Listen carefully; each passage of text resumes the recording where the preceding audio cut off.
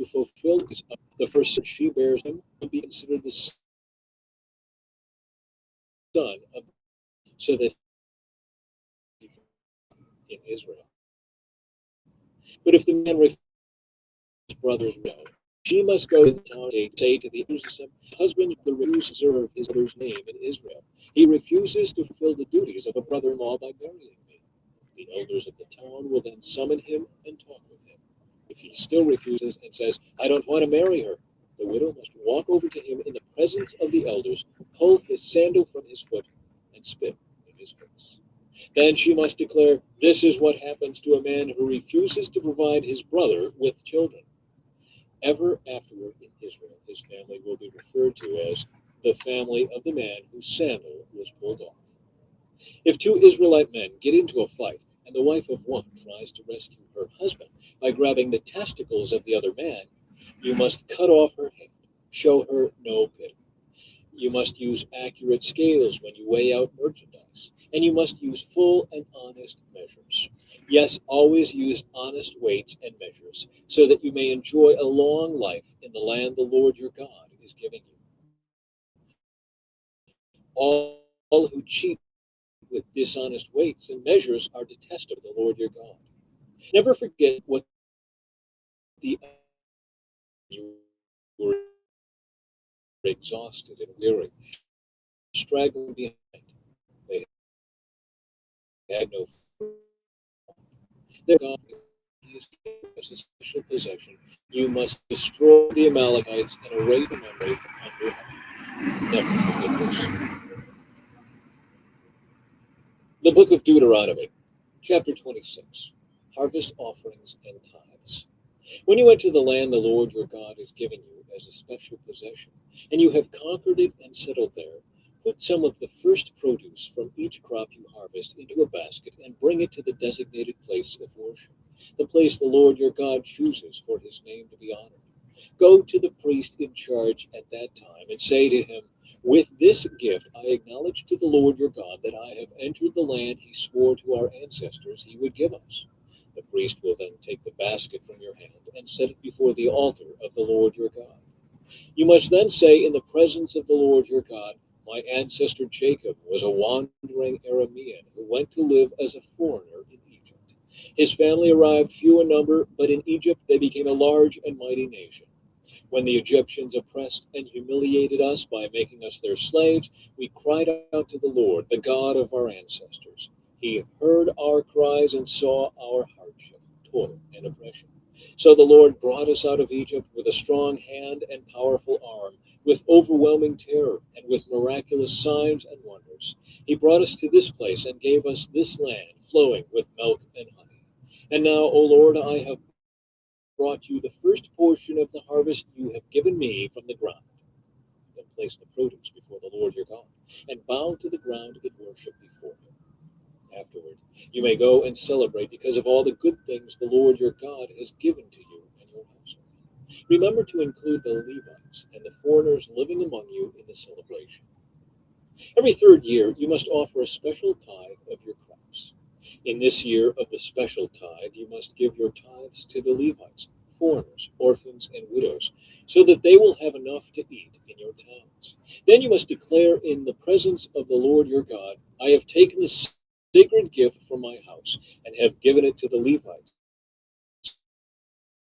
foreigners, or just as you commanded me. I have not violated or forgotten any of your commands, eaten any of all in the morning. I have not handled it while with ceremony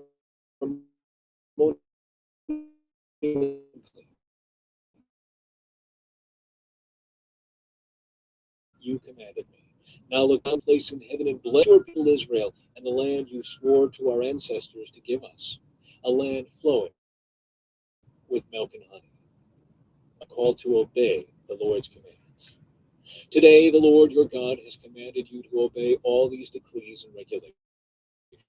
So be careful to obey them wholeheartedly. You declared to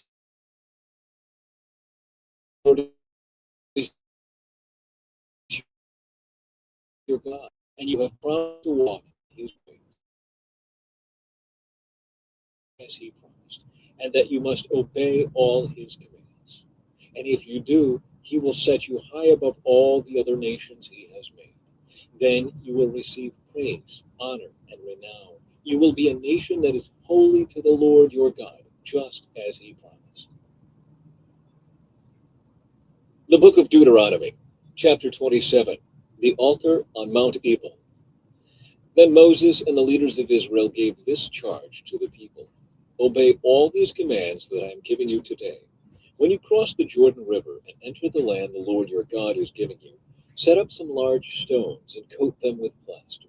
Write this whole body of instruction on them when you cross the river to enter the land the Lord your God is giving you, a land flowing with milk and honey, just as the Lord, the God of your ancestors, promised you. When you cross the Jordan, set up these stones at Mount Ebal and coat them with plaster, as I am commanding you today. Then build an altar there to the Lord your God, using natural, uncut stones. You must not shape the stones with an iron tool. Build the altar of uncut stones and use it to offer burnt offerings to the Lord your God. Also sacrifice peace offerings on it and celebrate by feasting there before the Lord your God. You must clearly write all these instructions on the stones coated with plaster. Then Moses and the Levitical priests addressed all Israel as follows: O Israel, be quiet and listen. Today you have become the people of the Lord your God. So you must obey the Lord your God by keeping all these commands and decrees that I am giving you today. Curses from Mount Ebal. That same day Moses also gave this charge to the people: when you cross the Jordan River, the tribes of Simeon, Levi, Judah, Issachar, Joseph, and Benjamin must stand on Mount Gerizim to proclaim a blessing over the people. And the tribes of Reuben, Gad, Asher, Zebulun, Dan, and Naphtali must stand on Mount Ebal to proclaim a curse. Then the Levites will shout to all the people of Israel: cursed is anyone who carves or casts an idol and secretly sets it up. These idols, the work of craftsmen, are detestable to the Lord. And all the people will reply, Amen. Cursed is anyone who dishonors father or mother. And all the people will reply, Amen. Cursed is anyone who steals property from a neighbor by moving a boundary marker. And all the people will reply, Amen. Cursed is anyone who leads a blind person astray on the road. And all the people will reply, Amen. Cursed is anyone who denies justice to foreigners, orphans, or widows. And all the people will reply, Amen. Cursed is anyone who has sexual intercourse with one of his father's wives, for he has violated his father. And all the people will reply, Amen. Cursed is anyone who has sexual intercourse with an animal. And all the people will reply, Amen. Cursed is anyone who has sexual intercourse with his sister, whether she is the daughter of his father or his mother. And all the people will reply, Amen. Cursed is anyone who has sexual intercourse with his mother-in-law. And all the people will reply, Amen. Cursed is anyone who attacks a neighbor in secret. And all the people will reply, Amen. Cursed is anyone who accepts payment to kill an innocent person. All the people will reply, Amen. Cursed is anyone who does not affirm and obey the terms of these instructions. And all the people will reply, Amen. The book of Deuteronomy, chapter 28. Blessings for obedience. If you fully obey the Lord your God and carefully keep all his commands that I am giving you today, the Lord your God will set you high above all the nations of the world. You will experience all these blessings if you obey the Lord your God. Your towns and your fields will be blessed. Your children and your crops will be blessed. The offering of your herds and flocks will be blessed. Your fruit baskets and breadboards will be blessed. Wherever you go and whatever you do, you will be blessed. The Lord will conquer your enemies when they attack you. They will attack you from one direction, but they will scatter from you in seven. A blessing on everything you do, and will fill your storehouses with grain. The Lord your God will bless you in the land he is giving you. If you obey the commands of the Lord your God and walk in his ways, the Lord will establish you as his holy people, as he swore he would do. Then all the nations of the world will see that you are a people claimed by the Lord, and they will stand in awe of you. The Lord will give you prosperity in the land he swore to your ancestors to give you, blessing you with many children, numerous livestock, and abundant crops. The Lord will send rain at the proper time from his rich treasury in the heavens, and will bless all the work you do. You will lend to many nations, but you will never need to borrow from them. If you listen to these commands of the Lord your God that I am giving you today, and if you carefully obey them, the Lord will make you the head and not the tail, and you will always be on top and never at the bottom. You must not turn away from any of the commands I am giving you today, nor follow after other gods and worship them. Curses for disobedience. But if you refuse to listen to the Lord your God and do not obey all the commands and decrees I have given you today, all these curses will come and overwhelm you. Your towns and your fields will be cursed. Your fruit baskets and breadboards will be cursed. Your children and your crops will be cursed. The offspring of your herds and flocks will be cursed. Wherever you go and whatever you do, you will be cursed. The Lord himself will send on you curses, confusion, and frustration in everything you do, until at last you are completely destroyed for doing evil and abandoning me. The Lord will afflict you with diseases until none of you are left in the land you are about to enter and occupy. The Lord will strike you with wasting diseases, fever and inflammation, with scorching heat and drought, and with blight and mildew. These disasters will pursue you until you die. The skies above will be as unyielding as bronze, and the earth beneath will be as hard as iron. The Lord will change the rain that falls on your land into powder, and dust will pour from the sky until you are destroyed. The Lord will cause you to be defeated by enemies. You will attack from one direction, but you will scatter from them in seven. You will be an object of horror to all the kingdoms of the earth. Your corpses will be food for all the scavenging birds and wild animals, and no one will be there to chase them away. The Lord will afflict you with the boils of Egypt, and with tumors, scurvy, and the itch, from which you cannot be cured. The Lord will strike you with madness, blindness, and panic.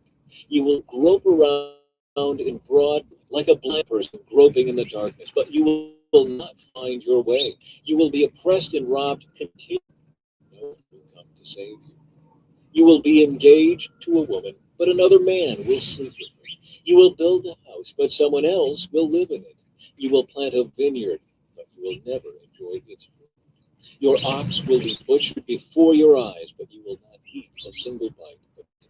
Your donkey will be taken from you, never to be returned. Your sheep and goats will be given to your enemies, and no one will be there to them.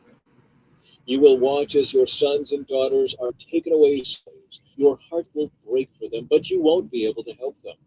A foreign nation you have never heard about will eat the crops you worked so hard to grow. You will suffer under constant oppression and harsh treatment.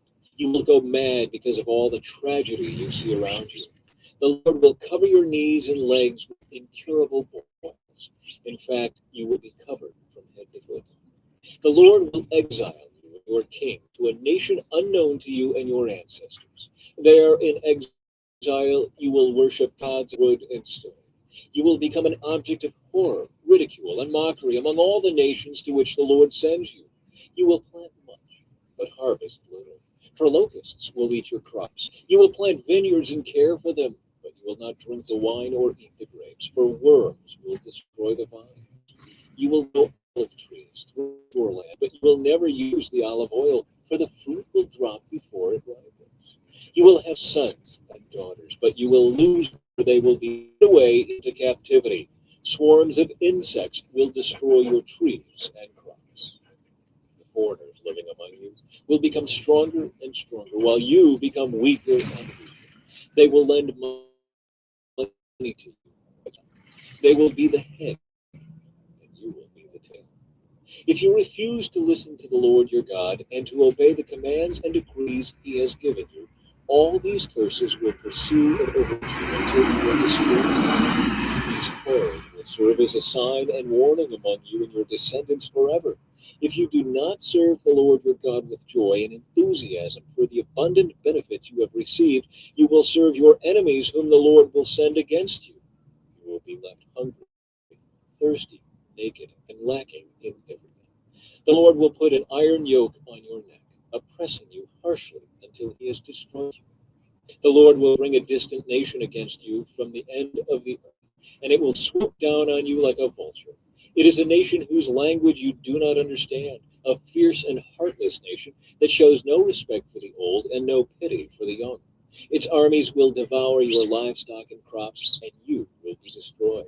They will leave you no grain, new wine, olive oil, calves, or lambs, and you will starve to death.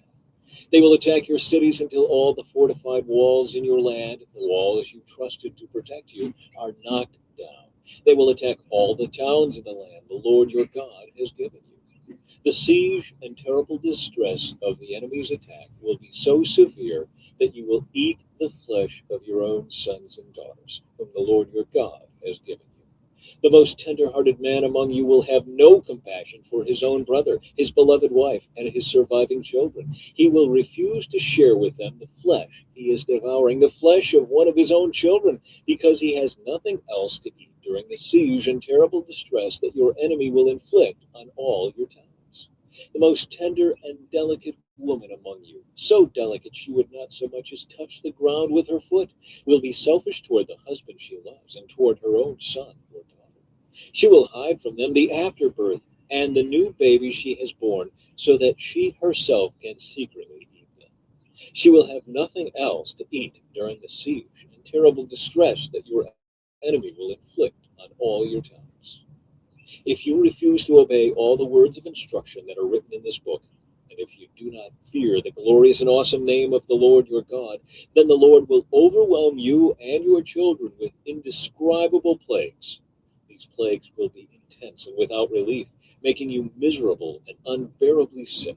He will afflict you with all the diseases of Egypt that you feared so much, and you will have no relief. The Lord will afflict you with every sickness and plague there is, even those not mentioned in this book of instruction, until you are destroyed. Though you become as numerous as the stars in the sky, few of you will be left because you would not listen to the Lord your God. Just as the Lord has found great pleasure in causing you to prosper and multiply, the Lord will find pleasure in destroying you. You will be torn from the land you are about to enter and occupy. For the Lord will scatter you among all the nations from one end of the earth to the other. There you will worship foreign gods that neither you nor your ancestors have known, gods made of wood and stone. There among those nations you will find no peace or place to rest. And the Lord will cause your heart to tremble, your eyesight to fail, and your soul to despair. Your life will constantly hang in the balance. You will live night and day in fear, unsure if you will survive. In the morning you will say, if only it were night. And in the evening you will say, if only it were morning. For you will be terrified by the awful horrors you see around you. Then the Lord will send you back to Egypt in ships, to a destination I promised you would never see again. There you will offer to sell yourselves to your enemies as slaves, but no one will buy you. The book of Deuteronomy, chapter 29. These are the terms of the covenant the Lord commanded Moses to make with the Israelites while they were in the land of Moab, in addition to the covenant he had made with them at Mount Sinai. Moses reviews the covenant. Moses summoned all the Israelites and said to them, you have seen with your own eyes everything the Lord did in the land of Egypt, to Pharaoh and to all his servants, and to his whole country, all the great tests of strength, the miraculous signs, and the amazing wonders. But to this day the Lord has not given you minds that understand, nor eyes that see, nor ears that hear. For 40 years I led you through the wilderness, yet your clothes and sandals did not wear out. You ate no bread and drank no wine or other alcoholic drink, but he gave you food so you would know that he is the Lord your God. When we came here, King Sihon of Heshbon and King Og of Bashan came out to fight against us, but we defeated them. We took their land and gave it to the tribes of Reuben and Gad, and to the half-tribe of Manasseh as their grant of land.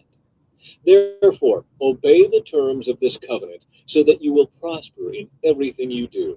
All of you, tribal leaders, elders, officers, all the men of Israel are standing today in the presence of the Lord your God. Your little ones and your wives are with you, as well as the foreigners living among you who chop your wood and carry your water. You are standing here today to enter into the covenant of the Lord your God. The Lord is making this covenant, including the curses.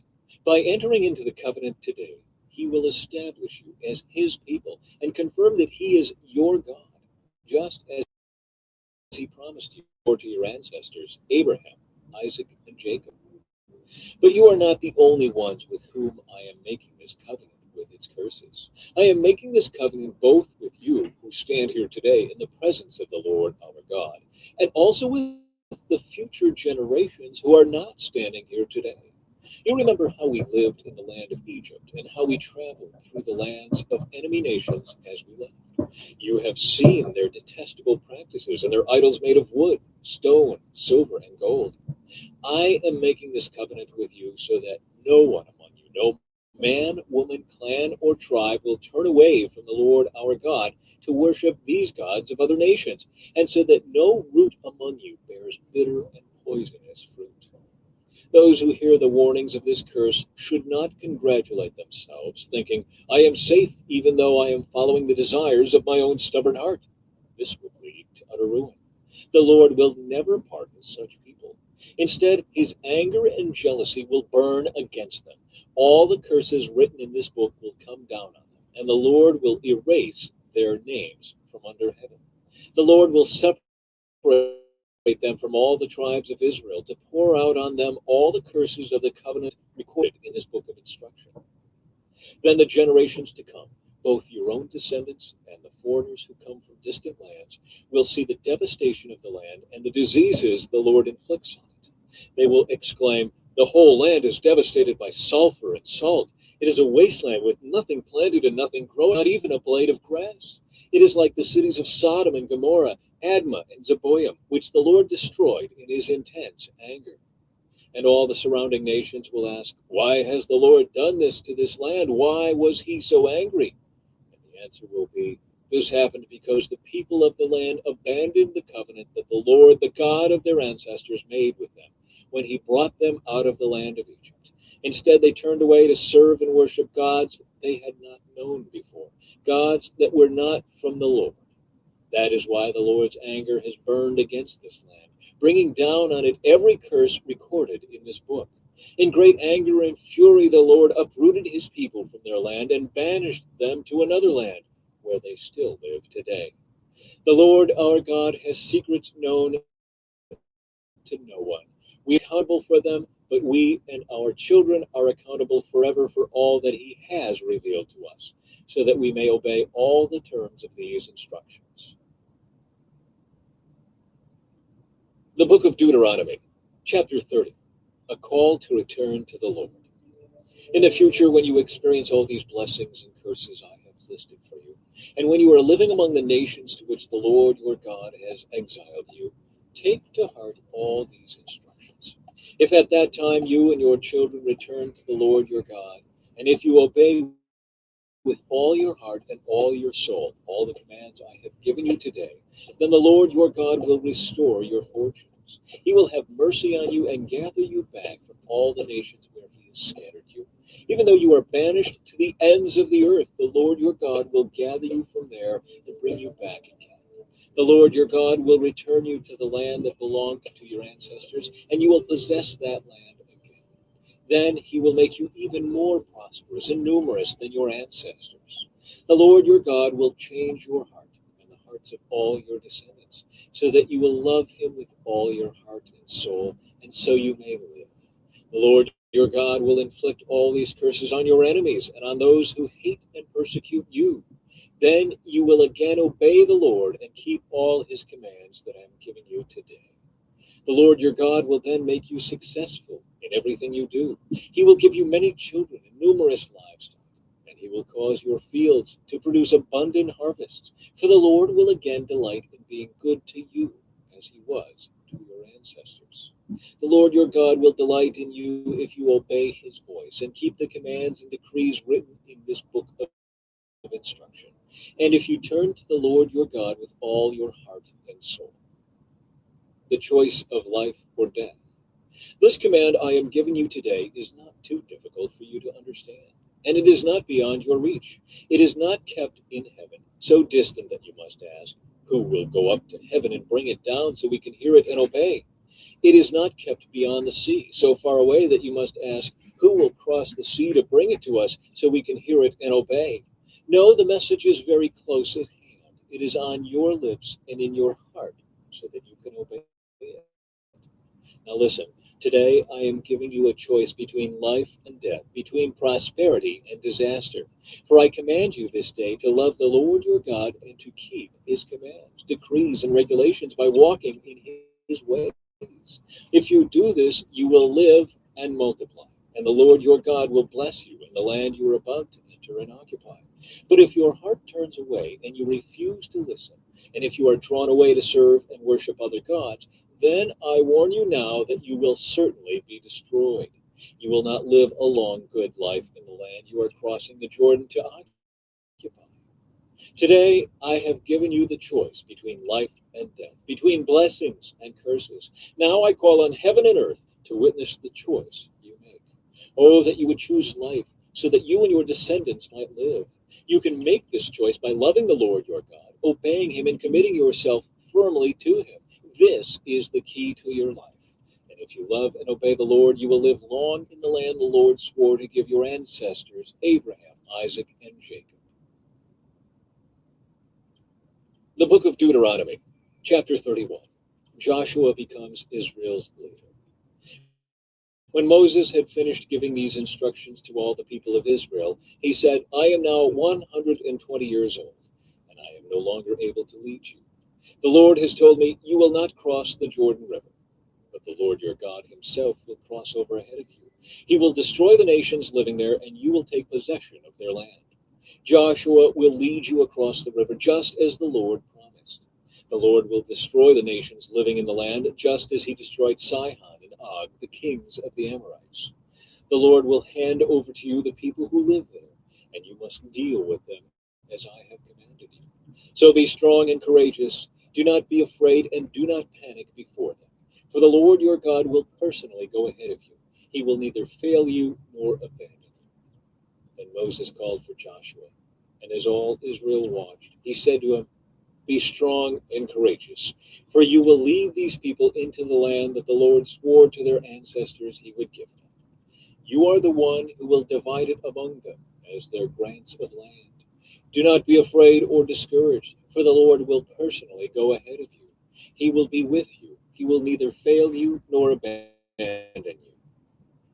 Public reading of the book of instruction. So Moses wrote this entire body of instruction in a book and gave it to the priests who carried the ark of the Lord's covenant, and to the elders of Israel.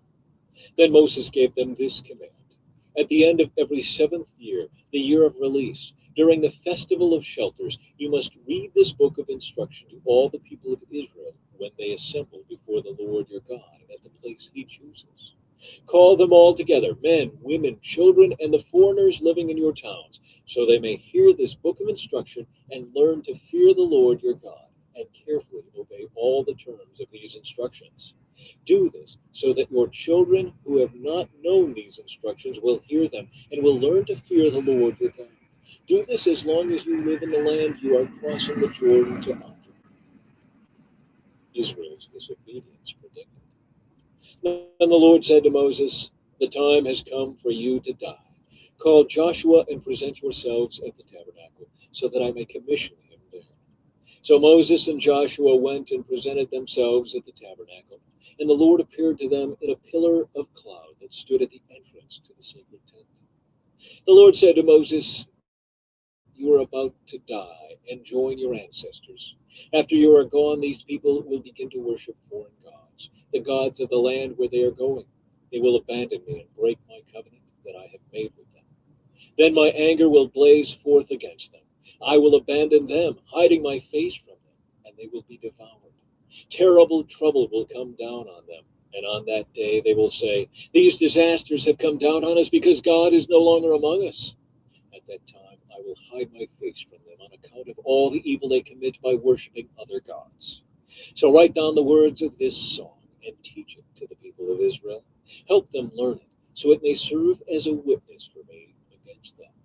For I will bring them into the land I swore to give their ancestors, a land flowing with milk and honey. There they will become prosperous, eat all the food they want, and become fat.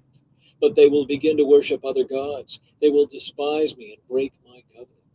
And when great disasters come down on them, this song will stand as evidence against them, for it will never be forgotten by their descendants. I know the intentions of these people, even now before they have entered the land I swore to give them. So that very day Moses wrote down the words of the song and taught it to the Israelites. Then the Lord commissioned Joshua, son of Nun, with these words, be strong and courageous, for you must bring the people of Israel into the land I swore to give them. I will be with you. When Moses had finished writing this entire body of instruction in a book, he gave this command to the Levites who carried the ark of the Lord's covenant. Take this book of instruction and place it beside the ark of the covenant of the Lord your God, so it may remain there as a witness against the people of Israel. For I know how rebellious and stubborn you are. Even now, while I am still alive and am here, you have rebelled against the Lord. Much more rebellious will you be after my death. Now summon all the elders and officials of your tribes, so that I can speak to them directly and call heaven and earth to witness against them. I know that after my death you will become utterly corrupt and will turn from the way I have commanded you to follow. In the days to come, disaster will come down on you, for you will do what is evil in the Lord's sight, making him very angry with your actions. The Song of Moses. So Moses recited this entire song publicly to the assembly of Israel. The book of Deuteronomy, chapter 32. Listen, O heavens, and I will speak. Hear, O earth, the words that I say. Let my teaching fall on you like rain. Let my speech settle like dew. Let my words fall like rain on tender grass, like gentle showers on young plants. I will proclaim the name of the Lord. How glorious is our God. He is the rock. His deeds are perfect. Everything he does is just and fair. He is a faithful God who does no wrong.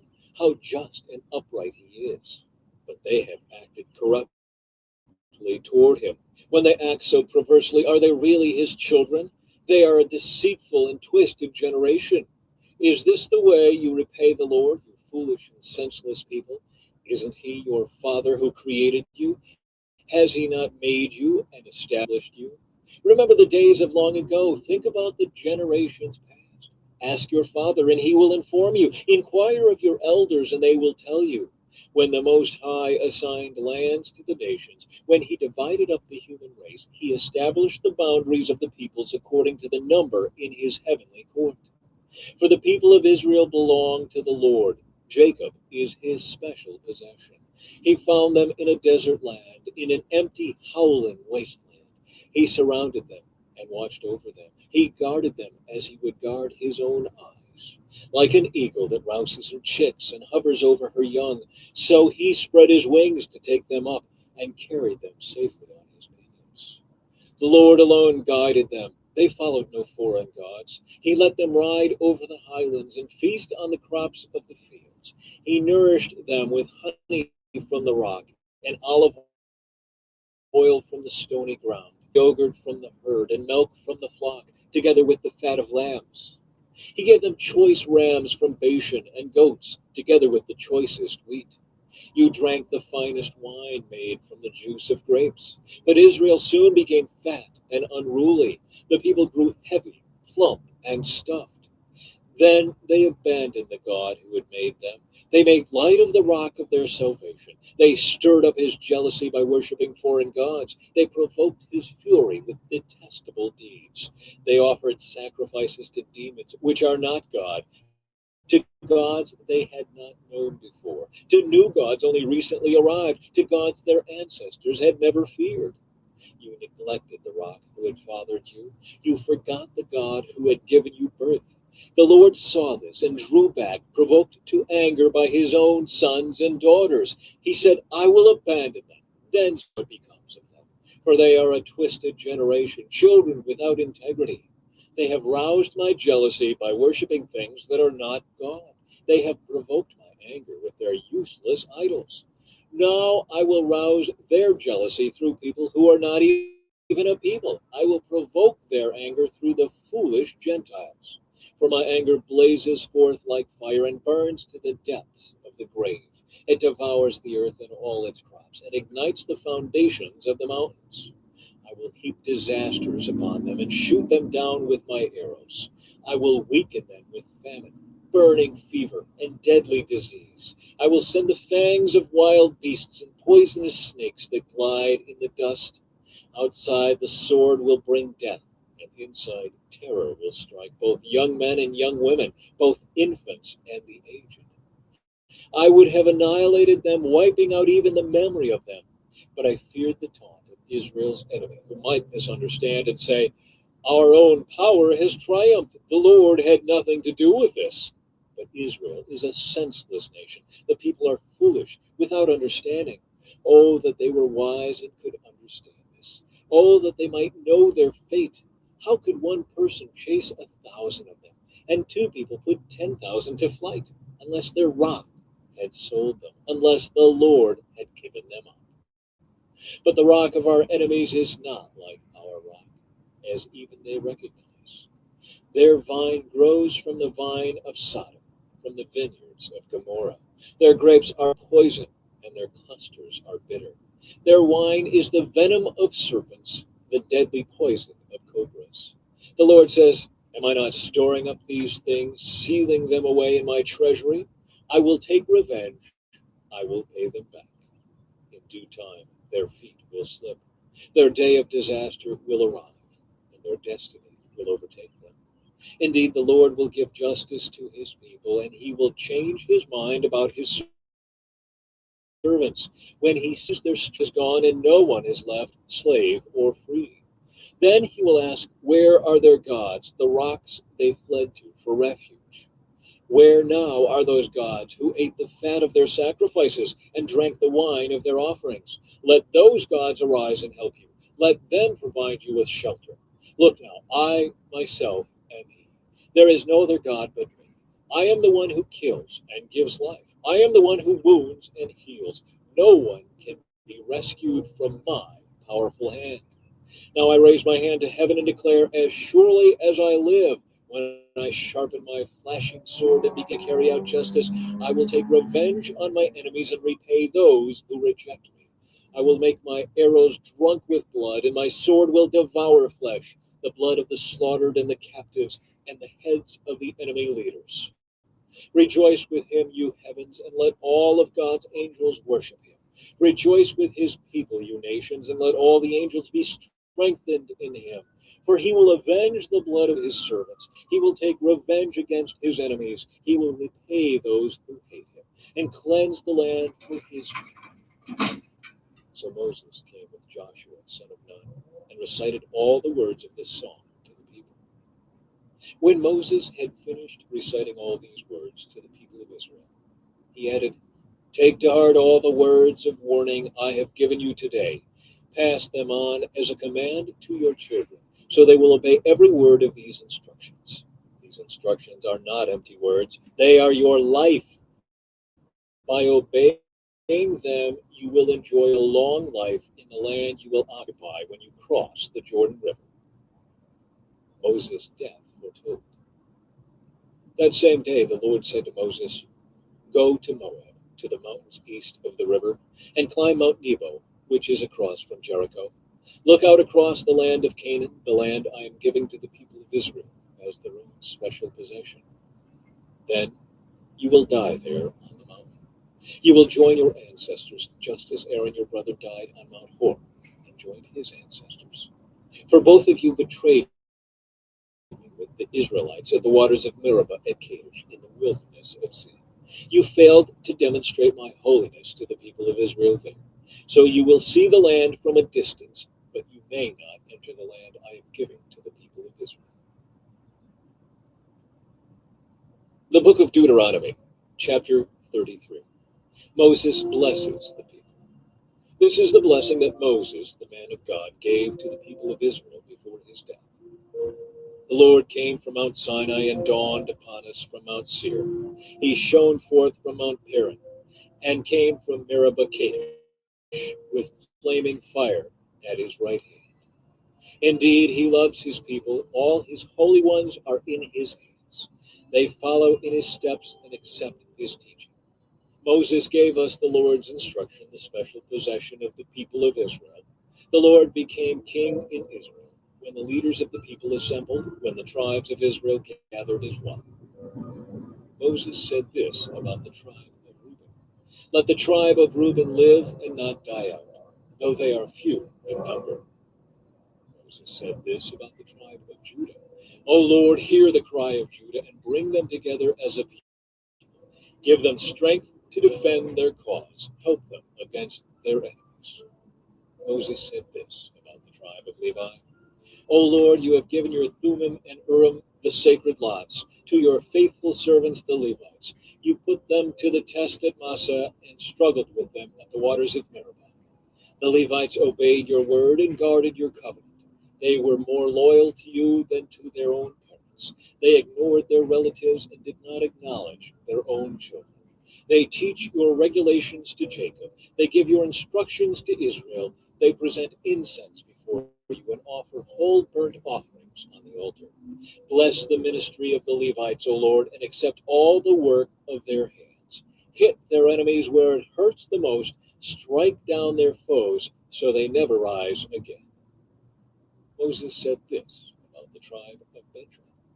The people of Benjamin are loved by the Lord and live in safety beside him. He surrounds them continuously and preserves them from every harm. Moses said this about the tribes of Joseph.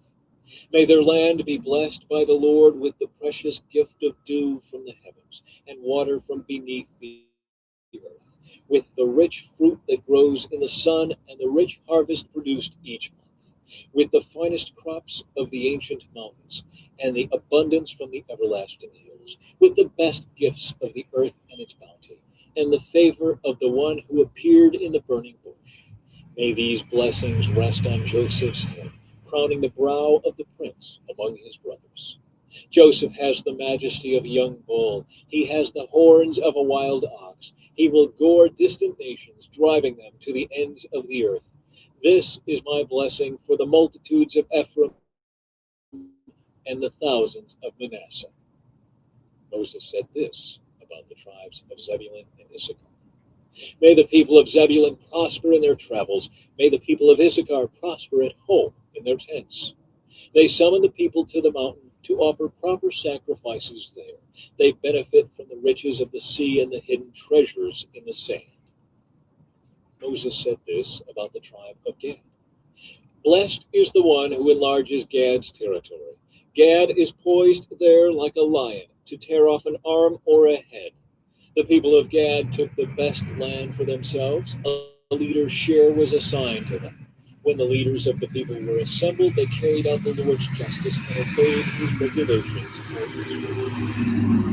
Moses said this of the tribe of Dan. Dan is a lion's cub, leaping out from Bashan. Moses said this about the tribe of Naphtali. O Naphtali, you are rich in favor and full of the Lord's blessings. May you possess the west and the south. Moses said this about the tribe of Asher. May Asher be blessed above other sons.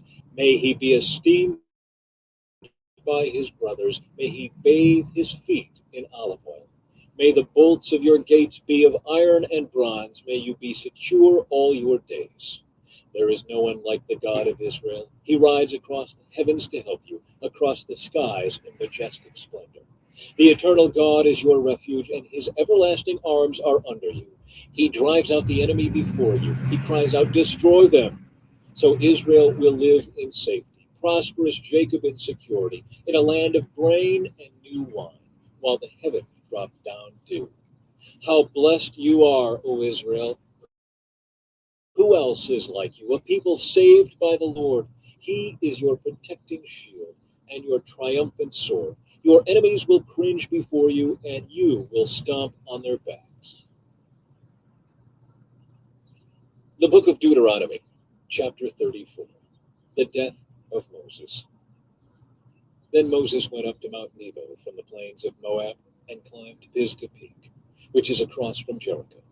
And the Lord showed him the whole land, from Gilead as far as Dan, all the land of Naphtali, the land of Ephraim and Manasseh, all the land of Judah extending to the Mediterranean Sea, the Negev, the Jordan Valley with Jericho, the city of palms as far as Zoar.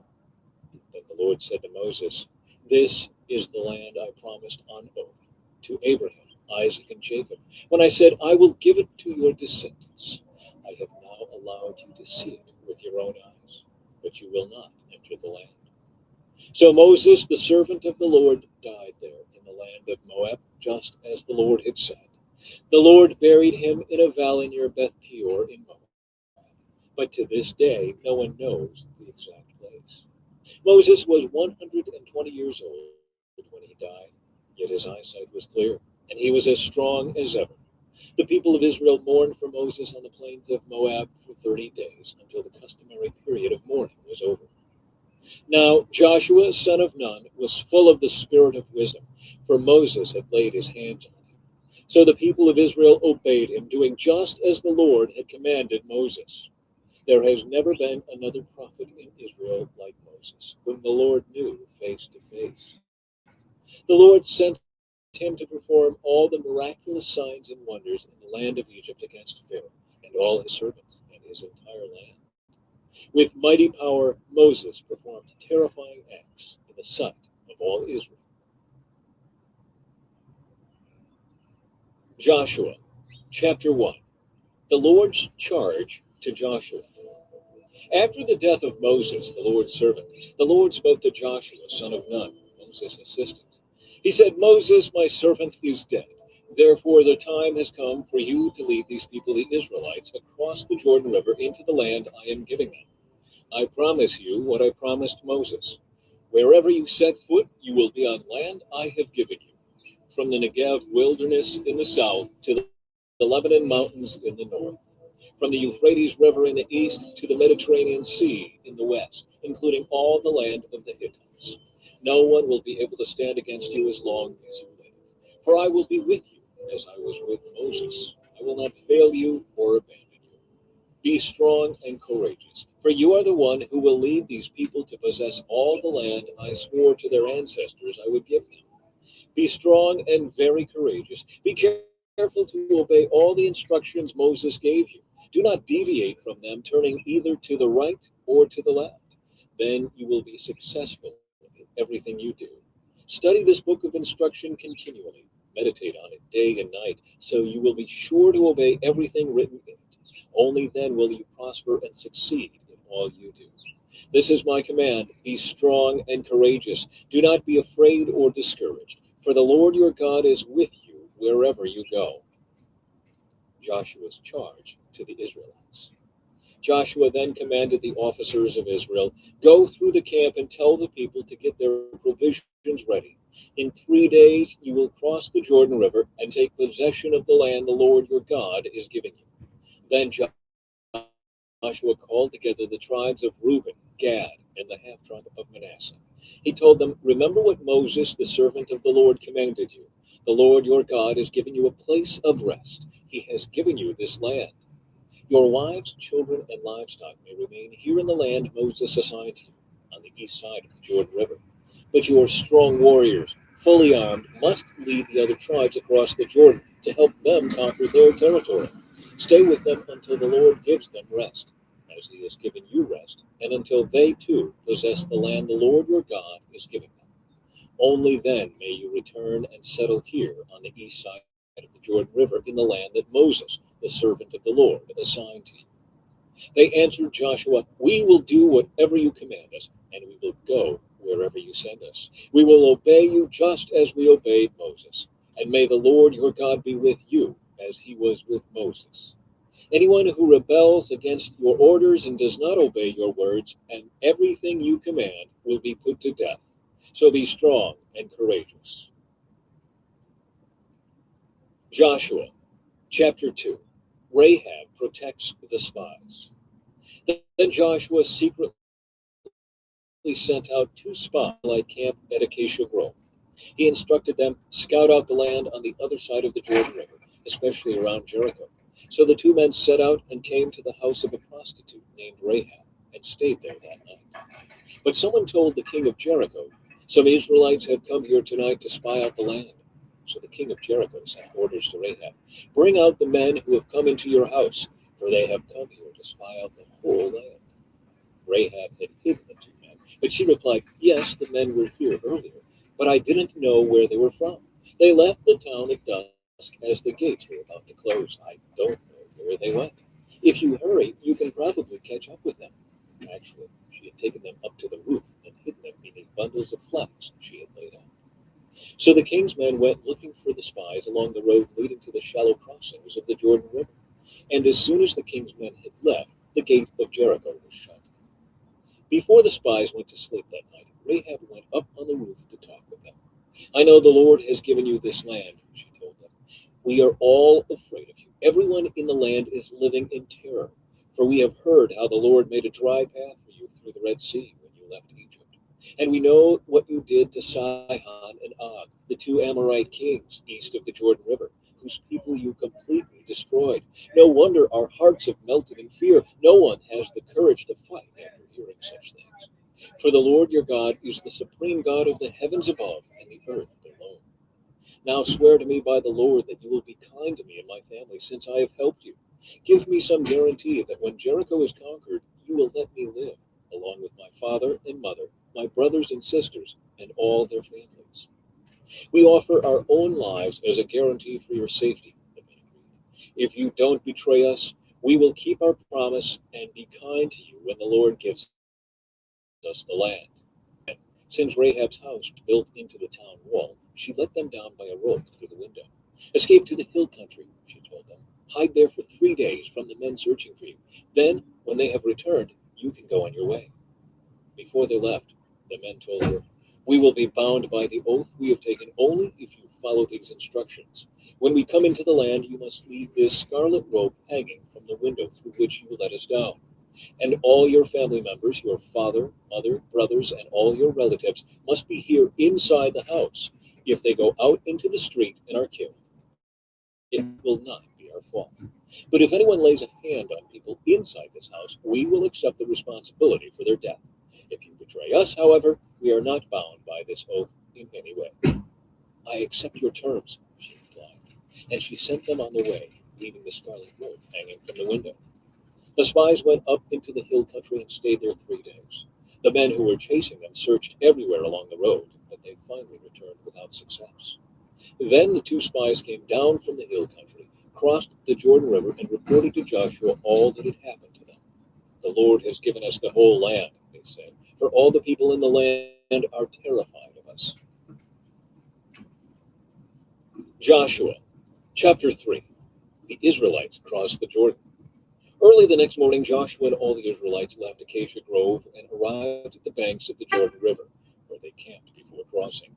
3 days later, the Israelite officers went through the camp, giving these instructions to the people.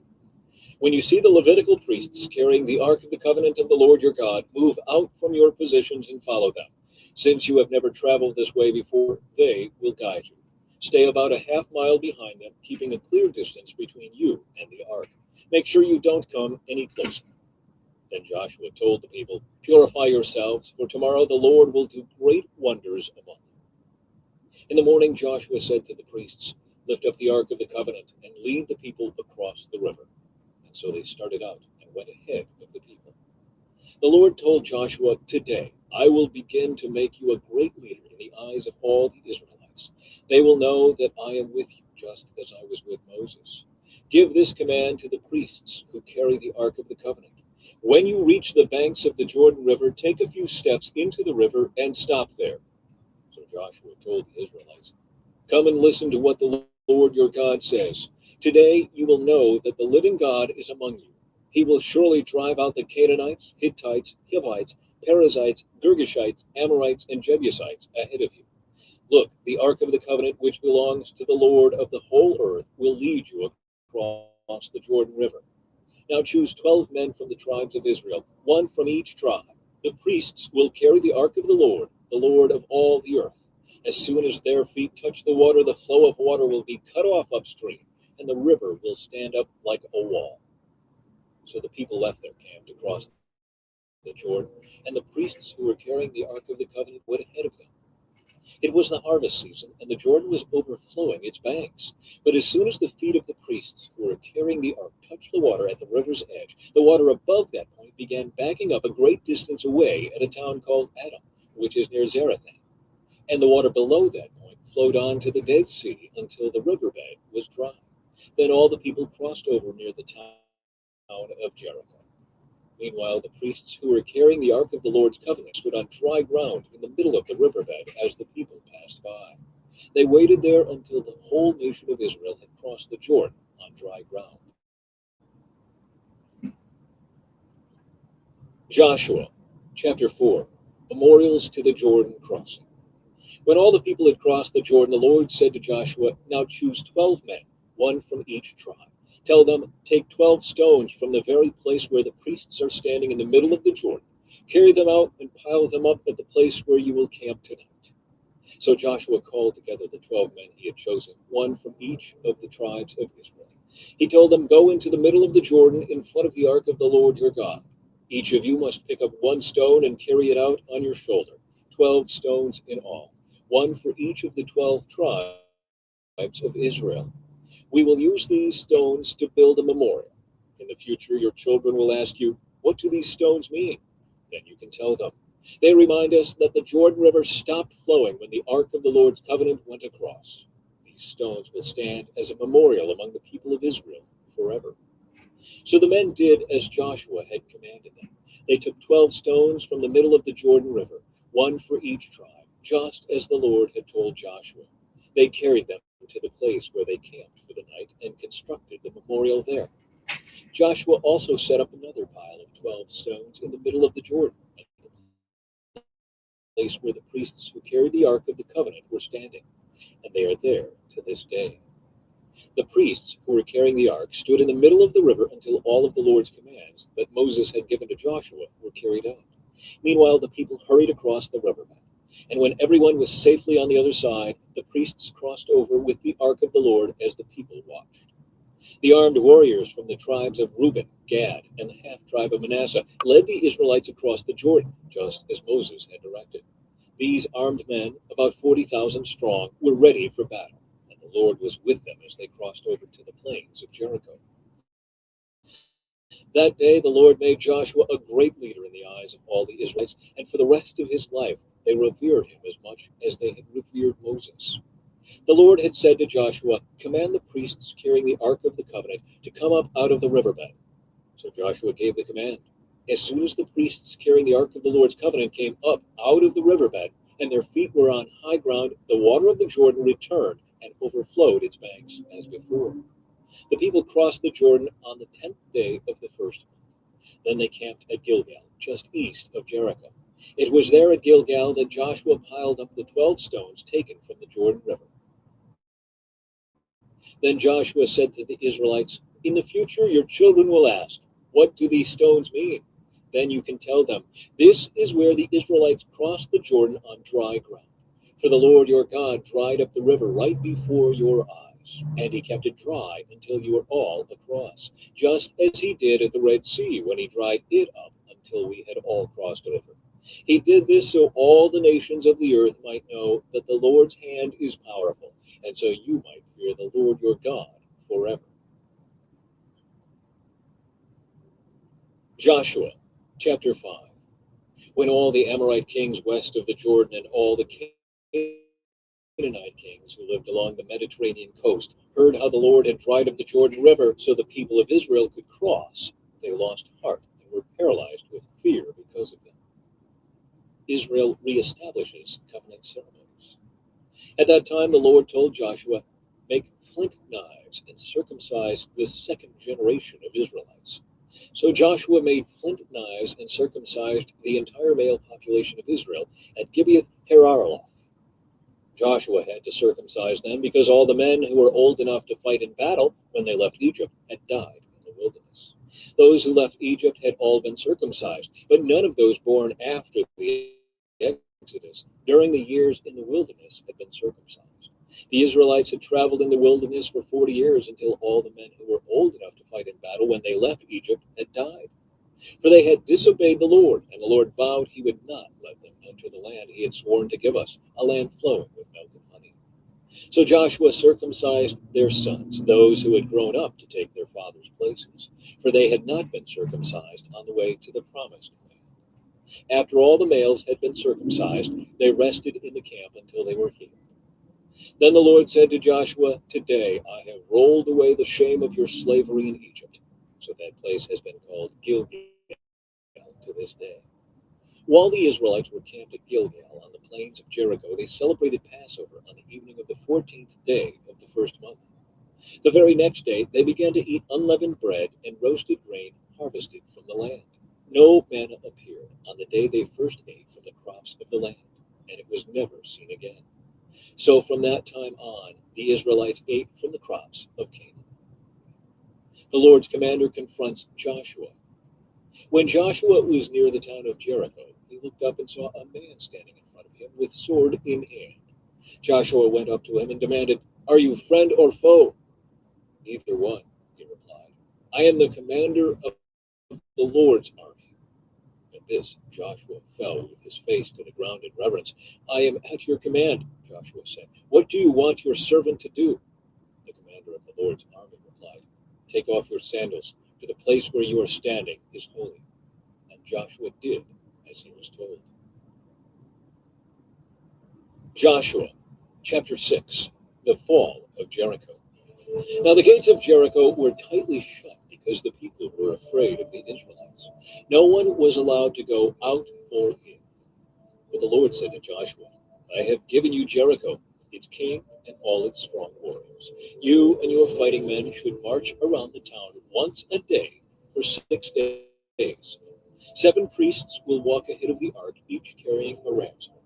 On the 7th day, you are to march around the town 7 times, with the priests blowing the horns. When you hear the priests give one long blast on the ram's horns, have all the people shout as loud as they can. Then the walls of the town will collapse and the people can charge straight into the town." So Joshua called together the priests and said, "Take up the ark of the Lord's covenant and assign 7 priests to walk in front of it, each carrying a ram's horn." Then he gave orders to the people, "March around the town, and the armed men will lead the way in front of the ark of the Lord." After Joshua spoke to the people, the 7 priests with the ram's horns started marching in the presence of the Lord, blowing the horns as they marched. And the ark of the Lord's covenant followed behind them. Some of the armed men marched in front of the priests with the horns, and some behind the ark, with the priests continually blowing the horns. "Do not shout, do not even talk," Joshua commanded. "Not a single word from any of you until I tell you to shout. Then shout." So the ark of the Lord was carried around the town once that day, and then everyone returned to spend the night in the camp. Joshua got up early the next morning, and the priests again carried the ark of the Lord. The 7 priests with the ram's horns marched in front of the ark of the Lord, blowing their horns. Again, the armed men marched both in front of the priest with the horns and behind the ark of the Lord. All this time, the priests were blowing their horns. On the 2nd day, they again marched around the town once and returned to the camp. They followed this pattern for 6 days. On the 7th day, the Israelites got up at dawn and marched around the town as they had done before. But this time, they went around the town 7 times. The 7th time around, as the priests sounded the long blast on their horns, Joshua commanded the people, "Shout, for the Lord has given you now Jericho and everything destroyed as an offering. Only have prostitute and their house will be spared, for you protected eyes. You take anything set apart for destruction, or you yourselves will be completely destroyed. You bring trouble on them. Everything made from silver, gold, bronze, or iron is sacred to the Lord and must be brought into his treasury." When the people heard the sound of the ram's horns, they shouted as loud as they could. Suddenly, the walls of Jericho collapsed, and the Israelites charged straight into the town and captured it. They completely destroyed everything in it with their swords, men and women, young and old, cattle, sheep, goats, and donkeys. Meanwhile, Joshua said to the two spies, "Keep your promise. Go to the prostitute's house and bring her out, along with all her family." The men who had been spies went in and brought out Rahab, her father, mother, brothers, and all the other relatives who were with her. They moved her whole family to a safe place near the camp of Israel. Then the Israelites burned the town and everything in it. Only the things made from silver, gold, bronze, or iron were kept for the treasury of the Lord's house. So Joshua spared Rahab the prostitute and her relatives who were with her in the house, because she had hidden the spies Joshua sent to Jericho, and she lives among the Israelites to this day. At that time, Joshua invoked this curse: "May the curse of the Lord fall on anyone who tries to rebuild the town of Jericho. At the cost of his firstborn son, he will lay its foundation. At the cost of his youngest son, he will set up its gates." So the Lord was with Joshua, and his reputation spread throughout the land. Joshua, chapter 7. Ai defeats the Israelites. But Israel violated the instructions about the things set apart for the Lord. A man named Achan had stolen some of these dedicated things. So the Lord was very angry with the Israelites. Achan was the son of Carmi, a descendant of Zimri, son of Zerah, of the tribe of Judah. Joshua sent some of his men from Jericho to spy out the town of Ai, east of Bethel, near Bethaven. When they returned, they told Joshua, "There's no need for all of us to go up there. It won't take more than 2,000 or 3,000 men to attack Ai. Since there are so few of them, don't make all our people struggle to go up there."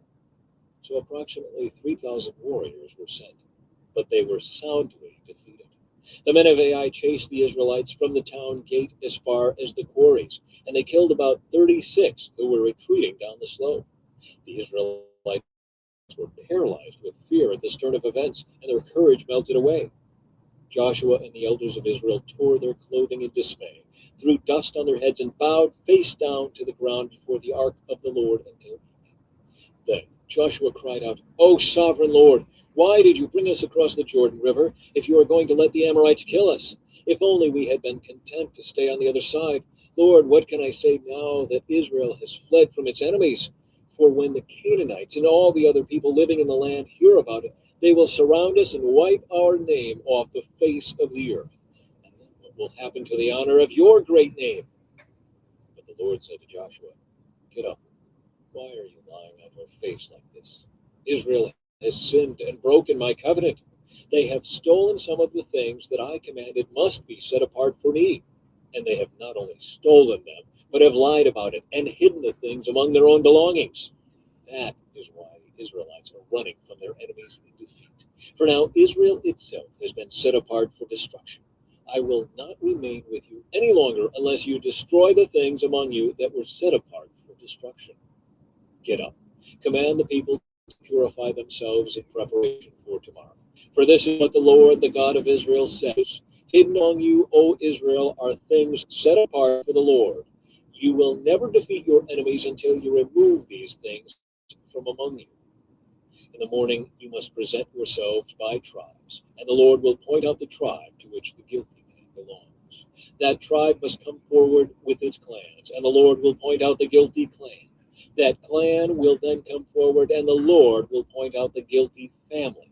Finally, each member of the guilty family must come forward one by one. The one who has stolen what was set apart for destruction will himself be burned with fire, along with everything he has, for he has broken the covenant of the Lord and has done a horrible thing in Israel. Achan's sin. Early the next morning, Joshua brought the tribes of Israel before the Lord, and the tribe of Judah was singled out. Then the clans of Judah came forward, and the clan of Zerah was singled out. Then the families of Zerah came forward, and the family of Zimri was singled out. Every member of Zimri's family was brought forward person by person, and Achan was singled out. Then Joshua said to Achan, "My son, Give glory to the Lord, the God of Israel, by telling the truth. Make your confession and tell me what you have done. Don't hide it from me. Achan replied, It is true. I have sinned against the Lord, the God of Israel. Among the plunder I saw a beautiful robe from Babylon, 200 silver coins, and a bar of gold weighing more than a pound. I wanted them so much that I took them. They are hidden in the ground beneath my tent, with the silver buried deeper than the rest. So Joshua sent some men to make a search. They ran to the tent and found the stolen goods hidden there, just as Achan had said, with the silver buried beneath the rest. They took the things from the tent and brought them to Joshua and all the Israelites. Then they laid them on the ground in the presence of the Lord. Then Joshua and all the Israelites took Achan, the silver, the robe, the bar of gold, his sons, daughters, cattle, donkeys, sheep, goats, tent, and everything he had, and they brought them to the valley of Achor. Then Joshua said to Achan, Why have you brought trouble on us? The Lord will now bring trouble on you. And all the Israelites stoned Achan and his family and burned their bodies. They piled a great heap of stones over Achan, which remains to this day. That is why the place has been called the Valley of Trouble ever since. So the Lord was no longer angry. Joshua, chapter 8. The Israelites defeat Ai. Then the Lord said to Joshua, Do not be afraid or discouraged. Take all your fighting men and attack Ai, for I have given you the king of Ai, his people, his town, and his land. You will destroy them as you destroyed Jericho and its king. But this time you may keep the plunder and the livestock for yourselves. Set an ambush behind the town. So Joshua and all the fighting men set out to attack Ai. Joshua chose 30,000 of his best warriors and sent them out at night with these orders. Hide in ambush close behind the town and be ready for action.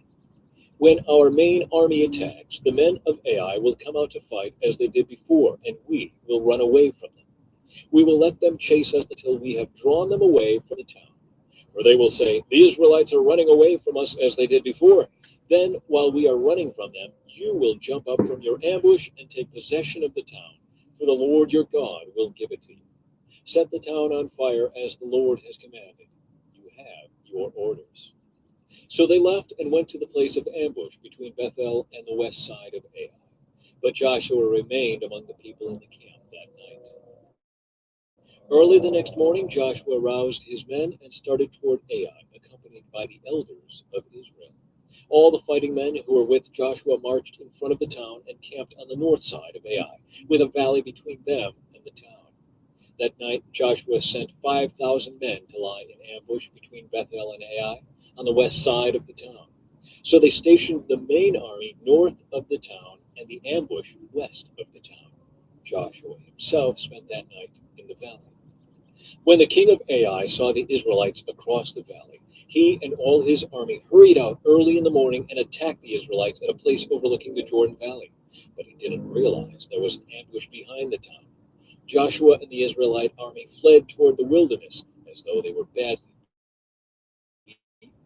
Then all the men in the town were called out to chase after them. In this way, they were lured away from the town.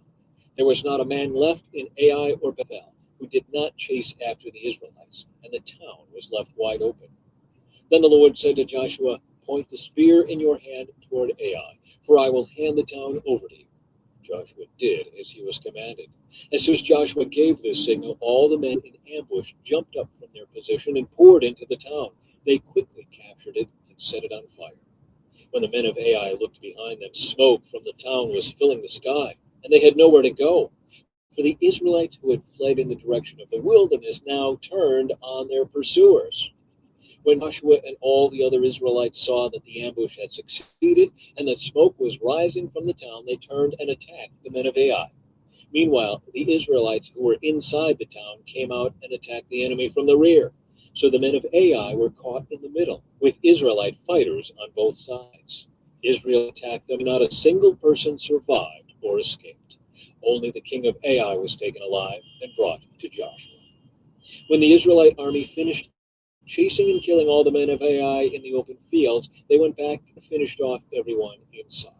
So the entire population of Ai, including men and women, was wiped out that day, 12,000 in all. For Joshua kept holding out his spear until everyone who had lived in Ai was completely destroyed. Only the livestock and the treasures of the town were not destroyed, for the Israelites kept these as plunder for themselves, as the Lord commanded Joshua. So Joshua burned the town of Ai, and it became a permanent mound of ruins, desolate to this very day. Joshua impaled the king of Ai on a sharpened pole and left him there until evening. At sunset, the Israelites took down the body as Joshua commanded and threw it in front of the town gate. They piled a great heap of stones over him that can still be seen today. The Lord's covenant renewed. Then Joshua built an altar to the Lord, the God of Israel, on Mount Ebal. He followed the commands that Moses, the Lord's servant, had written in the book of instruction. Make me an altar from stones that are uncut and have not been shaped with iron tools. Then on the altar they presented burnt offerings and peace offerings to the Lord. And as the Israelites watched, Joshua copied onto the stones of the altar the instructions Moses had given them. Then all the Israelites, foreigners and native born alike, along with the elders, officers, and judges, were divided into two groups. One group stood in front of Mount Gerizim, the other in front of Mount Ebal. Each group faced the other, and between them stood the Levitical priests carrying the Ark of the Lord's covenant. This was all done according to the commands that Moses, the servant of the Lord, had previously given for blessing the people of Israel. Joshua then read to them all the blessings and curses Moses had written in the book of instruction. Every word of every command that Moses had ever given was read to the entire assembly of Israel, including the women and children and the foreigners who lived among them. Joshua, chapter 9. The Gibeonites deceive Israel. Now all the kings west of the Jordan River heard about what had happened. These were the kings of the Hittites, Amorites, Canaanites, Perizzites, Hivites, and Jebusites, who lived in the hill country in the western foothills and along the coast of the Mediterranean Sea, as far north as the Lebanon. These kings combined their armies to fight as one against Joshua and the Israelites. But when the people of Gibeon heard what Joshua had done to Jericho and Ai, they resorted to deception to save themselves. They sent ambassadors to Joshua, loading their donkeys with weathered saddlebags and old patched wineskins. They put on worn-out, patched, sand and rag clothes, and the bread they took with them was dry and moldy. When they arrived at the camp of Israel at Gilgal, they told Joshua and the men of Israel, "We have come from a distant land to ask you to make a peace treaty with us." The Israelites replied to these Hivites, "How do we know you don't live nearby? For if you do, we cannot make a treaty with you." They replied, "We are your servants." "But who are you?" Joshua demanded. "Where do you come from?" They answered, "Your servants have come from a very distant country. We have heard of the might of the Lord your God and of all he did in Egypt. We have also heard what he did to kings east of the Jordan River, King Sihon of Heshbon and King Og of Bashan, who lived in Ashtaroth. So our elders and all our people instructed us, take supplies for a long journey, go meet with the people of Israel and tell them, we are your servants, please make a treaty with us. This bread was hot from the ovens when we left our homes, but now, as you can see, it is dry and moldy. These wineskins were new when we filled them, but now they are old and split open, and our clothing and sandals are worn out from our very long journey." So the Israelites examined their food, but not consult the Lord. Then Joshua made a peace treaty with them and guaranteed their safety. And the leaders of the community ratified their agreement with a binding oath. 3 days after making the treaty, they learned that these people actually lived nearby. The Israelites set out at once to investigate and reached their towns in 3 days. The names of these towns were Gibeon, Kephirah, Beerah, and Kiriath Jearim. But the Israelites did not attack the towns, for the Israelite leaders had made a vow to them in the name of the Lord, the God of Israel. The people of Israel grumbled against their leaders because of the treaty, but the leaders replied, "Since we have sworn an oath in the presence of the Lord, the God of Israel, we cannot touch them. This is what we must do. We must let them live, for divine anger would come upon us if we broke our oath. Let them live." So they made them woodcutters and water carriers for the entire community, as the Israelite leaders directed.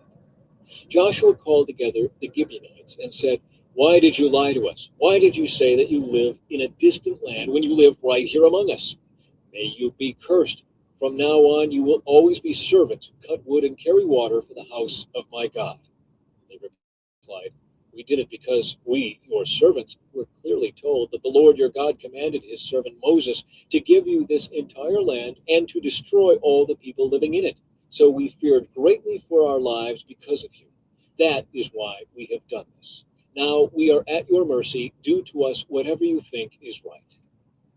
So Joshua did not allow the people of Israel to kill them. But that day he made the Gibeonites the woodcutters and water carriers for the community of Israel and for the altar of the Lord, wherever the Lord would choose to build it. And that is what they do to this day. Joshua, chapter 10. Israel defeats the southern armies. Adonizedek, king of Jerusalem, heard that Joshua had captured and completely destroyed Ai, killed its king, as he had destroyed the town of Jericho and killed its king. He also learned that the Gibeonites had made peace with Israel and were now their allies. He and his people became very afraid when they heard all this, because Gibeon was a large town, as large as the royal cities and larger than Ai, and the Gibeonite men were strong warriors.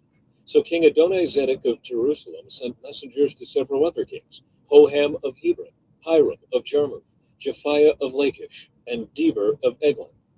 "Come and help me destroy Gibeon," he urged them, "for they have made peace with Joshua and the people of Israel." So these 5 Amorite kings combined their armies for a united attack. They moved all their troops into place and attacked Gibeon. The men of Gibeon quickly sent messengers to Joshua at his camp in Gilgal. "Don't abandon your servants now," they pleaded. "Come at once, save us, help us, for all the Amorite kings who live in the hill country have joined forces to attack us." So Joshua and his entire army, including his best warriors, left Gilgal and set out for Gibeon. "Do not be afraid of them," the Lord said to Joshua, "for I have given you victory over them. Not a single one of them will be able to stand up to you." Joshua traveled all night from Gilgal and took the Amorite armies by surprise. The Lord threw them into a panic, and the Israelites slaughtered great numbers of them at Gibeon. Then the Israelites chased the enemy along the road to Beth-horon, killing them all along the way to Azekah and Makkedah. As the Amorites retreated down the road from Beth-horon, the Lord destroyed them with a terrible hailstorm from heaven that continued until they reached Azekah. The hail killed more of the enemy than the Israelites killed with the sword. On the day the Lord gave the Israelites victory over the Amorites, Joshua prayed to the Lord in front of all the people of Israel. He said, "Let the sun stand still over Gibeon, and the moon over the valley of Ajalon." So the sun stood still and the moon stayed in place until the nation of Israel had defeated its enemies. Is this event not recorded in the book of Jashar?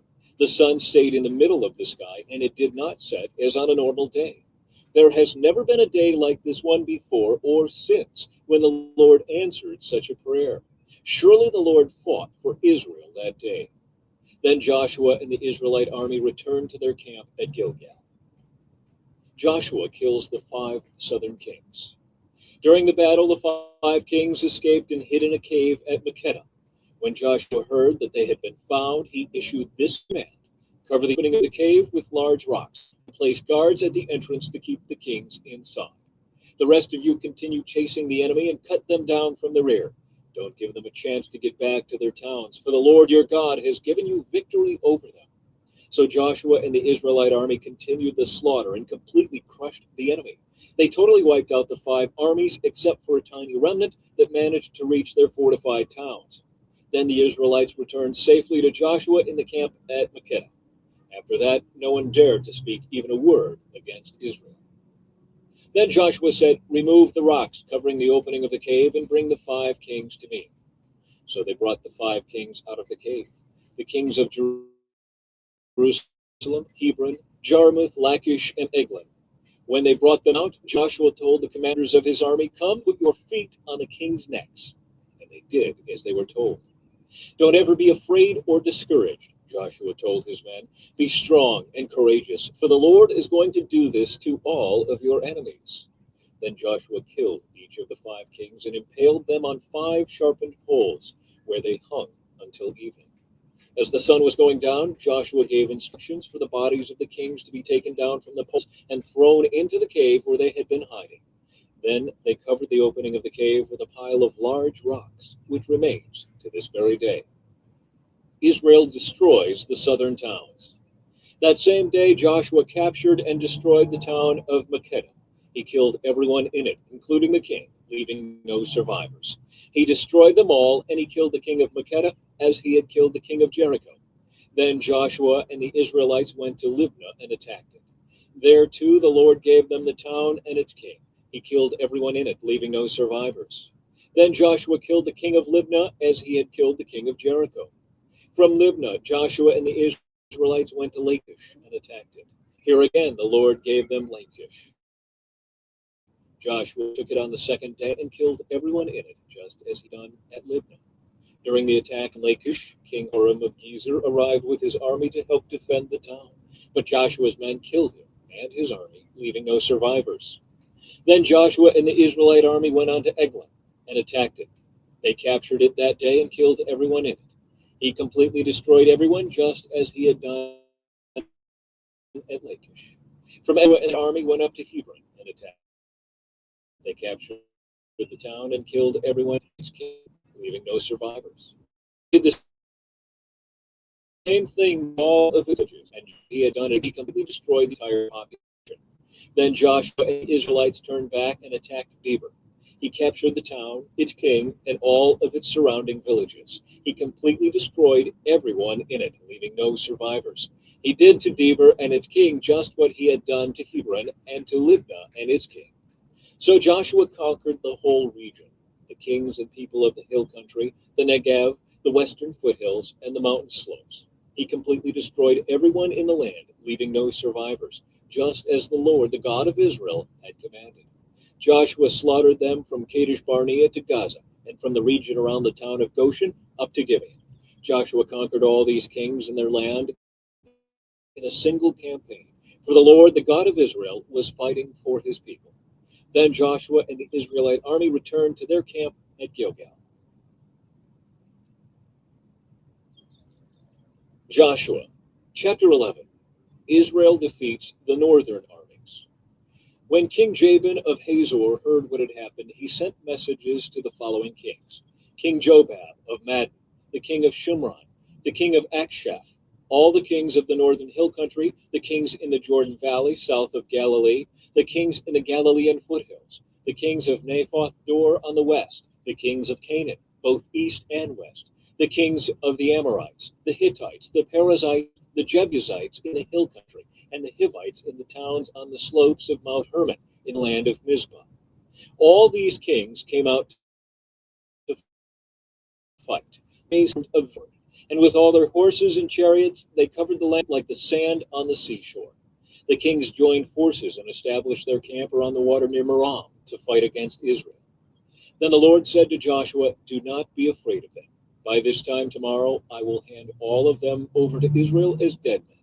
Then you must cripple their horses and burn their chariots." So Joshua and all his fighting men traveled to the water near Merom and attacked suddenly. And the Lord gave them victory over their enemies. The Israelites chased them as far as Greater Sidon and Miphath Maim, and eastward into the valley of Mizpah, until not one enemy warrior was left alive. Then Joshua crippled the horses and burned all the chariots, as the Lord had instructed. Joshua then turned back and captured Hazor and killed its king. Hazor had at one time been the capital of all these kingdoms. The Israelites completely destroyed every living thing in the city, leaving no survivors. Not a single person was spared. And then Joshua burned the city. Joshua slaughtered all the other kings and their people, completely destroying them, just as Moses, the servant of the Lord, had commanded.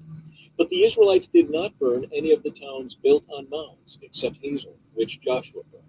And the Israelites took all the plunder and livestock of the ravaged towns for themselves. But they killed all the people, leaving no survivors. As the Lord had commanded his servant Moses, so Moses commanded Joshua, and Joshua did as he was told, carefully obeying all the commands that the Lord had given to Moses. So Joshua conquered the entire region, the hill country, the entire Negev, the whole area around the town of Goshen, the western foothills, the Jordan Valley, the mountains of Israel, and the Galilean foothills. The Israelite territory now extended all the way from Mount Halak, which leads up to Seir in the south, as far north as Baal Gad at the foot of Mount Hermon in the valley of Lebanon. Joshua killed all the kings of those territories, waging war for a long time to accomplish this. No one in this region made peace with the Israelites except the Hivites of Gibeon. All the others were defeated, for the Lord hardened their hearts and caused them to fight the Israelites. So they were completely destroyed without mercy, as the Lord had commanded Moses. During this period, Joshua destroyed all the descendants of Anak, who lived in the hill country of Hebron, Deber, Anib, and the entire hill country of Judah and Israel. He killed them all and completely destroyed their towns. None of the descendants of Anak were left in all the land of Israel, though some still remained in Gaza, Gath, and Ashdod. So Joshua took control of the entire land, just as the Lord had Moses. He gave it to the people of Israel as their special possession, dividing the land among the tribes. So the land finally had rest from war. Joshua, chapter 12. Kings defeated east of the Jordan.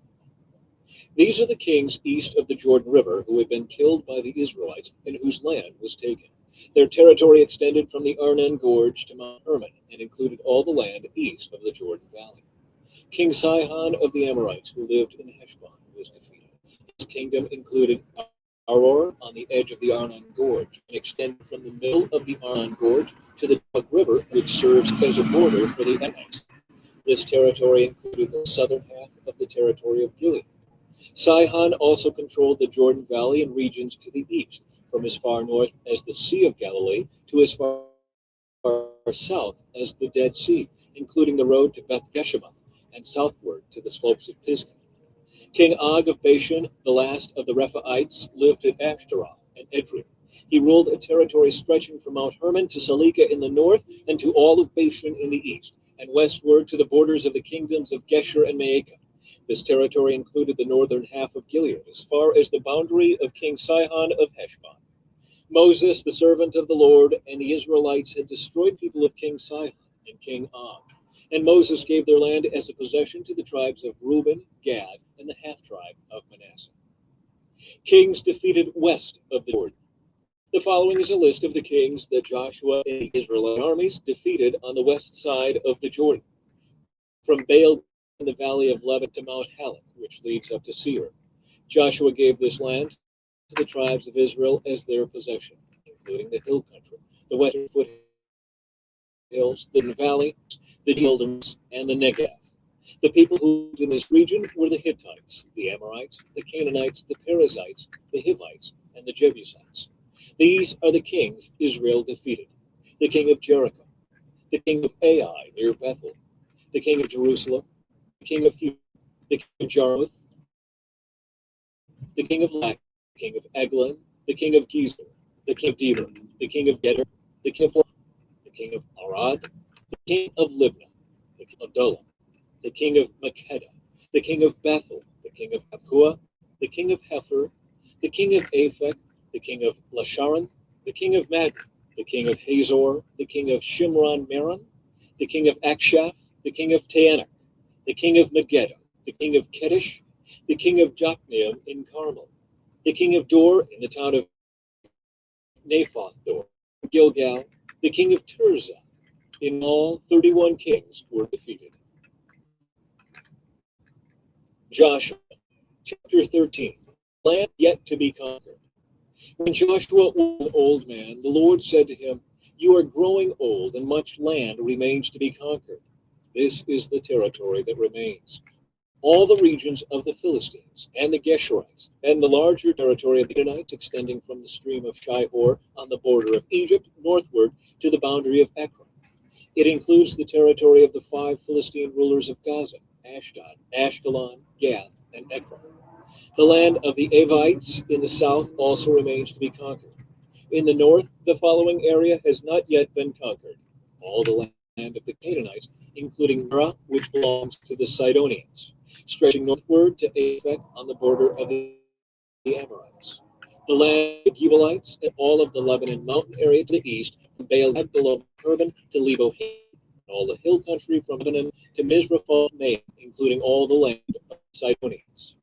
I myself will drive these people out of the land ahead of the Israelites. So be sure to give this land to Israel as a special possession, just as I have commanded you. Include all this territory as Israel's possession when you divide this land among the 9 tribes and the half-tribe of Manasseh. The land divided east of the Jordan. Half the tribe of Manasseh and the tribes of Reuben and Gad had already received their grants of land on the east side of the Jordan, for Moses, the servant of the Lord, had previously assigned this land to them. Their territory extended from Aroer on the edge of the Arnon Gorge, including the town in the middle of the gorge, to the plain beyond Medeba, as far as Dibon. It also included all the towns of King Sihon of the Amorites, who had reigned in and extended as far as the borders of Ammon. It included Gilead, the territory of the kingdoms of Geshur and Maacah, all of Mount Hermon, all of Bashan as far as Salekah, and all the territory of King Og of Bashan, who had reigned in Ashtaroth and Edrei. King Og was the last of the Rephaites, for Moses had attacked them and driven them out. But the Israelites failed to drive out the people of Geshur and Maacah, so they continue to live among the Israelites to this day. An allotment for the tribe of Levi. Moses did not assign any allotment of land to the tribe of Levi. Instead, as the Lord had promised them, their allotment came from the offerings burned on the altar to the Lord, the God of Israel. The land given to the tribe of Reuben. Moses had assigned the following area to the clans of the tribe of Reuben. Their territory extended from Aroer on the edge of the Arnon Gorge, including the town in the middle of the gorge, to the plain beyond Medeba. It included Heshbon and the other towns on the plain, Dibon, Bamoth Baal, Beth Baal Meon, Jahaz, Kedemoth, Mephaeth, Kiriathaim, Sibmah, Zareth Shahar on the hill above the valley, Beth Peor, the slopes of Pisgah, and Beth Jeshimoth. The land of Reuben also included all the towns of the plain and the entire kingdom of Sihon. Sihon was the Amorite king who had reigned in Heshbon and was killed by Moses along with the leaders of Midian, Evi, Rekam, Zur, Hur, and Reba, princes living in the region who were allied with Sihon. The Israelites had also killed Balaam, son of Beor, who used magic to tell the future. The Jordan River was destined for the tribe of Reuben. The towns and their surrounding villages in this area were given as a homeland to the clans of the tribe of Reuben. The land given to the tribe of Gad. Moses had assigned the following area to the clans of the tribe of Gad. Their territory included Jazer, all the towns of Gilead, and half of the land of Ammon, as far as the town of Aroer, just west of Rabbah. It extended from Heshbon to Ramoth Mizpah and Bethany, and from Maanaim to Lo-Debar. In the valley were Bethlehem, Beth Nimrah, Succoth, Zaphon, the rest of the kingdom of King Sihon of Heshbon. The western boundary ran along the Jordan River, extended as far north as the tip of the Sea of Galilee, and then turned eastward.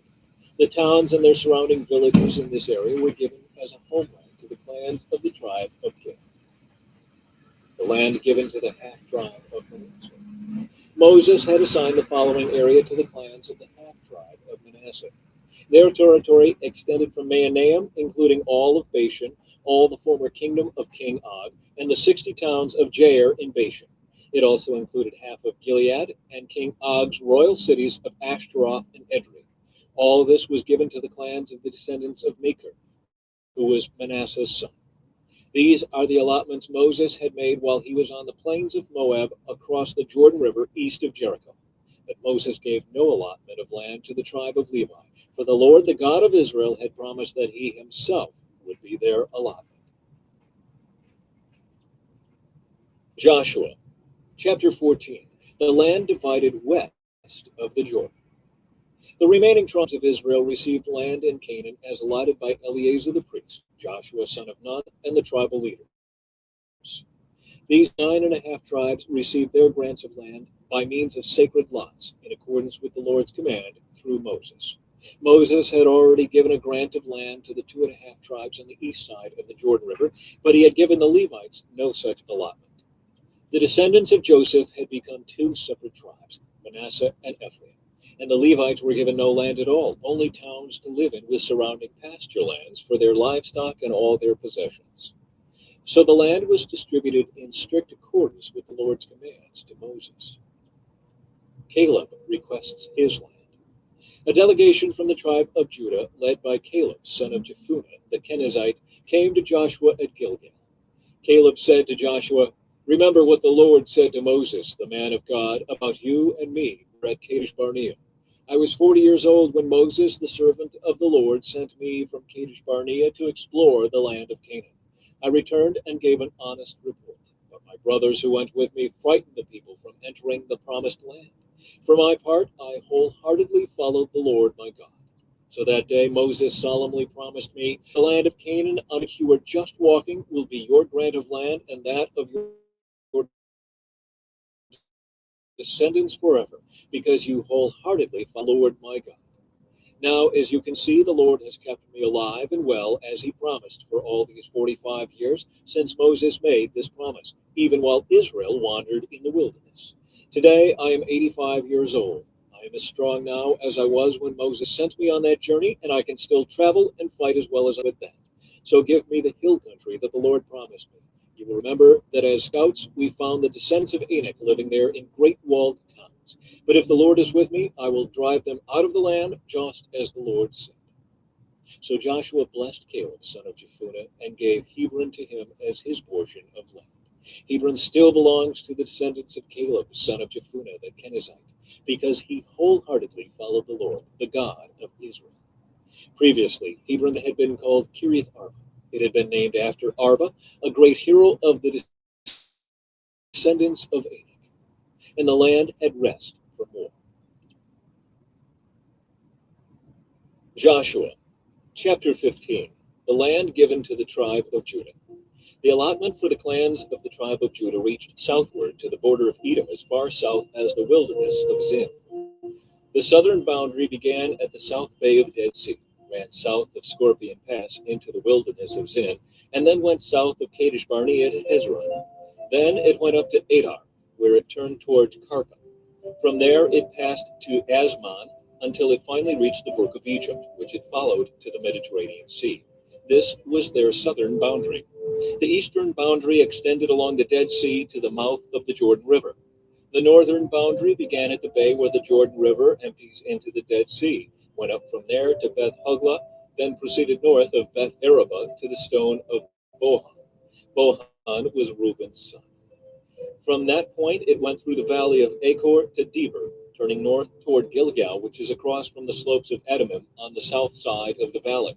From there the boundary extended to the springs at En-Shemesh and on to En-Rogel. The boundary then passed through the valley of Ben Hinnom along the southern slopes of the Jebusites, where the city of Jerusalem is located. Then it went west to the top of the mountain above the valley of Hinnom, and on up to the northern end of the valley of Rephaim.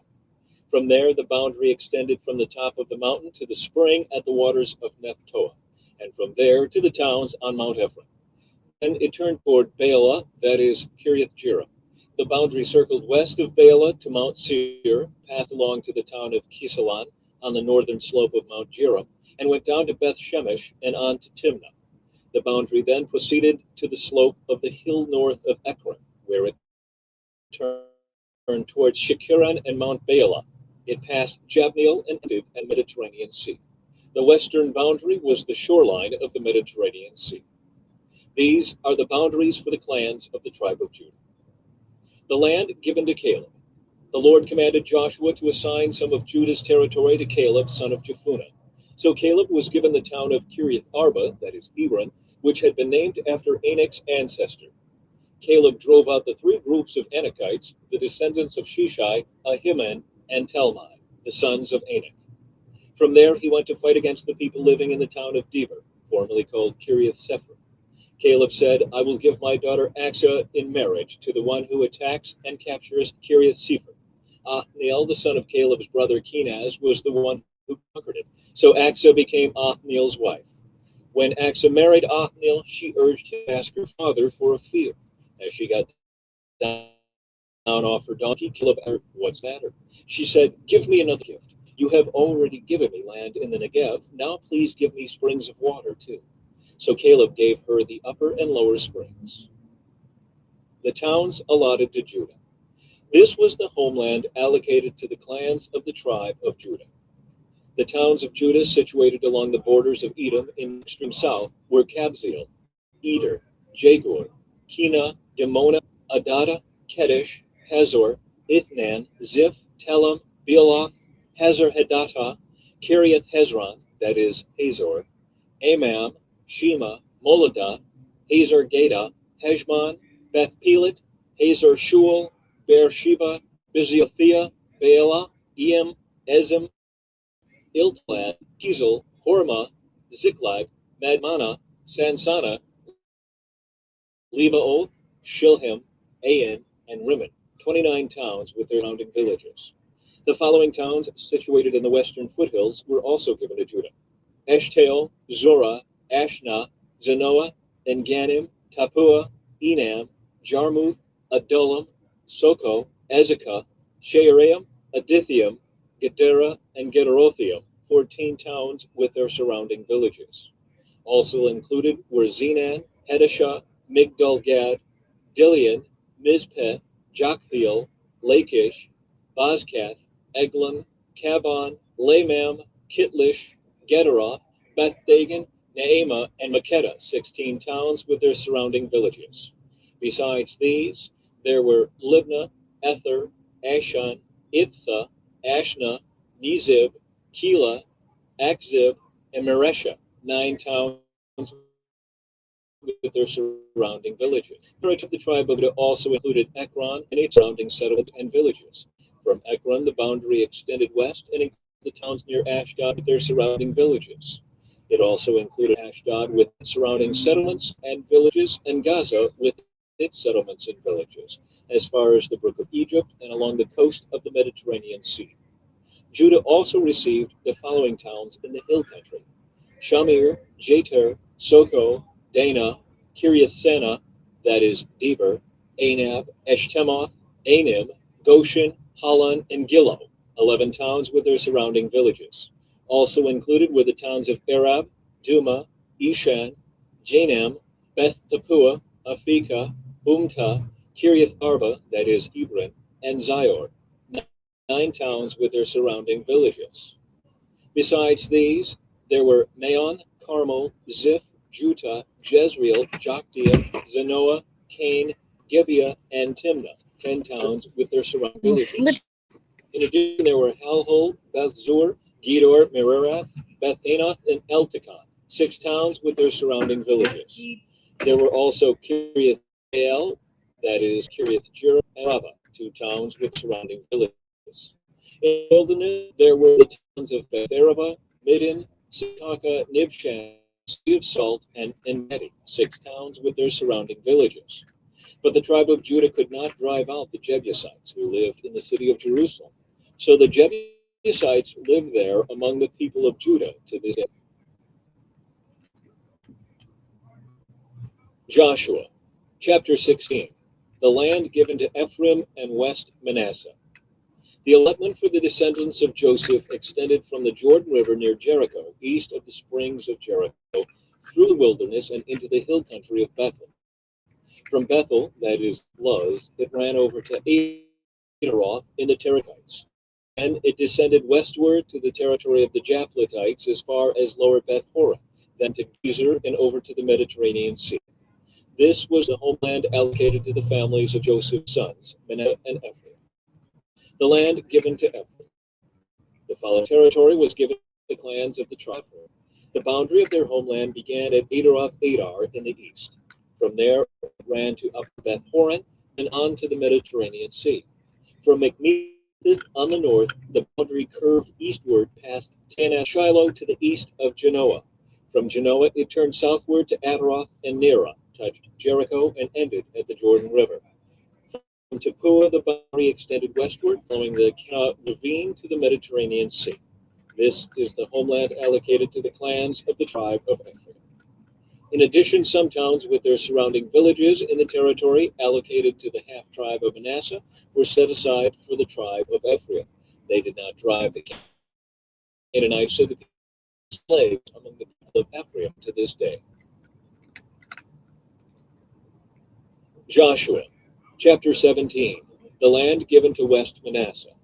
The next allotment of land was given to the half-tribe of Manasseh, the descendants of Joseph's older son. Machir, the firstborn son of Manasseh, was the father of Gilead. Because his descendants were experienced soldiers, the regions of Gilead and Bashan on the east side of Jordan had already been given to them. So the allotment on the west side of the Jordan was for the remaining families within the clans of the tribe of Manasseh: Abiezer, Helek, Asriel, Shechem, Hefer, and Shemitah. These clans represent the male descendants of Manasseh, son of Joseph. However, Zelophehad, a descendant of Hefer, son of Gilead, son of Machir, son of Manasseh, had no sons. He had only daughters, whose names were Mahlah, Noah, Hoglah, Milcah, and Tirzah. These women came to Eleazar the priest, Joshua son of Nun, and the Israelite leader commanded Moses to give us a grant of land along with the men of our tribe. So Joshua gave them a grant of land along with their uncles, as the Lord had commanded. As a result, Manasseh's total allocation came to 10 parcels of land, in addition to the land of Gilead and Bashan across the Jordan River, because the female descendants of Manasseh received a grant of land along with the male descendants. The land of Gilead was given the rest of the male descendants of Manasseh. The boundary of the tribe of Manasseh extended from the border of Asher to Michmetheth near Shechem. Then the boundary went south from Michmetheth to the settlement near the spring of Tappuah. The land surrounding Tappuah belonged to Manasseh, but the town of Tappuah itself, on the border of Manasseh's territory, belonged to the tribe of Ephraim. From the spring of Tappuah, the boundary of Manasseh followed the Kana ravine to the Mediterranean Sea. Several towns south of the ravine were inside Manasseh's territory, but they actually belonged to the tribe of Ephraim. In general, however, of the ravine belonged to Ephraim, and the land north of the ravine belonged to Manasseh. Manasseh's boundary ran along the northern side of the ravine and ended at the Mediterranean Sea. North of Manasseh was the territory of Asher, and to the east was the territory of Issachar.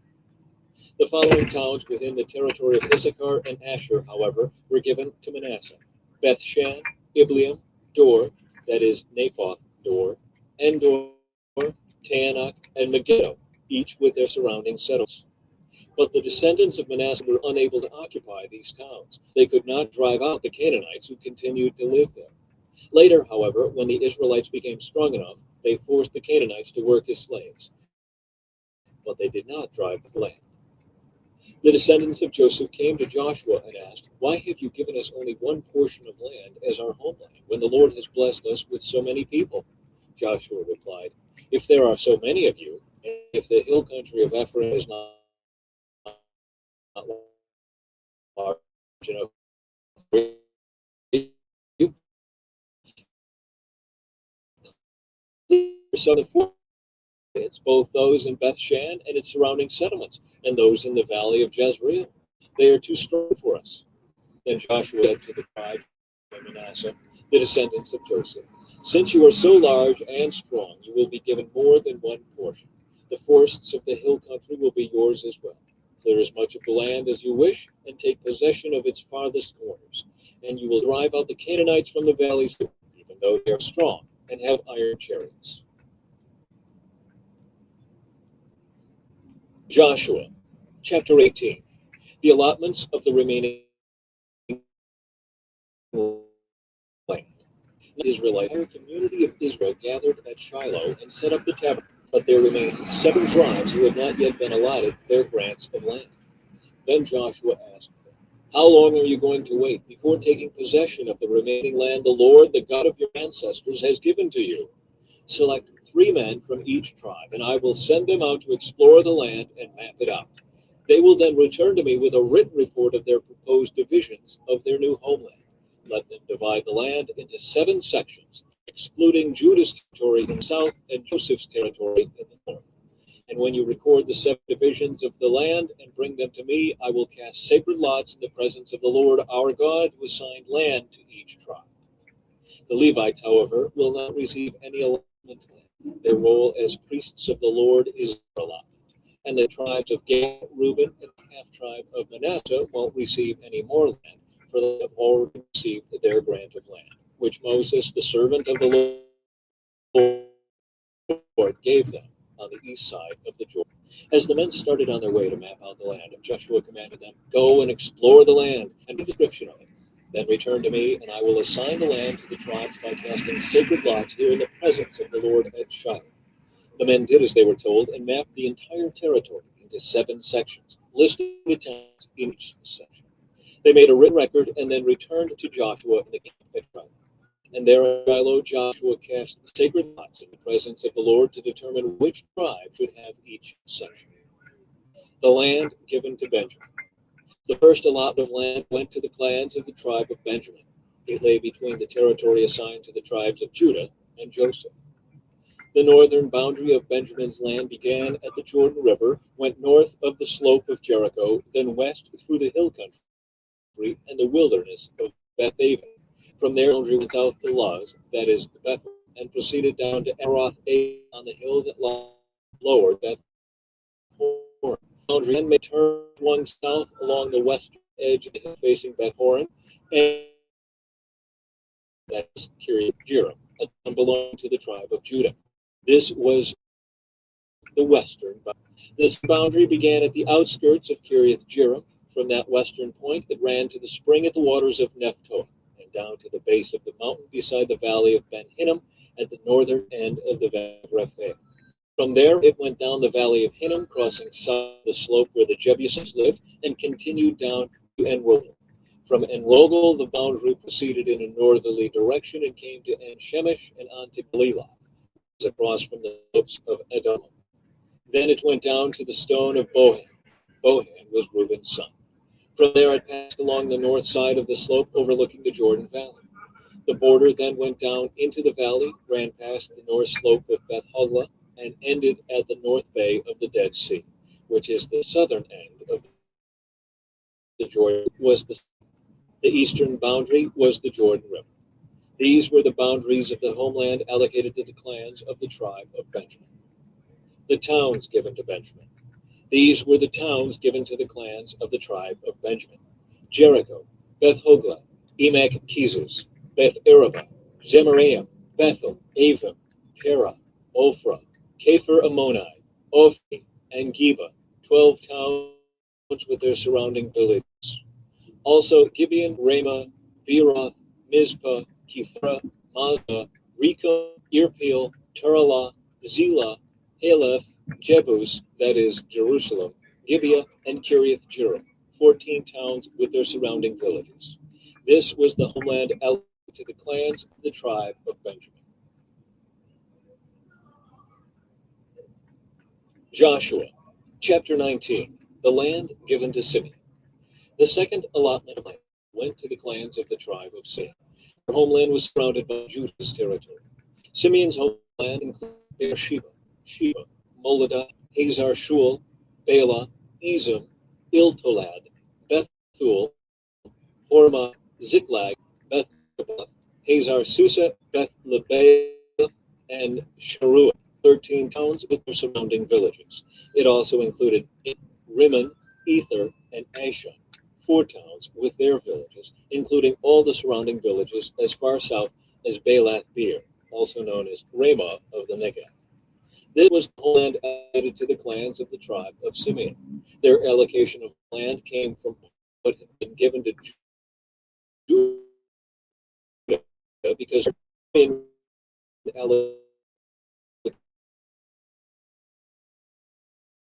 given to Zebulun, the inhabitants of the tribe of Zebulun. The boundary of his homeland started at Sered. From there it went west, going past Merilah, touching Dabasheth, and proceeding to the brook east of Jokneam. In the other direction, the boundary east from to the border of Kisloth, from there and Phia. Then it continued east to Gath-hepher, Ethkazin, and Rimmon, turned toward Neah. The northern boundary of Zebulun passed Hanathon and ended at the valley of Iftael.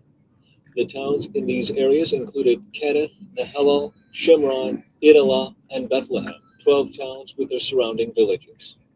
The homeland allocated to the clans of the tribe of Zebulun included these towns and their surrounding villages. The land given to Issachar. The fourth allotment of land went to the clans of the tribe of Issachar. Its boundaries included the following towns: Jezreel, Kislev, Shunem, Hapharaim, Shihon, Anahereth, Rabith, Kishin, Ebez, Remeth, Enganim, Enhada, and Beth Pazes. The boundary also touched Tabor, Shehazimah, and Beth Shemesh, ending at the Jordan River, 16 towns with their surrounding villages. The homeland allocated to the clans of the tribe of Issachar included these towns and their surrounding villages. The land given to Asher. The fifth allotment of land went to the clans of the tribe of Asher. Its boundaries included these towns: Hilkath, Helai, Beton, Akshaph, Elimelech, Amad, and Mishael. The boundary on the west touched Carmel and Shihor Libnath. Then it turned east toward Beth Dagon and ran as far as Zebulun in the valley of Iftael, going north to Beth Emek and Neiel. It then continued north to Kabul, Abdon, Rehob, Hammon, Cana, and as far as Greater Sidon. Then the boundary turned toward Ramah and the fortress of Tyre, where it turned toward Hosah and came to the Mediterranean Sea. The territory also included Mahelvel, Akzib, Umah, Aphek, and Rehob, 22 towns with their surrounding villages. The homeland allocated to the clans of the tribe of Asher included these towns and their surrounding villages. The land given to Naphtali. The sixth allotment of land went to the clans of the tribe of Naphtali. Its boundary ran from Heleph, from the oak at Saananim, and extended across to Adami-Nekab, Jabneel, and as far as Lakum, ending at the Jordan River.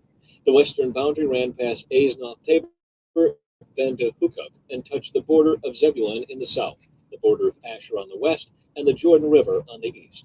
The fortified towns included in this territory were Ziddim, Zur, Hamath, Raketh, Kinnereth, Adamah, Ramah, Hazor, Kedesh, Edrei, and Hazor, Yiron, Migdal El, Horem, Beth Anath, and Beth Shemesh, 19 towns with their surrounding villages. The homeland allocated to the clans of the tribe of Naphtali included these towns and their surrounding villages. The land given to Dan. The seventh allotment of land went to the clans of the tribe of Dan. The land allocated as their homeland included the following towns: Zorah, Eshtaol, Ir Shemesh, Shealaban, Ajalon, Ithla, Elon, Timnah, Ekron, Eltekah, Gibbethon, Balath, Jehud, Ban Barak, Gath Rimmon, Mejarkon, Racon, and the territory across from Joppa. But the tribe of Dan had trouble taking possession of their land, so they attacked the town of Laish. They captured it, slaughtered its people, and settled there. They renamed the town Dan after their ancestor. The homeland allocated to the clans of the tribe of Dan included these towns and their surrounding villages. The land given to Joshua. After all the land was divided among the tribes, the Israelites gave a piece of land to Joshua as his allocation. For the Lord had said he could have any town he wanted. He chose Timnath Serah in the hill country of Ephraim. He rebuilt the town and lived there. These are the territories that Eleazar the priest, Joshua son of Nun, and the tribal leaders allocated as grants of land to the tribes of Israel by casting sacred lots in the presence of the Lord at the entrance of the tabernacle at Shiloh. So the division of the land was completed. Joshua, chapter 20, the cities of refuge. The Lord said to Joshua, "Now tell the Israelites to designate the cities of refuge as I instructed Moses. Anyone who kills another person accidentally and unintentionally can run to one of these cities. They will be places of refuge from relatives seeking revenge for the person who was killed. Upon reaching one of these cities, the one who caused the death will appear before the elders at the city gate and present his case. They must allow him to enter the city and give him a place to live among them. If the relatives of the victim come to avenge the killing, the leaders must not release the slayer to them, for he killed the other person unintentionally and without previous hostility. But the slayer must stay in that city and be tried by the local assembly, which will render a judgment. And he must continue to live in that city until the death of the high priest who was in office at the time of the accident. After that, he is free to return to his own home in the town from which he fled. The cities as cities of wilderness plain of the tribe of Reuben, Ramoth in Gilead, in the territory of the tribe of Gad, and Golan in Bashan, in the land of the tribe of Manasseh. These cities were set apart for Israelites, as well as those living among them. Anyone who accidentally killed another person in these cities. In this, they killed in revenge prior to standing trial before the local.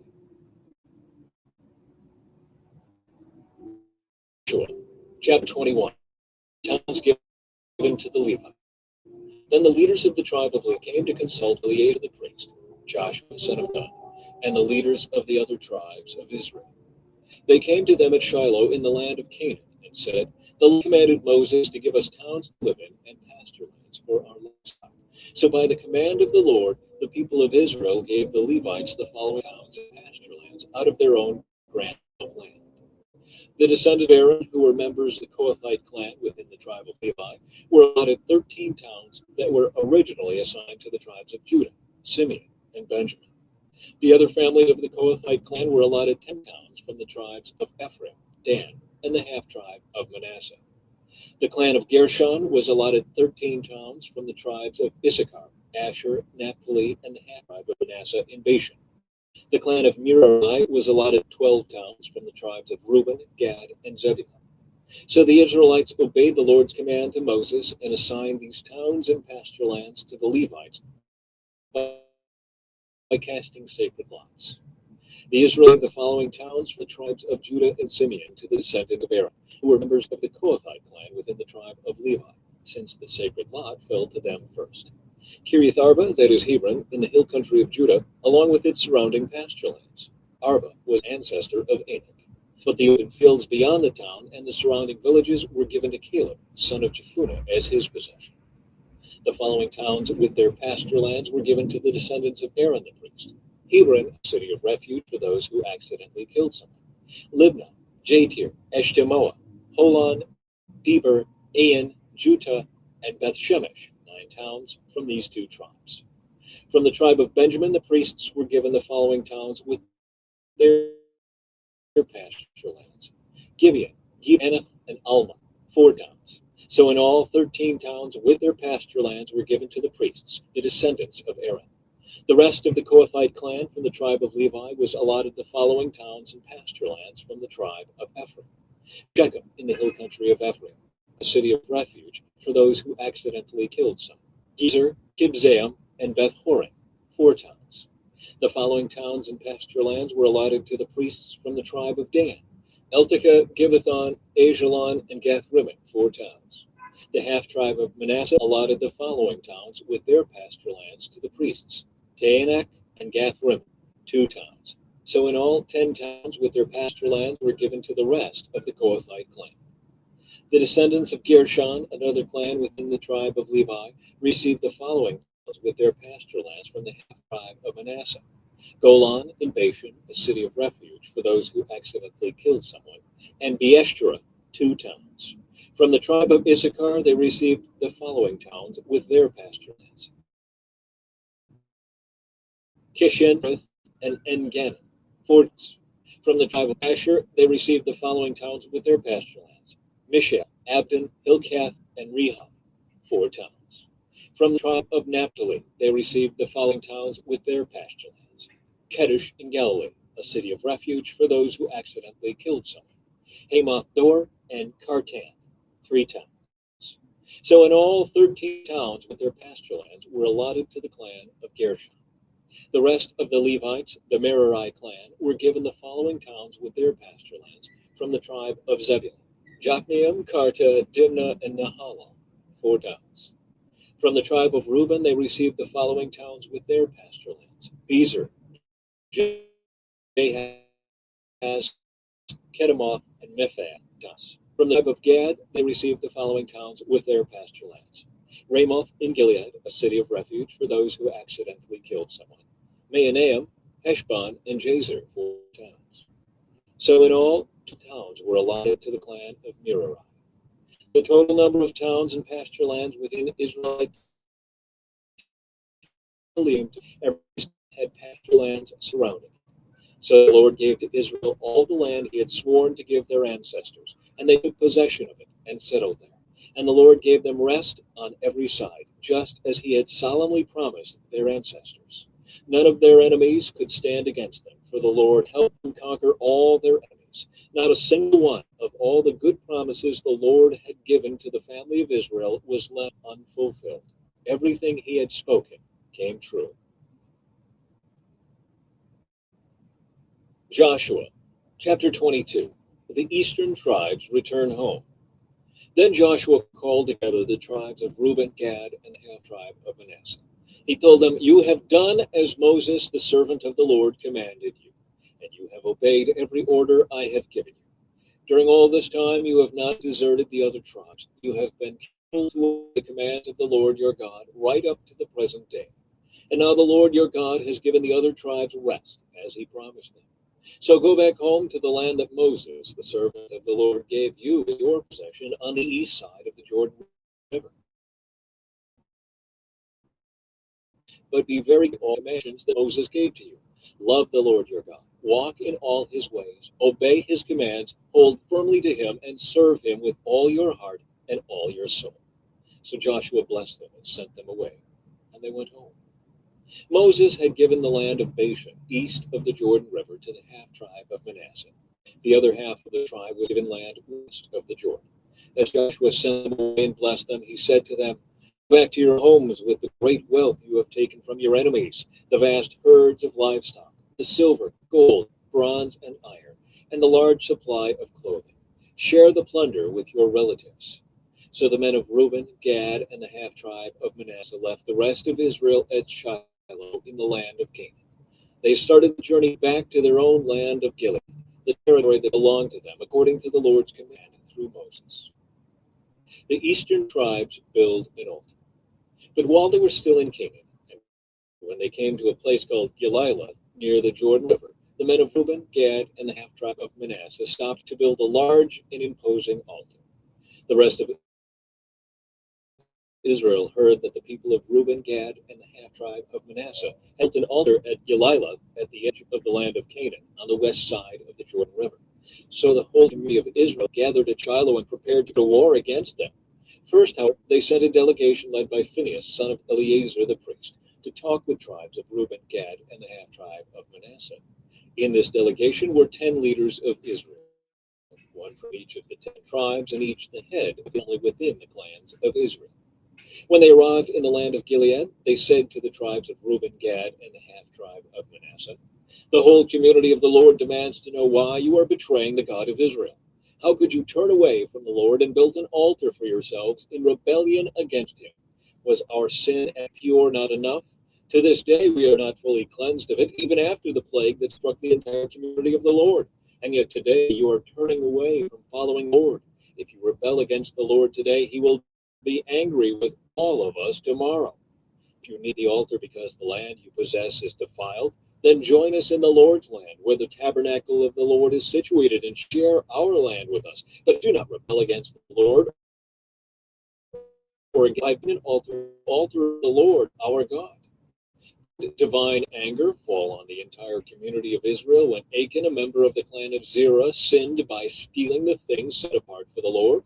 He was not the only one who died because of his sin. And the people of Reuben, Gad, and the half-tribe of Manasseh answered the heads of the clans of Israel, "The Lord, the mighty one, is God. The Lord, the mighty one, is God. He knows the truth, and may Israel know it too. We have not built the altar in treacherous rebellion against the Lord. If we have done so, do not spare our lives this day. If we have built an altar for ourselves to turn away from the Lord, or to offer burnt offerings, or grain offerings, or peace offerings, may the Lord himself punish us. The truth is, we have built this altar because we fear that in the future your descendants will say to ours, 'What right have to worship the Lord, the God of Israel?'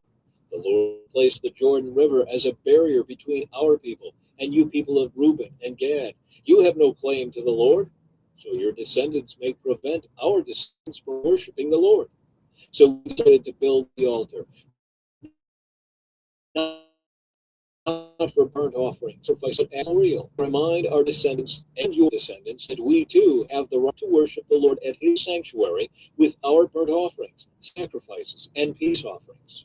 Then your descendants will be able to say to ours, you have no claim to the Lord. If they say this, our descendants can reply, look at this copy of the Lord's altar that our ancestors made. It is not for burnt offerings or sacrifices. It is a reminder of the relationship both of us have with the Lord. Far from us to rebel against the Lord or turn away from him by building our own altar for burnt offerings, grain offerings, or sacrifices. Only our God stands in front of the tabernacle may be used for that purpose. When Phinehas the priest and the leaders of the community, the heads of the clan of Israel, heard this from the tribes of Reuben, Gad, and the half-tribe of Manasseh, they were satisfied. Phinehas, son of Eleazar the priest, replied to them, today we know the Lord is among us, because you have not committed this treachery against the Lord as we thought. Instead, you have rescued Israel from being destroyed by the hand of the Lord. Then Phinehas sent others of Reuben and Gad in Gilead, and returned to the land of Canaan to tell the Israelites what had happened. And all the Israelites were satisfied and praised God and spoke no more of war against Reuben and Gad. The people of Reuben and Gad named the altar Witness, for they said, it is a witness between us and them that the Lord is our God too. Joshua, chapter 23. Joshua's final words to Israel. The years passed, and the Lord had given the people of Israel rest from all their enemies.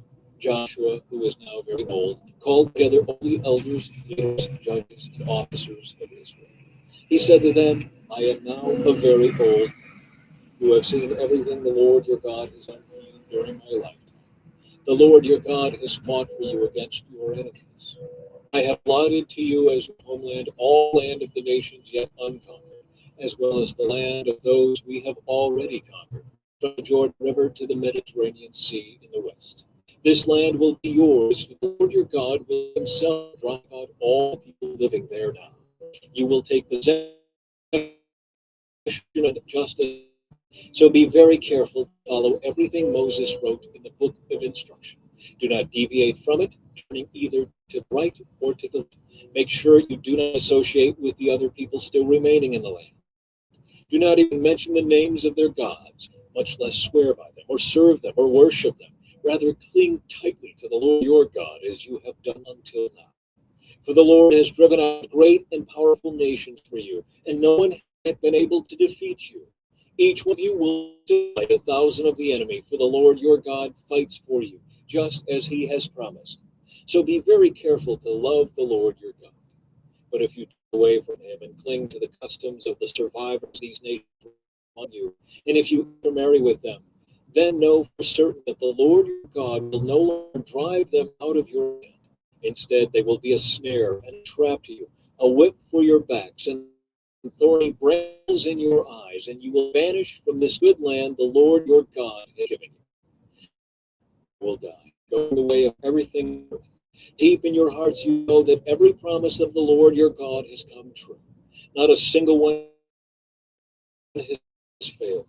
But as surely as the Lord God with the good things he promised, he will also bring disaster on you if you disobey him. He will completely destroy you from this good land he has given you. If you break the covenant of the Lord your God by worshiping and serving other gods, his anger will burn against you. You will quickly vanish from the good he has given you. Joshua, chapter 24, the Lord's covenant renewed. Then Joshua summoned all the tribes of Israel to Shechem, including their elders, leaders, judges, and officers. So they came and presented themselves to God. Joshua said to the people, this is what the Lord, the God of Israel, says. Long ago your ancestors, including Terah, the father of Abraham and Nahor, lived beyond the Euphrates River, and they worshipped other gods. But I took your ancestor Abraham from the land beyond the Euphrates and led him into the land of Canaan. I gave him descendants through his son Isaac. To Isaac I gave Jacob and Esau. To Esau I gave the mountains of Seir, while Jacob and his children went down into Egypt. Then I sent Moses and Aaron. and I brought terrible plagues on Egypt. And afterward I brought you out as a free people. But when your ancestors arrived at the Red Sea, the Egyptians chased after you with chariots and charioteers. When your ancestors cried out to the Lord, I put darkness between you and the Egyptians. I brought the sea crashing down on the Egyptians, drowning them. With your very own eyes you saw what I did. Then you lived in the wilderness for many years. Finally, I brought you into the land of the Amorites on the east side of the Jordan. They fought against you, but I destroyed them before you. I gave you victory over them, and you took possession of their land. Then Balak, son of Zippor, king of Moab, started a war against Israel. He summoned Balaam, son of Beor, to curse you, but I would not listen to him. Instead, I made Balaam bless you, and so I rescued you from Balak. When you crossed the Jordan River and came to Jericho, the men of Jericho fought against you, as did the Amorites, the Perizzites, the Canaanites, the Hittites, the Girgashites, the Hivites, and the Jebusites. But I gave you victory over them, and I sent terror ahead of you to drive out the two kings of the Amorites. It was not your swords or bows that brought you victory. I gave you land you had not worked on, and I gave you towns you did not build, the towns where you are now living. I vengeance on us for you did not plant them. So fear the Lord and serve him wholeheartedly. Put away the idols your ancestors worshipped when they lived beyond the Euphrates River and in Egypt. Serve the Lord alone. But if you refuse to serve the Lord, then choose today whom you will serve. Would you prefer the gods your ancestors served beyond Euphrates? Or will it be the gods of the Amorites in whose land you now live? But as for me and my family, we will serve the Lord. The people replied, we would never abandon the Lord and serve other gods. For the Lord our God is the one who rescued us and our ancestors from slavery in the land of Egypt. He performed mighty miracles before our very eyes. As we traveled through the wilderness among our enemies, he preserved us. It was the Lord who drove out the Amorites and the other nations living here in the land. So we too serve the Lord, for he alone is our God. Then Joshua warned the people, you are not able to serve the Lord, for he is a holy and jealous God. He will not forgive your rebellion and your sins. If you abandon the Lord and serve other gods, he will turn against you and destroy you, even though he has been so good to you. But the people answered Joshua, no, we will serve the Lord. You are a witness to your own decision, Joshua said. You have chosen to serve the Lord. Yes, they replied. We are witnesses to what we have said. All right then, Joshua said, destroy the idols among you and turn your hearts to the Lord, the God of Israel. The people said to Joshua, we will serve the Lord our God. We will obey him alone. So Joshua made a covenant with the people that day at Shechem, permitting them to decree the regulations of the Lord. Joshua recorded instructions. As a reminder of their agreement, he took a huge stone and rolled it beneath the terebinth tree beside the tabernacle of the Lord. Joshua said to testify against you if you go back on your word to God. Then Joshua sent all the people away to their own homelands. Leaders buried in the promised land. After this, Joshua, son of Nun, the servant of the Lord, died at the age of 110. He buried in the land he had been allocated at Timnath-Serah in the hill country of Ephraim, north of Mount Gaash. The people of Israel served the Lord throughout the lifetime of Joshua. And a parcel of ground Jacob had bought from the sons of Hamor for 100 pieces of silver. This land was located in the territory allotted to the descendants of Joseph. Eleazar, son of Aaron, also died. He was buried in the hill country of Ephraim in the town of Gibeon, which had been given to his son Phinehas. The book of Judges, chapter 1. Judah and Simeon conquer the land. After the death of Joshua, the Israelites asked the Lord, which tribe should go first to attack the Canaanites? The Lord answered, Judah, for I have given them victory over the land. The men of Judah said to their relatives from the tribe of Simeon, with us to fight against the Canaanites living in the territory allotted to us. Then we will help you on our territory. So the men of Simeon went with Judah. When the men of Judah attacked, the Lord gave them victory over the Canaanites and Perizzites, and they killed 10,000 enemy warriors at the town of Bezek. While at Bezek, they encountered King Adonai-Bezek and forced him, and the Canaanites and Perizzites were defeated. Adonai-Bezek escaped, but the Israelites soon captured him and cut off his thumbs and big toes. Adonai-Bezek said, I once had 70 kings with their thumbs and big toes cut off, eating scraps from under my table. God has paid me back for what I did to them. They took him to Jerusalem, and he died there. The men of Judah attacked Jerusalem and captured it, killing all its people and setting the city on fire. Then they went down to fight the Canaanites living in the hill country, the Negev, and the western foothills. Judah marched against the Canaanites in Hebron, formerly called Kiriath, defeating the forces of Sheshai, Ahiman, and Talmai. From there they went against the people living in the town of Debeth-Sephar. Said, I will give my daughter Asa in marriage to the one who attacks and captures Kiriath-Sephar. Othniel, the son of Caleb's younger brother Kenaz, was the one who conquered it. So Asa became Othniel's wife. When Asa married Othniel, she urged him to ask her father for a favor. As she got down off her donkey, Caleb asked her, What's the matter? She said, Let me have another gift. You have already given me land in the Negev. Now, please give me springs of water too. So Caleb gave her. When the tribe of Judah left Jericho, the city of palms, the Kenites, who were descendants of Moses' father-in-law, traveled with them into the wilderness of Judah. They settled among the people there, near the town of Arad in the Negev. Then Judah joined with Simeon to fight against the Canaanites living in Zephath, and they completely destroyed the town. So the town was named Hor. In addition, Judah captured the towns of Gaza, Ashkelon, and Ekron, along with their surrounding territories. Israel fails to conquer the land. The Lord was with the people of Judah, and they took possession of the hill country, but they failed to drive out the people living in the plains, who had iron chariots.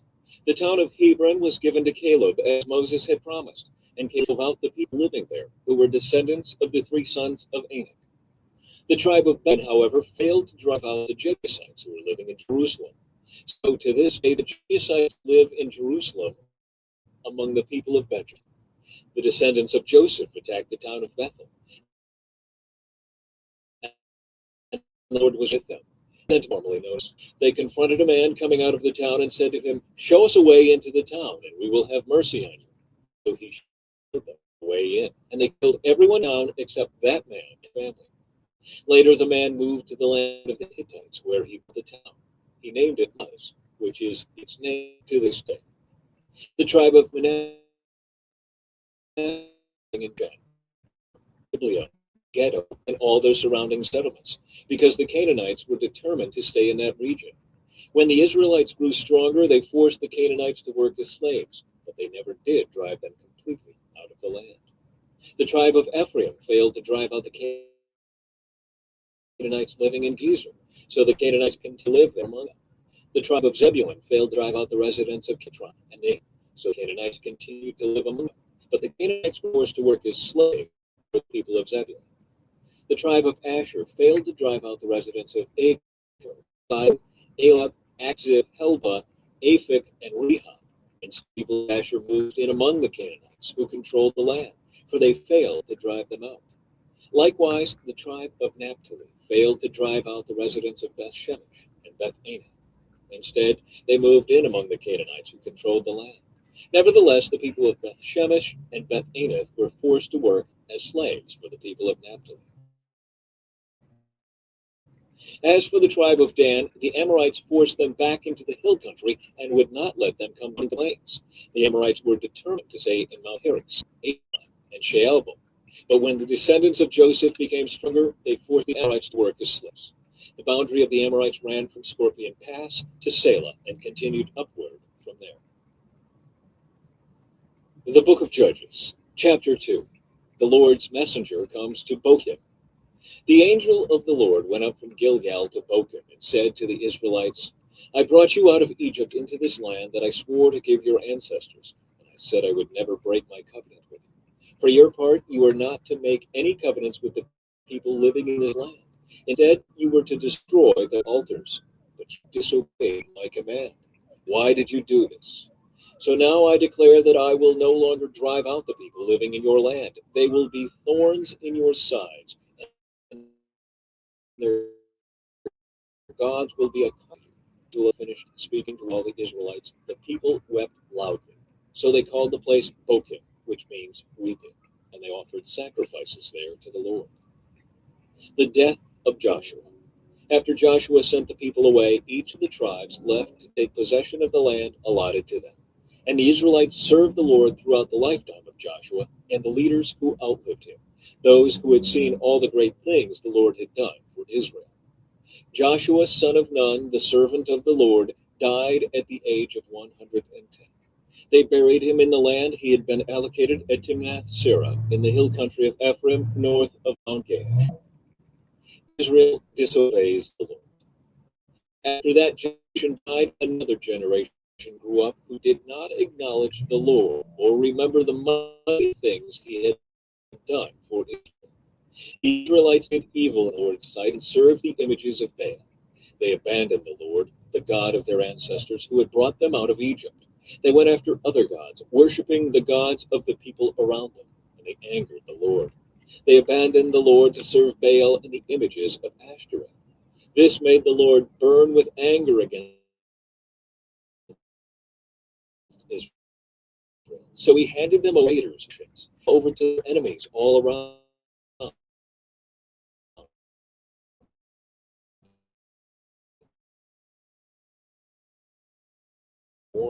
And were in great distress. The Lord rescues his people. Then the Lord raised up judges to rescue the Israelites from their attackers. Yet Israel did not listen to the judges, but prostituted themselves by worshiping other gods. How quickly they turned away from the path of their ancestors who had walked in obedience to the Lord's commands. Whenever the Lord raised up a judge over Israel, he was with that judge and rescued the people from their enemies throughout the judge's life. For the Lord took pity on his people, who were burdened by oppression and suffering. But when the judge died, the people returned to their corrupt ways, behaving worse than those who had lived before them. They went after other gods, serving and worshiping them, and they refused to give up their evil practices and stubborn ways. So the Lord burned with anger against Israel. He said, because these people have violated my covenant, which I made with their ancestors, and have ignored my commands, I will no longer drive out the nations that Joshua left unconquered when he died. I did this to test them, to see whether or not they would follow the ways of the Lord as their ancestors did. That is why the Lord let those nations in place. He did not quickly drive them out or allow Joshua to conquer them all. The book of Judges, chapter 3, the nations left in Canaan. These are the nations that the Lord left in the land to test those Israelites who had experienced the wars of Canaan. He did this to teach warfare to generations of Israelites who had no experience in battle. These are the nations: the Philistines, those living under 5 Philistine rulers; Canaanites, Sidonians, and Hivites living in the mountains of Lebanon, from Mount Baal Hermon to Lebo Hamath. These people were left to test the Israelites to see whether they would obey the commands the Lord had given their ancestors through Moses. So the people of Israel lived among the Canaanites, Hittites, Amorites, Hivites, and Jebusites, and they intermarried with them. Israelite sons married their daughters, and Israel's married and the Israelites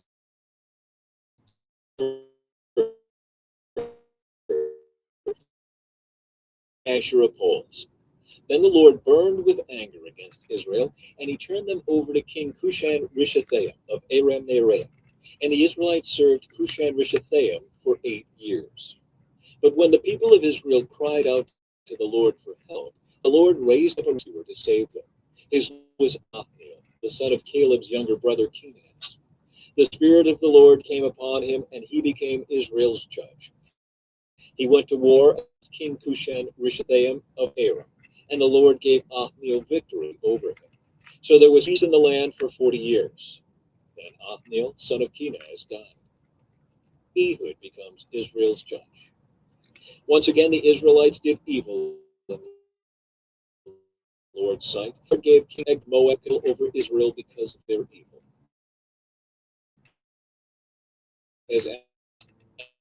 And he went into Israel of Jericho, the city of palms. And the Israelites served Eglon of Moab for 18 years. When the people of Israel cried out to the Lord again raised up a rescuer to save them.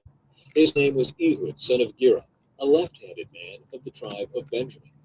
The Israelites sent Ehud to deliver their tribute money to King Eglon of Moab. So Ehud made a double-edged dagger that was about a foot long, and he strapped it to his thigh, keeping it under his clothing. He brought the tribute money to Eglon, who was very fat. After delivering the payment, Ehud stayed home with those who had helped carry the tribute. But when Ehud reached the stone idols near Gilgal, he went back. He came to Eglon and said, "I have a secret message for you." So the king commanded his servants, "Be quiet," and he sent them all out of the room. Ehud walked over to Eglon, who was sitting alone in a cool upstairs room. And Ehud said, "I have a message from God." Eglon rose from his seat. The handle disappeared beneath the king, so he did not pull the dagger. And the king's bowels, Ehud closed and locked the doors of the room and escaped down the latrine. After Ehud was gone, the king's servants returned and found the doors to the upstairs room locked. They thought he might be using the latrine in the room, so they waited. But when the king didn't come out after a long delay, they became concerned. And when they opened the doors, they found their master dead on the floor. While the servants were waiting, Ehud was singing idols on his way to Syria. When he arrived in the hill country of Ephraim, Ehud sounded a call to arms. Then he led a band of Israelites down from the hills. "Follow me," he said, "for the Lord has given you victory over Moab, your enemy." So they followed him, and the Israelites took control of the shallow crossings of the Jordan River across from Moab, preventing anyone from crossing. They attacked the Moabites and killed about 10,000 of their strongest and most able-bodied warriors. Not one of them escaped. So I was conquered by Israel that day. There was peace in the land for 80 years. Shamgar becomes Israel's judge. After Ehud, Shamgar, son of Anan, rescued Israel. He once killed 600 Philistines with an ox goad. The book of Judges, chapter 4. Deborah becomes Israel's judge. After Ehud's death, the Israelites again did evil in the Lord's sight. So the Lord remembered King Jabin, a Canaanite king. The commander of his army was Sisera, who lived in Harosheth Hagoyim. Sisera, who had 900 iron chariots, ruthlessly oppressed the Israelites for 20 years. And the people of Israel cried to the Lord for help. Deborah, the wife of Lapidoth, was a prophet who was judged at that time. She would sit under the palm of Deborah between Ramah and Bethel in the hill country of Ephraim, and the Israelites would go to her for judgment. One day she sent for Barak, son of Abinoam, who lived in Kedesh in the land of Naphtali. She said to him, "This is what the Lord God of Israel commands you. Call out 10,000 warriors from the tribes of Naphtali and Zebulun at Mount Tabor, and I will call out Sisera, commander of Jabin's army, along with his chariots and warriors, to the Kishon River. There I will give her. I will go, but only if you go with me." "Very well, I will go with you, but you will receive no honor in this venture, for the Lord's victory over Sisera will be at the hands of a woman." So Deborah went with Barak to Kedesh.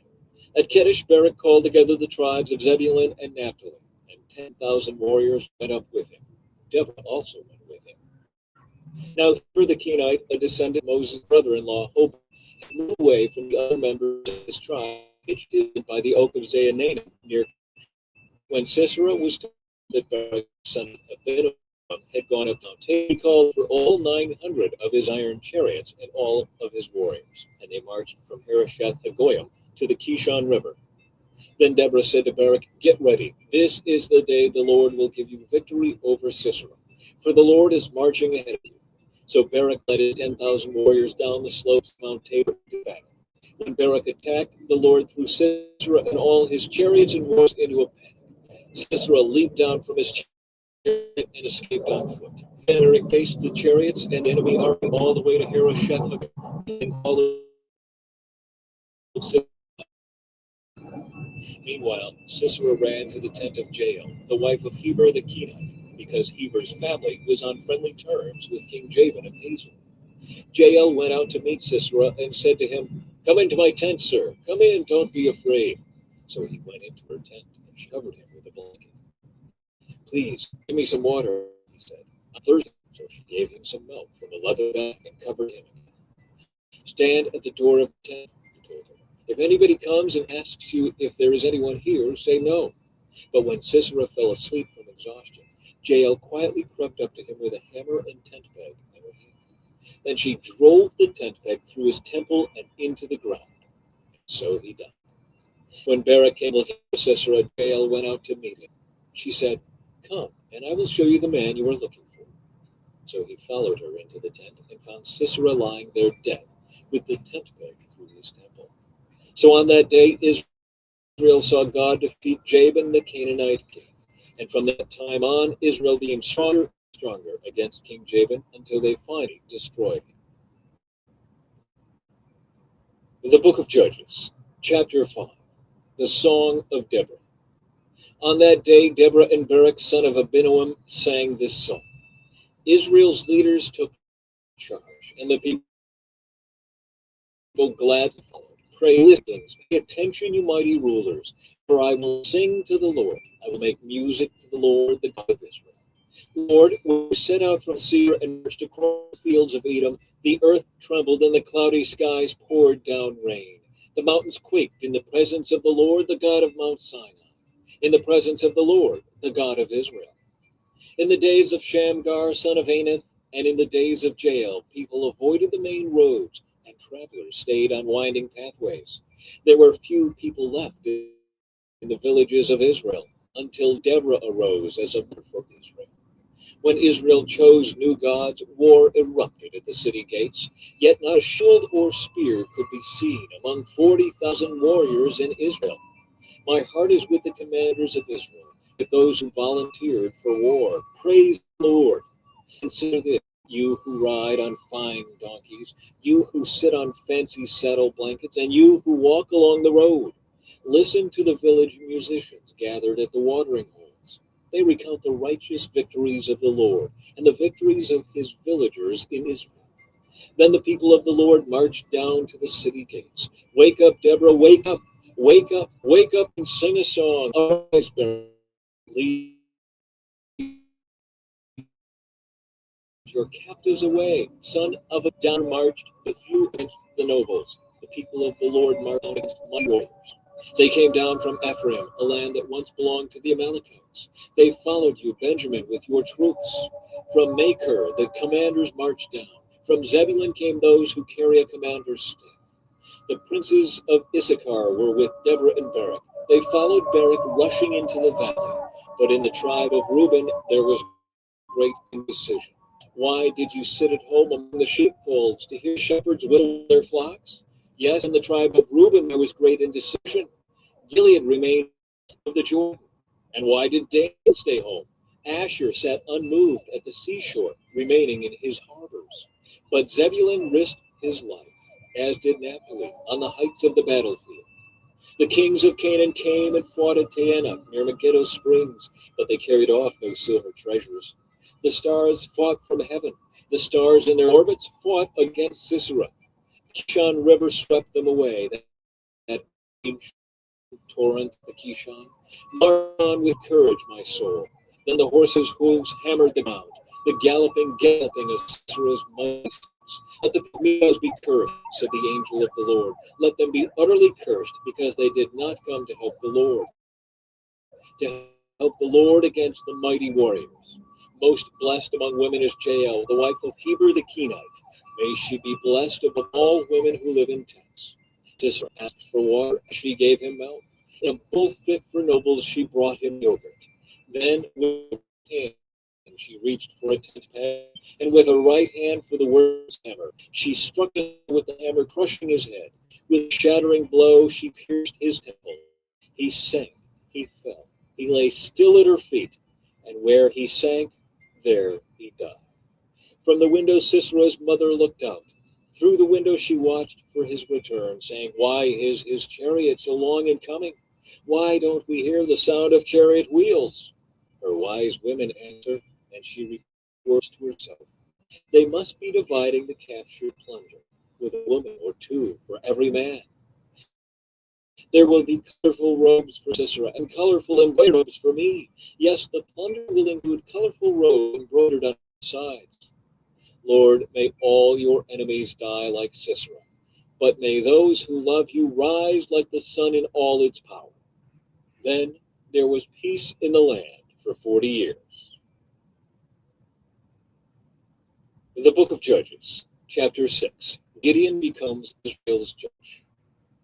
The Israelites did evil in the Lord's sight, so the Lord handed them over to the Midianites. The Israelites made hiding places for themselves in the mountains, caves, and strongholds. Whenever the Israelites planted their crops, marauders from Midian, Amalek, and the people of the east would attack Israel, camping in the land and destroying crops as far away as Gaza. They left the Israelites with nothing to eat, taking all the sheep, goats, cattle, and donkeys. These enemy hordes, coming with their livestock and tents, were as thick as locusts. They arrived on droves of camels too numerous to count, and they stayed until the land was stripped bare. So Israel was reduced to starvation by the Midianites. Then the Israelites cried out to the Lord for help. When they cried out to the Lord because of Midian, the Lord sent a prophet to the Israelites. He said, "This is what the Lord, the God of Israel, says. I brought you up out of slavery in Egypt. I rescued you from the Egyptians and from all who oppressed you. I drove out your enemies and gave you their land. I told you, I am the Lord your God. You must not worship the gods of the Amorites, in whose land you now live, but you have not listened." Then the angel of the Lord came and sat beneath the great tree at Ophrah, which belonged to Joash of the clan of Abiezer. Gideon, son of Joash, was threshing wheat at the bottom of a winepress to hide the grain from the Midianites. The angel of the Lord appeared to him and said, "Mighty hero, the Lord is with you." "Sir," Gideon replied, "if the Lord is with us, why has all this happened to us? And where are all the miracles our ancestors told us about? Didn't they say the Lord brought us up out of Egypt? But now the Lord has abandoned us and handed us over to the Midianites." The Lord, "Go with them and run from the Midianites. I am sending you." "But Lord," Gideon replied, "how can I rescue Israel? My clan is the weakest in the whole tribe of Manasseh, and I am the least in my entire family." The Lord said to him, "I will be with you, and you will destroy the Midianites as if you were fighting against one man." Gideon replied, "If you are joined in that it is written, the Lord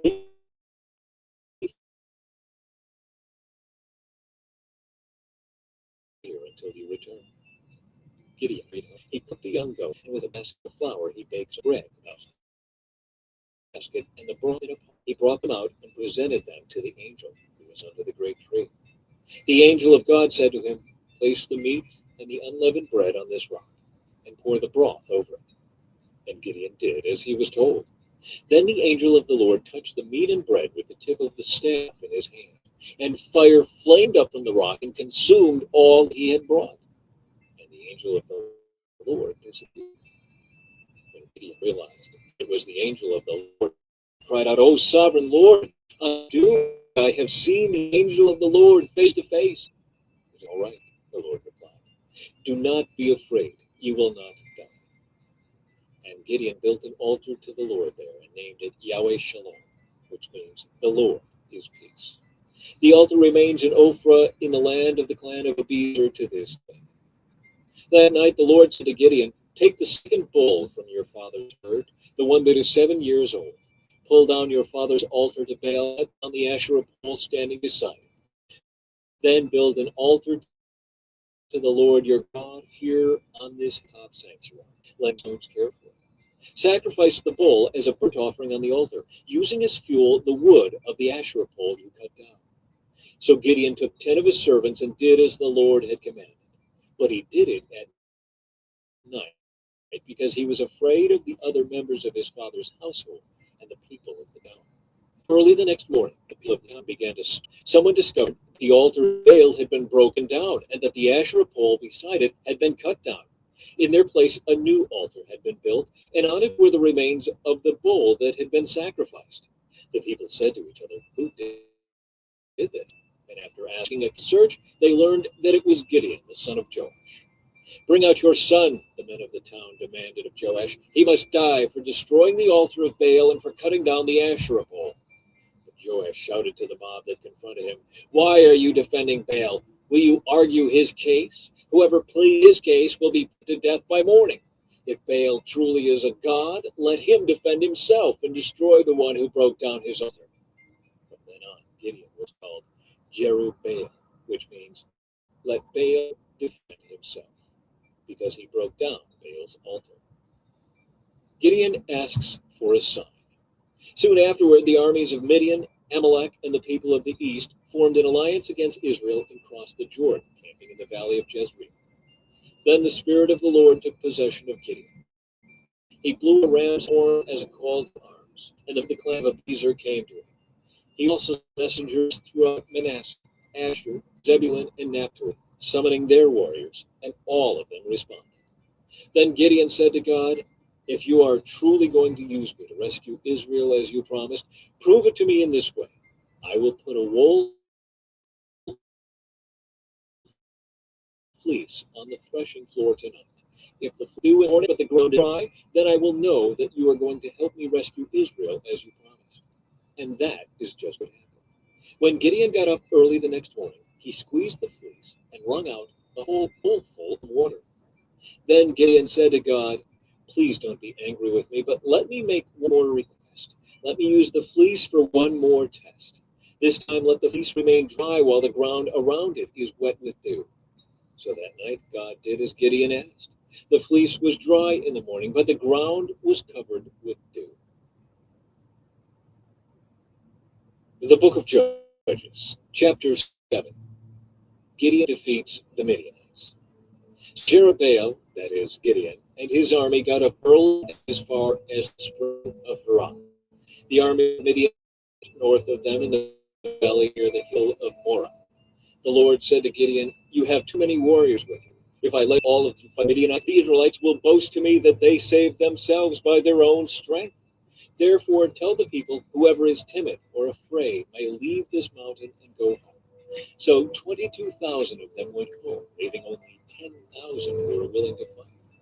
But the Lord told Gideon, "There are still too many. Bring them down to the spring, and I will test them to determine who will go with you and who will not." When Gideon took his warriors down to the water, the Lord told him, "Divide the men into two groups. In one group, put all those who cup water in their hands and lap it up with their tongues like dogs. In the other group, put all those who kneel down and drink with their mouths in the stream." Only 300 of the men drank from their hands. All the others got down on their knees and drank with their mouths. The Lord told Gideon, "With these 3 men I will rescue you and give you victory over the Midianites. Send all the others home." So Gideon collected the provisions and ram's horns of the other warriors and sent them home. But he kept the 300 men with him. The Midianite camp was in the valley just below Gideon. That night the Lord said, "Get up, go down into the Midianite camp, for I have given you victory over them. But if you are afraid to attack, go down to the camp with your servant Purah. Listen to what the Midianites are saying, and you will be greatly encouraged. Then you will be eager to attack." So Gideon took Purah and went down to the edge of the enemy camp. The army of Midian, Amalek, and the people of the east settled like a swarm of locusts. Their camels were like grains of sand on the seashore, too many to count. Gideon crept up just as a man was telling his companion about a dream. The man said, "I had this dream, and in my dream a loaf of barley bread came tumbling down into the Midianite camp. It hit a tent, turned over, and knocked it flat." His companion answered, "Your dream can mean only one thing. God has given Gideon, son of Joash, and his allies who heard the dream and its interpretation. He bowed in worship before the Lord. Then he returned to the Israelite camp and shouted, "Get up, for the Lord has given you victory over the Midianite hordes." He divided the 300 men into three groups and gave each man a ram's horn and a clay jar with a torch. Then he said to them, "Keep your eyes on me. When I come to the edge of the camp, do just as I do. As soon as I and those with me blow the ram's horns, blow your horns too, all around the entire camp, and shout, 'For the Lord and for Gideon.'" It was just after midnight, after the changing of the guard, when Gideon and the 100 men with him reached the edge of the Midianite camp. Suddenly they blew the ram horns and broke their clay jars. Then all three groups blew their horns and broke their jars. They held the blazing torches in their left hands and the horns in their right hands, and they all shouted, "A sword for the Lord and for Gideon!" Each man stood at his position around the camp and watched as all the Midianites rushed around in a panic, shouting as they ran to escape. When the 300 Israelites blew their ram's horns, the Lord caused the warriors in the camp to fight against each other with their swords.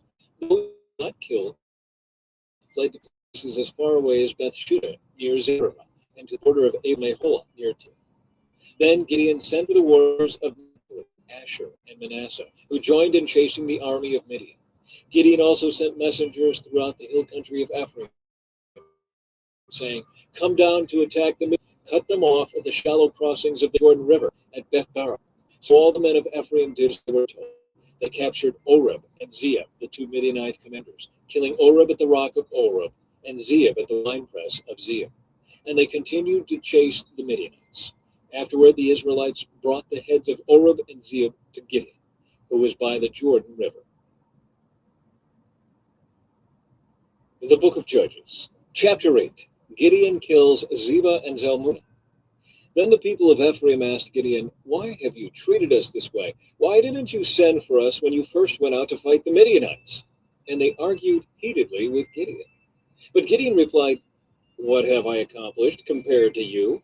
Aren't even the leftover grapes of Ephraim's harvest better than the entire crop of my little clan of Abiezer? God gave you victory over Oreb and Zeeb, commanders of the Midianite army. What have I accomplished compared to that?" When the men of Ephraim heard Gideon's answer, their anger subsided. Gideon then crossed the Jordan River with his 300 men, and though exhausted, they continued to chase the enemy. When they reached Succoth, Gideon asked the leaders of the town, "Please give my warriors some food. They are very tired. I am chasing Zebah and Zalmunna, the kings of Midian." But the officials of Succoth replied, "Catch is feed your army." Gideon said,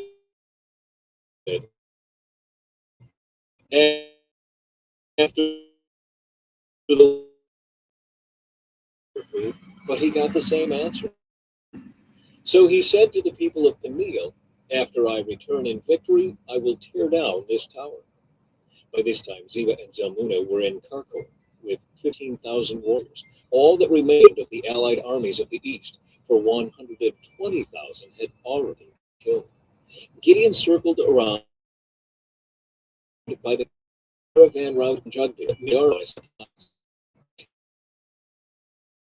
Kings fled, but Gideon chased them down and captured all their warriors. After this, Gideon returned from the battle by way of Harry's Pass. There he captured a young man from Succoth and demanded that he write down the names of all the 77 officials and elders in the town. Gideon then returned to Succoth and said to the leaders, "Here are Zebah and Zalmunna. When we were here before, you taunted me, saying, 'Catch Zebah and Zalmunna first, and then we will feed your exhausted army.'" Then Gideon took the elders of the town and taught them a lesson, punishing them with thorns and briars from the wilderness. He also tore down the tower of Peniel and killed all the men of the town. Then Gideon asked Zebah and Zalmunna, "The men you killed at Tabor, what were they like?" "Like you," they replied. "They all had the look of a king's son." "They were my brothers, the sons of my own mother," Gideon exclaimed. "As surely as the Lord lives, I wouldn't kill you if you hadn't killed them." Turning to Jether, his old son, he said, "Kill them."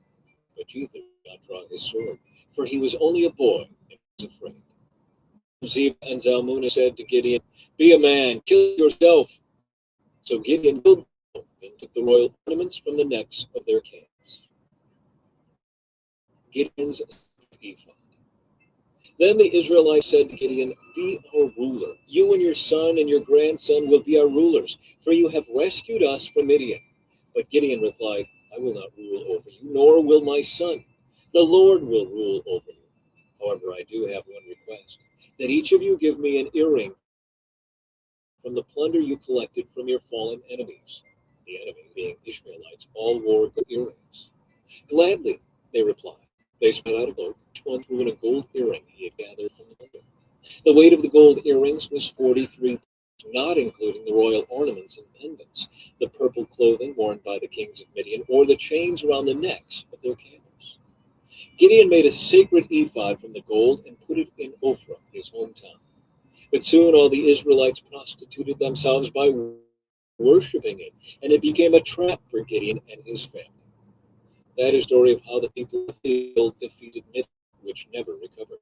Throughout the rest of Gideon's life, years, there was peace in the land. Then Gideon, son of Joash, returned home. He had 70 sons born to him, for he had many wives. He also had a concubine in Shechem, who gave birth to a son, whom he named Abimelech. Gideon died when he was very old, and he was buried in the grave of his father Joash at Ophrah in the land of the clan of Abiezer. As soon as Gideon died, the Israelites prostituted themselves by worshiping the images of Baal, making Baal Berith their god. They forgot the Lord their God, who had rescued them from all their enemies surrounding them. Nor did they show any loyalty to the family of Jerubbaal, that is, Gideon, despite all the good he had done for Israel. The Book of Judges, Chapter 9. Abimelech rules over Shechem. One day, Gideon's son Abimelech went to Shechem to visit his uncles, his mother's brothers. He said to them and to the rest of his mother's family, "Ask the leading citizens of Shechem whether they want to be ruled by all 70 of Gideon's sons or by one man. And remember that I am your own flesh and blood." So Abimelech's uncles gave his message to all the citizens of Shechem on his behalf. And after listening to this proposal, the people of Shechem decided in favor of Abimelech because he was their relative. They gave him 70 silver coins from the temple of Baal Berith, which he used to hire some reckless troublemakers who agreed to follow him. He went to his father's home at Ophrah, and there, on one stone, they killed all 70 of his half-brothers, the sons of Gideon. But the youngest brother, Jotham, escaped. Then all the leading citizens of Shechem and Beth Millo called a meeting under the oak beside the pier at Shechem and made Abimelech their king. Jotham's parable. When Jotham heard about this, he climbed to the top of Mount Gerizim and shouted, "Listen to me, citizens of Shechem! Listen to me if you want God to listen to you. Once upon a time, the trees decided to elect a king. First, they said to the olive tree, 'Be our king.' But the olive tree refused, saying, 'Should I quit producing the olive oil that blesses both God and people just to wave back and forth over the trees?' Then they said to the fig tree, 'You be our king.' But the fig tree also refused, saying, 'Should I quit producing my sweet fruit just to wave back and forth over the trees?' Then they said to the grapevine, 'You be our king.' The grapevine also refused, saying, 'Should I quit producing the wine that cheers both God and people just to wave back and forth over the trees?' Then all the trees finally turned to the thorn bush and said, 'Come, you be our king.' And the thorn bush replied to the trees, 'If you truly want to make me your king, come and take shelter in my shade. Not let fire come out from me and devour the cedars of Lebanon.'" Jotham continued, "Now make sure you acted honorably and in good faith by making Abimelech your king, and that you have done right by Gideon and all of his descendants. Have you treated him with the honor he deserves for all he accomplished? For he fought for you and risked his life when he rescued you from the Midianites. But today you have revolted against my father and his descendants, killing his 70 sons on one stone, and you have chosen his slave woman's son Abimelech to be your king just because he is your relative. You have acted honorably and in good faith for Gideon and his descendants today. find joy in Abimelech, and may he find joy in you. But if you have not acted in good faith, then may fire come out from Abimelech and about the legions. May fire come out. And Jotham slipped in because he was afraid of his brother Abimelech. Shechem rebels against Abimelech. After Abimelech had ruled over Israel for 3 years, God sent a spirit that stirred up trouble between Abimelech and the leading citizens of Shechem. God was punishing Abimelech for murdering Gideon's 70 sons, and the citizens of Shechem for supporting him in this treachery of murdering his brothers. The citizens of Shechem set an ambush for Abimelech on the hilltops and robbed everyone who passed that way. But someone warned Abimelech about their plans. One day, Gaal, son of Ebed, moved to Shechem with his brothers and gained the confidence of the citizens of Shechem. During the annual harvest festival at Shechem, held in the temple of the local god, the wine flowed freely, and everyone began cursing Abimelech. Who is Abimelech? Gaal shouted. He is not a true son of Shechem, so why should we be his servants? He's merely the son of Gideon, and this Zebul is merely his deputy. Serve the true sons of Hamer, the founder of Shechem. Why should we serve Abimelech? If I were in charge here, I would get rid of Abimelech. I would say to him, get some soldiers and come out and fight. But when Zebul, the leader of the city, heard what Gaal was saying, he was furious. He sent messengers to Abimelech in Arumah, telling him, Gaal, son of Ebed, and his brothers have come to live in Shechem. Now they are inciting me to rebel against you. Come by night with an army and hide out in the fields. In the morning, as soon as it is daylight, attack the city. When Gaal and those who are with him come out against you, you can do with them as you wish. So Abimelech and all his men went by night and split into, stationing themselves around Shechem. Gaal was standing at the city gates when Abimelech and his army came out of hiding. When Gaal saw them, he said to Zebul, look, there are people coming down from the hilltops. Zebul replied, it's just the shadows on the hills that look like men. But again, Gaal said, no, people are coming down from the hills. And another group is coming down the road past the diviner's oak. Then Zebul turned on him and asked, now where is that big mouth of yours? Wasn't it you that said, who is Abimelech? And why should we be his servants? The men you mocked are right outside the city. Go out and fight them. So Gaal led the leading citizens of Shechem into battle against Abimelech. But Abimelech chased him, and many of Shechem's men were wounded and fell along the road as they retreated to the city gate. Abimelech returned to Arumah, and Zebul drove Gaal and his brothers out of Shechem. The next day, the people of Shechem went out into the fields to battle. When Abimelech heard about it, he divided his men into 3 groups and set an ambush in the fields. When Abimelech saw the people coming out of the city, he and his men jumped up from their hiding places and attacked them. Abimelech and his group stormed the city gate to keep the men of Shechem from getting back in, while Abimelech's other 2 groups cut them down in the fields. The battle went on all day before Abimelech finally captured the city. He killed the people, leveled the city, and scattered salt all over the ground. When the leading citizens who lived in the tower of Shechem heard what had happened, they ran and hid in the temple of Baal-berith. Someone reported to Abimelech that the citizens had gathered in the temple, so he led his forces to Mount Zelma. He took an axe and chopped some branches from a tree, then put them on his shoulder. Quick, do as I have done, he told his men. So each of them cut down some branches, following Abimelech's example. They piled the branches against the walls of the temple and set them on fire. So the people who had lived in the tower of Shechem died, about 1,000 men and women. Then Abimelech attacked the town of Thebez and captured it. But there was a strong tower inside the town, and all the men and women, the entire population, fled to it. They barricaded themselves in and climbed up to the roof of the tower. Abimelech followed them to attack the tower. But as he prepared to set fire to the entrance, a woman on the roof dropped a millstone that landed on Abimelech's head and crushed his skull. He quickly said to his young armor-bearer, draw your sword and kill me. Don't be said the woman killed Abimelech. So the young man ran him through with his sword, and he died. When Abimelech's men saw that he was dead, they disbanded and returned to their homes. In this way, God punished Abimelech for the evil he had done against his father by murdering his 70 brothers. God also punished the men of Shechem for all their evil. So the curse of Jotham, son of Gideon, was fulfilled. In the book of Judges, chapter 10, Tola becomes Israel's judge. After Abimelech died, Tola, son of Dodo, was the expert to rescue Israel. He was from the tribe of Issachar, but lived in the town of Shamir in the hill country of Ephraim. He judged Israel for 23 years. When he died, he was buried in Shamir. Jair becomes Israel's judge. After Tola died, Jair from Gilead judged Israel for 22 years.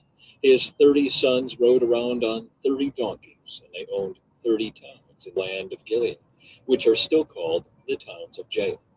When Jair died, he was buried in Canaan. The Ammonites oppressed Israel. Again, the Israelites did evil in the Lord's sight. They served the image of Baal and Ashtoreth and the gods of Aram, Sidon, Moab, Ammon, and Philistia. They abandoned the Lord and no longer served him at all. So the Lord burned with anger against Israel, and he turned them over to the Philistines and the Ammonites, who began to oppress them that year. For 18 years they oppressed all the Israelites east of the Jordan River in the land of the Amorites, that is, in Gilead. The Ammonites also crossed to the west side of the Jordan and attacked Judah, Benjamin, and Ephraim. The Israelites were in great distress. Finally, they cried out to the Lord for help, saying, "We have sinned against you because we have abandoned you as our God, and have served the images of Baal." The Lord replied, "Did I not rescue you from the Egyptians, the Amorites, the Ammonites, the Philistines, the Sidonians, the Amalekites, and the Maonites? When they oppressed you, you cried out to me, and I rescued you. Yet you have abandoned me and served other gods. So I will not rescue you anymore. Go and pray out to the gods you have chosen. Let them rescue you in your hour of distress." But the Israelites pleaded with the Lord and said, "We have sinned. Punish us as you see fit. Only rescue us today from our enemies." Then the Israelites put aside their foreign gods and served the Lord, and he was grieved by their misery. At that time the armies of Ammon had gathered for war and were camped in Gilead, and the people of Israel assembled and camped at Mizpah. The leaders of Gilead said to each other, "Whoever attacks the Ammonites first will become ruler over all the people of Gilead." The book of Judges, chapter 11. Jephthah becomes Israel's judge. Jephthah of Gilead was a great warrior. He was the son of Gilead, but his mother was a prostitute. Gilead's wife also had several sons, and when these half-brothers grew up, they chased Jephthah off the land. "You will not get any of our father's inheritance," they said, "for you are the son of a prostitute." So Jephthah fled from his brothers and lived in the land of Tob. Soon he had a band of worthless rebels following him. At about time, the Ammonites began their war against Israel. When the Ammonites attacked, the elders of Gilead sent for Jephthah in the land of Tob. He said, "Come and be our commander. Help us fight the Ammonites." But Jephthah said to them, "Aren't you the ones who hated me and drove me from my father's house? Why do you come to me now when you're in trouble?" "Because we need you," the elders replied. "If you lead us in battle against the Ammonites, we will make you ruler over all the people of Gilead." Jephthah said to the elders, "Let me get this straight. If I come with you, and if the Lord gives me victory over the Ammonites, will you really make her over all the people?" "The Lord is our witness," the elders replied. "We promise to do whatever you say." So Jephthah went with the elders of Gilead, and the people made him their ruler and commander of the army. At Mizpah, in the presence of the Lord, Jephthah repeated what he had said to the elders. Then Jephthah sent messengers to the king of Ammon, asking, "Why have you come out to fight against my land?" The king of Ammon answered Jephthah's messengers, "When the Israelites came out of Egypt, they stole my land from the Arnon River to the Jabbok River and all the way to the Jordan. Now then, give back the land peaceably." Jephthah sent this message back to the army. Jephthah sent any land from Moab or Ammon. When the people of Israel arrived at Kadesh on their journey from Egypt after crossing the Red Sea, They sent messengers to the king of Edom asking for permission to pass through his land, but their request was denied. Then they asked the king of Moab for similar permission, but he wouldn't let them pass through either. So the people of Israel stayed in Kadesh. Finally, they went around Edom and Moab through the wilderness, along Moab's eastern border, and camped on the other side of the Arnon River. But they never once crossed the Arnon River into Moab, for the Arnon was the border of Moab. Then Israel sent messengers to King Sihon of the Amorites, who ruled from Heshbon, asking for permission to cross through his land to get to their destination. But King Sihon didn't trust Israel to pass through his land.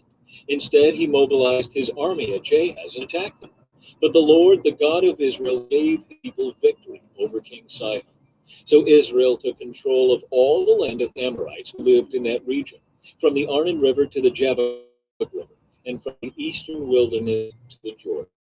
So you see, Lord, the God of Israel, who took away the land from the Amorites and gave it to Israel. Why then should we give it back to you? You keep whatever your God Chemosh gives you, and we will keep whatever the Lord our God gives us. Are you any better than Balak, son of Zippor, king of Moab? Did he try to make a case against Israel for disputed land? Did he go to war against them? Israel has been living here for 300 years, inhabiting Heshbon and its surrounding settlements, all the way to Aror and its settlements, and in all the towns along the Arnon River. Why have you made no effort to recover it before now? Therefore, I have not sinned against you, rather you have wronged me by attacking me. Let the Lord who is judge decide today which of us is right, Israel or Ammon. But the king of Edom paid no attention to Jephthah's message. Jephthah's vow. At that time the Spirit of the Lord came upon Jephthah, and he went throughout the land of Gilead and Manasseh, including Mizpah in Gilead, and from there he led an army against the Ammonites. And Jephthah made a vow to the Lord. He said, if you give me victory over the Ammonites, I will give to the Lord whatever comes out of my house to meet me when I return in triumph. I will sacrifice it as a burnt offering. So Jephthah led his army against the Ammonites. The Lord gave him victory. He crushed the Ammonites, devastating about 20 towns from Aror to an area near Minnith and as far away as Abel Keramim. In this way, Israel defeated the Ammonites. When Jephthah returned home to Mizpah, his daughter came out to meet him, playing on a tambourine and dancing for joy. She was his one and only child. He had no other sons or daughters. When he saw her, he tore his clothes in anguish. Oh, my daughter, he cried out, you have completely destroyed me. You've brought disaster on me, for I have made a vow to the Lord, and I cannot take it back. And she said, Father, if you have vowed to the Lord, you must do to me your vow, for the Lord has given you a great victory over your enemies, the Ammonites. But first, let me do this one thing. Let me go up and roam in the hills and weep with my friends for 2 months, because I will die a virgin. You may go, Jephthah. And he sent her away for 2 months. She and her friends went into the hills and wept, because she would never have children. When she returned home, her father kept the vow he had made, and she died a virgin. So it has become a custom in Israel for young Israelites to go away for 4 days each year to lament the fate of Jephthah. In the book of Judges, chapter 12, Ephraim fights with Jephthah. Then the people of Ephraim mobilized an army and crossed over the Jordan River to Zaphon. They sent this message to Jephthah, why didn't you call for us to help you fight against the Ammonites? We are going to burn down your house with you in it. Jephthah replied, I summoned you at the beginning of the dispute, but you refused to come. You failed to help us in our struggle against Ammon. So when I realized you weren't coming, I risked my life and went to battle without you. And the Lord gave me victory over the Ammonites. So why have you now come to fight me? The people of Ephraim responded, you men of Gilead are nothing more than fugitives from Ephraim and Manasseh. So Jephthah gathered all the men of Gilead and attacked the men of Ephraim and defeated them. Jephthah captured the shallow crossings of the Jordan River, and whenever a fugitive from Ephraim tried to go back across, the men of Gilead would challenge him. Are you a member of the tribe of Ephraim? They would ask. If the man said, no, I'm not, They would tell him to say Shibboleth. If he was from Ephraim, he would say Sibboleth, because people from Ephraim cannot pronounce the word correctly. Then they would take him and kill him at the shallow crossing of the Jordan. In all, 42,000 Ephraimites were killed at that time. Jephthah judged Israel for 6 years. When he died, he was buried in one of the towns of Gilead. Ibzan becomes Israel's judge. After Jephthah died, Ibzan from Bethlehem judged Israel. He had 30 sons and 30 daughters. He sent his daughters to marry men outside his clan, and he brought in 30 young women from outside his clan to marry his sons. Ibzan judged Israel for 7 years. When he died, he was buried at Bethlehem. Elon becomes Israel's judge. After Ibzan died, Elon from the tribe of Zebulun judged Israel for 10 years. When he died, he was buried at Ajalon in Zebulun. Abdon becomes Israel's judge. After Elon died, Abdon, son of Hillel from Pirathon, judged Israel. He had 40 sons and 30 grandsons who rode on 70 donkeys. He judged Israel for 8 years. When he died, he was buried at Pirathon in Ephraim, in the hill country of the Amalekites. The Book of Judges, chapter 13, the birth of Samson. Again, the Israelites did evil in the Lord's sight. So the Lord handed them over to the Philistines, who oppressed them for 40 years. In those days, a man named Manoah from the tribe of Dan lived in the town of Zorah. His wife was unable to become pregnant, and they had no children.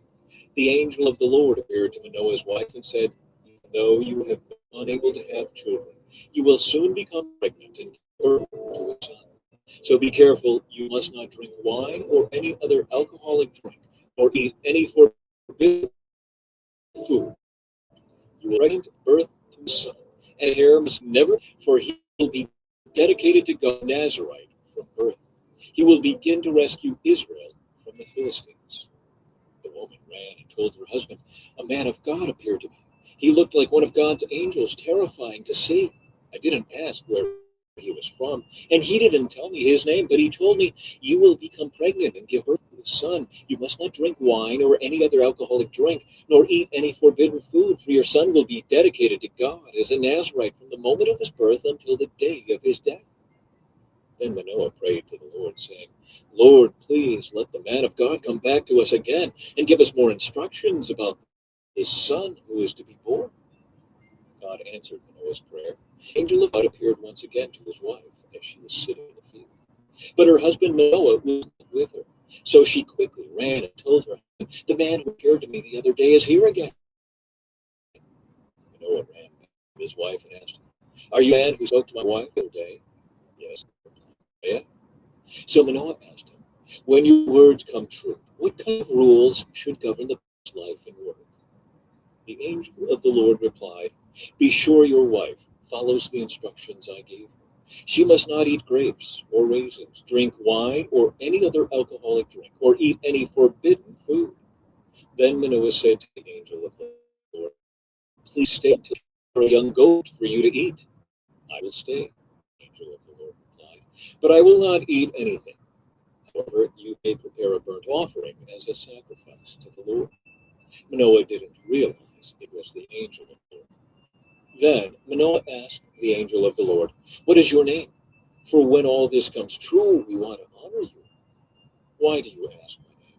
the angel of the Lord replied. 'It is too wonderful for you to understand.' Then Manoah took a young goat and a grain offering and offered it on a rock as a sacrifice to the Lord. And as Manoah and his wife watched, the Lord did an amazing thing. As the flames from the altar shot up toward the sky, the angel of the Lord ascended in the fire. When Manoah and his wife fell with their faces to the ground, the angel did not appear again to Manoah and his wife. Manoah finally realized it was the angel of the Lord, and he said to his wife, 'We will certainly die, for we have seen God.' But his wife said, 'If the Lord were going to kill us, he wouldn't have accepted our burnt offering and grain offering. He wouldn't have appeared to us and told us this wonderful thing and done these miracles.' When her son was born, she named him Samson. And the Lord blessed him as he grew up. And the Spirit of the Lord began to stir him while he lived in Mahanaim.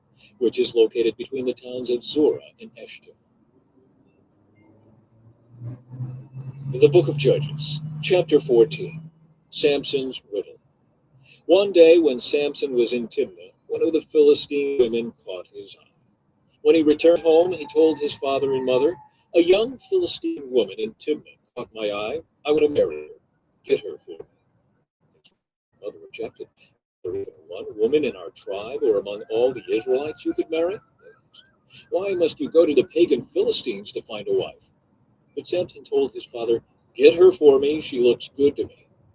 His father and mother didn't realize the Lord was at work in this, creating an opportunity to work against the Philistines who ruled over Israel at that time. As Samson and his parents were going down, a young lion suddenly attacked Samson near the vineyards of Timnah.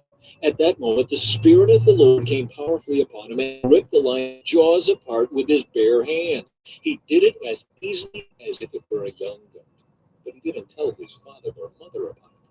When Samson arrived in Timnah, he talked with the woman and was very pleased with her.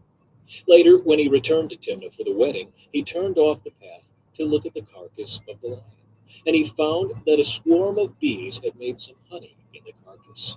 He scooped some of the honey into his hands and ate it along the way.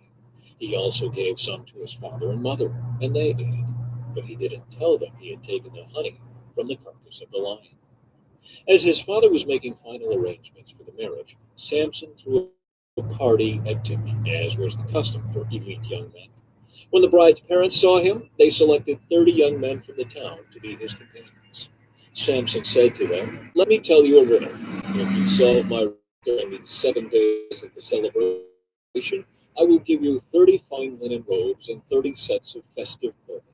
But if you can't solve it, then you must give me 30 fine linen robes and 30 sets of festive clothing." "All right," they agreed. "Let's hear your riddle." So he said, "Out of the one who eats came something to eat. Out of the strong came something sweet." 3 days later, they were still trying to figure it out. On the fourth day, they said to Samson's wife, "Entice your for us, or we will burn down your father's house with you in it." Party just to make us. Samson's wife came to tears and said, "You don't love me. You hate me. You have given my people a riddle. You haven't told me the answer." "I have given the answer to my father or mother," he replied. "Why should I tell you?" So she cried whenever she was with him and kept it up for the rest of the celebration. At last, on the 7th day, he told her the answer because she was tormenting him with her nagging. Then she explained the riddle to the young men. So before sunset of the 7th day, the men of the town came to Samson with their answer. "What's sweeter than honey? What is stronger than a lion?" Samson replied, "If you hadn't plowed with my heifer, you wouldn't have solved my riddle." Then the Spirit of the Lord came powerfully upon him. He went down to the town of Ashkelon, killed 30 men, took their belongings, and gave their clothing to the men who had solved his riddle. But Samson was furious about what had happened, and he went back home to live with his father and mother. So his wife was given in marriage to the man who had been Samson's best man at the wedding. The book of Judges, chapter 15, Samson's vengeance on the Philistines. Later on, during the wheat harvest, Samson took a young goat as a present to his wife. He said, "I'm going into my wife's room to sleep with her." But her father wouldn't let him in. "I truly thought you must hate her," her father explained. "So I gave her in marriage to your best man. But look, her younger sister is even more beautiful than she is. Marry her instead." Samson said, "This time I cannot be blamed for everything I am going to do to you Philistines." Then he went out and caught 300 foxes. He tied their tails together in pairs, and he fastened a torch to each pair of tails. Then he lit the torches and let the foxes run through the grain fields of the Philistines. He burned all their grain to the ground, including the sheaves and the uncut grain. He also destroyed their vineyards and olive groves. "Who did this?" the Philistines demanded. "Samson," was the reply, "because his father-in-law from Timnah gave Samson's wife to be married to his best man." So the Philistines went and got the woman and her father and them to death. "Because you did this," Samson vowed, "I won't rest until I take my revenge on you." So he attacked the Philistines with great fury and killed many of them. Then he went to live in a cave in the rock of Etam.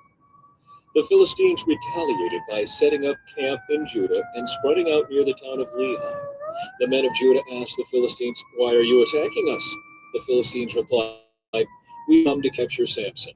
We've come to pay him back for what he did to us." So 3,000 men of Judah went down to get Samson at the cave in the rock of Etam. They said to Samson, "Don't you realize the Philistines rule over us? What are you doing to us?" But Samson replied, "I only did to them what they did to me." The men of Judah told him, "We have come to tie you up and hand you over to the Philistines." "All right," Samson said, "but promise that you won't kill me yourselves." "We will only tie you up and hand you over to the Philistines," they replied. "We won't kill you." So they tied him up with 2 new ropes and brought him up from the rock. As Samson arrived at Lehi, the Philistines came shouting in triumph. But the Spirit of the Lord came powerfully upon Samson, and he set the ropes on his arms as if they were burnt strands of flax, and they fell from his wrists. Then he found the jawbone of a recently killed donkey. He picked it up and killed 1,000 Philistines with it. Then Samson said, "With the jawbone of a donkey I've piled them heaps. With the jawbone of a donkey I've killed 1,000 men."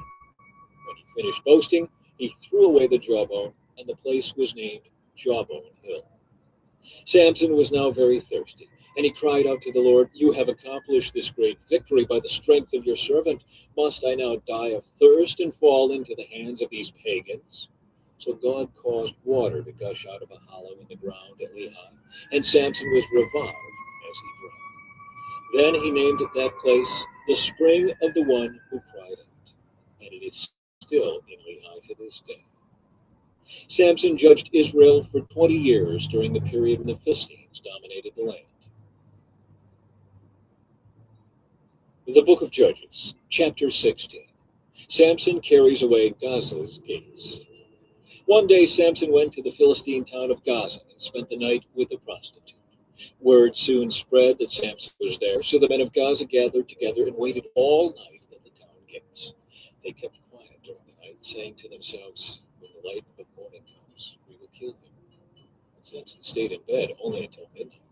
Then he got up, took hold of the doors of the town gate, including the 2 posts, and lifted them up, bar and all. He put them on his shoulders and carried them all the way to the top of the hill across from Hebron. Samson and Delilah. Sometime later, Samson fell in love with a woman named Delilah, who lived in the valley of Sorek.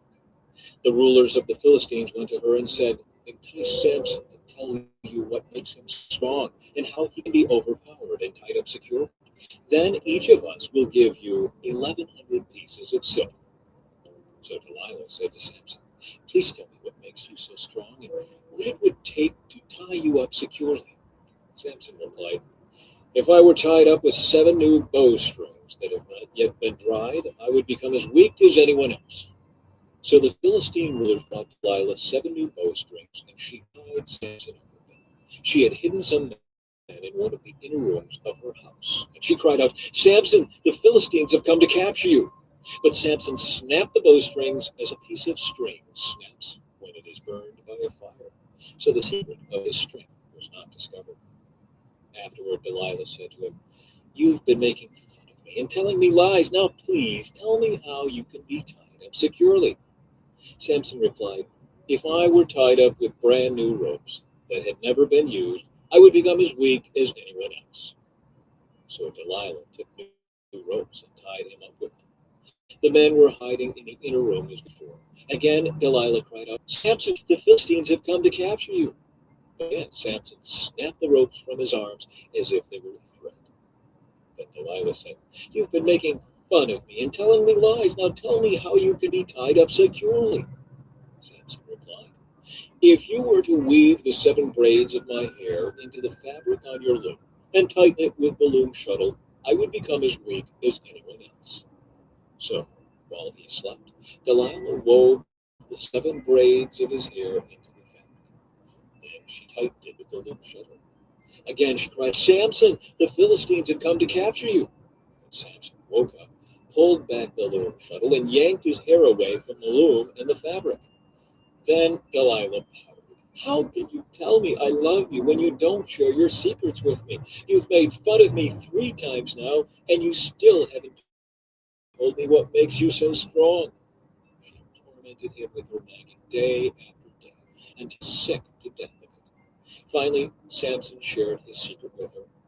My hair has never been cut, he confessed, for I was dedicated to God as a Nazarite from birth. If my head were shaved, my strength would leave me, and I would become as weak as anyone else. Delilah realized he had finally told her the truth, so she sent for the Philistine rulers. Come back one more time, she said, for he has finally told me his secret. So the Philistine rulers returned with the money in their hands. Delilah lulled Samson to sleep with his head in her lap, and then she called in a man to shave off the 7 locks of his hair. In this way she began to bring him down, and his strength left him. Then she cried out, Samson, the Philistines have come to capture you. When he woke up, he thought, I will do as before and shake myself free. But he didn't realize the Lord had left him. So the Philistines captured him and gouged out his eyes. They took him to God, where he was bound with bronze chains and forced to grind grain in the prison. But before long, his hair began to grow back. Samson's final victory. The Philistine rulers held a great festival, offering sacrifices and praising their god Dagon. They said, Our God has given us victory over our enemy Samson. When the people saw him, they praised their God, saying, Our God has delivered our enemy to us. The one who killed so many of us is now in our power. Half drunk by now, the people demanded, Bring out Samson so he can amuse us. So he was brought from the prison to amuse them, and they had him stand between the pillars supporting the roof. Samson said to the young servant who was leading him by the hand, Place my hands against the pillars that hold up the temple. I want to rest against them. The temple was completely filled with people. All the Philistine rulers were there, and there were about 3,000 men and women on the roof who were watching as Samson amused them. Then Samson prayed to the Lord, Sovereign Lord, remember me again. Oh God, please strengthen me just one more time. With one blow, let me pay back the Philistines for the loss of my 2 eyes. Then Samson put his hands on 2 center pillars held up the temple. Pushing against them with both hands, he prayed, Let me die with the Philistines. And the temple crashed down on the Philistine rulers and all the people. So he killed more people when he died than he had during his entire lifetime.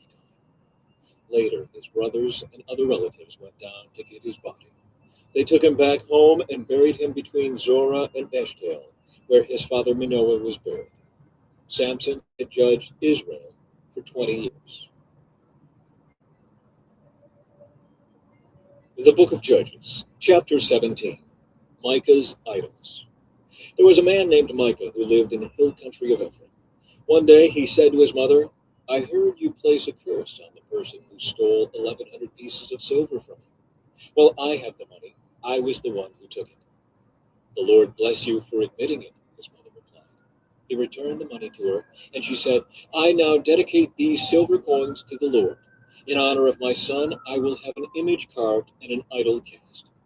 So when he returned the money to his mother, she took 200 silver coins and gave them to a silversmith, who made them into an image and an idol. And these were placed in Micah's house. Micah set up a shrine for the idol, and he made a sacred ephod and some household items. Then he installed his sons as his person. In those days, Israel had no king, or the people did whatever seemed right. One day, a young Levite who had been living in Bethlehem in Judah arrived in that area. He had left Bethlehem in search of another place to live, and as he traveled, he came to the hill country of Ephraim. He happened to stop at Micah's house as he was traveling through. Where are you from? Micah asked him. He replied, I am a Levite from Bethlehem in Judah, and I am looking for a place to live. Stay here with me, he said, and you can be a father and priest. I will give you 10 pieces of silver for a year, plus a change of clothes and your food. We agreed to this, and the young man became like one of Micah's. So Micah installed the Levite as his personal priest, and he lived in Micah's house. I know the Lord will bless me now, Micah said, because I have a Levite serving as my priest. The book of Judges, chapter 18, idolatry in the tribe of Dan. Now in those days Israel had no king, and the tribe of Dan was trying to find a place where they could settle, for they had not yet moved into the land assigned to them when the land was divided among the tribes of Israel.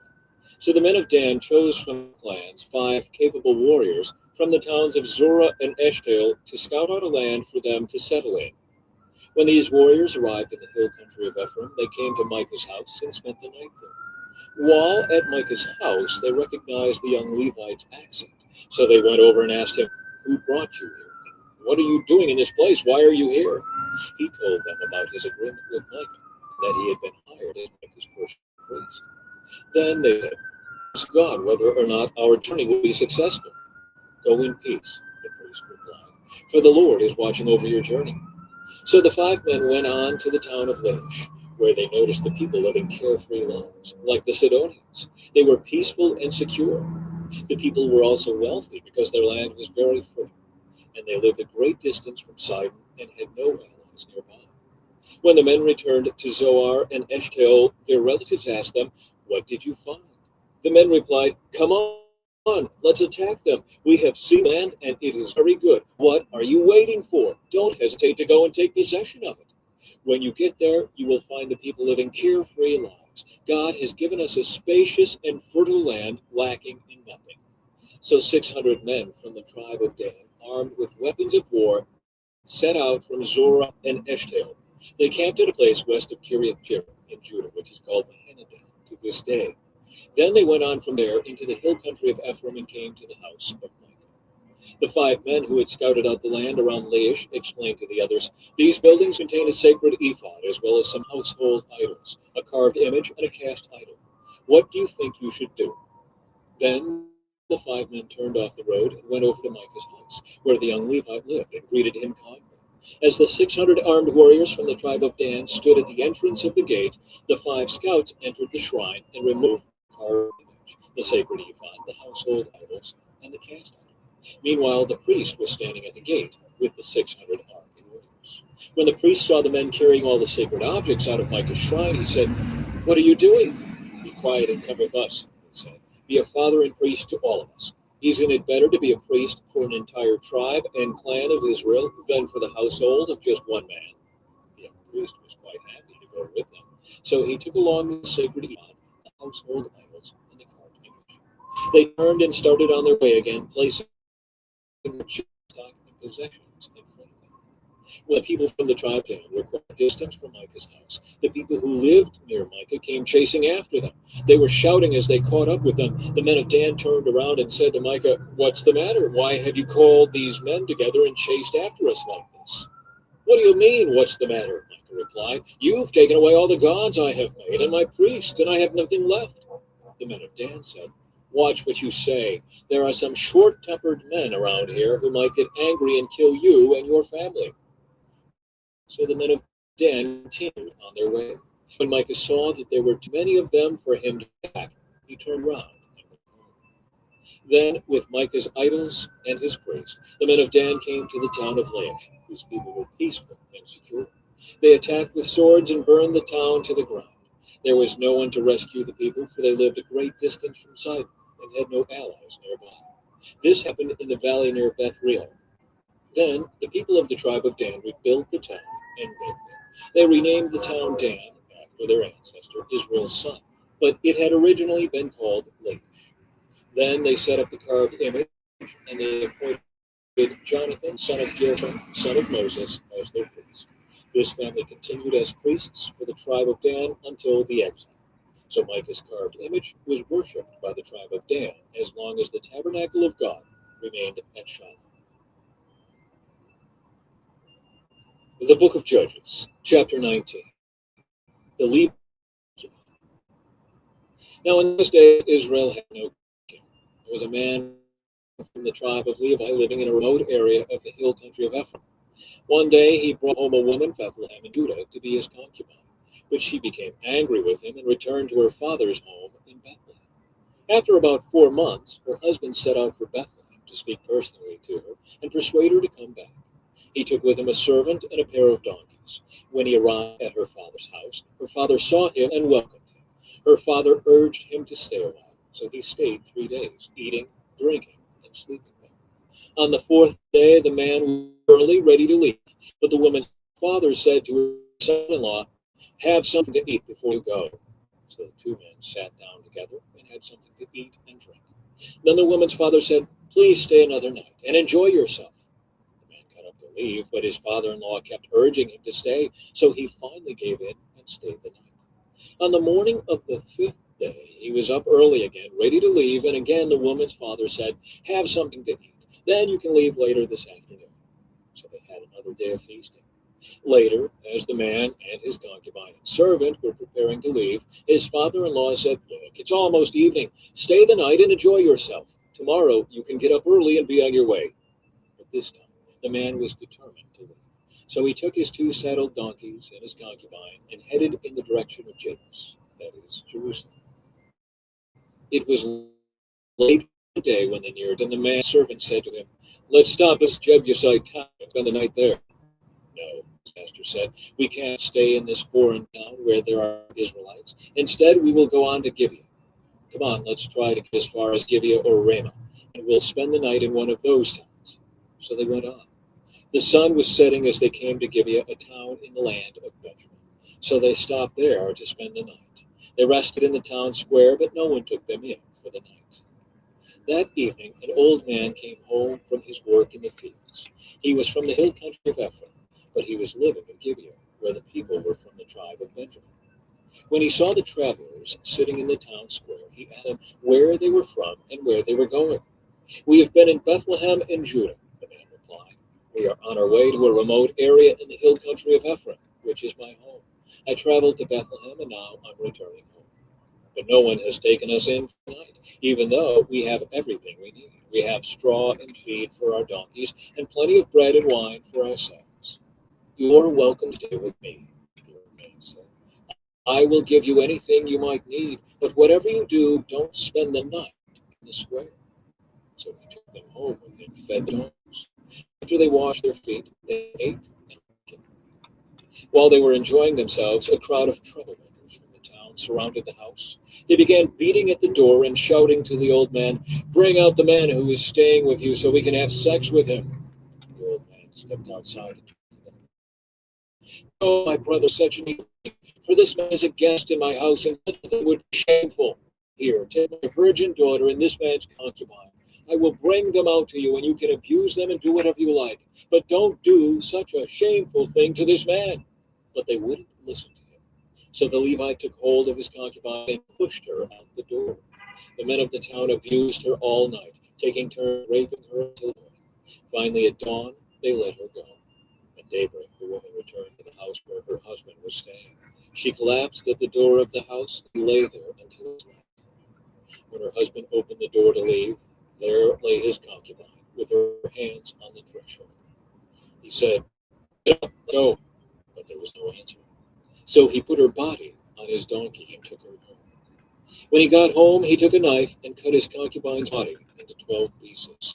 Then he sent one piece to each tribe throughout all the territory of Israel. Everyone who saw it said, "Such a horrible crime has not been committed in all the time since Israel left Egypt. Think about it. What are we going to do? Who's going to speak up?" The book of Judges, chapter 20. Israel's war with Benjamin. Then all the Israelites were united as one, from Dan in the north to Beersheba in the south, including those from across the Jordan in the land of Gilead. The entire community assembled in the presence of the Lord at Mizpah. The leaders of all the people and all the tribes of Israel, 400,000 warriors armed with swords, took their positions in the assembly of the people of God. Word soon reached the land of Benjamin that the tribes had gone up to Mizpah. The Israelites then asked how this terrible crime had happened. The Levite, the husband of the woman who had been murdered, said, "My concubine and I came to spend the night in Gibeah, a town that belongs to the people of Benjamin.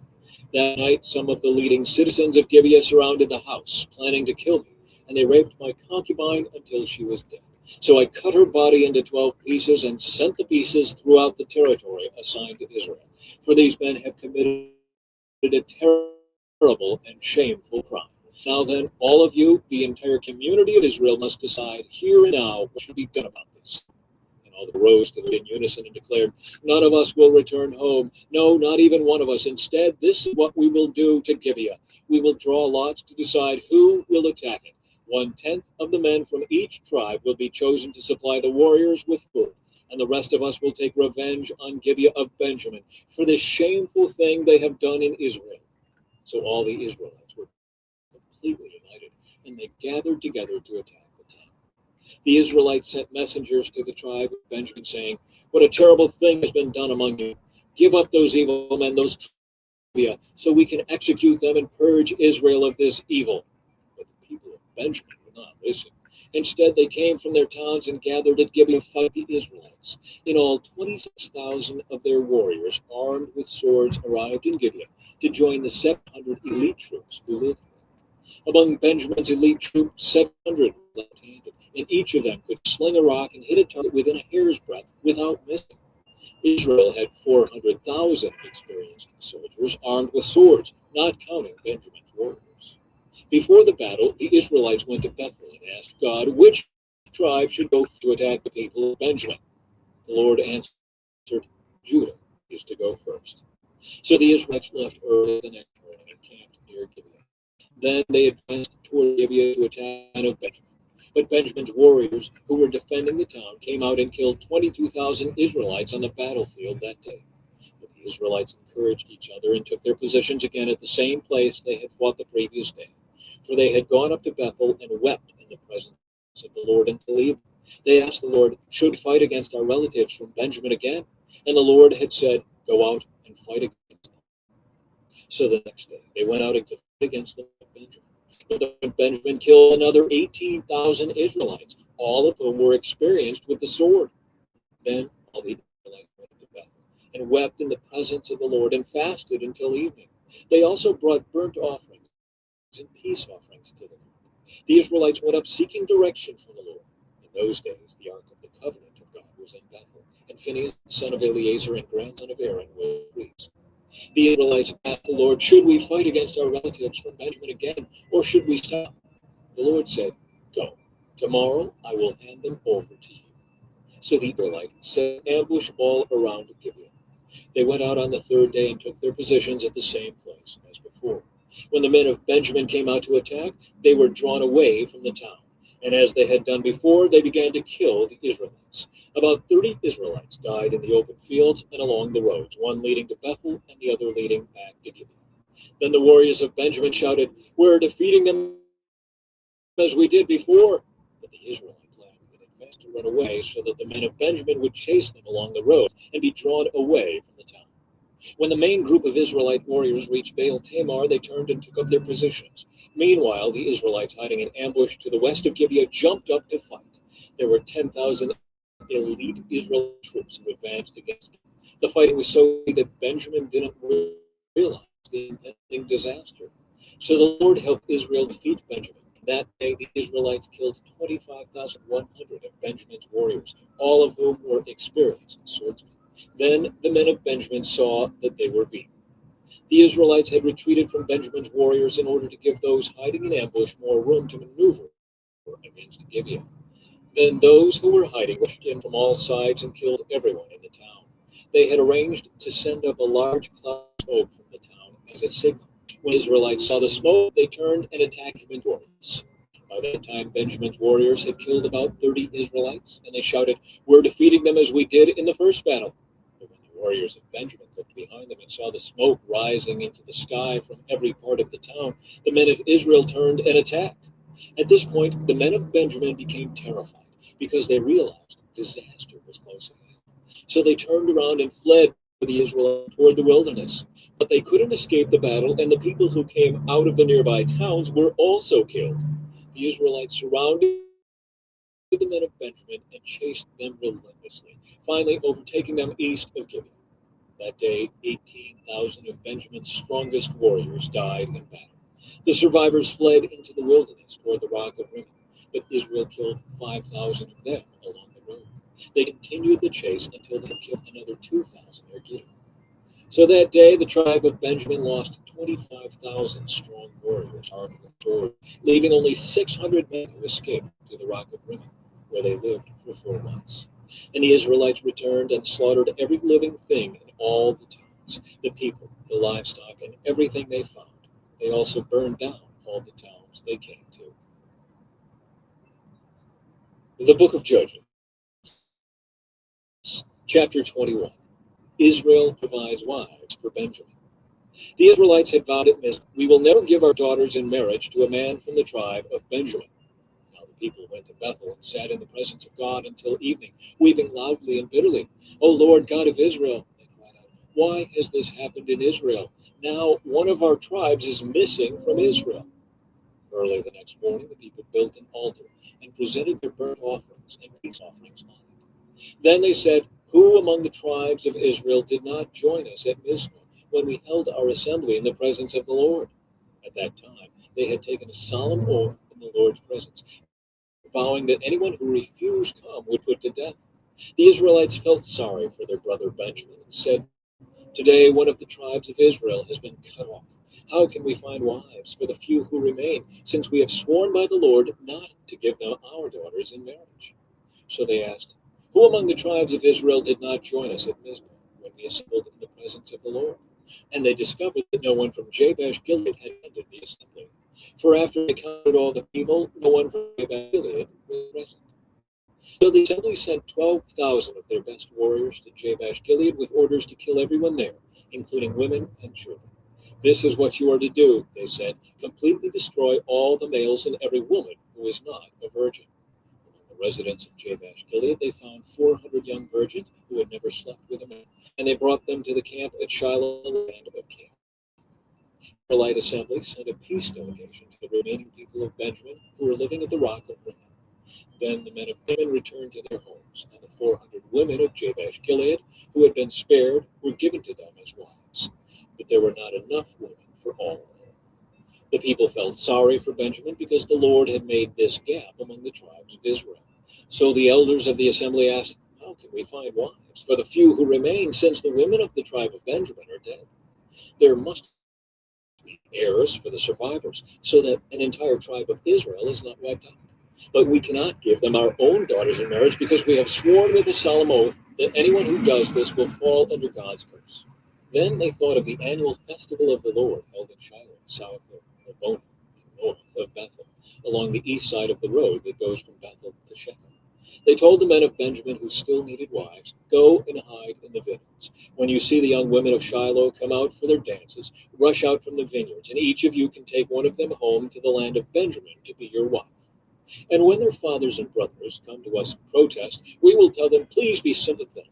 Let them have your daughters, for we didn't find wives for all of them when we destroyed Jabesh Gilead. And you are not guilty of breaking the vow, since you did not actually give your daughters to them in marriage.' So the men of Benjamin did as they were told. Each man caught one of the women as she danced in the celebration and carried her off to be his wife. They returned to their own land, and they rebuilt their towns and lived in them. People of Israel departed by tribes and families and returned to their own homes. In those days, Israel had no king. All the people did whatever seemed right in their own eyes. The book of Ruth, chapter 1. Elimelech moves his family to Moab. In the days when the judges ruled in Israel, a severe famine came upon the land. So a man from Bethlehem in Judah left his home and went to live in the country of Moab, taking his wife and 2 sons with him. The man's name was Elimelech, and his wife was Naomi. Their 2 sons were Mahlon and Chilion. They were Ephrathites from Bethlehem in the land of Judah. And when they reached Moab, they settled there. Then Elimelech died, and Naomi was left with 2 sons. The 2 sons married Moabite women. One married a woman named Orpah, and the other a woman named Ruth. But about 10 years later, both Mahlon and Chilion died. This left Naomi alone without her 2 sons or her husband. Naomi and Ruth returned. Then Naomi heard in Moab that the Lord had blessed his people in Judah by giving them good crops again. So Naomi and her daughters-in-law got ready to leave Moab to return to her homeland. With her 2 daughters-in-law, she set out from the place where she had been living, and they took the road that would lead them back to Judah. But on the way, Naomi said to her 2 daughters-in-law, "Go back to your mother's homes. And may the Lord reward you for your kindness to your husbands and to me. May the Lord bless you with the security of another marriage." Then she kissed them goodbye, and they all broke down and wept. "No," they said, "we want to go with you to your people."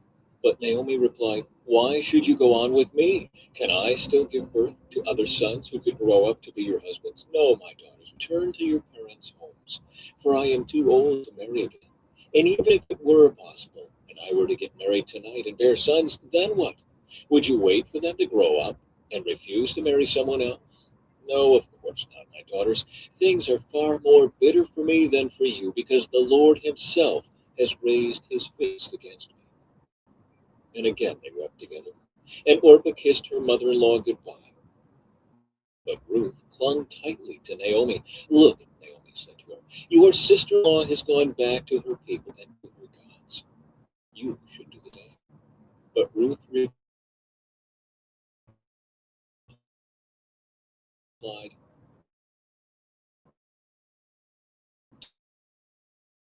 "Don't ask me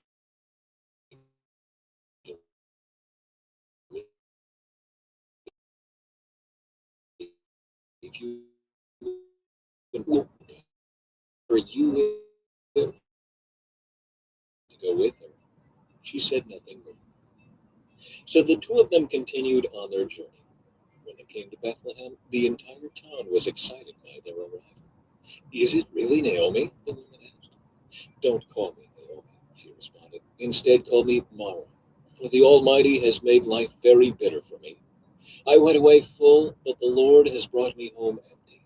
Why call me Naomi when the Lord has caused me to suffer, and the Almighty has sent such tragedy upon me?" So Naomi returned from Moab, accompanied by her daughter-in-law Ruth, the young Moabite woman. They arrived in Bethlehem in late spring, at the beginning of the barley harvest. The Book of Ruth, Chapter 2. Ruth works in Boaz's field. Now there was a wealthy and influential man in Bethlehem named Boaz, who was a relative of Naomi's husband Elimelech. One day Ruth the Moabite said to Naomi, "Let me go out into the harvest fields to pick up the stalks of grain left behind by anyone who is kind enough to let me do it." Naomi replied, "All right, my daughter, go ahead."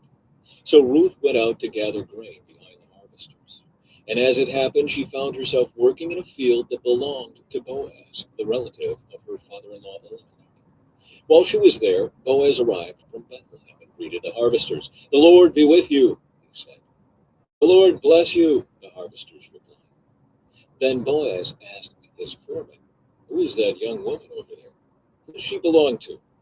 And the foreman replied, "She is the young woman from Moab who came back with Naomi. She asked me this morning if she could gather grain behind the harvesters. She has been hard at work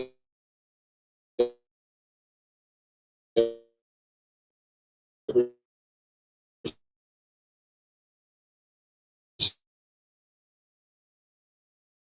since,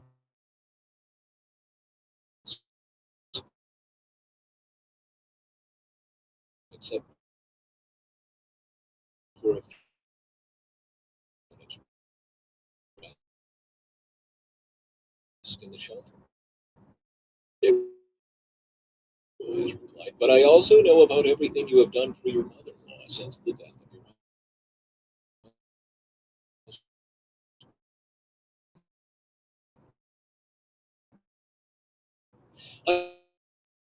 I have heard.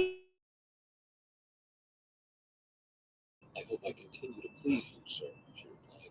"You have comforted me by speaking so kindly to me, even though I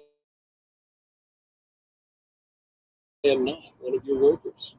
And I am Boaz, and help yourself to some food. You can dip your bread in the sour wine." So she sat with his harvesters, and Boaz gave her some roasted grain to eat. She ate all she wanted and still had some left over.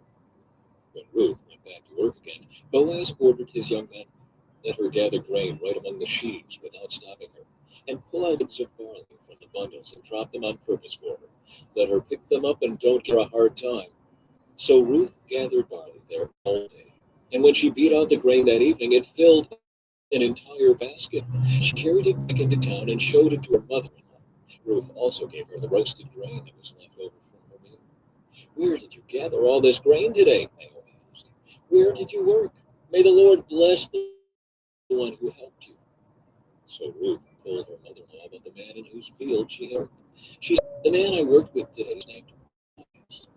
May the Lord bless him," Naomi told her daughter-in-law. "He is showing his kindness to us as well as to your dead husband. That man is one of our closest family redeemers." Then Ruth said, "What's more, Boaz even told me to come back and stay with his harvesters until the entire harvest is completed." "Good," Naomi exclaimed. "Do as he said, my daughter. Stay with his young women right through the whole harvest. You might be harassed in other fields, but you'll be safe with him." So Ruth worked alongside the women in Boaz's fields and gathered grain with them until the end of the barley harvest. Then she continued working with them through the wheat harvest in early summer. And all the while she lived with her mother-in-law. The book of Ruth, chapter 3. Ruth at the threshing floor.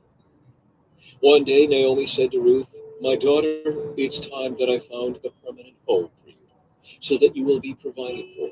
Boaz is a close relative of ours, and he's been very kind by letting you gather grain with his young women. Tonight he will be winnowing barley at the threshing floor. Now do as I tell you, and put on perfume and dress in your nicest clothes. Then go to the threshing floor. But don't let Boaz see you until he has finished eating and drinking. Be sure to notice where he lies down. Then go and uncover his feet and lie down there. He will tell you what to do." "I will do everything you say," Ruth replied. So she went down to the threshing floor that night and followed the instructions of her mother-in-law. After Boaz had finished eating and drinking and was in good spirits, he lay down at the far end of the pile of grain and went to sleep. Then Ruth came quietly, uncovered his feet, and lay down. Around midnight, Boaz suddenly woke up and turned over. He was surprised to find a woman lying at his feet. "Who are you?" he asked. "I am your servant Ruth," she replied. "Spread the corner of your covering over me, for you are my family redeemer." "The Lord bless you, daughter," Boaz exclaimed. "You are showing more family loyalty now than you did before, for you have not gone after a younger man, whether rich or poor. Now don't worry about a thing, my daughter. I will do what is necessary, for everyone in town knows you are a virtuous woman. But while it's true that I am one of your family redeemers, there is another man who is more closely related to you than I am. Stay in the morning, I will talk. If he is willing to redeem you, very well, I will marry you. But if he is not willing, then as surely as the Lord lives, I will redeem you myself. I'll lie down here until morning." So Ruth lay at Boaz's feet until the morning, but she got up before it was light enough for people to recognize each other. For Boaz had said, "No one must know that a woman was here at the threshing floor." Then Boaz said to her, "Bring your cloak and spread it out." He measured 6 scoops of barley into the cloak and placed it on the back. Then he returned to the town. When Ruth went back to her mother-in-law, Naomi asked, "What happened, my daughter?" Ruth told Naomi everything Boaz had done for her. And she added, "He gave me these 6 scoops of barley and said, 'Don't go back to your mother-in-law empty-handed.'" Then Naomi said to her, "Just be patient, my daughter, until we hear what happens. The man won't rest until he has settled things today." The book of Ruth, chapter 4. Boaz marries Ruth. Boaz went to the town gate and took a seat there. Just then the family redeemer he had mentioned came by. So Boaz called out to him, "Come over here and sit down, friend. I want to talk to you." So they sat down together. Then Boaz called 10 leaders from the town and asked them to sit as witnesses. And Boaz said to the family redeemer, "You know Naomi, who came back from Moab. She is selling the land that belonged to our relative Elimelech. I thought I should speak to you about it. We did, if you wish. If you want the land, then buy it here in the presence of these witnesses. But if you don't want it, let me go right away, because I am next in line to redeem it after you." The man replied, "All right, I'll redeem it." Then Boaz told him, "Of course, your purchase of the land from Naomi also requires that you marry Ruth, the Moabite widow. That way she can have children who will carry on her husband's name and keep the land in the family." Then I can't redeem it, the family redeemer replied, because this might endanger my own estate. You redeem the land. I cannot do it. Now, in those days, it was the custom in Israel for during a right of to remove his sandal and hand it to the other party. This publicly validated the transaction. So the other family redeemer drew off his sandal as he said to Boaz, "You buy the land." Then Boaz said to the elders and to the crowd standing around, "You are witnesses that today I have bought from Naomi all the property of Elimelech, Kilion, and Mahlon. And with the land I have acquired Ruth, the Moabite widow of Mahlon, to be my wife. That she could have a son to carry on the family name of her dead husband and to inherit the family property here in his hometown. You are all witnesses today." Then the elders and all the people standing in the gate replied, "We are witnesses. May the Lord make this woman who is coming into your home like Rachel and Leah, from whom all the nation of Israel descended. May she prosper and be famous in Bethlehem. And may the Lord give you descendants by this young woman, who will be like those of our ancestor Perez, the son of Tamar in Judah." The descendants of Boaz. So Boaz took Ruth into his home, and she became his wife. When he slept with her, the Lord enabled her to become pregnant, and she gave birth to a son. Then the women of the town said to Naomi, "Praise the Lord, who has now provided a redeemer for your family. May this child be famous in Israel. May he restore your youth and care for you in your old age. For he is the son of your daughter-in-law who loves you and has been better to you than 7 sons." Naomi took the baby and cuddled him to her breast, and she cared for him as if he were her own. The neighbor women said, "Now at last Naomi has a son again," and they named him Obed. He became the father of Jesse and the grandfather of David.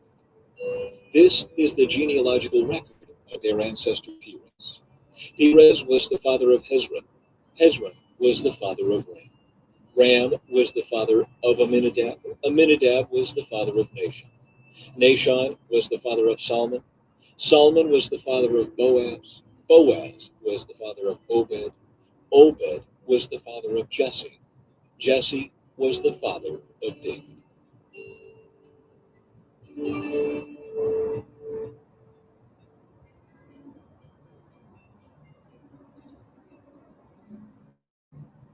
The book of 1 Samuel, chapter 1. Elkanah and his family. There was a man named Elkanah who lived in Ramah, in the region of Zoph, in the hill country of Ephraim. He was the son of Jeroham, son of Elihu, son of Tohu, son of Zoph, of Ephraim. Elkanah had 2 wives, Hannah and Peninnah. Peninnah had children, but Hannah did not. Each year, Elkanah would travel to Shiloh to worship and sacrifice to the Lord of Heaven's armies at the tabernacle. The priests of the Lord at that time were the 2 sons of Eli, Hophni and Phinehas. On the days Elkanah presented his sacrifice, he would give portions of the meat to Peninnah and each of her children. And though he loved Hannah, he would give her only one choice portion, because the Lord had given her no children. So Peninnah would taunt Hannah and make fun of her, because the Lord had kept her from having children. Year after year, it was the same. Peninnah would taunt Hannah as they went to the tabernacle. Each time, Hannah would be reduced to tears and would not even eat. "Why are you crying, Hannah?" Elkanah would ask. "Why aren't you eating? Why be downhearted just because you have no children? You have me. Isn't that better than having 10 sons?" Hannah's prayer for a son. Once, after a sacrificial meal at Shiloh, Hannah got up and went to pray. Eli the priest was sitting at his customary place beside the entrance of the tabernacle. Hannah was in deep anguish, crying bitterly as she prayed to the Lord. And she made this vow: "O Lord of heaven's armies, if you hear my sorrow and answer my prayer and give me a son, then I will give him back to you. He will be yours for his entire lifetime. And as a sign that he has been dedicated to the Lord, his hair will never be cut."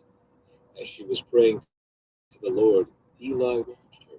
Seeing her lips moving but hearing no sound, he thought she had been drinking. "Must you come here drunk?" he demanded. "Throw away your wine." "Oh, no, sir," she replied. "I haven't been drinking wine or anything stronger. But I am very discouraged, and I was pouring out my heart to the Lord.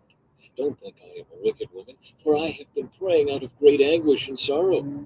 In that case, Eli said, go in peace. May the God of Israel grant the request you have asked of him. Oh, thank you, sir, she exclaimed. Then she went back and began to eat again, and she was no longer sad. Samuel's birth and dedication. The entire family got up early the next morning and went to worship the Lord once more. Then they returned home to Ramah. When Elkanah slept with Hannah, the Lord remembered her plea, and in due time she gave birth to a son. She named him Samuel, for she said, I asked the Lord for him. The next year, Elkanah and his family went on their annual trip to offer a sacrifice to the Lord, but Hannah did not go. She told her husband, wait till the boy is weaned. Then I will take him to the tabernacle and leave him there with the Lord permanently. Whatever you think is best, Elkanah agreed. Stay here for now, and may the Lord help you keep your promise. So she stayed home and nursed the boy until he was weaned. When the child was weaned, Hannah took him to the tabernacle at Shiloh. They brought along a 3-year-old bull for the sacrifice and a basket of flour and some wine. After sacrificing the bull, they brought the boy to Eli. Sir, do you remember me? Hannah asked. I am the woman who stood here several years ago praying to the Lord. I asked the Lord to give me this boy, and he has granted my request. Now I am giving him to the Lord, and he will belong to the Lord his whole life. And they worshiped the Lord then. The book of 1 Samuel, chapter 2, Hannah's prayer of praise. Then Hannah prayed, my heart rejoices in the Lord. The Lord has made me strong. Now I have an answer for my enemies. I rejoice because you rescued me. No one is holy like the Lord. There is no one besides you. There is no rock like our God. Stop acting so proud and haughty. Don't speak with such arrogance, for the Lord is a God who knows what you have done. He will judge your actions. The bow of the mighty is now broken, and those who stumbled are now strong. Those who were well fed are now starving, and those who were starving are now full. The childless woman now has 7 children, and the woman with many children wastes away. The Lord is both death and life. He brings some down to the grave, but raises others up. The Lord makes some poor and others rich.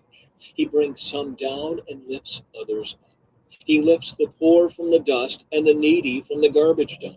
He sets them among princes, placing them in seats of honor. For all the earth is the Lord's, and he has set the world in order. He will protect his faithful ones, but the wicked will disappear in darkness. No one will succeed by strength alone. Those who fight against the Lord will be shattered. He thunders against them from heaven. The Lord judges throughout the earth. He gives power to his king. He increases the strength of his anointed. Then Elkanah returned home to Ramah without Samuel, and the boy served the Lord by assisting Eli the priest. Eli's wicked sons. Now the sons of Eli were scoundrels who had no respect for the Lord or for their duties as priests. Whenever anyone offered a sacrifice, Eli's sons would send over a servant with a 3-pronged fork.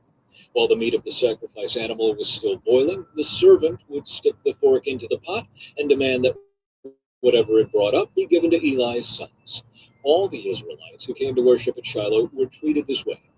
Sometimes the servant would come even before the animal's fat had been burned on the altar. He would demand raw meat before it had been boiled so that it could be used for roasting. The man offering the sacrifice might reply, take as much as you want, but the fat must be burned first. And the servant would demand, no, give it to me now, or I'll take it by force. So the sin of these young men was very serious in the Lord's sight, for they treated the Lord's offerings with contempt. But Samuel, though he was only a boy, served the Lord. He wore a linen garment like that of a priest. Each year his mother made a small coat for him and brought it to him when she sprinkled the sacrifice. Before they returned home, Eli would bless Elkanah and his wife and say, may the Lord give you other children to take the place of this one she gave to the Lord. And the Lord gave Hannah 3 sons and 2 daughters. Meanwhile, Samuel grew up in the presence of the Lord. Now Eli was very old, but he was aware of what his sons were doing to the people of Israel. He knew, for instance, that his sons were seducing the young women who assisted at the entrance of the tabernacle. Eli said to them, "I've been hearing reports from all the people about the wicked things you are doing. Why do you keep sinning? You must stop, my sons. The reports I hear among the Lord's people are not good. If someone sins against another person, God can mediate for the guilty party. But if someone sins against the Lord, who can intercede?" But Eli's sons wouldn't listen to their father, for the Lord was already planning to put them to death. Meanwhile, the boy Samuel grew taller and grew in favor with the Lord and with the people. A warning for Eli's family. One day a man of God came to Eli and gave him this message from the Lord. "I revealed myself to your ancestors when the people of Israel were slaves in Egypt. I chose your ancestor Aaron from among all the tribes of Israel to be my priest, to offer sacrifices on my altar, to burn incense, and to wear the priestly vest as he served me. And I assigned the sacrificial offerings to you priests. So why do you scorn my sacrifices and offerings? Why do you give your sons more honor than you give me? For you and they have become fat from the best offerings of my people Israel. Therefore the Lord, the God of Israel, says, I promised that your branch of the tribe of Levi would always be my priests. But I will honor those who honor me, and I will despise those who think lightly of me. The time is coming when I will put an end to your family, so it will no longer serve as my priests. All the members of your family will die before their time. None will reach old age. You will watch with envy as I pour out prosperity on the people of Israel, but no members of your family will ever live out their days. Those who survive will live in sadness and grief, and their children will die a violent death. And to prove that what I have said will come true, I will cause your two sons, Hophni and Phinehas, to die on the same day. Then I will raise up a faithful priest who will serve me and do what I desire. I will establish his family, and they will be priests to my anointed kings forever. Then all of your surviving family will bow before him, begging for money. Please, they will say, give us jobs among the priests, so we will have enough to eat. The book of 1 Samuel, chapter 3. The Lord speaks to Samuel. Meanwhile, the boy Samuel served the Lord by assisting Eli. Now, in those days, messages from the Lord were very rare, and visions were quite uncommon. One night, Eli, who was almost blind by now, had gone to bed. The lamp of God had not yet gone out, and Samuel was sleeping in the tabernacle near the ark of God. Suddenly, the Lord called out, "Samuel." "Yes," Samuel replied. "What is it?" He got up and ran to Eli. "Here I am. Did you call me?" "I didn't call you," Eli replied. "Go back to bed." So he did. Then the Lord called out again, "Samuel." Again, Samuel got up and went to Eli. "Here I am. Did you call me?" "I didn't call you, my son," Eli said. "Go back to bed." Samuel did not yet know the Lord because he had never had a message from the Lord before. So the Lord called a third time, and once more Samuel got up and went to Eli. "Here I am. Did you call me?" Then Eli realized it was the Lord who was calling the boy. So he said to Samuel, "Go and lie down again. And if someone calls again, say, 'Speak, Lord, your servant is listening.'" So Samuel went back to bed. And the Lord came and called as before, "Samuel, Samuel." And Samuel replied, "Speak, your servant is listening." And the Lord said to Samuel, "I am about to do a shocking. I am going to carry out all my threats against God and his family from beginning to end. I have warned him that judgment is coming upon his family forever, because his sons are blaspheming God and he hasn't disciplined them. So I have vowed that the sins of Eli and his sons will never be forgiven by sacrifices or offerings." Samuel speaks for the Lord. Samuel stayed in bed until morning, then got up and opened the doors of the tabernacle as usual. He was afraid to tell Eli what the Lord had said to him. But Eli called out to him, "Samuel, my son." "Here I am," Samuel replied. "What did the Lord say to you? Tell me everything, and may God strike you and even kill you if you hide anything from me." So Samuel told Eli everything. He didn't hold anything back. It is the Lord's will, Eli replied. Let him do what he thinks best. As Samuel grew up, the Lord was with him, and everything Samuel said proved to be reliable. And all Israel, from Dan in the north to Beersheba in the south, knew that Samuel was confirmed as a prophet of the Lord. The Lord continued to appear at Shiloh and gave messages to Samuel there at the tabernacle. And Samuel's words went out to all the people of Israel. The book of 1 Samuel, chapter 4. The Philistines capture the ark. At that time, Israel was at war with the Philistines. The Israelite army was camped near Ebenezer, and the Philistines were at Aphek. The Philistines attacked and defeated the army of Israel, killing 4,000 men. After the battle was over, the troops retreated to their camp. And the elders of Israel asked, "Why did the Lord allow us to be defeated by the Philistines?" Then they said, "Let's bring the ark of the covenant of the Lord from Shiloh. If we carry it into battle with us, it will save us from our enemies." So they sent men to Shiloh to bring the ark of the covenant of the Lord of heaven's armies, who is enthroned between the cherubim. Hophni and Phinehas, the sons of Eli, were also there with the ark of the covenant of God. When all the Israelites saw the ark of the covenant of the Lord coming into the camp, their shout of joy was so loud it made the ground shake. "What's going on?" the Philistines asked. "What's all the shouting about in the Hebrew camp?" When they were told it was because the ark of the Lord had arrived, they panicked. "The gods have come into their camp," they cried. "This is a disaster. We have never had to face anything like this before. Help! Who can save us from these mighty gods of Israel? They are the same gods who destroyed the Egyptians with plagues when Israel was in the wilderness. Fight as never before, Philistines. If you don't, we will become the Hebrews' slaves, just as they have been ours. Stand up like men and fight."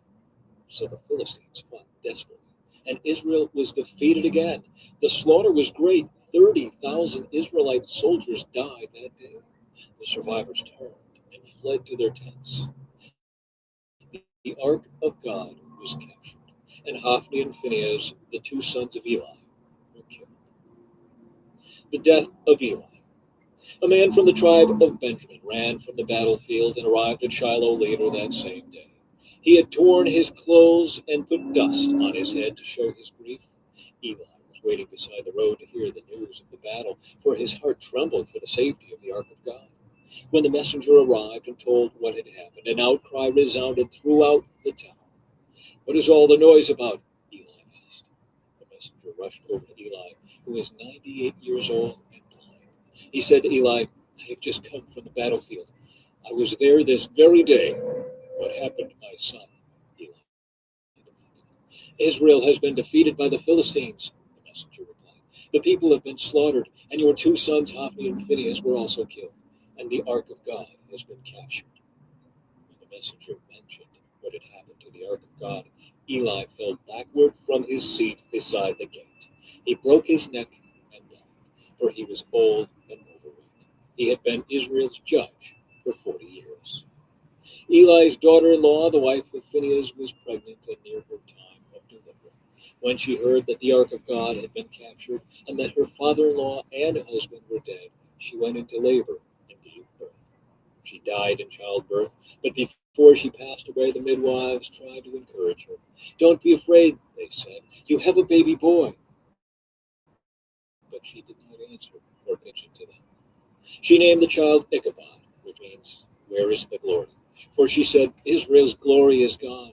She named him this because the ark of God had been captured, and because her father-in-law and husband were dead. Then she said, "The glory has departed from Israel, for the ark of God has been captured."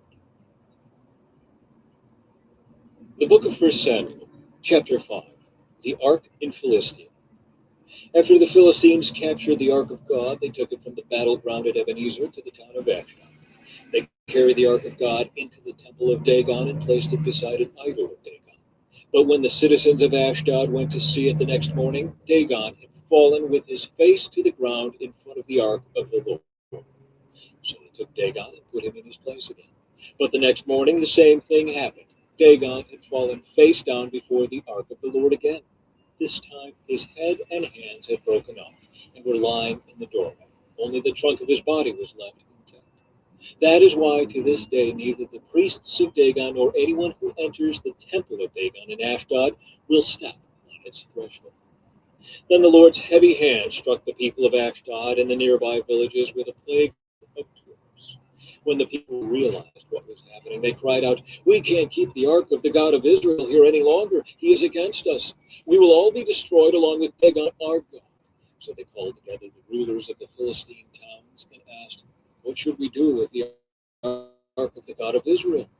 The rulers discussed it and replied, "Move it to the town of Gath." So they moved the ark of the God of Israel to Gath. But when the ark arrived at Gath, the Lord's heavy hand fell on its men, young and old. He struck them with a plague of tumors, and there was a great panic. So they sent the ark of God to the town of Ekron. But when the people of Ekron saw it coming, they cried out, "They are bringing the ark of the God of Israel here to kill us too." The people summoned the Philistine rulers again and begged them, "Please send the ark of the God of Israel back to its own country, or it will kill us all." The deadly plague from God had already begun, and great fear was sweeping across the town. Those who didn't die were afflicted with tumors, and the cry from the town rose to heaven. The book of 1 Samuel, chapter 6. The Philistines returned the ark. The ark of the Lord remained in Philistine territory 7 months in all. Then the Philistines called in their priests and diviners and asked them, "What should we do about the ark of the Lord? Tell us how to return it to its own country." "Send the ark of the God of Israel back with a gift," they were told. "Send a guilt offering so the plague will stop. Then, if you are healed, you will know it was his hand that caused the plague." "What sort of guilt offering should we send?" they asked.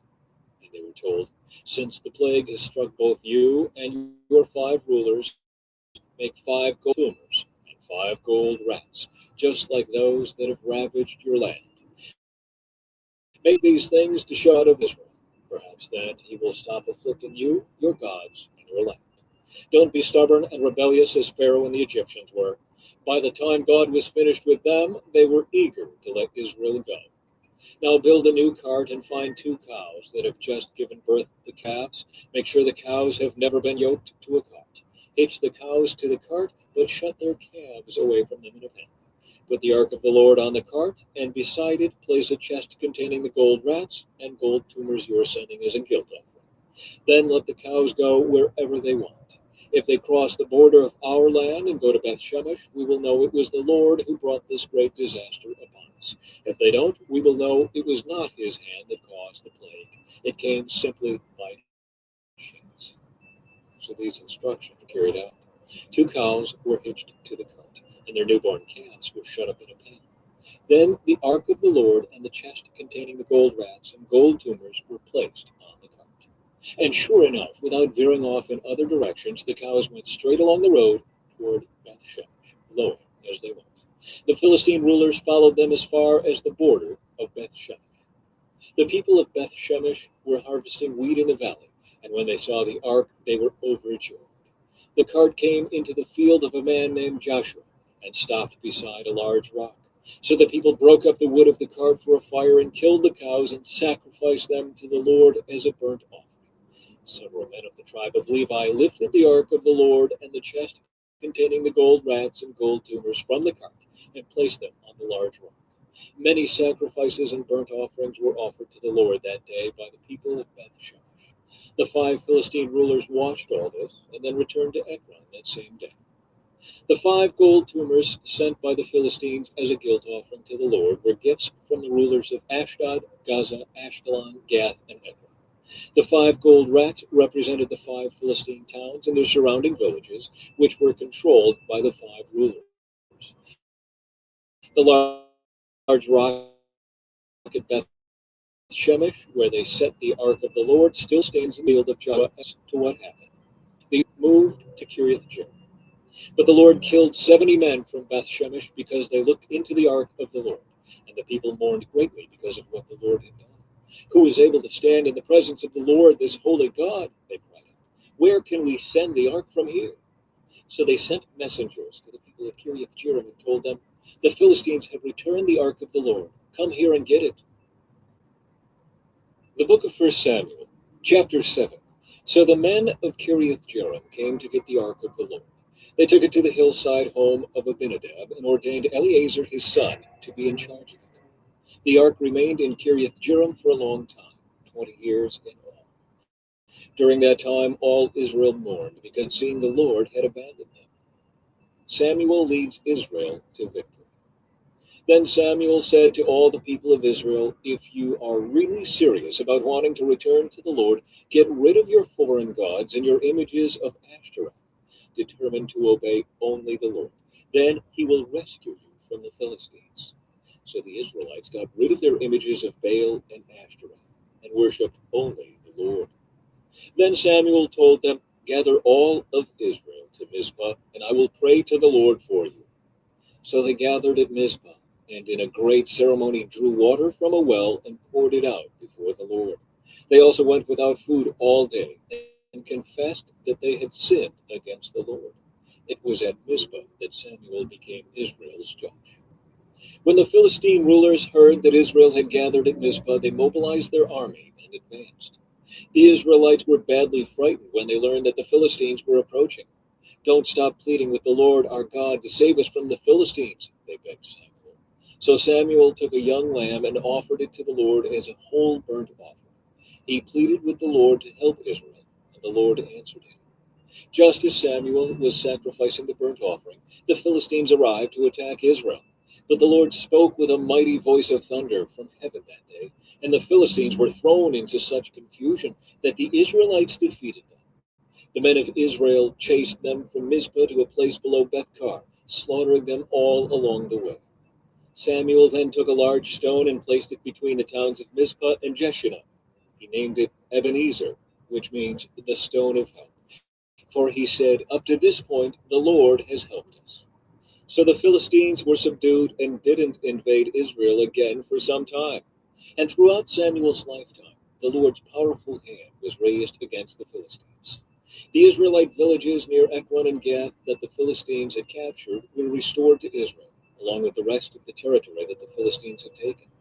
And there was peace between Israel and the Amorites in those days. Samuel continued as Israel's judge for the rest of his life. Each year he traveled around, setting up his court first at Bethel, then at Gilgal, and then at Mizpah. He judged the people of Israel at each of these places. Then he would return to his home at Ramah, and he would hear cases there too. And Samuel built an altar to the Lord at Ramah. The book of 1 Samuel, chapter 8. Israel requests a king. As Samuel grew old, he appointed his sons to be judges over Israel. Joel and Abijah, his oldest sons, held court in Beersheba. But they were not like their father, for they were greedy for money. They accepted bribes and perverted justice. Finally, all the elders of Israel met at Ramah to discuss the matter with Samuel. "Look," they told him, "you are now old, and your sons are not like you. Give us a king to judge us, like all the other nations have." Samuel was displeased with their request and went to the Lord for guidance. "Do everything they say to you," the Lord replied, "for it is me they are rejecting, not you. They don't want me to be their king any longer. Ever since I brought them from Egypt, they have continually abandoned me and followed other gods, and now they are giving you the same treatment. Do as they ask, but solemnly warn them about the way a king will reign over them." Samuel warns against a kingdom. So Samuel passed on the Lord's warning to the people who were asking him for a king. "This is how a king will reign over you," Samuel said.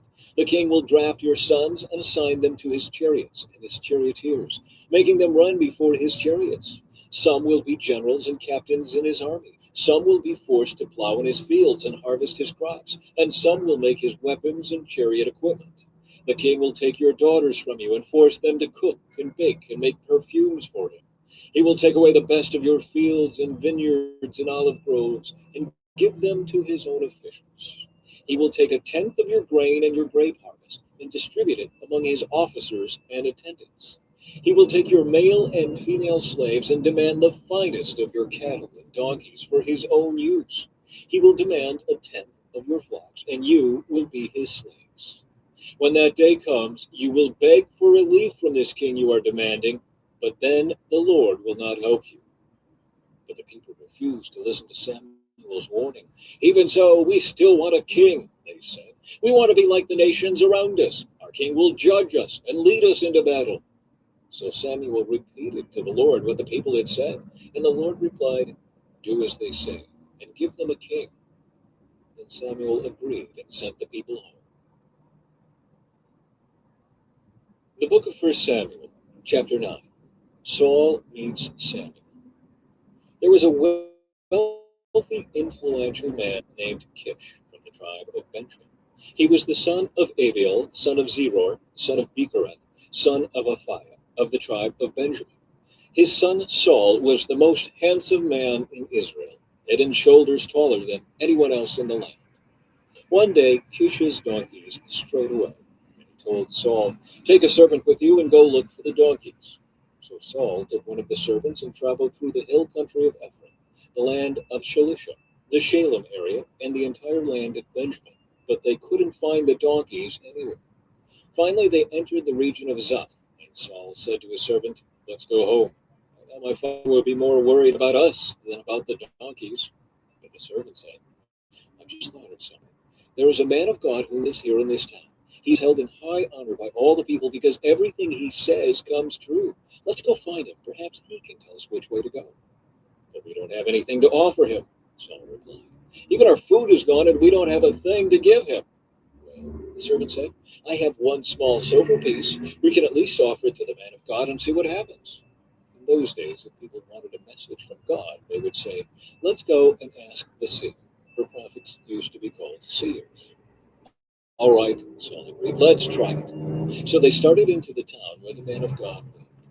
As they were climbing the hill to the town, they met some young women coming out to draw water. So Saul and his servant asked, "Is the seer here today?" "Yes," they replied. "Stay right on this road. He is at the town gates. He has just arrived to take part in a public sacrifice up at the place of worship. Hurry and catch him before he goes up there to eat. The guests won't begin eating until he arrives to bless the food." So they entered the town, and as they passed through the gates, Samuel was coming out toward them to go up to the place of worship. Now the Lord had told Samuel the previous day, "About this time tomorrow I will send you a man from the land of Benjamin. Anoint him to be the leader of my people Israel. He will rescue them from the Philistines, for I have looked down on my people in mercy and have heard their cry." When Samuel saw Saul, the Lord said, "That's the man I told you about. He will rule my people." Just then Saul approached Samuel at the gateway and asked, "Can you please tell me where the seer's house is?" "I am the seer," Samuel replied. "Go up to the place of worship ahead of me. We will eat there together, and in the morning I'll tell you what you want to know and send you on your way. And don't worry about those donkeys that were lost 3 days ago, for they have been found. And I am here to tell you that you and your family are the focus of all Israel's hopes." Saul replied, "But I'm only from the tribe of Benjamin, the smallest tribe in Israel, and my family is the least important of all the families of that tribe. Why are you talking like this to me?" Then Samuel brought Saul and his servant into the hall and placed them at the head of the table, honoring them above the 30 special guests. Samuel then instructed the cook to bring Saul the finest cut of meat, the piece that had been set aside for the guest of honor. So the cook brought in the meat and placed it before Saul. "Go ahead and eat it," Samuel said. "I was saving it for you even before I invited these others." So Saul ate with Samuel that day. When they came down from the place of worship and returned to town, Samuel took Saul up to the roof of the house and prepared a bed for him there. At daybreak the next morning, Samuel called to Saul, "Get up, it's time you were on your way." So Saul got ready, and he and Samuel left the house together. When they reached the edge of town, Samuel told Saul to send his servant on ahead. After the servant was gone, Samuel said, "Stay here, for I have received a special message for you from God." The book of First Samuel, chapter 10. Samuel anoints Saul as king. Then Samuel took a flask of olive oil and poured it over Saul's head. He kissed Saul and said, "I am doing this because the Lord has appointed you to be the ruler over Israel, his special possession. When you leave me today, you will see two men beside Rachel's tomb at Zelzah, on the border of Benjamin. They will tell you that the donkeys have been found and that your father has stopped worrying about them and is now worried about you. He is asking, have you seen my son? When you get to the oak of Tabor, you will see three men coming toward you who are on their way to worship God at Bethel. One will be bringing three young goats, another will have 3 loaves of bread, and the third will be carrying a wineskin full of wine. They will greet you and offer you 2 of the loaves, which you are to accept. When you arrive at Gibeah of God, where the garrison of the Philistines is located, you will meet a band of prophets coming down from the place of worship. They will be playing a harp, a tambourine, a flute, and a lyre, and they will be prophesying. At that time, the Spirit of the Lord will come powerfully upon you, and you will prophesy with them. You will be changed into a different person. After these signs take place, do what must be done, for God is with you. Then go down to Gilgal ahead of me. I will join you there to sacrifice burnt offerings and peace offerings. You must wait for 7 days until I arrive and give you further instructions. Samuel's signs are fulfilled. As Saul turned and started to leave, God gave him a new heart, and all Samuel's signs were fulfilled that day. When Saul and his servant arrived at Gibeah, they saw a group of prophets coming toward them. Then the Spirit of God came powerfully upon Saul, and he too began to prophesy. When those who knew Saul heard about it, they exclaimed, "What? Is even Saul a prophet? How did the son of Kish become a prophet?" And one of those standing there said, "Can anyone become a prophet, no matter who his father is?" So that is the origin of the saying, "Is even Saul a prophet?" When Saul had finished prophesying, he went up to the place of worship. "Where have you been?" Saul's uncle asked him and his servant. "We were looking for the donkeys," Saul replied, "but we couldn't find them, so we went to Samuel to ask him where they were."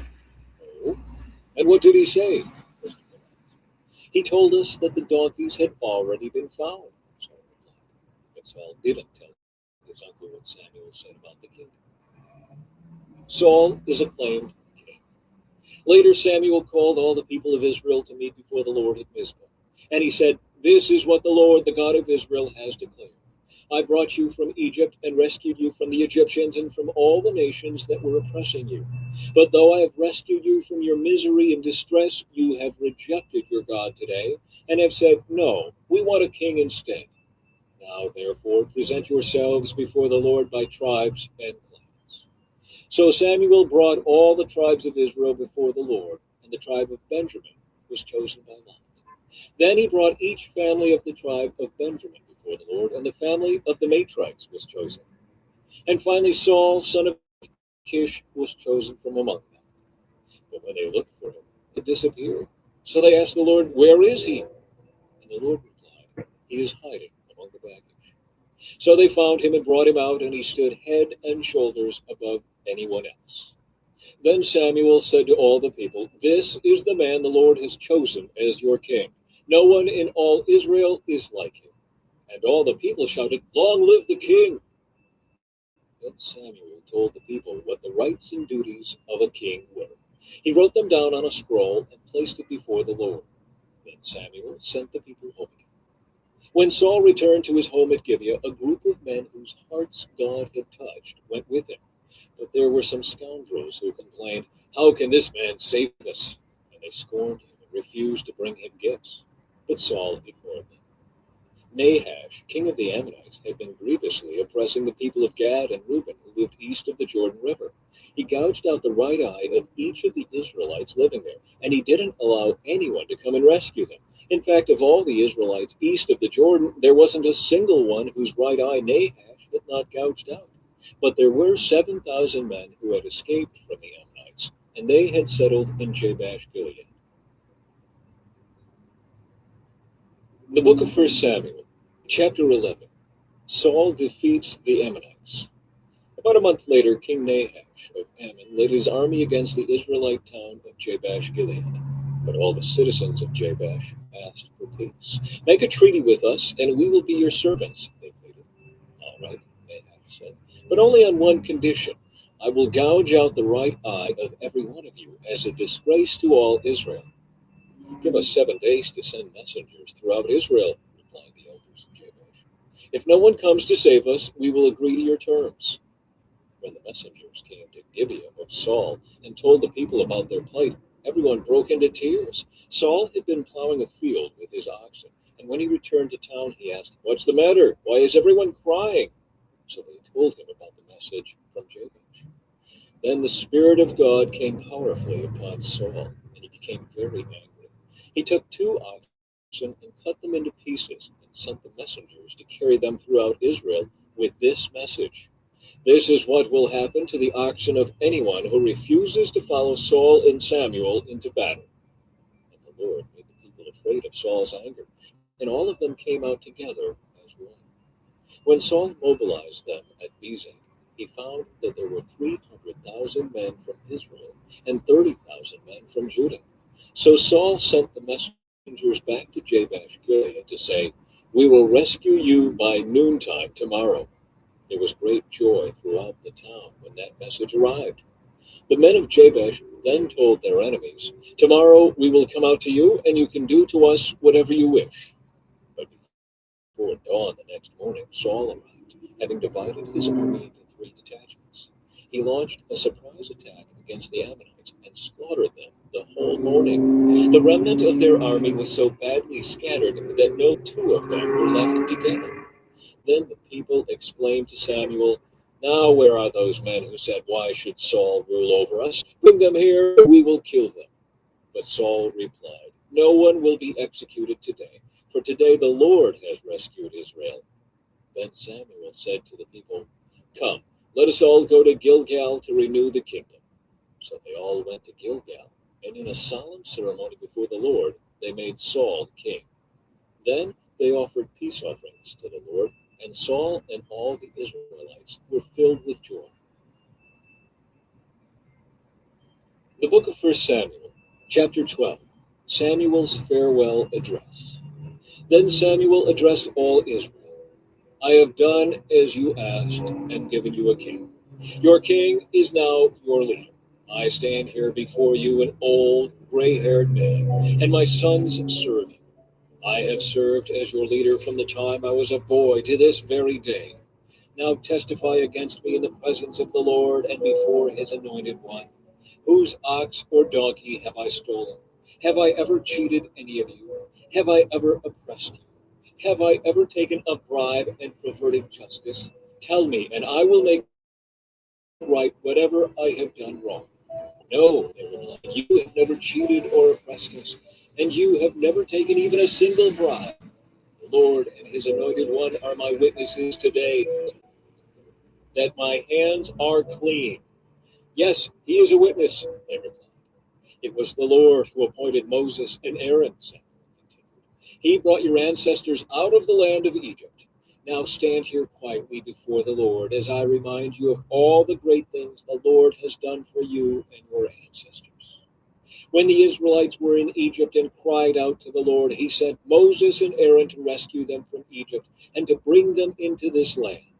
But the people soon forgot about the Lord their God. So he handed them over to Sisera, the commander of Hazor's army, and also to the Philistines and to the king of Moab, who fought against them.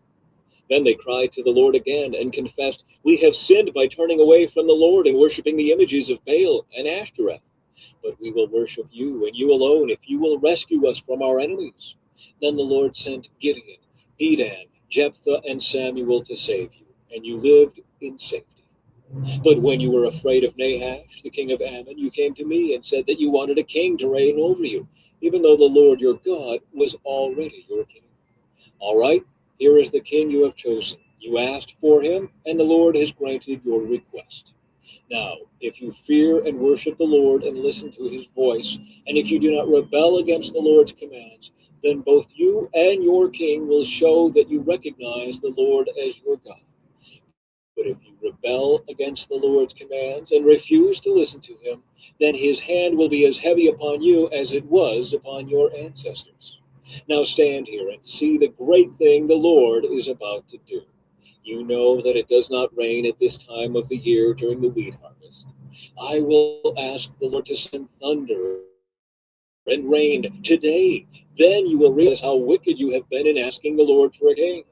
So Samuel called to the Lord, And the Lord sent thunder and rain that day, and all the people were terrified of the Lord and of Samuel. Pray to the Lord your God for us, or we will die, they all said to Samuel. For now we have added to our sins by asking for a king. Don't be afraid, Samuel reassured them. You have certainly done wrong, but make sure now that you worship the Lord with all your heart, and don't turn your back on him.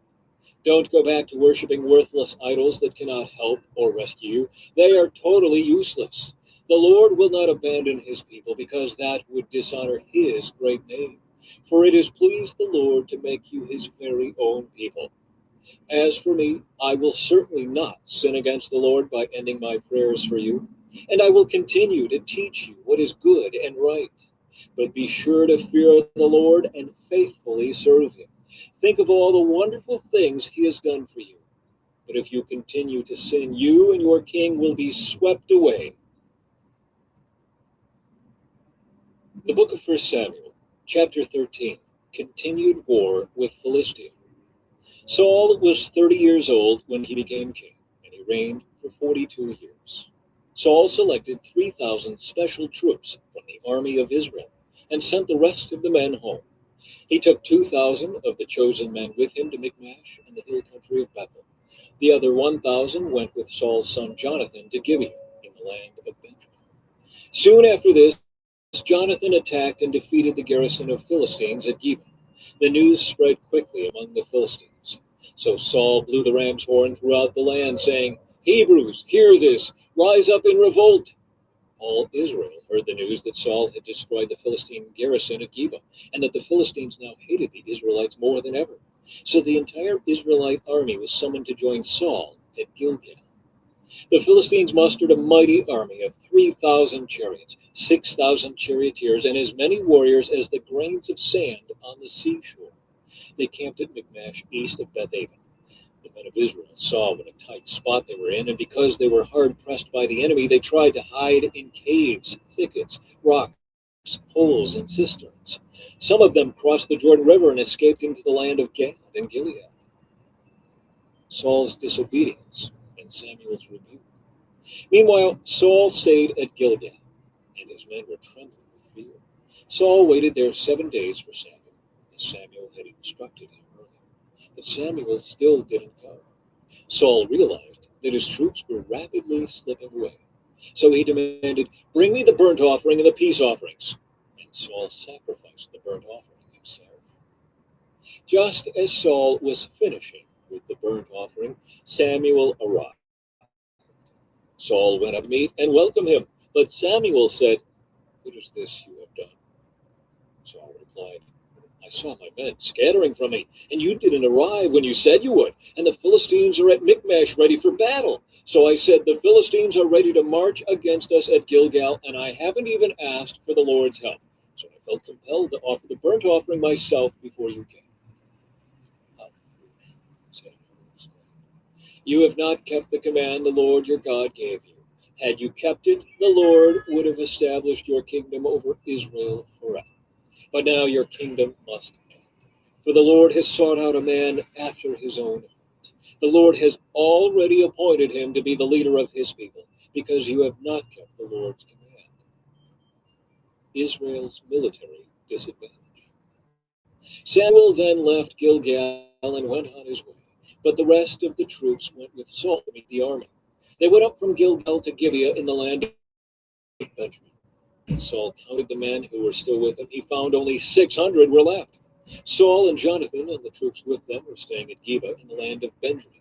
The Philistines set up their camp at Michmash. 3 raiding parties soon left the camp of the Philistines. One went north toward Ophrah in the land of Shur. Another went west to Beth-horon, and the third moved toward the border above the valley of Zeboim, near the wilderness. There were no blacksmiths in the land of Israel in those days. The Philistines wouldn't allow them for fear they would make swords and spears for the Hebrews.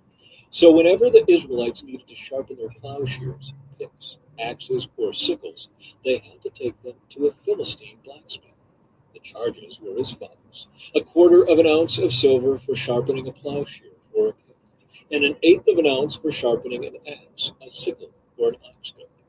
So on the day of the battle, none of the people of Israel had a sword or spear, except for Saul and Jonathan. The pass at Michmash had meanwhile been secured by a contingent of the Philistine army. The book of 1 Samuel, chapter 14. Jonathan's daring plan. One day Jonathan said to his armor bearer, "Come on, let's go over to where the Philistines have their outpost." But Jonathan did not tell his father what he was doing. Meanwhile, Saul and his 600 men were camped on the outskirts of Gibeon, around the pomegranate tree at Migdol. Among Saul's men was Ahijah the priest, who was wearing the ephod, the priest's vest. Ahijah was the son of Ichabod's brother Ahitub, son of Phinehas, son of Eli, the priest of the Lord, who had served at Shiloh. No one realized that Jonathan had left the Israelite camp. To reach the Philistine outpost, Jonathan had to go down between two rocky cliffs that were called Bozez and Sina. The cliff on the north was in front of Michmash, and the one on the south was in front of Gillory. "Let's go across to the outpost of those pagans," Jonathan said to his armor bearer. "Perhaps the Lord will help us, for nothing can hinder the Lord. He can win a battle whether he has many warriors or only a few." "Do what you think is best," the armor bearer replied. "I'm with you completely, whatever you decide." "All right then," Jonathan told him.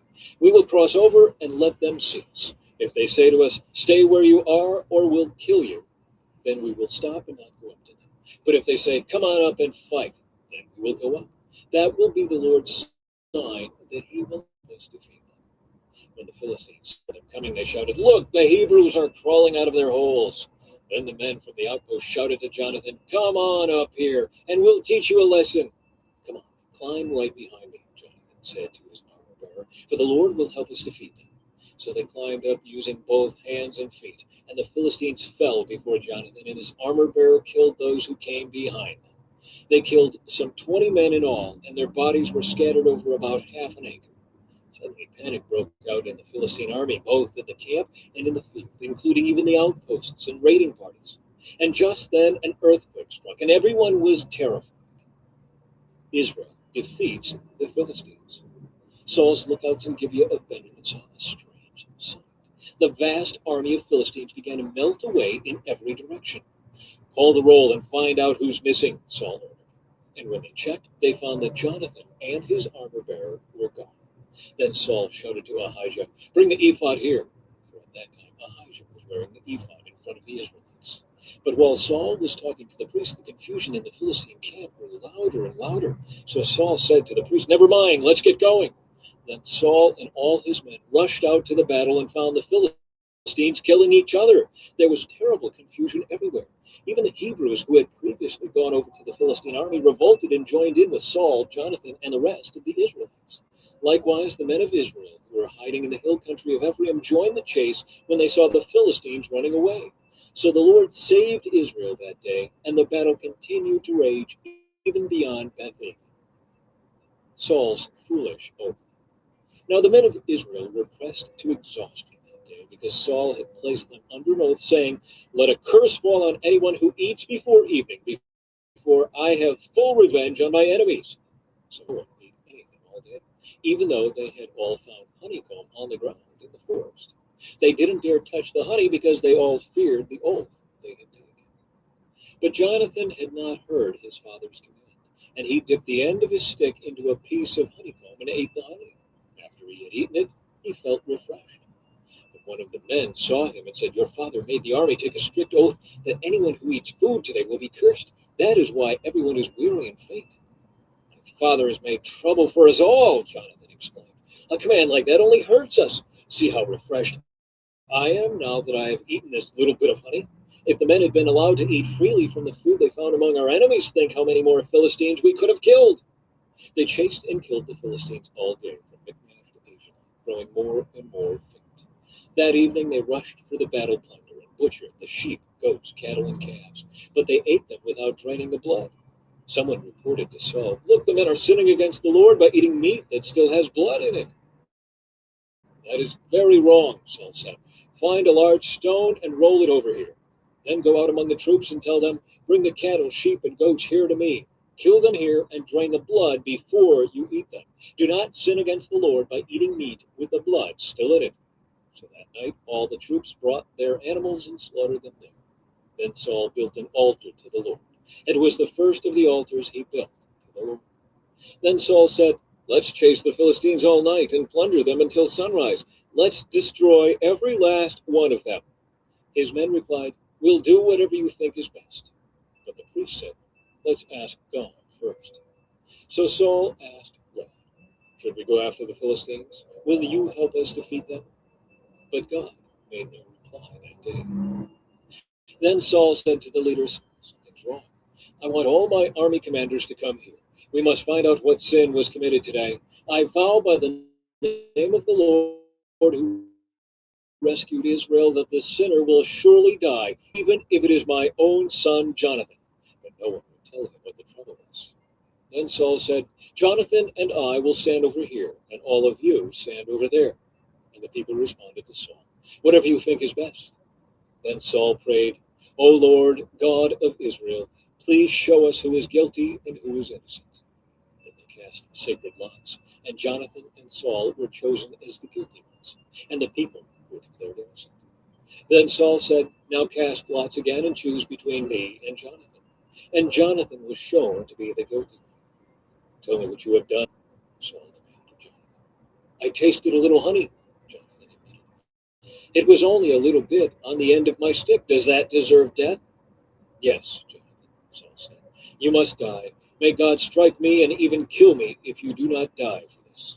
But the people broke in and said to Saul, Jonathan has won this great victory for Israel. Should he die? Far from it. As surely as the Lord lives, not one hair on his head will be touched, for God helped him do a great deed today. So the people rescued Jonathan, and he was not put to death. Then Saul called back the army from chasing the Philistines, and the Philistines returned home. Saul's military successes. Now when Saul had secured his grasp on Israel's throne, he fought against his enemies in every direction, against Moab, Ammon, Edom, the kings of Zobah, and the Philistines. And wherever he turned, he was victorious. He performed great deeds and conquered the Amalekites, saving Israel from all those who had plundered them. Saul's sons included Jonathan, Ishbosheth, and Malchishua. He also had two daughters, Merab, who was older, and Michal. Saul's wife was Ahinoam, the daughter of Ahimaaz. The commander of Saul's army was Abner, the son of Saul's uncle Ner. Saul's father Kish and Abner's father Ner were both sons of Abiel. The Israelites fought constantly with the Philistines throughout Saul's lifetime. So whenever Saul observed a young man who was brave and strong, he drafted him into his army. The book of 1 Samuel, chapter 15. Saul destroys the Amalekites. One day Samuel said to Saul, It was the Lord who told me to anoint you as king of his people Israel. Now listen to this message from the Lord. This is what the Lord of heaven's armies has declared. I have decided to settle accounts with the nation of Amalek for opposing Israel when they came from Egypt. Now go and completely destroy the entire Amalekite nation. Men, women, children, babies, cattle, sheep, goats, camels, and donkeys. So Saul mobilized his army mentally. There were 200,000 soldiers from Israel and 10,000 men from Judah. Then Saul and his army went to a town of the Amalekites and lay in wait in the valley. Saul sent this warning to the Kenites: Move away from where the Amalekites live, or you will die with them. For you showed kindness to all the people of Israel when they came up from Egypt. So the Kenites packed up and left. Then Saul slaughtered the Amalekites from Havilah all the way to Shur, east of Egypt. He captured Agag, the Amalekite king, but completely destroyed everyone else. Saul and his men spared Agag's life and kept the best of the sheep and goats, the cattle, the fat calves, and the lambs, everything, in fact, that appealed to them. They destroyed only what was worthless or of poor quality. The Lord rejects Saul. Then the Lord said to Samuel, I am sorry that I ever made Saul king, for he has not been loyal to me, and has refused to obey my command. Samuel was so deeply moved when he heard this that he cried out to the Lord all night. Early the next morning, Samuel went to find Saul. Someone told him, Saul went to the town of Carmel to set up a monument to himself. Then he went on to Gilgal. When Samuel finally found him, Saul greeted him cheerfully. May the Lord bless you, he said. I have carried out the Lord's command. And what is all the bleating of sheep and goats and the lowing of cattle I hear? It's true that the army spared the best of the sheep, goats, and cattle, Saul admitted, but they are going to sacrifice them to the Lord your God. We have destroyed everything else. Then Samuel said to Saul, "Stop. Listen to what the Lord told me last night." "What did he tell you?" Saul asked. And Samuel told him, "Although you may think little of yourself, are you not the leader of the tribes of Israel? The Lord has anointed you king of Israel. And the Lord sent you on a mission and told you, 'Go and completely destroy the sinners, the Amalekites, until they are all dead.' Why haven't you obeyed the Lord? Why did you rush for the plunder and do what was evil in the Lord's sight?" But I did obey the Lord, he insisted. "I carried out the mission he gave me. I brought back King Agag, but I destroyed everyone else. Then my troops brought in the best of the sheep, goats, cattle, and plunder to sacrifice to the Lord your God in Gilgal."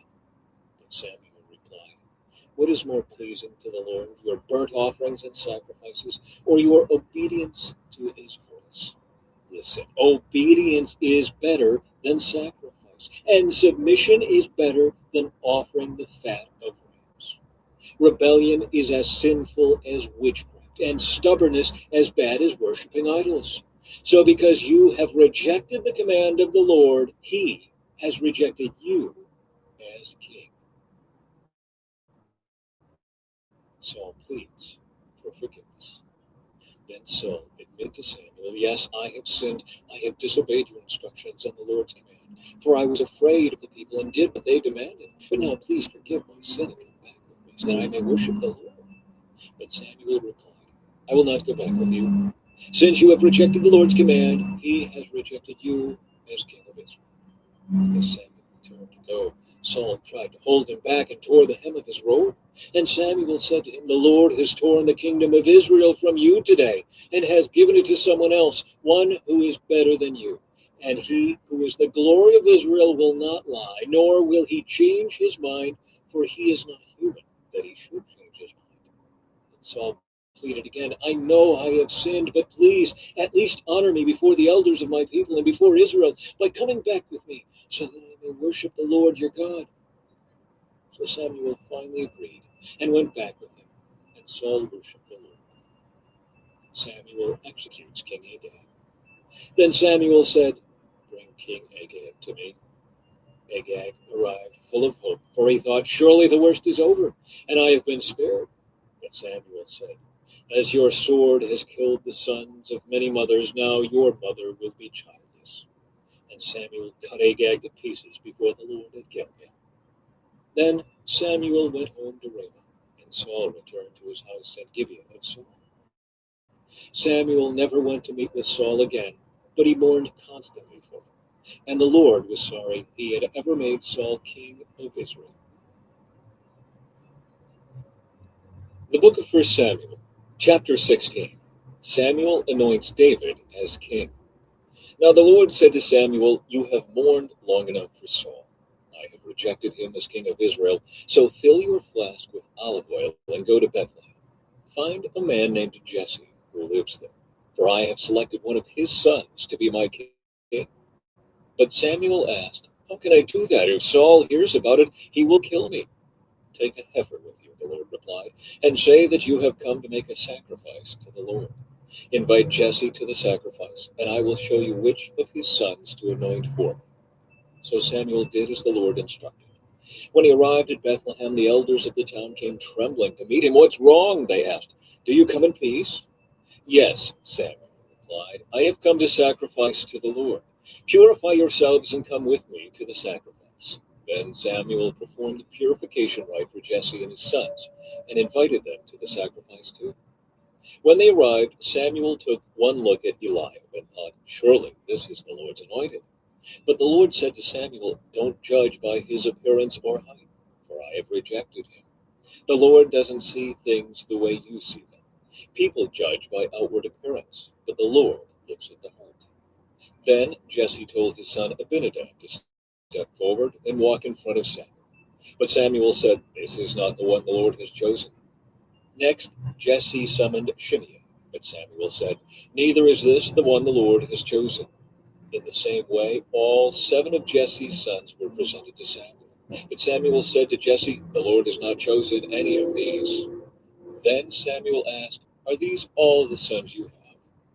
"There is still the youngest," Jesse replied, "but he's out in the fields watching the sheep and goats." "Send for him at once," Samuel said. "We will not sit down to eat until he arrives." So Jesse sent for him. He was dark and handsome, with beautiful eyes. And the Lord said, "This is the one. Anoint him." So as David stood there among his brothers, Samuel took the flask of olive oil he had brought and anointed David with the oil. And the Spirit of the Lord came powerfully upon David from that day on. Then Samuel returned to Ramah. David serves in Saul's court. Now the Spirit of the Lord had left Saul, and the Lord sent a tormenting spirit that filled him with depression and fear. Some of Saul's servants said to him, "A tormenting spirit from God is troubling you. Let us find a good musician to play the harp whenever the tormenting spirit troubles you. He will play soothing music, and you will soon be well again." "All right," Saul said. "Find me someone who plays well, and bring him here." One of the servants said to Saul, "One of Jesse's sons from Bethlehem is a talented harp player. Not only that, he is a brave warrior, a man of war, and has good judgment. He is also a fine-looking young man, and the Lord is with him." So Saul sent messengers to Jesse to say, "Send me your son David the shepherd." Jesse responded by sending David to Saul, along with a young goat, a donkey loaded with bread, and a wineskin full of wine. So David went to Saul and began serving him. Saul loved David very much, and David became his armor bearer. Then Saul sent word to Jesse asking, "Please let David remain in my service, for I am very pleased with him." And whenever the tormenting spirit from God troubled Saul, David would play the harp. Then Saul would feel better, and the tormenting spirit would go away. The book of 1 Samuel, chapter 17. Goliath challenges the Israelites. The Philistines now mustered their army for battle and camped between Soko in Judah and Azekah at Ephes-en. Saul countered by gathering his Israelite troops near the valley of Elah. So the Philistines and Israelites faced each other on opposite hills, with the valley between them. Then Goliath, a Philistine champion from Gath, came out of the Philistine ranks to face the forces of Israel. He was over 9 feet tall. He wore a bronze helmet, and his bronze coat of mail weighed 125 pounds. He also wore bronze leg armor, and he carried a bronze javelin on his shoulder. The shaft of his spear was as heavy and thick as a weaver's beam, tipped with an iron spearhead that weighed 15 pounds. His armor-bearer walked ahead of him, carrying a shield. Goliath stood and shouted a taunt across to the Israelites. "Why are you all coming out to fight?" he called. "I am the Philistine champion, but you are only the servants of Saul. Choose one man to come down here and fight me. If he kills me, then we will be your slaves. But if I kill him, you will be our slaves. I defy the armies of Israel today. Send me a man who will fight me." When Saul and the Israelites heard this, they were terrified and deeply shaken. Jesse sends David to Saul's camp. Now David was the son of a man named Jesse, an Ephrathite from Bethlehem in the land of Judah. Jesse was an old man at that time, and he had 8 sons. Jesse's 3 oldest sons, Eliab, Abinadab, and Shimei, had already joined Saul's army to fight the Philistines. David was the youngest son. David's 3 oldest brothers stayed with Saul's army, but David went back and forth so he could help his father with the sheep in Bethlehem. For 40 days, every morning and evening, the Philistine champion strutted in front of the Israelite army. One day Jesse said to David, "Take this basket of roasted grain and these 10 loaves of bread, and carry them quickly to your brothers. And give these 10 cuts of cheese to their captain. See how your brothers are getting along, and bring back a report on how they are doing." David's brothers were with Saul and the Israelite army at the valley of Elah, fighting against the Philistines. So David left the sheep with another shepherd and set out early the next morning with the gifts, as Jesse had directed him. He arrived at the camp just as the Israelite army was leaving for the battlefield with shouts and battle cries. Soon the Israelite and Philistine forces stood facing each other, army against army. David left his things with the keeper of supplies and hurried out to the ranks to greet his brothers. As he was talking with them, Goliath, the Philistine champion Gath, came out from the Philistine ranks. Then David heard him shout his usual taunt to the army of Israel. As soon as the Israelite army saw him, they began to run away in fright. "Have you seen the giant?" the men asked. "He comes out each day to defy Israel. The king has offered a huge reward to anyone who kills him. He will give that man one of his daughters for a wife, and the man's entire family will be exempted from paying taxes." David asked the soldiers standing nearby, "What will a man get for killing this Philistine and ending his defiance of Israel? Who is this pagan Philistine anyway, that he is allowed to defy the armies of the living God?" And these men gave David the same reply. They said, "Yes, that is the reward for killing him." But when David's oldest brother Eliab heard David talking to the men, he was angry. "What are you doing around here anyway?" he demanded. "What about those few sheep you're supposed to be taking care of? I know about your pride and deceit. You just want to see the battle." "What have I done now?" David replied. "I was only asking a question." He walked over to some others and asked them the same thing and received the same answer. Then David's question was reported to King Saul, and the king sent for him. David kills Goliath. "Don't worry about this Philistine," David told Saul. "I'll go fight him." "Don't be ridiculous," Saul replied. "There's no way you can fight this Philistine and possibly win. You're only a boy, and he's been a man of war since his youth." But David persisted. "I have been taking care of my father's sheep and goats," he said. "When a lion or a bear comes to steal a lamb from the flock, I go after it with a club and rescue the lamb from its mouth. If the animal turns on me, I catch it by the jaw and club it to death. I have done this to both lions and bears, and I'll do it to this pagan Philistine too, for he has defied the armies of the living God. The Lord who rescued me from the claws of the lion and the bear will rescue me from this Philistine." Saul finally consented. "All right, go ahead," he said, "and may the Lord be with you." Then Saul gave David his own armor, a bronze helmet and a coat of mail. David put it on, strapped the sword over it, and took a step or two to see what it was like, for he had never worn such things before. "I can't go in these," he protested to Saul. "I'm not used to them." So David took them off again. He picked up 5 smooth stones from a stream and put them into a shepherd's bag. Then, armed only with his shepherd's staff and sling, he started across the valley to fight the Philistine. Goliath walked out toward David with his shield bearer ahead of him, sneering in contempt at this ruddy-faced boy. "Am I a dog," he roared at David, "that you come at me with a stick?" He cursed David by the names of his gods. "Come over here, and I'll give your flesh to the birds and wild animals." David replied to the Philistine, "You come to me with sword, spear, and javelin, but I come to you in the name of the Lord of heaven's armies, the God of the armies of Israel, whom you have defied.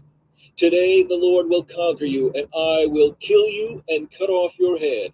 And then I will give the dead bodies of your men to the birds and wild animals, and the whole world will know that there is a God in Israel.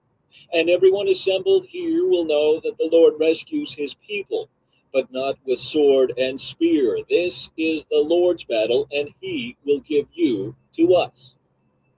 As Goliath moved closer to attack, David quickly ran out to meet him. Reaching into his shepherd's bag and taking out a stone, he hurled it with his sling and hit the Philistine in the forehead. The stone sank in, and Goliath stumbled and fell face down on the ground. So David triumphed over the Philistine with only a sling and a stone, for he had no sword. Then David ran over and pulled Goliath's sword from its sheath. David used it to kill him and cut off his head. Israel routs the Philistines. When the Philistines saw that their champion was dead, they turned and ran. Then the men of Israel and Judah gave a great shout of triumph and rushed after the Philistines, chasing them as far as Gath and the gates of Ekron. The bodies of the dead and wounded Philistines were strewn all along the road, from Shaaraim as far as Gath and Ekron. Then the Israelite army returned and plundered the deserted Philistine camp. David took the Philistine's head to Jerusalem, but he stored the man's armor in his own tent. As Saul watched David go out to fight the Philistine, he asked Abner, the commander of his army, "Abner, whose son is this young man?" "I really don't know," Abner declared. "Well, find out who he is," the king told him. As soon as David returned from killing Goliath, Abner brought him to Saul with the Philistine's head still in his hand. Tell me about your father, young man, Saul said. And David replied, His name is Jesse, and we live in Bethlehem. The book of 1 Samuel, chapter 18. Saul becomes jealous of David. After David had finished talking with Saul, he met Jonathan, the king's son. There was an immediate bond between them, for Jonathan loved David. From that day on, Saul kept David with him, wouldn't let him return home. And Jonathan made a solemn pact with David, because he loved him as he loved himself. Jonathan sealed the pact by taking off his robe and giving it to David, together with his tunic, sword, bow, and belt. Whatever Saul asked David to do, David did it successfully. So Saul made him a commander over the men of war, an appointment that was welcomed by the people and Saul's officers alike. When the victorious Israelite army was returning home after David had killed the Philistine, women from all the towns of Israel came out to meet King Saul. They sang and danced for joy with tambourines and cymbals. This was their song. Saul has killed his thousands and David his 10,000s. This made Saul very angry. What's this? He said. They credit David with 10,000s and me with only thousands. Next, they'll be making him their king. So from that time on, Saul kept a jealous eye on David. The very next day, a tormenting spirit from God overwhelmed Saul, and he began to rave in his house like a madman. David was playing the harp, as he did each day. Saul had a spear in his hand, and he suddenly hurled it at David, intending to pin him to the wall. But David escaped him twice. Saul was then afraid of David, for the Lord was with David, and had turned away from Saul. Finally, Saul sent him away and appointed him commander over 1,000 men, and David faithfully led his troops into battle. David continued to succeed in everything he did, for the Lord was with him. When Saul recognized this, he became even more afraid of him. But all Israel and Judah loved David because he was so successful at leading his troops into battle. David marries Saul's daughter. One day Saul said to David, I am ready to give you my older daughter, Merab, as your wife. But first you must prove yourself to be a real warrior by fighting the Lord's battles. For Saul thought, I'll send him out against the Philistines and let them kill him rather than doing it myself. Who am I, and what is my family in Israel, that I should be the king's son-in-law? David exclaimed. My father's family is nothing. So when the time came for Saul to give his daughter Merab in marriage to David, he gave her instead to Adrian, a man from the home. In the meantime, Saul's daughter Michal had fallen in love with David, and Saul was delighted when he heard about it. Here's another chance to see him killed by the Philistines, Saul said to himself. But to David he said, Today you have a second chance to become my son-in-law. Then Saul told his men to say to David, The king really likes you, and so do we. Why don't you accept the king's offer and become his son-in-law? When Saul's men said these things to David, he replied, How can a poor man from a humble family afford the bride price for the daughter of a king? When Saul's men reported this back to the king, he told them, Tell David that all I want for the bride price is 100 Philistine foreskins. Vengeance on my enemies is all I really want. But what Saul had in mind was that David would be killed in the fight. David was delighted to accept the offer. Before the time limit expired, he and his men went out and killed 200 Philistines. Then David fulfilled the king's requirement by presenting all their foreskins to him. So Saul gave his daughter Michal to David to be his wife. When Saul realized that the Lord was with David and how much his daughter Michal loved him, Saul became even more afraid of him, and he remained David's enemy for the rest of his life. Every time the commanders of the Philistines attacked, David was more successful against them than all the rest of Saul's officers. So David's name became very famous. The book of 1 Samuel, chapter 19. Saul tries to kill David. Saul now urged his servants and his son Jonathan to assassinate David. But Jonathan, because of his strong affection for David, told him what his father was planning. Tomorrow morning, he warned him, you must find a hiding place out in the fields. I'll ask my father to go out there with me, and I'll talk to him about you. Then I'll tell you everything I can find out. The next morning, Jonathan spoke with his father about David, saying many good things about him. The king must not sin against his servant David, Jonathan said. He's never done anything to harm you. He has always helped you in any way he could. Have you forgotten about the time he risked his life to kill a Philistine giant, and how the Lord brought a great victory to all Israel as a result? You were certainly happy about it then. Why should you murder an innocent man like David? There's no reason for it at all. So Saul listened to Jonathan and vowed, as surely as the Lord lives, David will not be killed. Afterward, Jonathan called David and told him what had happened. Then he brought David to Saul, and David served in the court as before. War broke out again after that, and David led his troops against the Philistines. He attacked them with such fury that they all ran away. But one day when Saul was sitting at home with spear in hand, the tormenting spirit from the Lord suddenly came upon him again. As David played his harp, Saul hurled his spear at David, but David dodged out of the way, and leaving the spear stuck in the wall, he fled and escaped into the night. Michael saves David's life. Then Saul sent troops to watch David's house. They were told to kill David when he came out the next morning. But Michael, David's wife, warned him, "If you don't escape tonight, you will be dead by morning." So she helped him climb out through a window, and he fled and escaped. Then she took an idol and put it in his bed, covered it with blankets, and put a cushion of goat's hair at its head.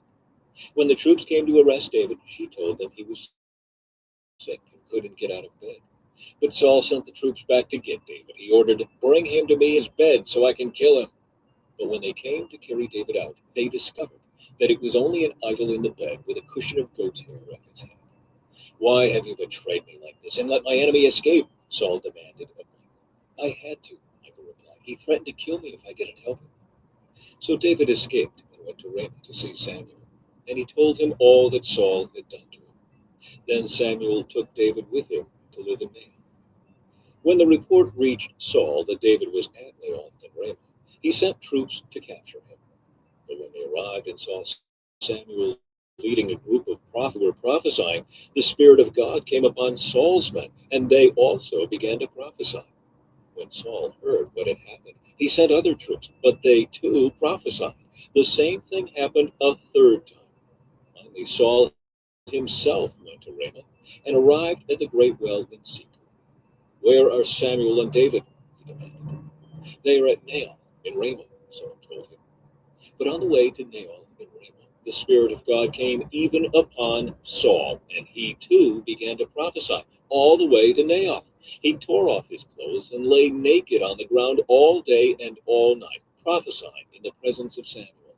The people who were watching exclaimed, "What? Is even Saul a prophet?" The book of 1 Samuel, chapter 20. Jonathan helps David. David now fled from Naioth in Ramah and found Jonathan. "What have I done?" he exclaimed. "What is my crime? How have I offended your father that he is so determined to kill me?" "That's not true," Jonathan protested. "You're not going to die. He always tells me everything he's going to do, even the little things. I know my father wouldn't hide something like this from me. It just isn't so." But David took an oath before Jonathan and said, "Your father knows perfectly well about our friendship, so he has said to himself, 'I won't tell Jonathan. Why should I hurt him?' But I swear to you that I am only a step away from death. I swear it by the Lord and by your own soul." "Tell me what I can do to help you," Jonathan exclaimed. David replied, "Tomorrow we celebrate the New Moon Festival. I've always eaten with the king on this occasion, but tomorrow I'll hide in the field and stay there until the evening of the third day. If your father asks where I am, tell him I've asked permission to go home to Bethlehem for an annual family sacrifice. If he says, 'Fine,' you will know all is well. But if he is angry and loses his temper, you will know he is determined to kill me. Show me this loyalty as my sworn friend, for we made a solemn pact before the Lord. Or kill me yourself if I have sinned against your father, but please don't betray me to him." "Never," Jonathan exclaimed. "You know that if I had the slightest notion my father was planning to kill you, I would tell you at once." Then David asked, "How will I know whether or not your father is angry?" "Come out to the field with me," Jonathan replied, and they went out there together. Then Jonathan told David, "I promise by the Lord, the God of Israel, that by this time tomorrow, or the next day at the latest, I will talk to my father and let you know at once how he feels about you. If he speaks favorably about you, I will let you know. But if he is angry and wants you killed, may the Lord strike me and even kill me if I don't warn you so you can escape and live. May the Lord be with you as he used to be with my father. And may you treat me with the faithful love of the Lord as long as I live. But if I die, treat my family with this faithful love, even when the Lord destroys all your enemies from the face of the earth. So Jonathan made a solemn pact with David, saying, may the Lord destroy all your enemies. And Jonathan made David reaffirm his vow of friendship again, for Jonathan loved David as he loved himself.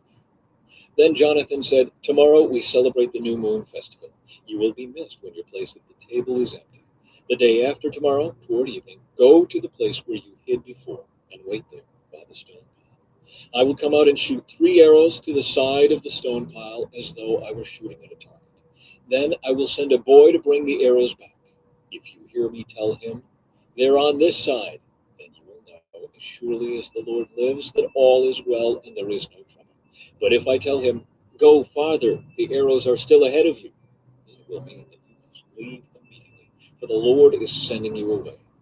May the Lord make us keep our promises to each other, for he has witnessed them. So David hid himself in the field, and when the new moon festival began, the king sat down to eat. He sat at his usual place against the wall, with Jonathan sitting opposite him, and Abner beside him. But David's place was empty. Saul didn't say anything about it that day, for he said to himself, something must have made David ceremonially unclean.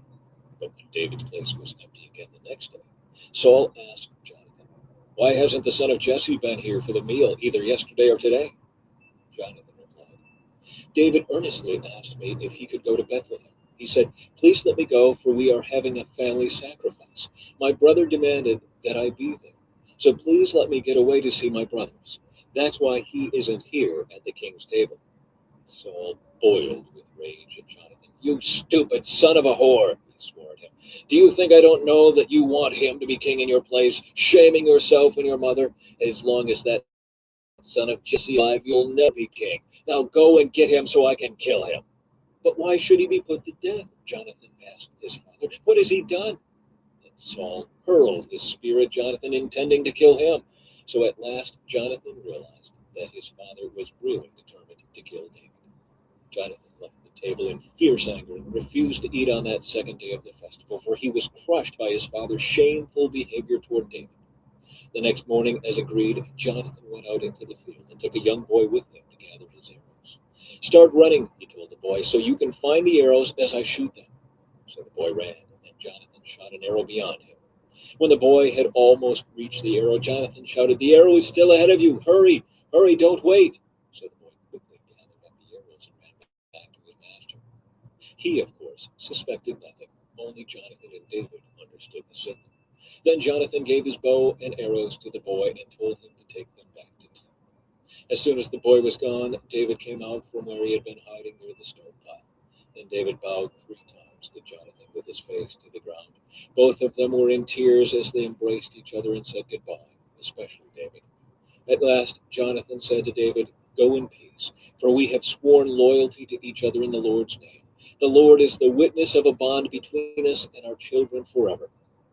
And David left, and Jonathan returned to the town.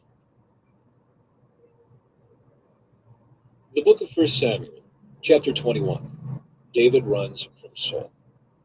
David went to the town of Nob to see Ahimelech the priest. Ahimelech trembled when he saw him. Why are you alone? He asked. Why is no one with you? The king has sent me on a private matter, David said. He told me not to tell anyone why I am here. I have told my men where to meet me later. Now, what is there to eat? Give me 5 loaves of bread or anything else you have. We don't have any regular bread, the priest replied, but there is the holy bread, which you can have if your young men have not slept with any women recently. Don't worry, David replied. I never allow my men to be with women when they are on a campaign, and since they stay clean even on ordinary trips, how much more on this one? Since there was no other food available, the priest gave him the holy bread, the bread of the presence that was placed before the Lord in the tabernacle. It had just been replaced that day with fresh bread. Now Doeg the Edomite, Saul's chief herdsman, was there that day, having been detained before the Lord. David asked Ahimelech, do you have a spear or sword? The king's business was so urgent that I didn't even have time to grab a weapon. I only have the sword of Goliath, the Philistine, whom you killed in the valley of Elah, the priest replied. It is wrapped in a cloth behind the ephod. Take that if you want it, for there is nothing else here. There is nothing like it, David replied. Give it to me.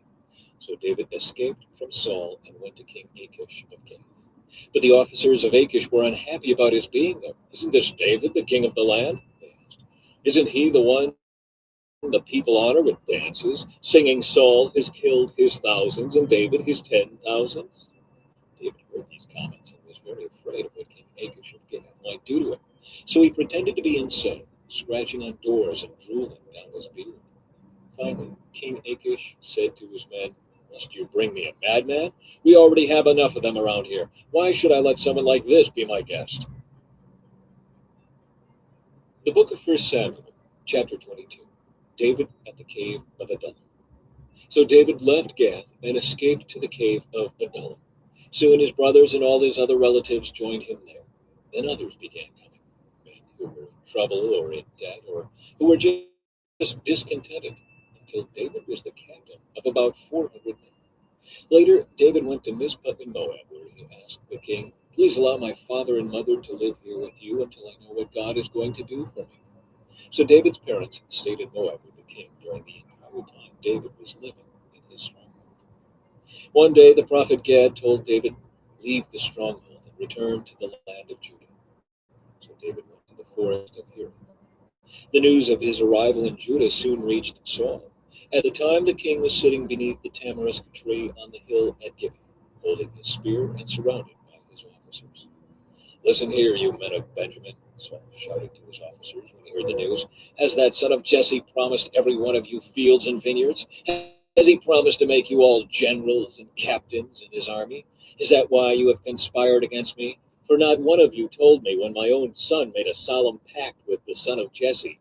You're not even sorry for me. Think of it, my own son encouraging him to kill me, as he is trying to do this very day. And Doeg the Edomite, who was standing there with Saul's men, spoke up. When I was at Nob, he said, I saw the son of Jesse talking to the priest Ahimelech, son of Ahitub. Ahimelech consulted the Lord for him. Then he gave him food and the sword of Goliath the Philistine. The slaughter of the priests. King Saul immediately sent for Ahimelech and all his family who served as priests at Nob. When they arrived, Saul shouted at him, Listen to me, you son of Ahitub. What is it, my king? Ahimelech asked. Why have you and the son of Jesse conspired against me? Saul demanded. Why did you give him food and a sword? Why have you consulted God for him? Why have you encouraged him to kill me, as he is trying to do this very day? But, sir, is anyone among all your servants as faithful as David, your son-in-law? Why, he is the captain of your bodyguard and a highly honored member of your household. This was certainly not the first time I had consulted God for him. May the king not accuse me and my family in this matter, for I knew nothing at all of any plot against you. You will surely die, Ahimelech, along with your entire family, the king shouted, and he ordered his bodyguards, Kill these priests of the Lord, for they are allies and conspirators with David. They knew he was running away from me, but they didn't tell me. But Saul's men refused to kill the Lord's priests. Then the king said to Doeg, You do it. So Doeg the Edomite turned on them and killed them that day, 85 priests in all, still wearing their priestly garments. Then he went to Nob, the town of the priests, and killed the priests' families, men and women, children and babies, and all the cattle, donkeys, sheep, and goats. Only Abiathar, one of the sons of Ahimelech, escaped and fled to David. When he told David that Saul had killed the priests of the Lord, David exclaimed, I knew it. When I saw Doeg the Edomite there that day, I knew he was sure to tell Saul, Now I have caused the death of all your father's family. Stay here with me and don't be afraid. I will protect you with my own life, for the same person wants to kill us both. The book of 1 Samuel, chapter 23. David protects the town of Keilah. One day news came to David that the Philistines were at Keilah, stealing grain from the threshing floor. David asked the Lord, Should I go and attack them? Yes, go and save Keilah, the Lord told him. But David's men said, We're afraid even here in Judah. We certainly don't want to go to Keilah to fight the whole Philistine army. So David asked the Lord again, and again the Lord replied, Go down to Keilah for I will help you conquer the Philistines." So David and his men went to Keilah. They slaughtered the Philistines and took all their livestock and rescued the people of Keilah. Now when Abiathar, son of Ahimelech, fled to David at Keilah, he brought the ephod with him. Saul soon learned that David was at Keilah. "Good," he exclaimed. "We've got him now. God has handed him over to me, for he has trapped himself in a walled town." So Saul mobilized his entire army to march to Keilah and besiege David and his men. But David learned of Saul's plan and told Abiathar the priest to bring the ephod and ask the Lord what he should do. Then David prayed, "O Lord, God of Israel, I have heard that Saul is planning to come and destroy Keilah because I am here. Will the leaders of Keilah betray me to him? And will Saul actually come as I have heard? O Lord, God of Israel, please tell me." And the Lord said, "He will come." Again David asked, "Will the leaders of Keilah betray men to Saul?" And the Lord replied, "Yes, they will betray him." David hides in the wilderness. So David and his men, about 600 of them now, left Keilah and began roaming the countryside.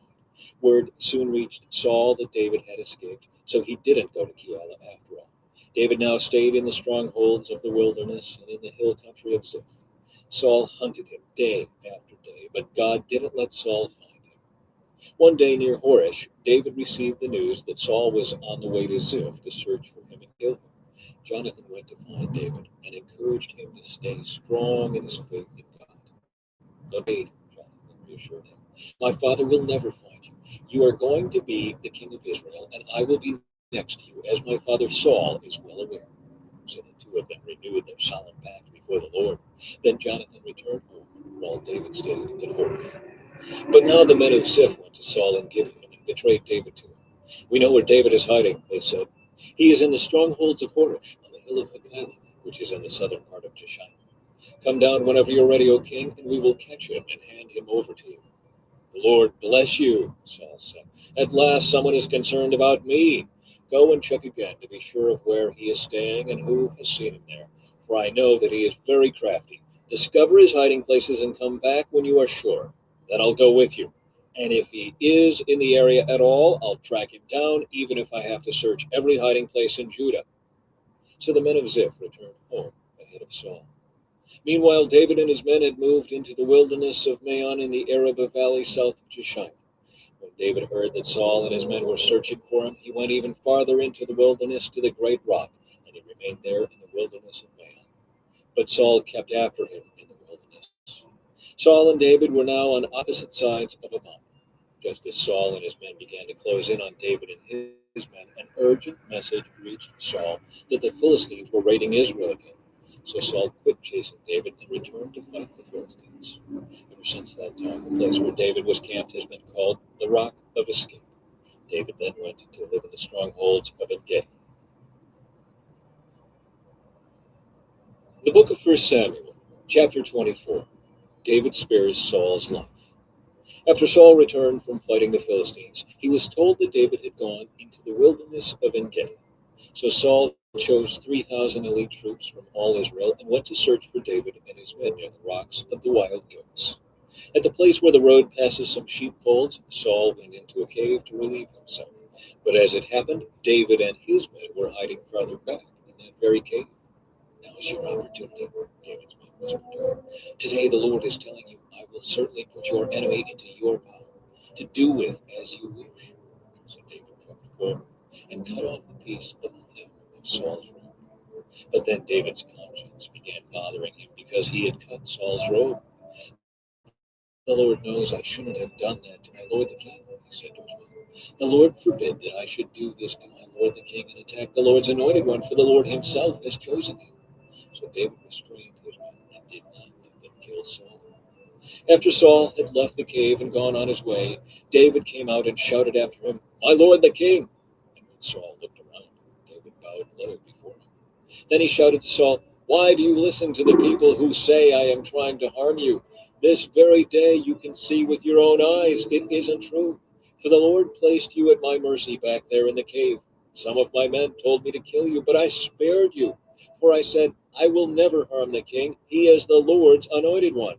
Look, my father, at what I have in my hand.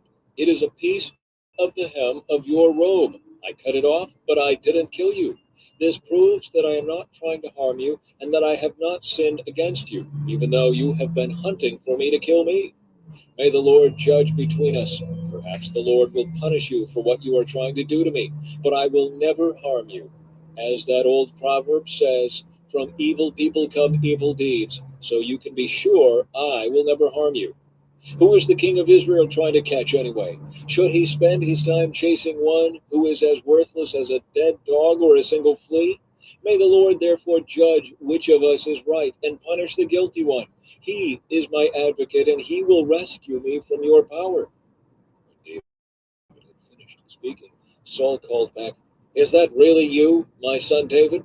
Then he began to cry. And he said to David, You are a better man than I am, for you have repaid me good for evil.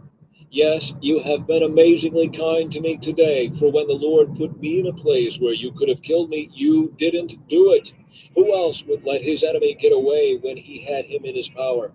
May the Lord reward you well for the kindness you have shown me today. And now I realize that you are surely going to be king, and that the kingdom of Israel will flourish under your rule. Now swear to me by the Lord that when that happens, you will not kill my family and destroy my line of descendants. So David promised this to Saul with an oath. Then Saul went home, but David and his men went back to their stronghold. The book of 1 Samuel, chapter 25, the death of Samuel. Now Samuel died, and all Israel gathered for his funeral. They buried him at his house in Ramah. Nabal angers David. Then David moved down to the wilderness of Maon. There was a wealthy man from Maon who owned property near the town of Carmel. He had 3,000 sheep and 1,000 goats, and it was sheep shearing time. This man's name was Nabal, and his wife Abigail was a sensible and beautiful woman. But Nabal, a descendant of Caleb, was crude and mean in all his dealings. When David heard that Nabal was shearing his sheep, he sent 10 of his young men to Carmel with this message for Nabal. Peace and prosperity to you, your family, and everything you own. I am told that it is sheep shearing time.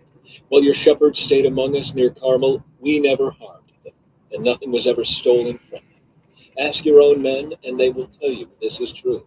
So would you be kind to us, since we have come at a time of celebration? Please share any provisions you might have on hand with us and with your friend David. David's young men gave this message to Nabal in David's name, and they waited for a reply. Who is this fellow David? Nabal sneered to the young men. Who does this son of Jesse think he is? There are lots of servants these days who run away from their masters. Should I take my bread and my water and my meat that I've slaughtered for my shearers and give it to a band of outlaws who come from who knows where? So David's young men returned and told him what Nabal had said. Get your swords, was David's reply as he strapped on his own. Then 400 men started off with David, and 200 remained behind to guard their equipment. Meanwhile, one of Nabal's servants went to Abigail and told her, David sent messengers from the wilderness to greet our master, but he screamed insults at them. These men have been very good to us, and we never suffered any harm from them. Nothing was stolen from us the whole time they were with us. In fact, day and night, they were like a wall of protection to us and the sheep. You need to know this and figure out what to do, for there is going to be trouble for our master and his. He's so ill-tempered that no one can even talk to him. Abigail wasted no time. She quickly gathered 200 loaves of bread, 2 wineskins full of wine, 5 sheep that had been slaughtered, nearly a bushel of roasted grain, 100 clusters of raisins, and 200 fig cakes. She packed them on donkeys and said to her servants, Go on ahead. I will follow you shortly. But she didn't tell her husband Nabal what she was doing. As she was riding her donkey into a mountain ravine, she saw David and his men coming toward her. David had just been saying, A lot of good it did to help this fellow. We protected his flocks in the wilderness, and nothing he owned was lost or stolen, but he has repaid me evil for good. May God strike me and kill me if even one man is still alive tomorrow morning. Abigail intercedes for Nabal. When Abigail saw David, she quickly got off her donkey and bowed low before him. She fell at his feet and said, I accept all blame in this matter, my lord. Please listen to what I have to say. I know Nabal is wicked and ill-tempered man. Please don't pay any attention to him. He is a fool, just as his name suggests. But I never even saw the young men you sent. Now, my lord, as surely as the Lord lives, and you yourself live, since the Lord has kept you from murdering and taking vengeance into your own hands, let all your enemies and those who try to harm you be as cursed as Nabal is. And here is a present that I, your servant, have brought to you and your young men. Please forgive me if I offended you in any way. The Lord will surely reward you with a lasting dynasty, for you are fighting the Lord's battles, and you have not done wrong throughout your entire life. Even when you are chased by those who seek to kill you, your life is safe in the care of the Lord your God, secure in his treasure pouch. But the lives of your enemies will disappear like stones shot from a sling. When the Lord has done all he promised and has made you leader of Israel, don't let this be a blemish on your record. Then your conscience won't have to bear the staggering burden of needless bloodshed and vengeance. And when the Lord has done these great things for you, please remember me, your servant. David replied to Abigail, it is the Lord, the God of Israel, who has sent you to meet me today. Thank God for your good sense. Bless you for keeping me from murder and for carrying out vengeance with my own hands. For I swear by the Lord, the God of Israel, who has kept me from hurting you, that if you had not hurried out to meet me, not one of Nabal's men would still be alive tomorrow morning. Then David accepted her present and told her, return home in peace. I have heard what you said. We will not kill your husband. When Abigail arrived home, she found that Nabal was throwing a big party and was celebrating like a king. He was very drunk, so she didn't tell him anything about her meeting with David until dawn the next day. In the morning, when Nabal was sober, his wife told him what had happened. As a result, he had a stroke, and he lay paralyzed on his bed like a stone. About 10 days later, the Lord struck him, and he died. David marries Abigail. When David heard that Nabal was dead, he said, praise the Lord, who has avenged the insult I received from Nabal, and has kept me from doing it myself.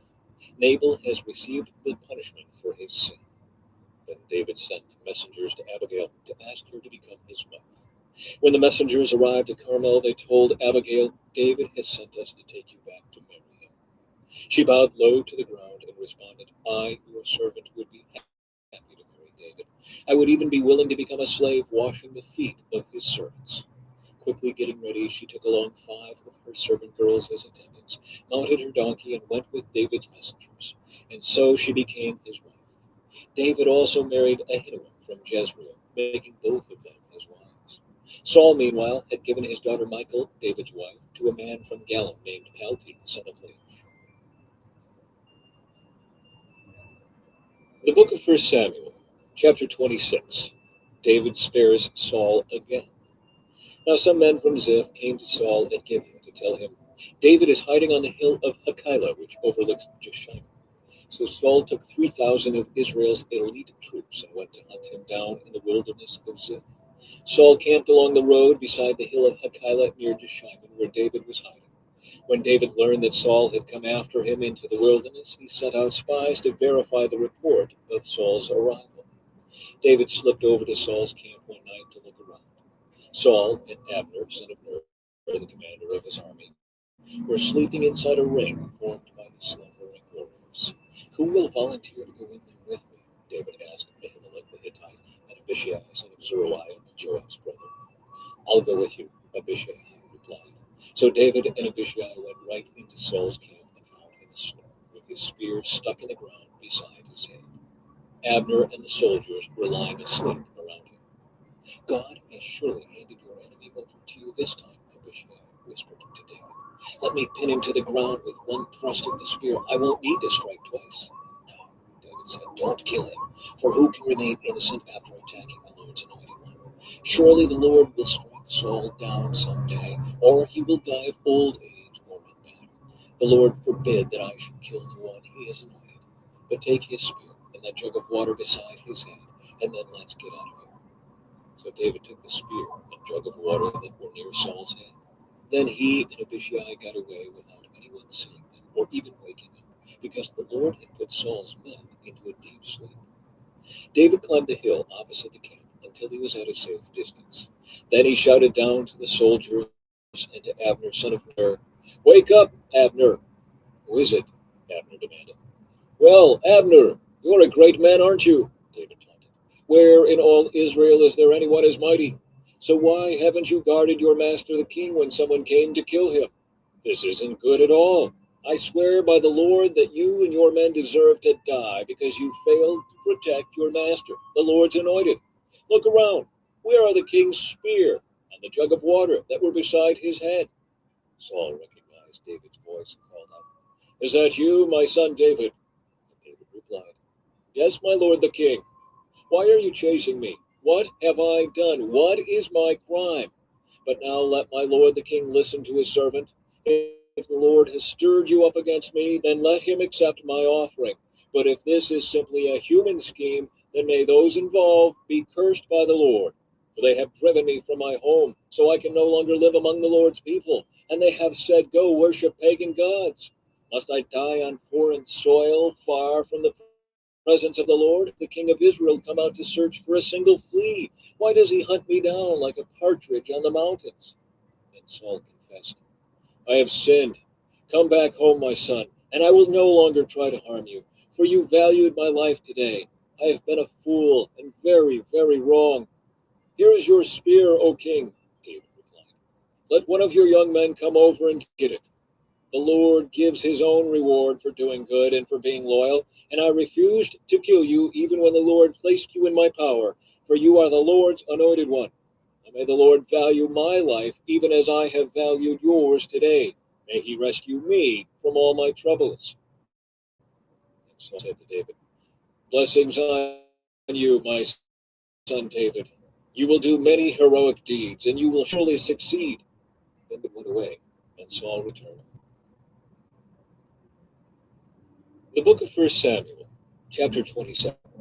David among the Philistines.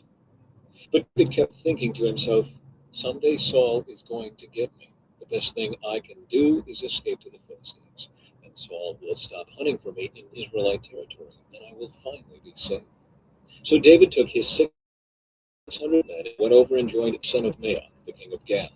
David and his men and their families settled there with Achish at Gath. David brought his two wives along with him, Ahinoam from Jezreel and Abigail, Nabal's widow from Carmel. Word soon reached Saul that David had fled to Gath, so he stopped hunting for him. One day David said to Achish, "If it is all right with you, we would rather live in one of the country towns instead of here in the royal city." So Achish gave him the town of Ziklag, which still belongs to the kings of Judah to this day. And they lived there among the Philistines for a year and 4 months. David and his men spent their time raiding the Geshurites, the Girzites, and the Amalekites, people who had lived near Shur toward the land of Egypt since ancient times. David did not leave one person alive in the villages he attacked. He took the sheep, goats, cattle, donkeys, camels, and clothing before returning home to see King Achish. "Where did you make your raid today?" Achish would ask. And David would reply, "Against the south of Judah, the Jerahmeelites, and the Kenites." No one was left alive to come to Gath and tell where he had really been. This happened again and again while he was living among the Philistines. Achish believed David and thought to himself, "By now the people of Israel must hate him bitterly. Now he will have to stay here and serve me forever." The book of 1 Samuel, chapter 28. Saul consults a meeting. About that time the Philistines mustered their armies for another war with Israel. King Achish told David, "You and your men will be expected to join me in battle." "Very well," David agreed. "Now you will see for yourself what we can do." Then Achish told David, "I will make you my personal bodyguard for life." Meanwhile, Samuel had died, and all Israel had mourned for him. He was buried in Ramah, his hometown. And Saul had banned from the land of Israel all mediums and those who consult the spirits of the dead. The Philistines set up their camp at Shunem, and Saul gathered all the army of Israel and camped at Gilboa. When Saul saw the vast Philistine army, he became frantic with fear. He asked the Lord what he should do, but the Lord refused to answer him, either by dreams or by sacred lights, or by the prophets. Saul then said to his advisors, "Find a woman who is a medium, so I can go and ask her what to do." His advisors replied, "There is a medium at Endor." So Saul disguised himself by wearing ordinary clothing instead of his royal robes. Then he went to the woman's home at night, accompanied by two of his men. I have to talk to a man who has died, he said. Will you call up his spirit for me? Are you trying to get me killed? The woman demanded. You know that Saul has outlawed all the mediums and all who consult the spirits of the dead. Why are you setting a trap for me? But Saul took an oath in the name of the Lord and promised, as surely as the Lord lives, nothing bad will happen to you for doing this. Finally, the woman said, well, whose spirit do you want me to call up? Call up Samuel, Saul replied. When the woman saw Samuel, she screamed, you've deceived me! You are Saul! Don't be afraid, the king told her. What do you see? I see God coming up out of the earth, she said. What does he look like? Saul asked. He's an old man wrapped in a robe, she replied. Saul realized it was Samuel, and he fell to the ground before him. Why have you disturbed me by calling me back? Samuel asked Saul. Because I am in deep trouble, Saul replied. The Philistines are at war with me, and God has left me and won't reply by prophets or dreams, so I have called for you to tell me what to do. But Samuel replied, why ask me, since the Lord has left you and has become your enemy? The Lord has done just as he said he would. He has torn the kingdom from you and given it to your rival David. The Lord has done this to you today because you refused to carry out his fierce anger against the Amalekites. What's more, the Lord will hand you and the army of Israel over to the Philistines tomorrow, and you and your sons will be here with me. The Lord will bring down the entire army of Israel in defeat. Saul fell falling on the ground, paralyzed with fright because of Samuel's words. He was also faint with hunger, for he had eaten nothing all day and all night. When the woman saw how distraught he was, she said, Sir, I obeyed your command at the risk of my life. Now do what I say, and let me give you a little something to eat so you can regain your strength for the trip back. But Saul refused. The men who were with him also urged him to eat, so he finally yielded and got up from the ground and sat on the couch. The woman had been fattening a cow, so she hurried out and killed it. She took some flour, kneaded it into dough, and baked unleavened bread. She brought the meal to Saul and his men, and they ate it. Then they went out into the night. The book of 1 Samuel, chapter 29. The Philistines reject David. The entire Philistine army now mobilized at Aphek, and the Israelites camped at the spring in Jezreel. The Philistine rulers were leading out their troops in groups of hundreds and thousands. David and his men marched at the rear with King Achish. But the Philistine commanders demanded, what are these Hebrews doing here? And Achish told them, this is David, the servant of King Saul of Israel. He's been with me for years, and I've never found a single fault in him from the day he arrived until today. But the Philistine commanders were angry. Send him back to the town you've given him, they demanded. He can't go into the battle with us. What if he turns against us in battle and becomes our adversary? Is there any better way for him to reconcile himself with his master than by handing our heads over to him? Isn't this the same David about whom the women of Israel sing in their dances, Saul has killed his thousands and David his 10,000s?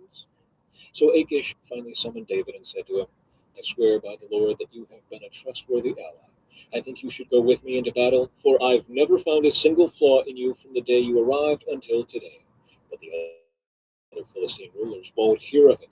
Please don't upset them, but go back quietly. What have I done to deserve this treatment? David demanded. What have you ever found in your servant that I can't go and fight the enemies of my lord the king? But Achish insisted. As far as I'm concerned, you are as perfect as an angel of God. But the Philistine commanders are afraid to have you with them in the battle.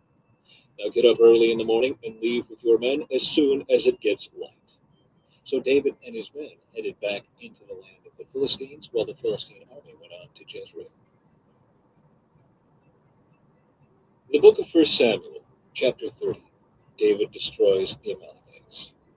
3 days later, when David and his men arrived home at the town of Ziklag, they found that the Amalekites had made a raid into the Negev and Ziklag.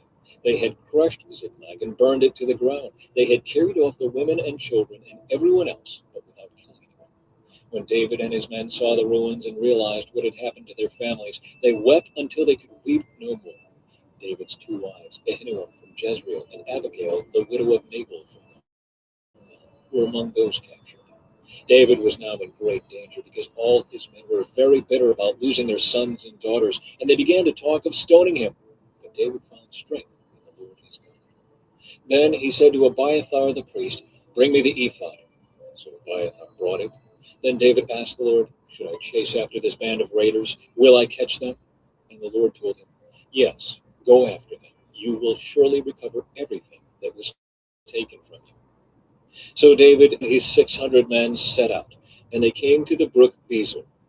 But 200 of the men were too exhausted to cross the brook, so David continued the pursuit with 400 men. Along the way, they found an Egyptian man in a field and brought him to David. They gave him some bread to eat and water to drink. They also gave him part of a fig cake and 2 clusters of raisins, for he hadn't had anything to eat or drink for 3 days and nights. Before long, his strength returned. "To whom do you belong, and where do you come from?" David asked him. "I am an Egyptian, the slave of an Amalekite," he replied. "My master abandoned me 3 days ago because I was sick. We were on our way back from raiding the Kerethites in the Negev, the territory of Judah, and the land of Caleb, and we had just burned Ziklag." "Will you lead me to this band of raiders?" David asked. The young man replied, "If you take an oath in God's name that you will not kill me or give me back to my master, then I will guide you to them."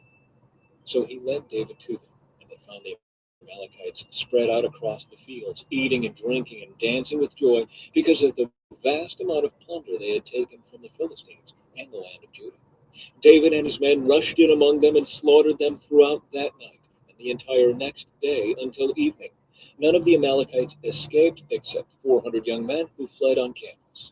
David got back everything the Amalekites had taken, and he rescued his 2 wives. Nothing was missing, small or great, son or daughter, nor anything else that had been taken.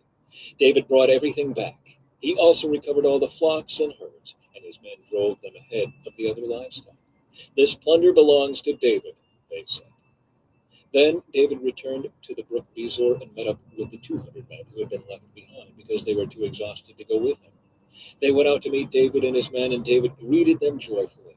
But some evil troublemakers among David's men said, "They didn't go with us, so they can't have any of the plunder we recovered. Give them their wives and children and tell them to be gone." But David said, "No, my brothers, don't be selfish with what the Lord has given us. He has kept us safe and helped us defeat the band of raiders that attacked us. Who will listen when you talk like this? We share and share alike, those who go to battle and those who guard the equipment." From then on, David made this a decree and regulation for Israel, and it is still followed today. When he arrived at Ziklag, David sent part of the plunder to the elders of Judah, who were his friends. "Here is a present for you taken from the Lord's enemies," he said. The gifts were sent to the people of the following towns David had visited: Bethel, Ramoth Negev, Jatir, Aror, Siphmoth, Eshtemoa, Rachel, the towns of the Jerahmeelites, the town of the Kenites, Hormah, Boreshan, Athak, Hebron, and all the other places David and his men had visited. The book of 1 Samuel, chapter 31, the death of Saul. Now the Philistines attacked Israel, and the men of Israel fled before them. Many were slaughtered on the slopes of Mount Gilboa. The Philistines closed in on Saul and his sons, and they killed 3 of his sons, Jonathan, Abinadab, and Malchishua. The fighting grew very fierce around Saul, and the Philistine archers caught up with him and wounded him severely. Saul groaned to his armor-bearer, "Take your sword and kill me, for these pagan Philistines come to run me through and taunt and torture me." But his armor-bearer was afraid and would not do it. So Saul took his own sword and fell on it. When his armor-bearer realized that Saul was dead, he fell on his own sword and died beside the camp. So Saul, his 3 sons, his armor-bearer, and his troops all died together that same day. When the Israelites on the other side of the Jezreel Valley and beyond the Jordan saw that the Israelite army had fled and that Saul and his sons were dead, they abandoned their towns and fled. So the Philistines moved in and occupied their towns. The next day, when the Philistines went out to strip the dead, they found the bodies of Saul and his 3 sons on Mount Gilboa. So they cut off Saul's head and stripped off his arm. Then the good news of Saul's death in their pagan temple and to the people throughout the land of Philistia. They placed his armor in the temple of the Ashtoreths, and they fastened his body to the wall of the city of Bethshan. But when the people of Jabesh Gilead heard what the Philistines had done to Saul, all their mighty warriors through the night to Bethshan, and took the bodies of Saul and his sons down from the wall, but then to Jabesh, where they bodies. Then they took their bones and buried them beneath the tamarisk tree at Jabesh, and they fasted for 7 days. 2 Samuel, chapter 1. David learns of Saul's death. After the death of Saul, David returned from his victory over the Amalekites and spent 2 days in Ziklag. On the 3rd day, a man arrived from Saul's army. He had torn his clothes and put dirt on his head to show that he was in mourning. He fell to the ground before David in deep respect. "Where have you come from?" David asked. "I escaped from the Israelite camp," the man replied. "What happened?" David demanded. "Tell me how the battle went." The man replied, "Our entire army fled from the battle. Many of the men are dead, and Saul and his son Jonathan are also dead." "How do you know Saul and Jonathan are dead?" David demanded of the young man. The man answered, "I happened to be on Mount Gilboa, and there was Saul leaning on his spear with the enemy chariots and charioteers closing in on him. When he turned and saw me, he cried out for me to come to him. 'How can I help him?' I asked. He responded, 'Who are you?' 'I am an Amalekite,' I told him. Then he begged me, 'Come over here and put me out of my misery, for I am in terrible pain and want to die.' So I killed him," the Amalekite told David, "for I knew he couldn't live. Then I took his crown and his armband, and I have brought them here to you, my lord." David and his men tore their clothes in sorrow when they heard the news. They mourned and wept and fasted all day for Saul and his son Jonathan, and for the Lord's army and the nation of Israel, because they had died by the sword that day. Then David said to the young man who had brought the news, "Where are you from?" And he replied, "I am a foreigner, an Amalekite who lives in your land." "Why were you not afraid to kill the Lord's anointed one?" David asked. Then David said to one of his men, "Kill him." So the man thrust his sword into the Amalekite and killed him. "You have condemned yourself," David said, "for you yourself confessed that you killed the Lord's anointed one." David's song for Saul and Jonathan. Then David composed a funeral song for Saul and Jonathan, and he commanded that it be taught to the people of Judah. It is known as the Song of the Bow, and it is recorded in the book of Jasher. "Your pride and joy, O Israel, lies dead on the hills. Oh, how the mighty heroes have fallen. Don't announce the news in Gath. Don't proclaim it in the streets of Ashkelon, or the daughters of the Philistines will rejoice and the pagans will laugh in triumph. O mountains of Gilboa, let there be no dew or rain upon you, nor fruitful fields producing offerings of grain. For there the shield of the mighty heroes was defiled. The shield of Saul will no longer be anointed with oil. The bow of Jonathan was powerful, and the sword of Saul did its mighty work. They shed the blood of their enemies and pierced the bodies of mighty heroes. How beloved and gracious were Saul and Jonathan. They were together in life and in death. They were swifter than eagles, stronger than lions. O women of Israel, weep for Saul, for he dressed you in luxurious scarlet clothing, in garments decorated with gold. Oh, how the mighty heroes have fallen in battle. Jonathan lies dead on the hills. How I weep for you, my brother Jonathan. Oh, how much I loved you, and your love for me was deep, deeper than the love of women. Oh, how the mighty heroes have fallen. Stripped of their weapons, they lie dead. 2 Samuel, chapter 2. David anointed king of Judah. After this, David asked the Lord, "Should I move back to one of the towns of Judah?" "Yes," the Lord replied. Then David asked, "Which town should I go to?" "To Hebron," the Lord answered. David's 2 wives were Ahinoam from Jezreel and Abigail, the widow of Nabal from Carmel. So David and his wives and his men and their families all moved to Judah, and they settled in the villages near Hebron. Then the men of Judah came to David and crowned him king over the people of Judah. When David heard that the men of Jabesh Gilead had buried Saul, he sent them this message: "May the Lord bless you for being so loyal to your master Saul and giving him a decent burial. May the Lord be loyal to you in return and reward you with his unfailing love. And I, too, will reward you for what you have done. Now that Saul is dead, I ask you to be my strong and loyal subjects, like the people of Judah, who have anointed me as their new king. Ishbosheth crowned king of Israel. But Abner, son of Ner, the commander of Saul's army, had already gone to Mahanaim with Saul's son Ishbosheth. There he proclaimed Ishbosheth king over Gilead, Jezreel, Ephraim, the land of the Asherites, and all the rest of Israel. Ishbosheth, Saul's son, was 40 years old when he became king, and he ruled from Mahanaim for 2 years. Meanwhile, the people of Judah remained loyal to David. David made Hebron his capital, and he ruled as king of Judah for 7.5 years. War between Israel and Judah. One day Abner led Ishbosheth's troops from Mahanaim to Gibeon. About the same time, Joab, son of Zeruiah, led David's troops out and met them at the pool of Gibeon. The two groups sat down there, facing each other from opposite sides of the pool. Then Abner suggested to Joab, "Let's have a few of our warriors fight hand to hand here in front of us." "All right," Joab agreed. So 12 men were chosen to fight from each side. 12 men of Benjamin, representing Ishbosheth, son of Saul, and 12 representing David. Each one grabbed his opponent by the hair and thrust his sword into the other's side so that all of them died. So this place at Gibeon has been known ever since as the Field of Swords. A fierce battle followed that day, and Abner and the men of Israel were defeated by the forces of David. The death of Asahel. Joab, Abishai, and Asahel, the 3 sons of Zeruiah, were among David's forces that day. Asahel could run like a gazelle, and he began chasing Abner.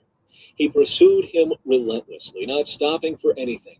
When Abner looked back and saw him coming, he called out, "Is that you, Asahel?" "Yes, it is," he replied. "Go fight someone else," Abner warned. "Take on one of the younger men and strip him of his weapons." But Asahel kept right on chasing Abner. Again, Abner shouted to him, "Get away from here. I don't want to kill you. How could I ever face your brother Joab again?" But Asahel refused to turn back. So Abner thrust the butt end of his spear through Asahel's stomach, and the spear came out through his back. He stumbled to the ground and died there. And everyone who came by that spot stopped and stood still when they saw Asahel lying there. When Joab and Abishai found out what had happened, they set out after Abner. The sun was just going down as they arrived at the hill of Ammah near Giah, along the road to the wilderness of Gibeon. Abner's troops from the tribe of Benjamin regrouped there at the top of the hill to take a stand. Abner shouted down to Joab, "Must we always be killing each other? Don't you realize that bitterness is the only result? When will you call off your men from chasing their Israelite brothers?" Then Joab said, "God only knows what would have happened if you hadn't spoken, for we would have chased you all night if necessary." So Joab blew the ram's horn, and his men stopped chasing the troops of Israel. All that night, Abner and his men retreated through the Jordan Valley.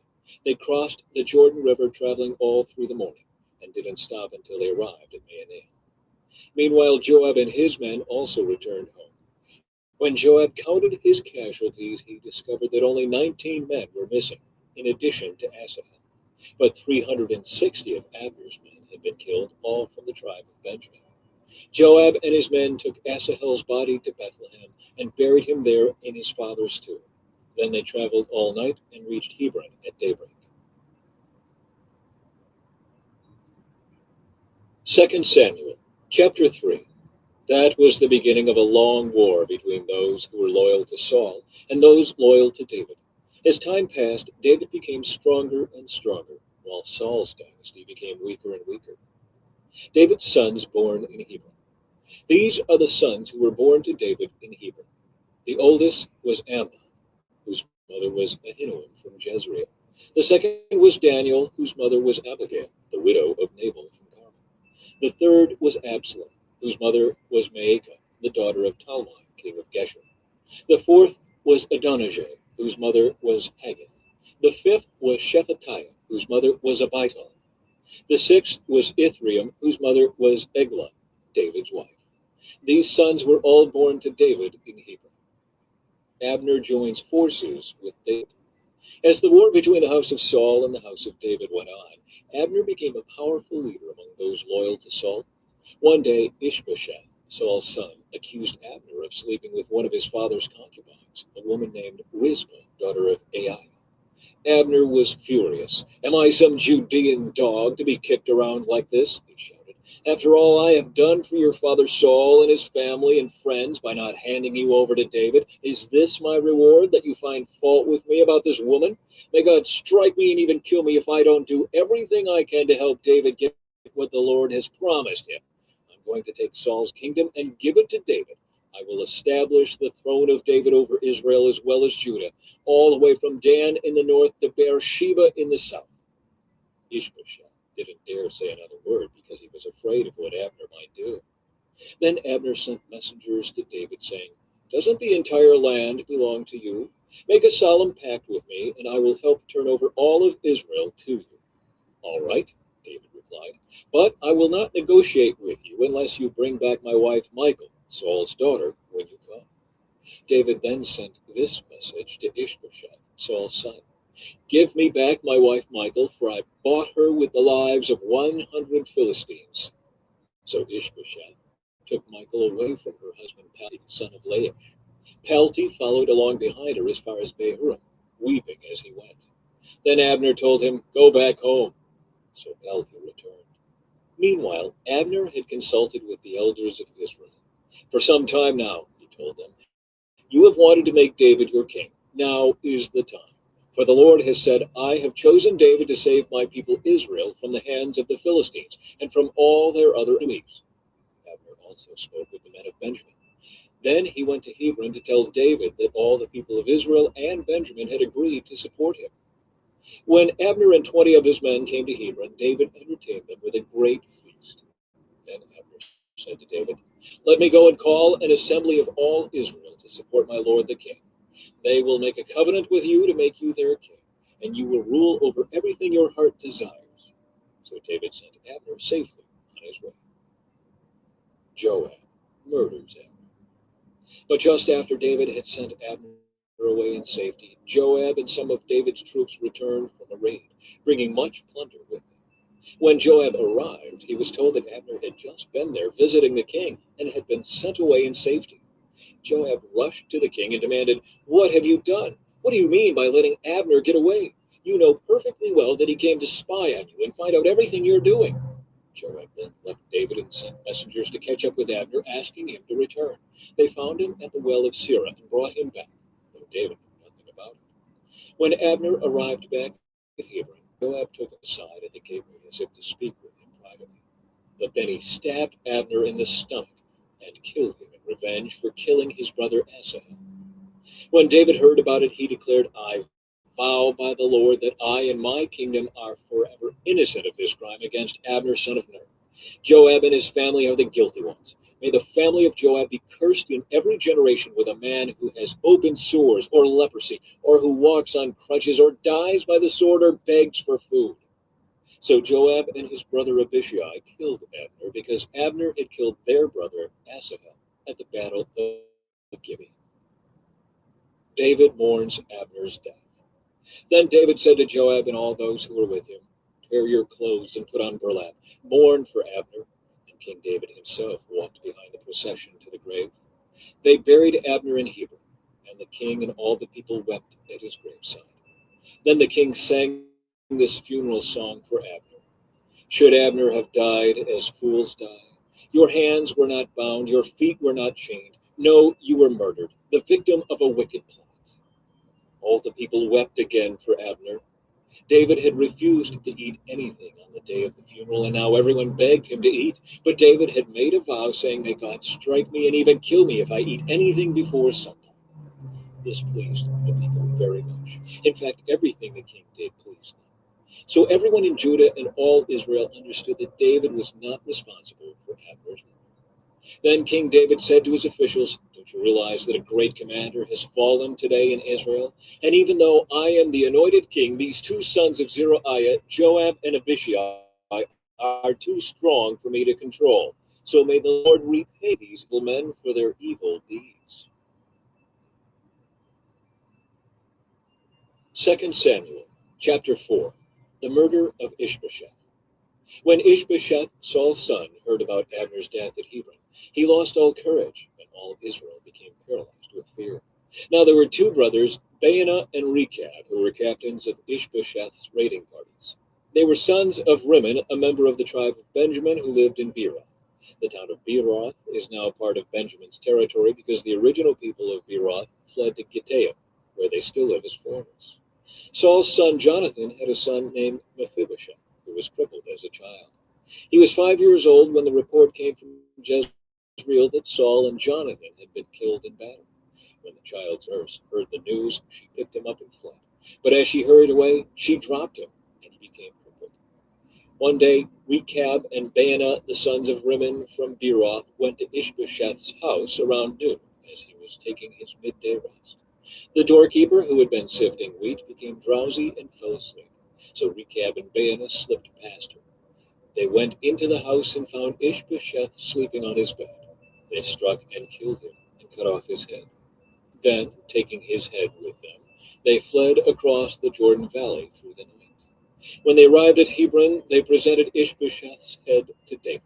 "Look," they exclaimed to the king, "here is the head of Ishbosheth, the son of your enemy Saul, who tried to kill you.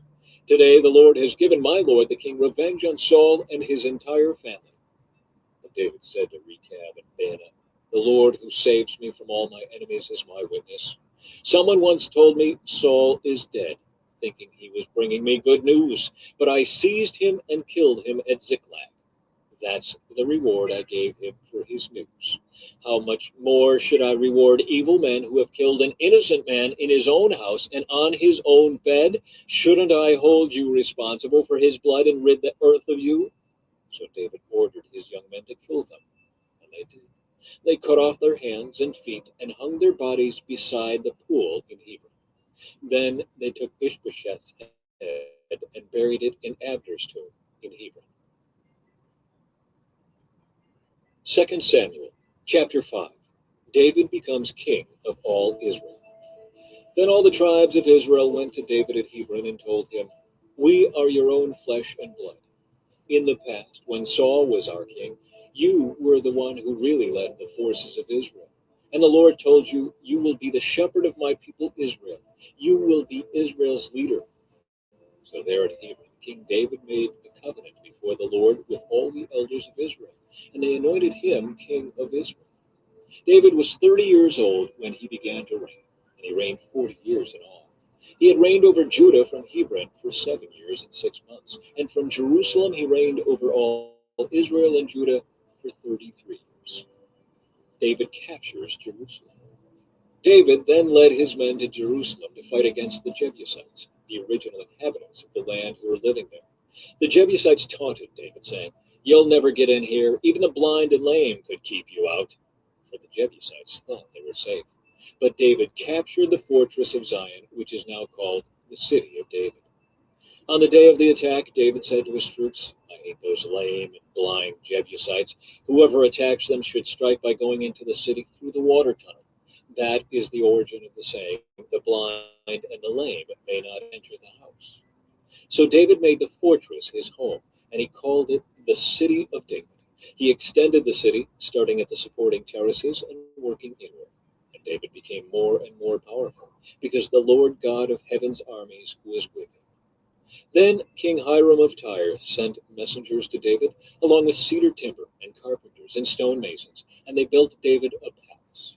And David realized that the Lord confirmed him as king over Israel, and had blessed his kingdom for the sake of his people Israel. After moving from Hebron to Jerusalem, David married more concubines and wives, and they had more sons and daughters. These are the names of David's sons who were born in Jerusalem: Shemua, Shobab, Nathan, Solomon, Ibhar, Elishua, Nepheg, Japhiah, Elishama, Eliada, and Eliphalet. David conquers the Philistines. When the Philistines heard that David had been anointed king of Israel, they mobilized all their forces to capture him. But David was told they were coming, so he went into the stronghold. The Philistines arrived and spread out across the valley of Rephaim. So David asked the Lord, "Should I go out to fight the Philistines? Will you hand them over to me?" The Lord replied to David, "Yes, go ahead. I will certainly hand them over to you." So David went to Baal Perazim and defeated the Philistines there. The Lord did it, David exclaimed. He burst through my enemies like a raging flood. So he named that place Baal-perazim, which means the Lord who burst through. The Philistines had abandoned their idols there, so David and his men confiscated them. But after a while, the Philistines returned and again spread out across the valley of Rephaim. And again David asked the Lord what to do. Do not attack them straight on, the Lord replied. Instead, circle around behind and attack them near the poplar trees. When you hear a sound like marching feet in the tops of the poplar trees, be on the alert. That will be the signal that the Lord is moving ahead of you to strike down the Philistine army. So David did what the Lord commanded, and he struck down the Philistines all the way from Gibeon to Gezer. 2 Samuel chapter 6, moving the ark to Jerusalem.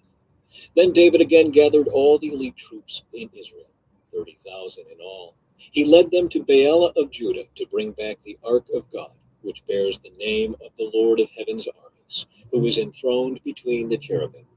They placed the ark of God on a new cart and brought it from Abinadab's house, which was on a hill. Uzzah and Ahio, Abinadab's sons, were guiding the cart as it left the house, carrying the ark of God. Ahio walked in front of the ark. David and all the people of Israel were celebrating before the Lord, singing songs and playing all kinds of musical instruments, lyres, harps, tambourines, castanets, and cymbals.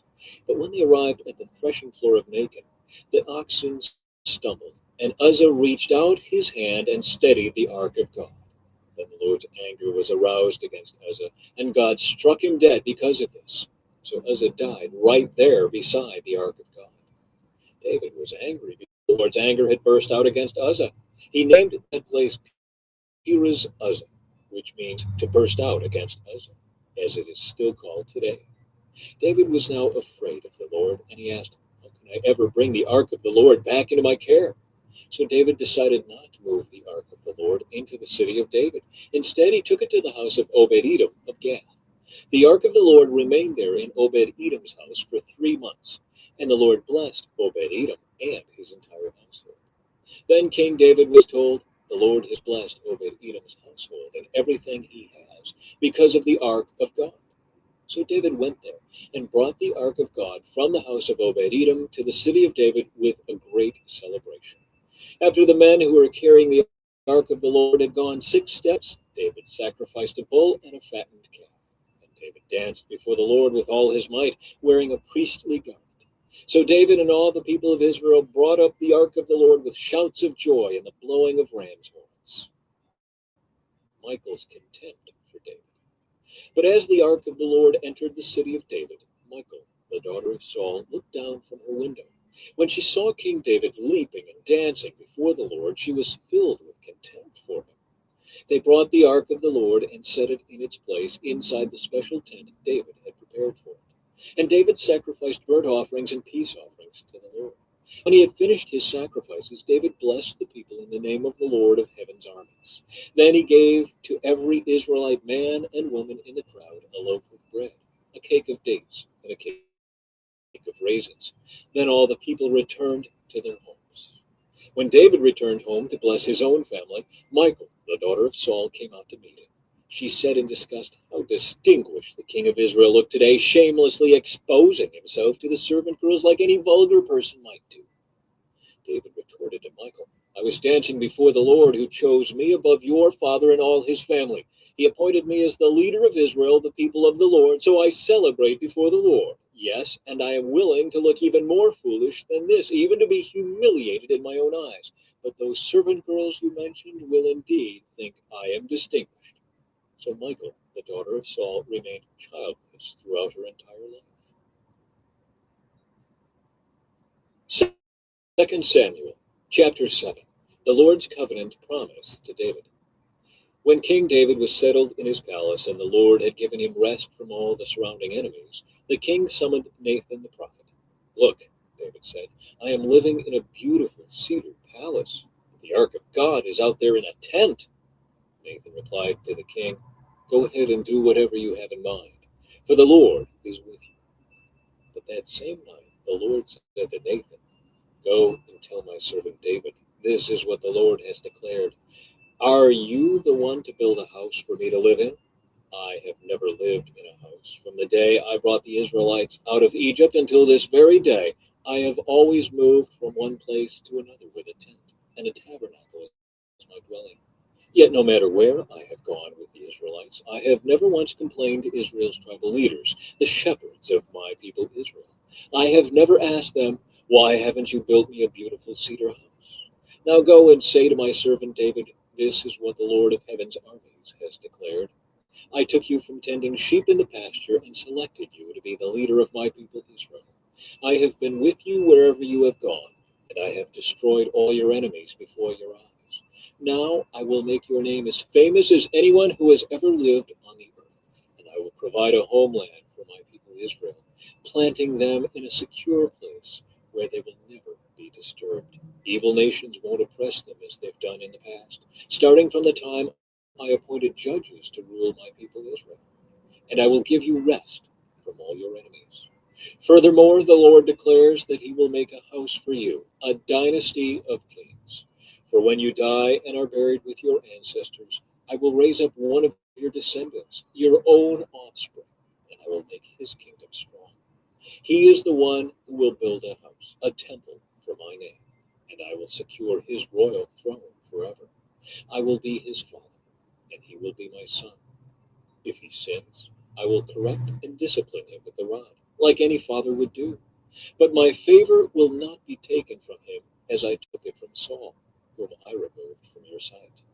Your house and your kingdom will continue before me for all time, and your throne will be secure forever.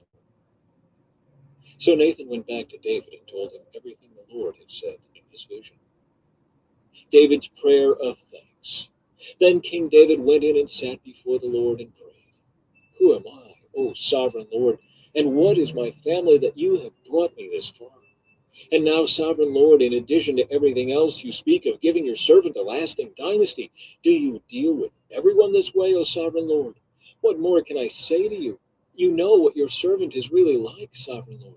Because of your promise and according to your will, you have done all these great things and have made them known to your servant. How great you are, O sovereign Lord! There is no one like you. We have never even heard of another God like you. What other nation on earth is like your people Israel? What other nation, O God, have you redeemed from slavery to be your own people? You made a great name for yourself when you redeemed your people from Egypt. You performed awesome miracles and drove out the nations and gods that stood in their way. You made Israel your very own people forever, and you, O Lord, became their God. And now, O Lord God, I am your servant. Do as you have promised concerning me and my family. Confirm it as a promise that will last forever. And may your name be honored forever, so that everyone will say, the Lord of heaven's armies is God over Israel. And may the house of your servant David continue before you forever. O Lord of heaven's armies, God of Israel, I have been bold enough to pray this prayer to you because you have revealed all this to your servant, saying, I will build a house for you, a dynasty of kings. For you are God, O sovereign Lord. Your words are true, and you have promised these good things to your servant. And now may it please you to bless the house of your servant, so that it may continue forever before you. For you have spoken. And when you grant a blessing to your servant, O sovereign Lord, it is an eternal blessing. 2 Samuel, chapter 8, David's military victories. After this, David defeated and subdued the Philistines by conquering Gath, their largest town. David also conquered the land of Moab. He made the people lie down on the ground in a row, and he measured them off in groups with the length of rope. He measured off 2 groups to be executed for every 1 group to be spared. The Moabites who were spared became David's subjects and paid him tribute.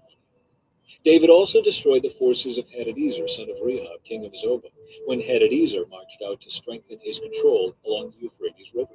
David captured 1,700 charioteers and 20,000 foot soldiers. He crippled all the chariot horses except enough for 100 chariots. When Arameans from Damascus arrived to help King Hadadezer, David killed 22,000 of them. Then he placed several army garrisons in Damascus, the Aramean capital, and the Arameans became David's subjects and paid him tribute money. So the Lord made David victorious wherever he went. David brought the gold shields of Hadadezer's officers to Jerusalem, along with a large amount of bronze from Hadadezer's towns of Teba and Berothah. When King Toi of Hamath heard that David had destroyed the entire army of Hadadezer, he sent his son Joram to congratulate King David for his successful campaign. Hadadezer and Toi had been enemies and were often at war. Joram presented David with many gifts of silver, gold, and bronze. King David dedicated all these gifts to the Lord, as he did with the silver and gold from the other nations he had defeated, from Edom, Moab, Ammon, Philistia, and Amalek, and from Hadadezer, son of Rehob, king of Zobah. So David became very famous.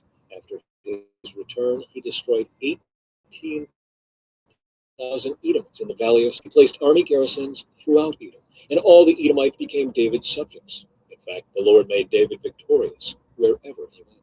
So David reigned over all Israel and did what was just and right for all his people. Joab, son of Zeruiah, was commander of the army. Jehoshaphat, son of Ahilud, was the royal historian. Zadok, son of Ahitub, and Ahimelech, son of Abiathar, were the priests. Seraiah was the court secretary. Benaiah, son of Jehoiada, was captain of the king's bodyguard. And David's sons served as priestly leaders. 2 Samuel, chapter 9, David's kindness to Mephibosheth. One day, David asked, "Is anyone in Saul's family still alive? Anyone to whom I can show kindness for Jonathan's sake?" He summoned a man named Ziba, who had been one of Saul's servants. "Are you Ziba?" the king asked. "Yes, sir, I am," Ziba replied. The king then asked him, "Is anyone still alive from Saul's family? If so, I want to show God's kindness to them." Ziba replied, "Yes, one of Jonathan's sons is still alive. He is crippled in both feet." "Where is he?" the king asked. "In Lodebar," Ziba told him, "at the home of Machir, son of Ammiel." So David sent for him and brought him from Machir's home. His name was Mephibosheth. He was Jonathan's son and Saul's grandson. When he came to David, he bowed low to the ground in deep respect. David said, "Greetings, Mephibosheth." Mephibosheth replied, "I am your servant."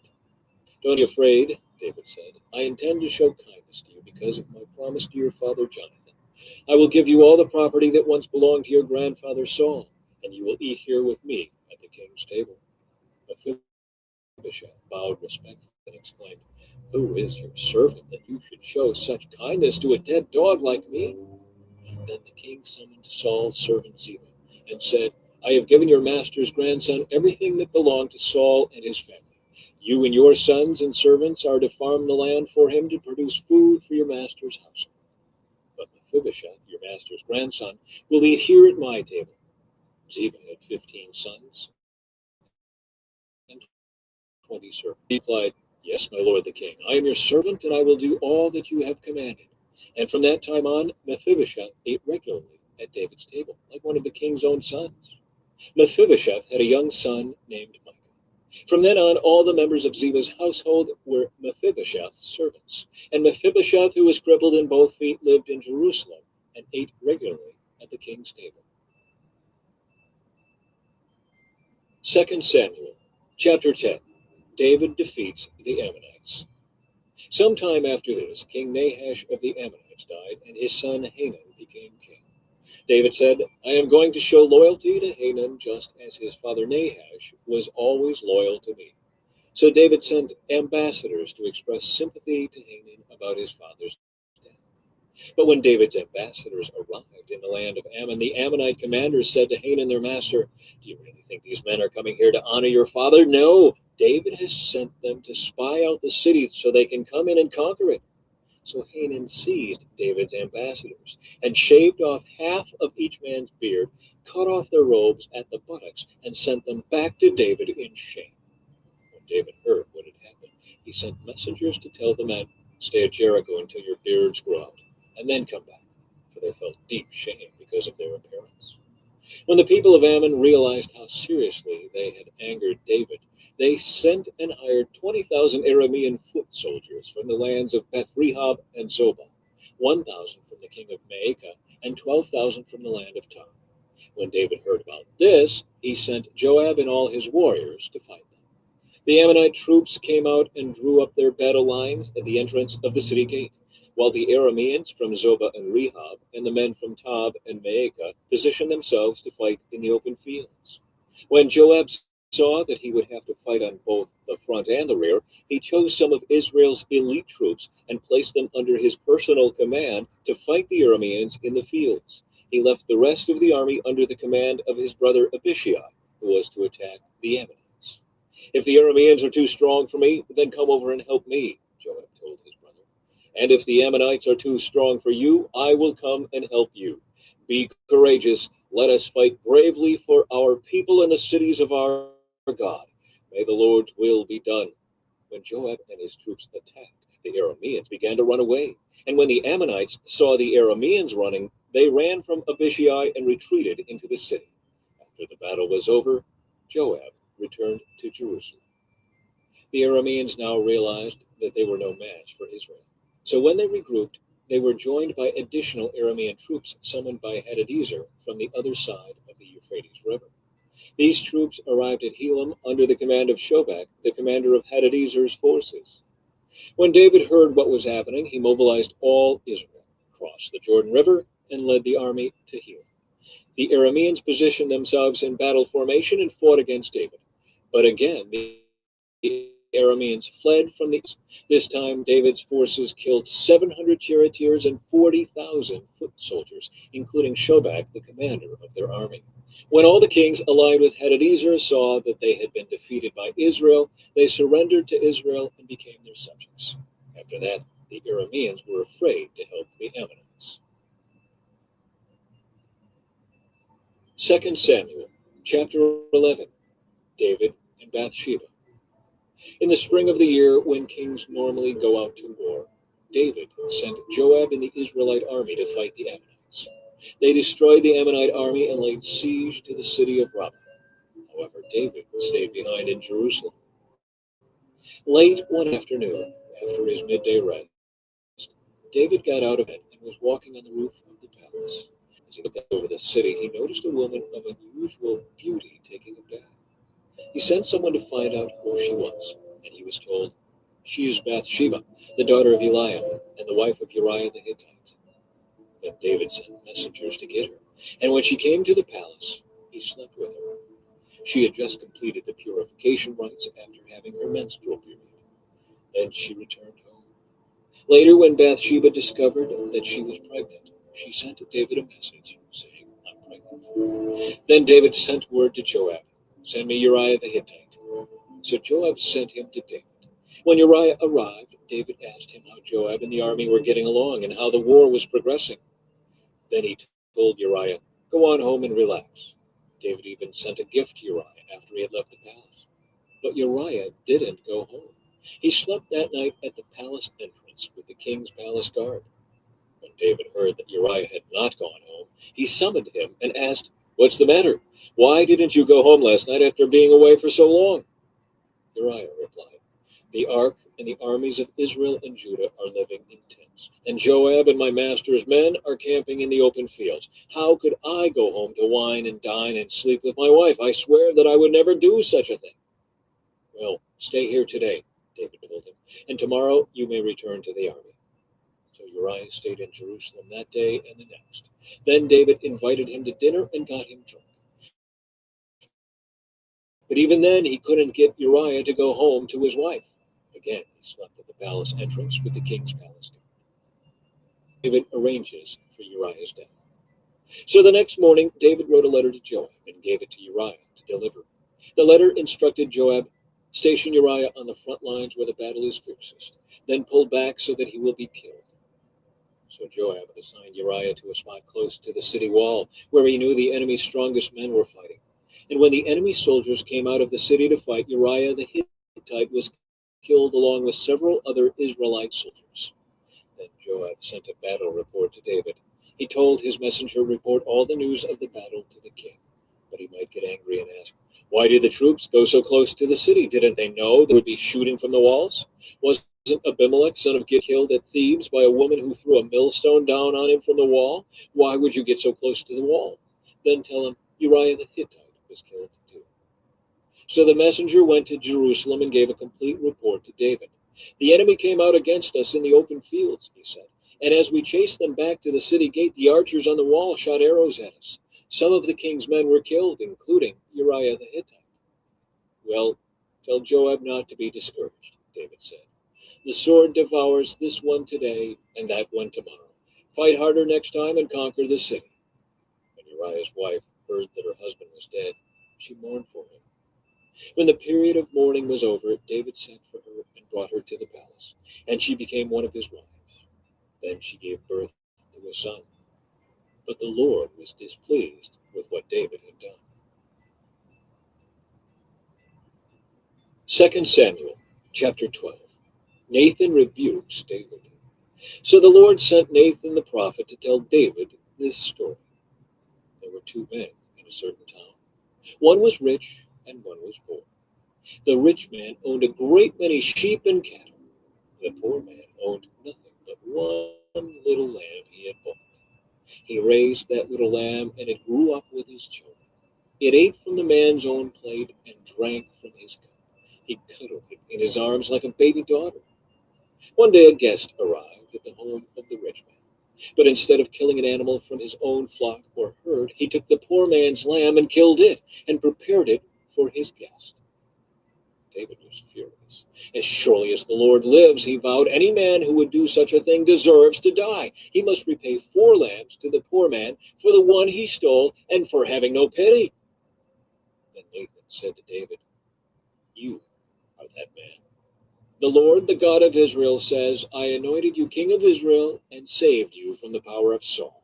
I gave you your master's house and his wives, and the kingdoms of Israel and Judah. And if that had not been enough, I would have given you much, much more. Why then have you despised the word of the Lord and done this horrible deed? For you have murdered Uriah the Hittite with the sword of the Ammonites and stolen his wife. From this time on, your family will live by the sword because you have despised me by taking Uriah's wife to be your own. This is what the Lord says. Because of what you have done, I will cause your own household to rebel against you. I will give your wives to another man before your very eyes, and he will go to bed with them in public view. You did it secretly, but I will make this happen to you openly in the sight of all Israel. David confesses his guilt. Then David confessed to Nathan, I have sinned against the Lord. Nathan replied, yes, but the Lord has forgiven you, and you won't die for this sin. Nevertheless, because you have shown utter contempt for the Lord by doing this, your child will die. After Nathan returned to his home, the Lord sent a deadly illness to the child of David, Uriah's wife. David begged God to spare the child. He went without food and lay all night on the bare ground. The elders of his household pleaded with him to get up and eat with them, but he refused. Then, on the 7th day, the child died. David's advisors were afraid to tell him. He wouldn't listen to reason while the child was ill. They said, what drastic thing will he do when we tell him the child is dead? But David saw them whispering. He realized what had happened. Is the child dead? Yes. Yes, they replied. He is dead. Then David got up from the ground, washed himself, put on lotions, and changed his clothes. He went to the tabernacle and worshipped the Lord. After that, he returned to the palace and was served food and ate. His advisors were amazed. We don't understand you, they told him. While the child was still living, you wept and refused to eat, but now that the child is dead, you have stopped your mourning and are eating again. David replied, I fasted and wept while the child was alive. For I said, perhaps the Lord will be gracious to me and let the child live. But why should I fast when he is dead? Can I bring him back again? I will go to him one day, but he cannot return to me. Then David comforted Bathsheba, his wife, and slept with her. She became pregnant and gave birth to a son, and they named him Solomon. The Lord loved the child and sent word through Nathan the prophet that they should name him Jedediah, which means beloved of the Lord, as the Lord had commanded.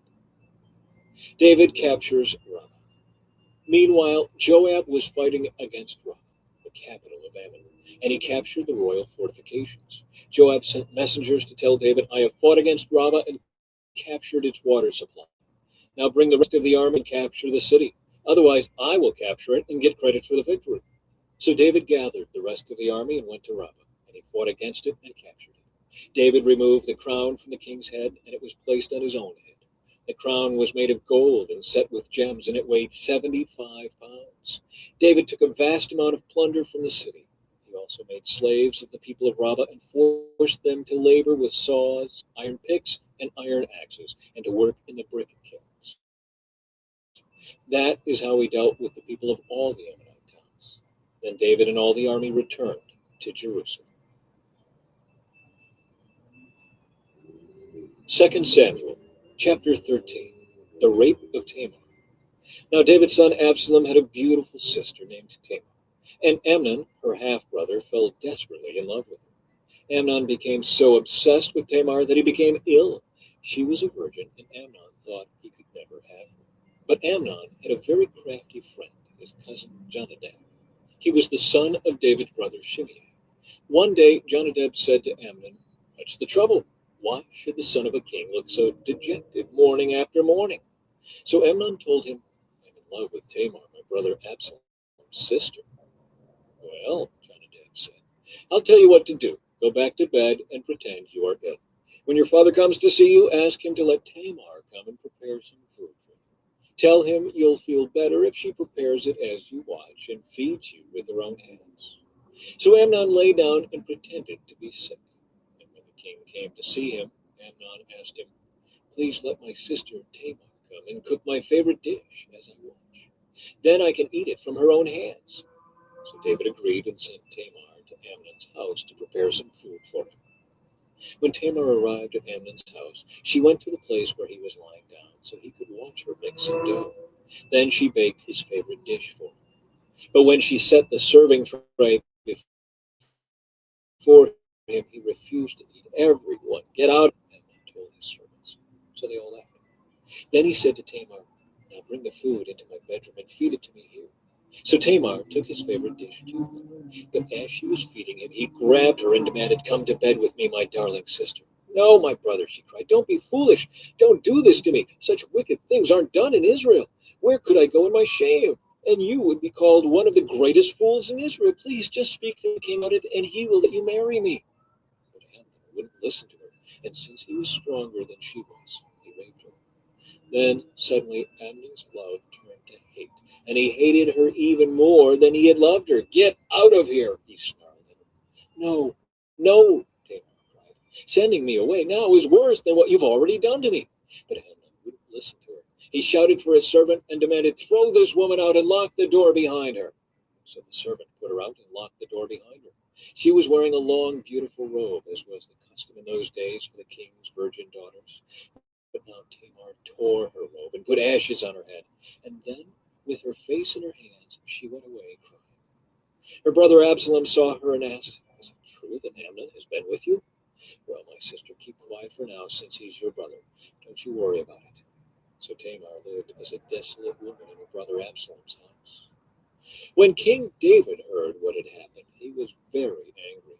And though Absalom never spoke to Amnon about this, he hated Amnon deeply because of what he had done to his sister. Absalom's revenge on Amnon. 2 years later, when Absalom's sheep were being sheared at Baal Hazor near Ephraim, Absalom invited all the king's sons to come to a feast. He went to the king and said, "My sheep shearers are now at work. Would the king and his servants please come to celebrate the occasion with me?" The king replied, "No, my son, if we all came, we would be too much of a burden on you." Absalom pressed him, but the king would not come, though he gave Absalom his blessing. "Well then," Absalom said, "if you can't come, how about sending my brother Amnon with us?" "Why Amnon?" the king asked. But Absalom kept on pressing the king until he finally agreed to let all his sons attend, including Amnon. So Absalom prepared a feast fit for a king. Absalom told his men, "Wait until Amnon gets drunk. Then at my signal, kill him. Don't be afraid, I'm the one who has given the command. Take courage and do it." So at Absalom's signal, they murdered Amnon.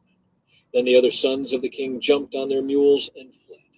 As they were on their way back to Jerusalem, this report reached David: "Absalom has killed all the king's sons. Not one is left alive." The king got up, tore his robe, and threw himself on the ground. His advisers also tore their clothes in horror and sorrow. But just then Jonadab, the son of David's brother Shimei, arrived and said, "No, don't believe that all the king's sons have been killed. It was only Amnon. Absalom has been plotting this ever since Amnon raped his sister Tamar. No, my lord the king, your sons aren't all dead. It was only Amnon." Meanwhile, Absalom escaped. Then the watchman on the Jerusalem wall saw a great crowd coming toward the city from the west. He ran to tell the king, "I see a crowd of people coming from the Horonaim road along the side of the hill." "Look," Jonadab told the king, "there they are now. The king's sons are coming, just as I said." They soon arrived, weeping and sobbing, and the king and all his servants wept bitterly with them. And David mourned many days for his son Amnon. Absalom fled to his grandfather Talmai, son of Ammihud, the king of Geshur. He stayed there in Geshur for 3 years, and King David, now reconciled to Amnon's death, longed to be reunited with his son Absalom. Second chapter for Absalom's return. Joab realized how much the king longed to see Absalom. So he sent for a woman from Tekoa who had a reputation for great wisdom. He said to her, "Pretend you are in mourning, wear mourning clothes, and don't put on lotions. Act like a woman who has been mourning for the dead for a long time. Then go to the king and tell him the story I am about to tell you." Then Joab told her what to say. When the woman from Tekoa approached the king, she bowed with her face to the ground in deep respect and cried out, "O king, help me." "What's the trouble?" the king asked. "Alas, I am a widow," she replied. "My husband is dead. My 2 sons had a fight out in the field, and since no one was there to stop it, one of them was killed. Now the rest of the family is demanding, 'Let us have your son. We will execute him for murdering his brother. He doesn't deserve to inherit his family's property.' They want to extinguish the only coal I have left, and my husband's name and family will disappear from the face of the earth." "Leave it to me," the king told her. "Go home, and I'll see to it that no one touches him." "Oh, thank you, my lord the king," the woman from Tekoa replied. "If you are criticized for helping me, let the blame fall on me and on my father's house, and let the king and his throne be innocent." "If anyone objects," the king said, "bring him to me. I can assure you he will never complain again." Then she said, "Please swear to me by the Lord your God that you won't let anyone take vengeance against my son. I want no more bloodshed." "As surely as the Lord lives," he replied, "not a hair on your son's head will be disturbed." "Please allow me to ask one more thing of my lord the king," she said. "Go ahead and speak," he responded. She replied, "Why don't you do as much for the people of God as you have promised to do for me? You have convicted yourself in making this decision because you have refused to bring home your own banished son. All of us must die eventually. Our lives are like water spilled out on the ground, which cannot be gathered up again. But God does not just sweep life away. Instead, he devises ways to bring us back when we have been separated from him. I have come to plead with my lord the king because people have threatened me. I said to myself, perhaps the king will listen to me and rescue us from those who would cut us off from the inheritance God has given us. Yes, my lord the king will give us peace of mind again. I know that you are like an angel of God in discerning good from evil. May the Lord your God be with you." "I must know one thing," the king replied, "and tell me the truth." "Yes, my lord the king," she responded. "Did Joab put you up to this?" And the woman replied, "My lord the king, how can I deny it? Nobody can hide anything from you. Yes, Joab sent me and told me what to say. He did it to place the matter before you in a different light. But you are as wise as an angel of God, and you understand everything that happens among us." So the king sent for Joab and told him, "All right, go and bring back the young man Absalom." Joab bowed with his face to the ground in deep respect and said, "At last I know that I have gained your approval, my lord the king, for you have granted me this request." Then Joab went to Geshur and brought Absalom back to Jerusalem. But the king gave this order, "Absalom may go to his own house, but he must never come into my presence." So Absalom did not see the king. Absalom reconciled to David. Now Absalom was praised as the most handsome man in all Israel. He was flawless from head to foot. He cut his hair only once a year, and then only because it was so heavy. When he weighed it out, it came to 5 pounds. He had 3 sons and 1 daughter.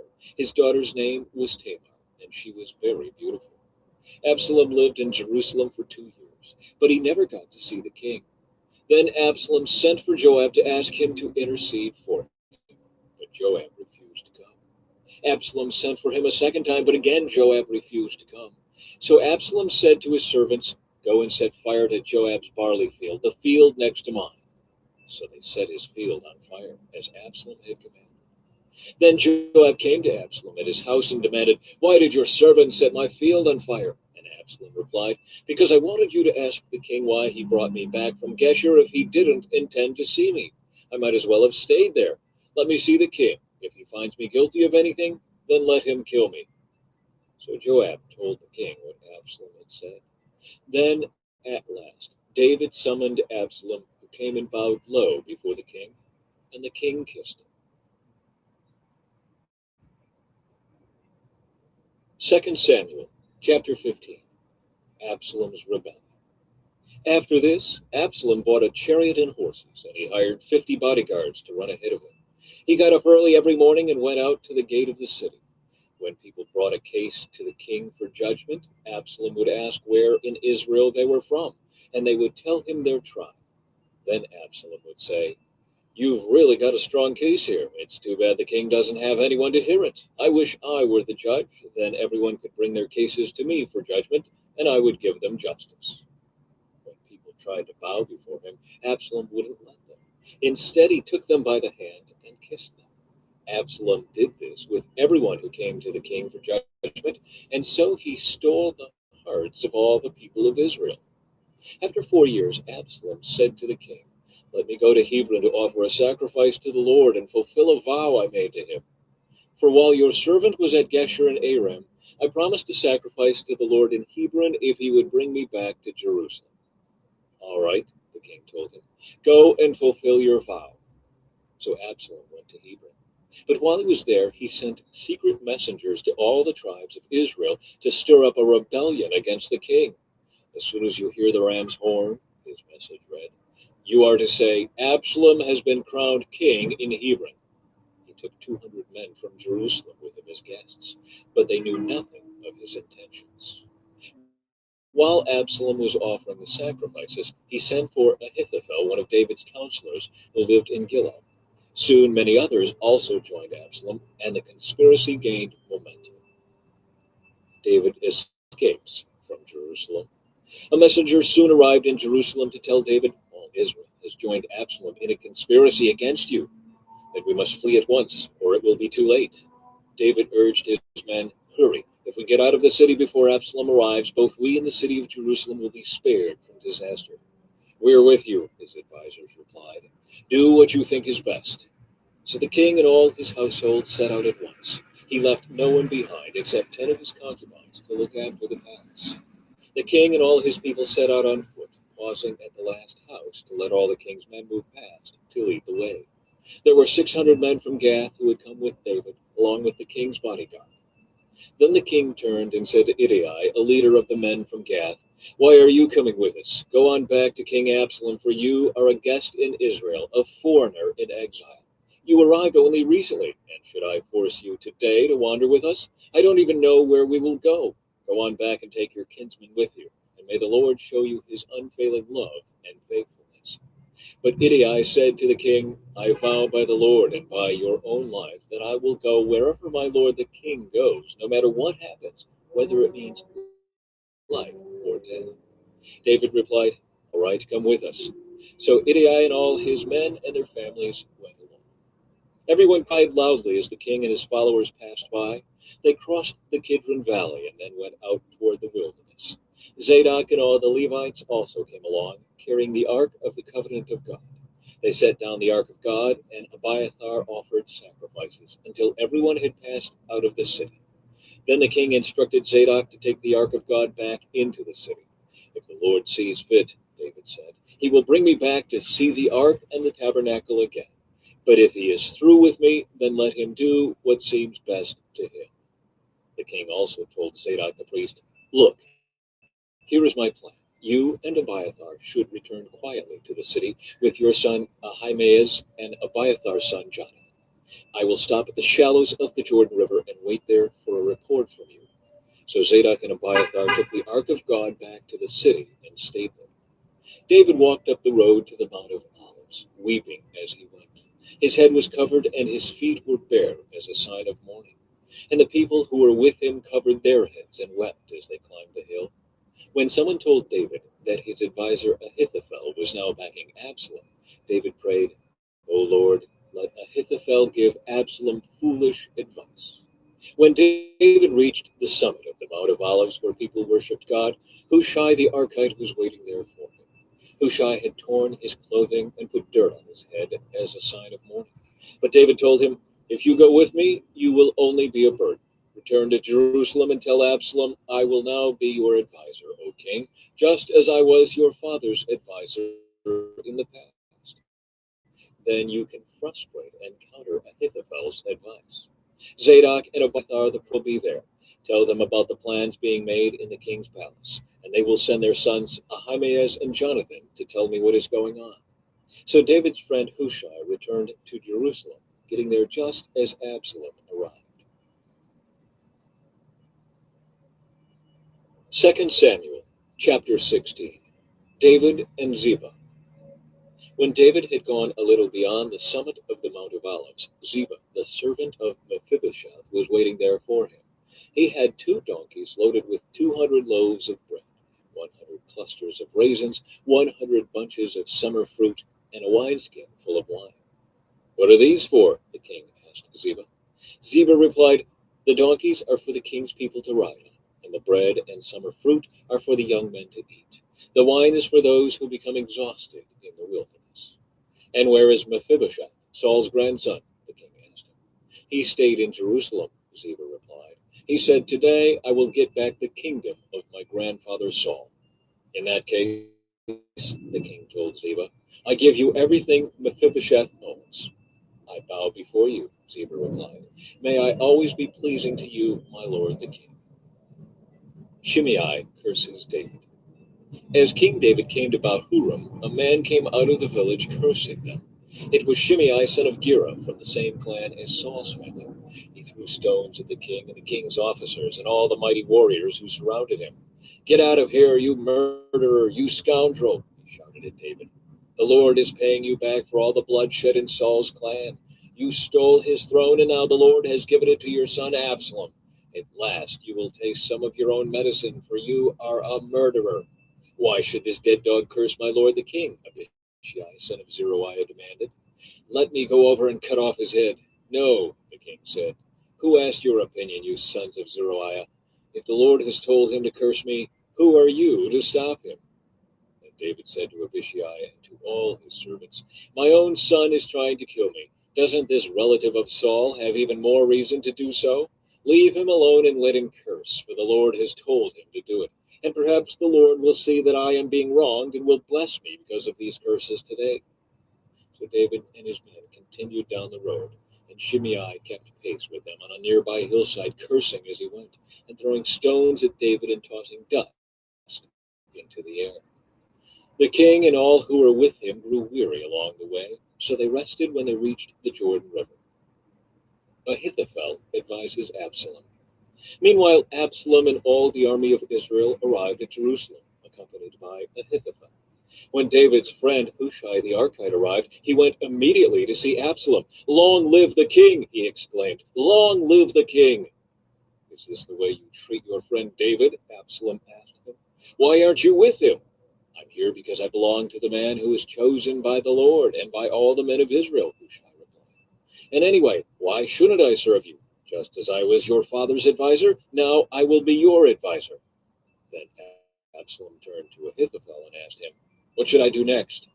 Ahithophel told him, Go and sleep with your father's concubines, for he has left them here to look after the palace. Then all Israel will know that you have insulted your father beyond hope of reconciliation, and they will throw their support to you. So they set up a tent on the palace roof where everyone could see it, and Absalom went in and had sex with his father's concubines. Absalom followed Ahithophel's advice just as David had done. For every word Ahithophel spoke seemed as wise as though it had come directly from the mouth of God. 2 Samuel chapter 17. Now Ahithophel urged Absalom, "Let me choose 12,000 men to start out after David tonight. I will catch up with him while he is weary and discouraged. He and his troops will panic, and everyone will run away. Then I will kill only the king, and I will bring all the people back to you as a bride returns to her husband. After all, it is only one man's life that you seek. Then you will be at peace with all the people." This plan seemed good to Absalom and to all the elders of Israel. Hushai countered Ahithophel's advice. But then Absalom said, "Bring in Hushai the Archite. Let's see what he thinks about this." When Hushai arrived, Absalom told him what Ahithophel had said. Then he asked, "What is your opinion? Should we follow Ahithophel's advice? If not, what do you suggest?" "Well," Hushai replied to Absalom, "this time Ahithophel has made a mistake. You know your father and his men. They are mighty warriors. Right now, they are as enraged as a mother bear who has been robbed of her cubs. And remember that your father is an experienced man of war. He won't be spending the night among the troops. He is probably already hidden in some pit or cave. And when he comes out and attacks, and a few of your men fall, there will be panic among your troops, and the word will spread that Absalom's men are being slaughtered. Then even the bravest soldiers, though they have the heart of a lion, will be paralyzed with fear. For all Israel knows what a mighty warrior your father is, and how courageous his men are. I recommend that you mobilize the entire army of Israel, bringing them from as far away as Dan in the north and Beersheba in the south. That way you will have an army as numerous as the sand on the seashore. And I advise that you personally lead the troops. When we find David, we'll fall on him like dew that falls on the ground. Then neither he nor any of his men will be left alive. And if David were to escape into some town, you will have all Israel there at your command.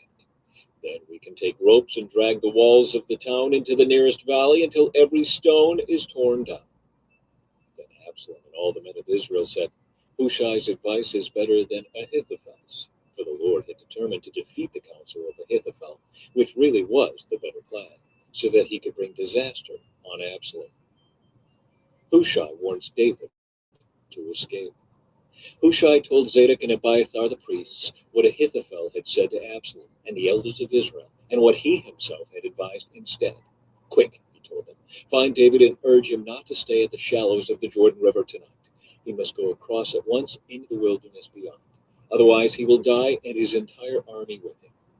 Jonathan and Ahimaaz had been staying at Enrogel so as not to be seen entering and leaving the city. Arrangements had been made for a servant girl to bring them the message they were to take to King David. But a boy spotted them at Enrogel, and he told Absalom about it. So they quickly escaped to Bahur, where a man hid them down inside a well in his courtyard. The man's wife put a cloth over the top of the well and scattered grain on it to dry in the sun, so no one suspected they were there. When Absalom's men arrived, they asked her, "Have you seen Ahimaaz and Jonathan?" The woman replied, "They were here, but they crossed over the brook." Absalom's men looked for them without success and returned to Jerusalem. Then the two men crawled out of the well and hurried on to King David. "Quick," they told him, "cross the Jordan tonight." And they told him how Ahithophel had advised that he be captured and killed. So David and all the people with him went across the Jordan River during the night, and they were all on the other bank before dawn. When Ahithophel realized that his advice had not been followed, he saddled his donkey, went to his hometown, set his affairs in order, and hanged himself. He died there and was buried in the family tomb. David soon arrived at Mahanaim. By now, Absalom had mobilized the entire army of Israel and was leading his troops across the Jordan River.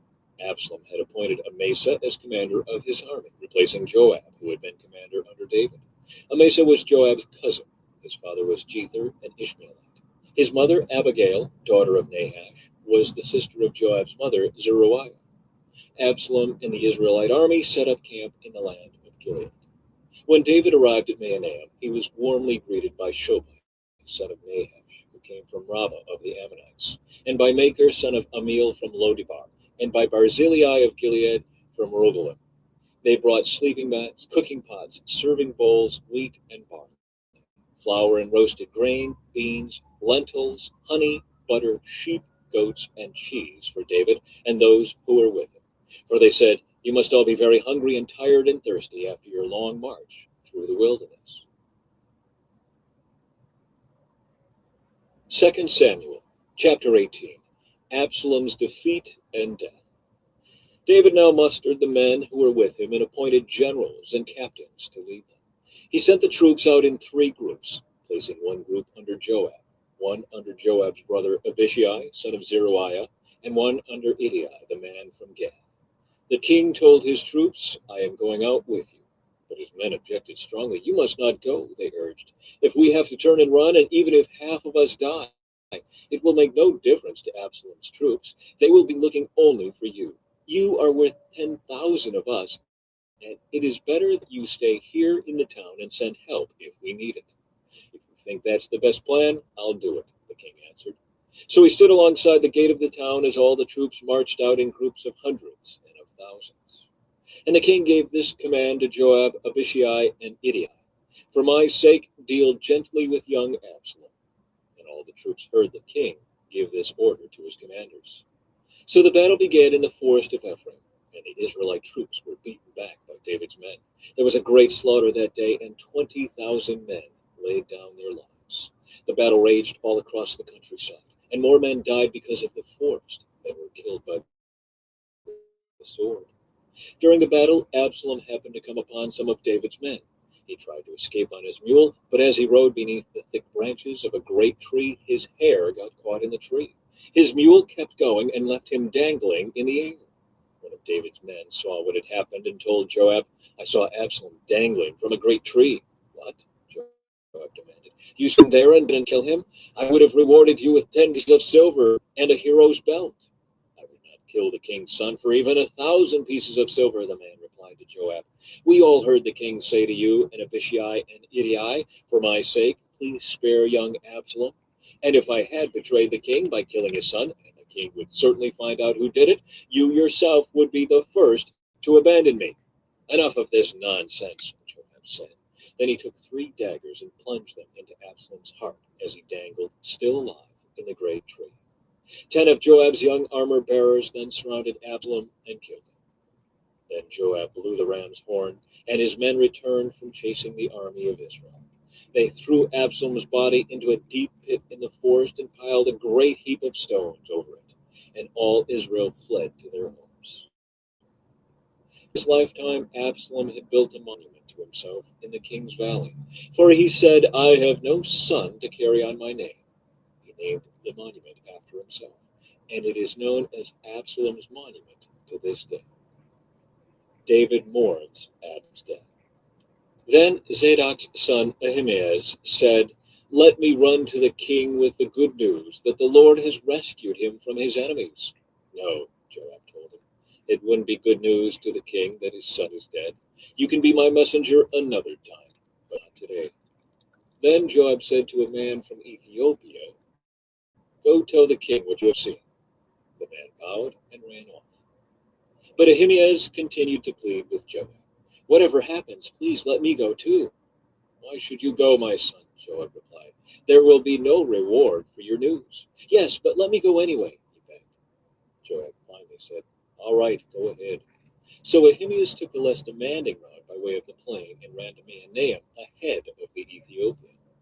While David was sitting between the inner and outer gates of the town, the watchman climbed to the roof by the wall. As he looked, he saw a lone man running toward them. He shouted the news down to David, and the king replied, "If he is alone, he has news." As the messenger came closer, the watchman saw another man running toward them. He shouted down, "Here comes another one." The king replied, "He also will have news." "The first man runs like Ahimaaz, son of Zadok," the watchman said. "He is a good man and comes with good news," the king replied. Then Ahimaaz cried out to the king, "Everything is all right." He bowed before the king with his face to the ground and said, "Praise to the Lord your God, who has had handed over the rebels who dared to stand against my lord the king. What about young Absalom? The king demanded. Is he all right? Ahimaaz replied. When Joab told me to come, there was a lot of commotion, but I didn't know what was happening. Wait here, the king told him. So Ahimaaz stepped aside. Then the man from Ethiopia arrived and said, I have good news for my lord the king. Today the Lord has rescued you from all those who rebelled against you. What about young Absalom? The king demanded. Is he all right? And the Ethiopian replied, May all of your enemies, my lord the king, both now and in the future, share the fate of that young man. The king was overcome with emotion. He went up to the room over the gateway and burst into tears. And as he went, he cried, Oh, my son Absalom! My son Absalom! If only I had died instead of you. Oh, Absalom, my son, my son. 2 Samuel, chapter 19. Joab rebukes the king. Word soon reached Joab that the king was weeping and mourning for Absalom. As all the people heard of the king's deep grief for his son, the joy of that day's victory was turned into deep sadness. They crept back into the town that day as though they were ashamed and had deserted in battle. The king covered his face with his hands and kept on crying, Oh, my son, Absalom! Oh, Absalom, my son, my son! Joab went to the king's room and said to him, We saved your life today, and the lives of your sons, your daughters, and your wives and concubines. Yet you act like this, making us feel ashamed of ourselves. You seem to love those who hate you and hate those who love you. You have made it clear today that your commanders and troops mean nothing to you. It seems that if Absalom had lived and all of us had died, you would be pleased. Now, go out there and congratulate your troops, for I swear by the Lord that if you don't go out, not a single one of them will remain here tonight. You will be worse off than ever before. So the king went out and took his seat at the town gate. And as the news spread throughout the town that he was there, everyone went to him. Meanwhile, the Israelites who had supported Absalom fled to their homes. And throughout all the tribes of Israel, there was much discussion and argument going on. The people were saying, The king rescued us from our enemies and saved us from the Philistines, but Absalom chased him out of the country. Now Absalom, whom we anointed to rule over us, is dead. Why not ask David to come back and be our king again? Then King David sent Zadok and Abiathar the priests to say to the elders of Judah, Why are you the last ones to welcome back the king into his palace? For I have heard that all Israel is ready. You are my relatives, my own tribe, my own flesh and blood. So why are you the last ones to welcome back the king? And David told them to tell Amasa, Since you are my own flesh and blood, like Joab, may God strike me and even kill me if I do not appoint you as commander of my army in his place. But Amasa convinced all the men of Judah, and they responded unanimously. They sent word to the king, Return to us and bring back all who are with you. David's return to Jerusalem. So the king started back to Jerusalem. And when he arrived at the Jordan River, the people of Judah came to Gilgal to meet him and escort him across the river. Shimei, son of Gera, the man from Bahurim in Benjamin, hurried across with the men of Judah to welcome King David. 1,000 other men from the tribe of Benjamin were with him, including Ziba, the chief servant of the house of Saul, and Ziba's 15 sons and 20 servants. They rushed down to the Jordan to meet the king. They crossed the shallow the king's household across the river, helping every way they could. David's mercy to Shimei. As the king was about to cross the river, Shimei fell down before him. My lord the king, please forgive me, he pleaded. Forget the terrible thing your servant did when you left Jerusalem. May the king put it out of his mind. I know how much I sinned. That is why I have come here today, the very first person in all Israel to greet my lord the king. Then Abishai, son of Zeruiah, said, Shimei should die, for he cursed the Lord's anointed king. Who asked your opinion, you sons of Zeruiah? David exclaimed. Why have you become my adversary today? This is not a day for execution, but for celebration. Today I am once again the king of Israel. Then, turning to Shimei, David vowed, Your life will be spared. David's kindness to Mephibosheth. Now Mephibosheth, Saul's grandson, came down from Jerusalem to meet the king. He had not cared for his feet, trimmed his beard, or washed his clothes. since the day the king left Jerusalem.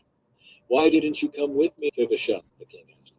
Mephibosheth replied, My lord the king, my servant Ziba deceived me. I told him, Saddle my donkey so I can go with the king, for as you know I am crippled. Ziba has slandered me by saying that I refuse to come. But I know that my lord the king is like an angel of God, so do what you think is best. All my relatives and I could expect only death from you, my lord. But instead you have honored me by allowing me to eat at your own table. What more can I ask? You've said enough, David replied. I've decided that you and Ziba will divide your land equally between you. Give him all of it, Mephibosheth said. I am content just to have you safely back again, my lord the king. David's kindness to Barzillai. Barzillai of Gilead had come down from Rogan to escort the king across the Jordan. He was very old, about 80, and very wealthy. He was the one who had provided food for the king during his stay in Mahanaim. Come across with me and live in Jerusalem, the king said to Barzillai. I will take care of you there. No, he replied. I am far too old to go with the king to Jerusalem. I am 80 years old today, and I can no longer enjoy anything. Food and wine are no longer tasty, and I cannot hear the singers as they sing. I would only be a burden to my lord the king. Just to go across the Jordan River with the king is all the honor I need. Then let me return again to die in my own town, where my father and mother are buried. But here is your servant, my son, Kimham. Let him go with my lord the king and receive whatever you want to give him. Good, the king agreed. Kimham will go with me, and I will help him in any way you would like. And I will do for you anything you want. So all the people crossed the Jordan with the king.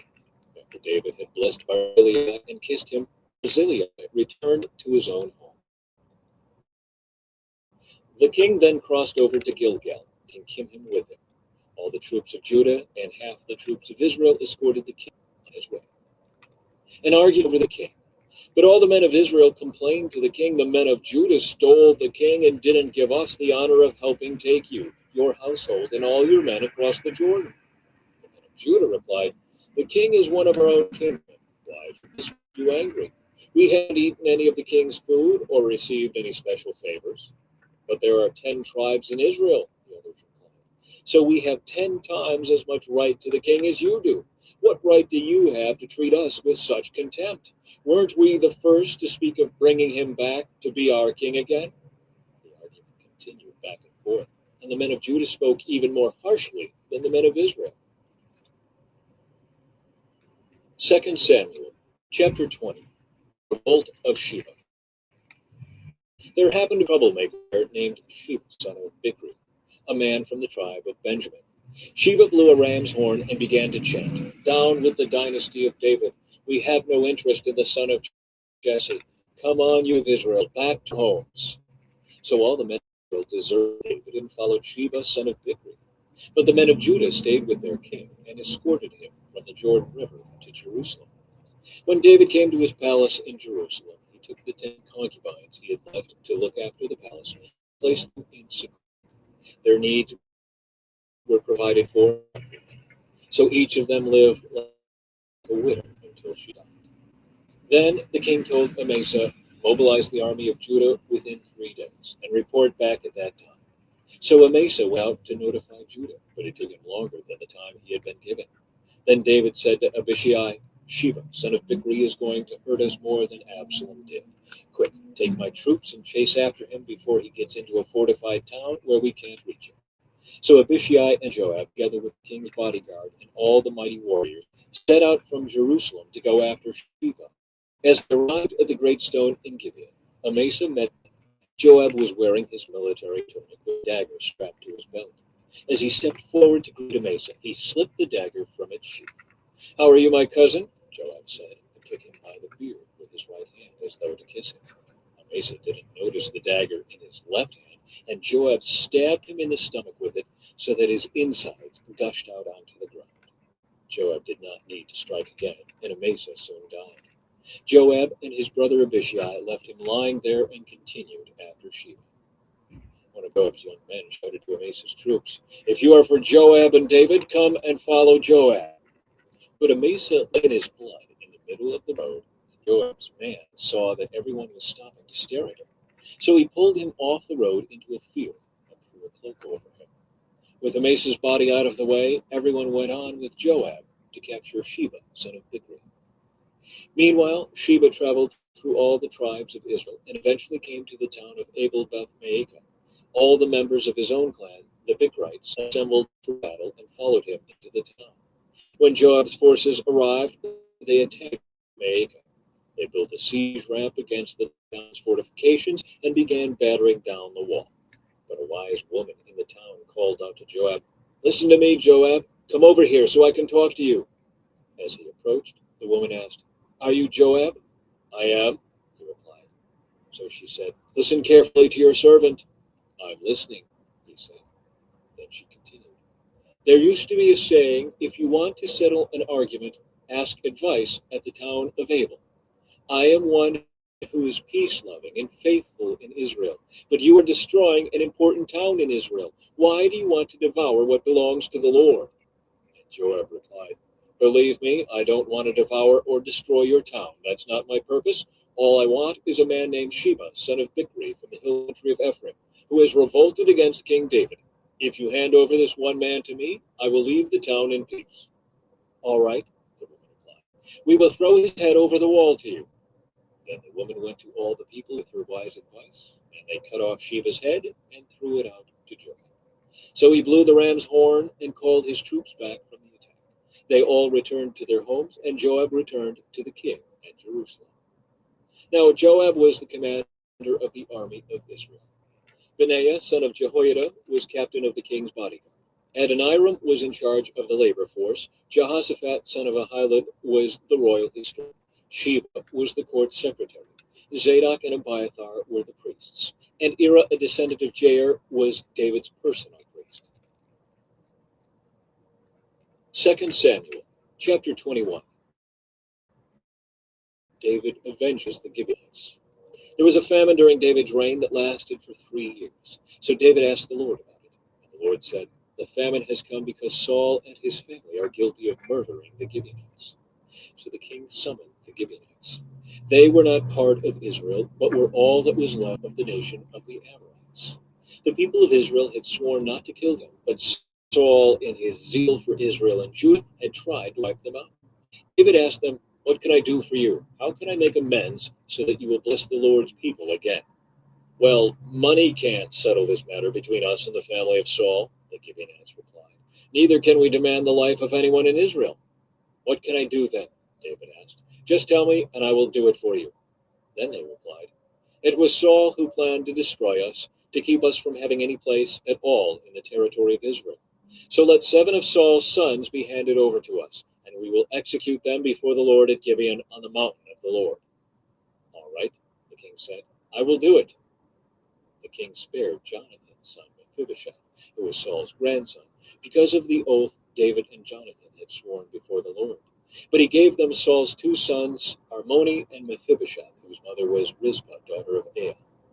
He also gave them the 5 sons of Saul's daughter Miriam, the wife of Adriel, son of Barzillai, from Maholah. The men of Gibeon executed them on the mountain before the Lord. So all 7 of them died together at the beginning of the barley harvest. Then Rizpah, daughter of Aiah, the mother of 2 of the men, spread burlap on a rock and stayed there the entire harvest season. She prevented the scavenger birds from tearing at their bodies during the day and stopped wild animals from eating them at night. When David learned what Rizpah, Saul's concubine, had done, he went to the people of Jabesh Gilead and retrieved the bones of Saul and his son Jonathan. When the Philistines had killed Saul and Jonathan on Mount Gilboa, the people of Jabesh Gilead stole their bodies from the public square of Bethshan, where the Philistines had hung them. So David obtained the bones of Saul and Jonathan, as well as the bones of the men the Gibeonites had executed. Then the king ordered that they bury the bones in the tomb of Kish, Saul's father, at the town of Zelah in the land of Benjamin. After that, God ended the famine in the land. Battles against Philistine giants. Once again, the Philistines were at war with Israel. And when David and his men were in the thick of battle, David became weak and exhausted. Ishbi-Benob was a descendant of the giants. His bronze spearhead weighed more than 7 pounds, and he was armed with a new sword. He had cornered David and was about to kill him. But Abishai, son of Zeruiah, came to David's rescue and killed the Philistine. Then David's men declared, "You are not going out to battle with us again. Why risk snuffing out the light of Israel?" After this, there was another battle against the Philistines at Gob. As they fought, Sibbecai from Husha killed Saph, another descendant of the giants.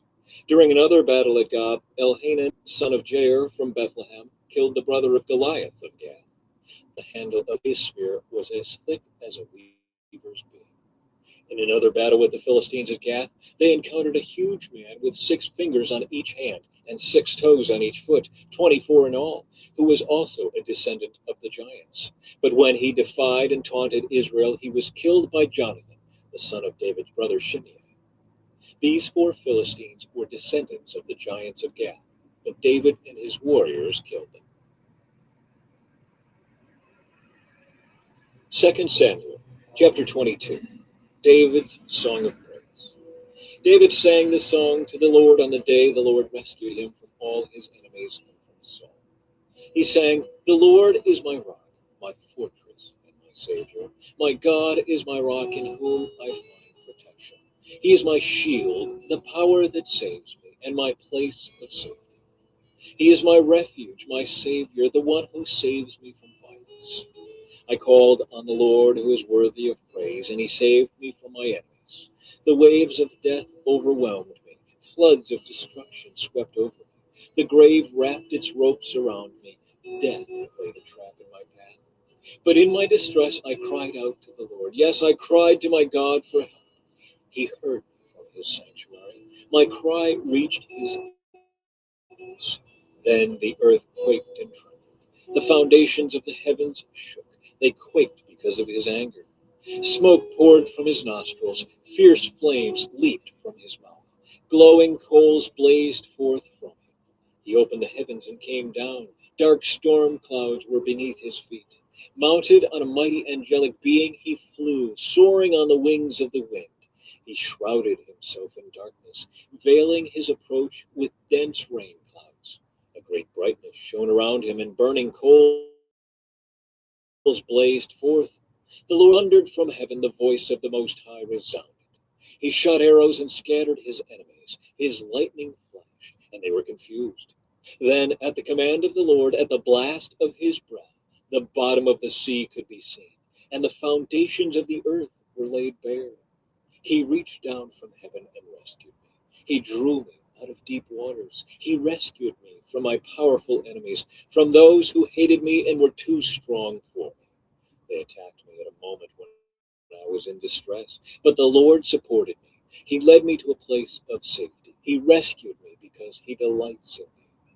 The Lord rewarded me for doing right. He restored me because of my innocence. For I have kept the ways of the Lord. I have not turned from my God to follow evil. I have followed all his regulations. I have never abandoned his decrees. I am blameless before God. I have kept myself from sin. The Lord rewarded me for doing right. He has seen my innocence. To the faithful, you show yourself integrity. To the pure, but wicked, you show yourself hostile. You rescue the humble, but your eyes want the proud and humiliate them. O Lord, you are my lamp. The Lord lights up my darkness. In your strength, I can crush an army. With my God, I can scale any wall. God's way is perfect. All the Lord's promises prove true. He is a shield for all who look to him for protection. For who is God except the Lord? Who but our God is a solid rock? God is my strong fortress, and he makes my way perfect. He makes me as sure-footed as a deer, enabling me to stand on mountain heights. He trains my hands for battle. He strengthens my arm to draw a bronze bow. You have given me your shield of victory. Your help has made me great. You have made a wide path for my feet to keep them from slipping. I chased my enemies and destroyed them. I did not stop until they were conquered. I consumed them. I struck them down so they did not get up. They fell beneath my feet. You have armed me with strength for the battle. You have subdued my enemies under my feet. You placed my foot on their necks. I have destroyed all who hated me. They looked for help, but no one came to their rescue. They even cried to the Lord, but he refused to answer. I ground them as fine as the dust of the earth. I trampled them in the gutter like dirt. You gave me victory over my accusers. You preserved me as the ruler over nations. People I don't even know now serve me. Foreign nations cringe before me. As soon as they hear of me, they submit.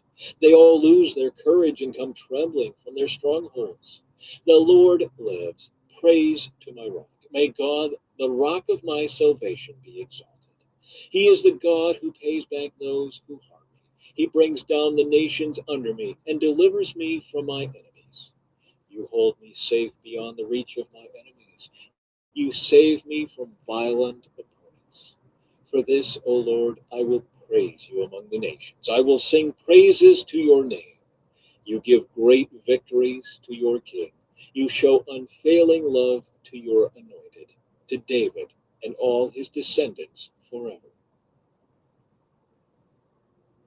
2 Samuel chapter 23, David's last words. These are the last words of David.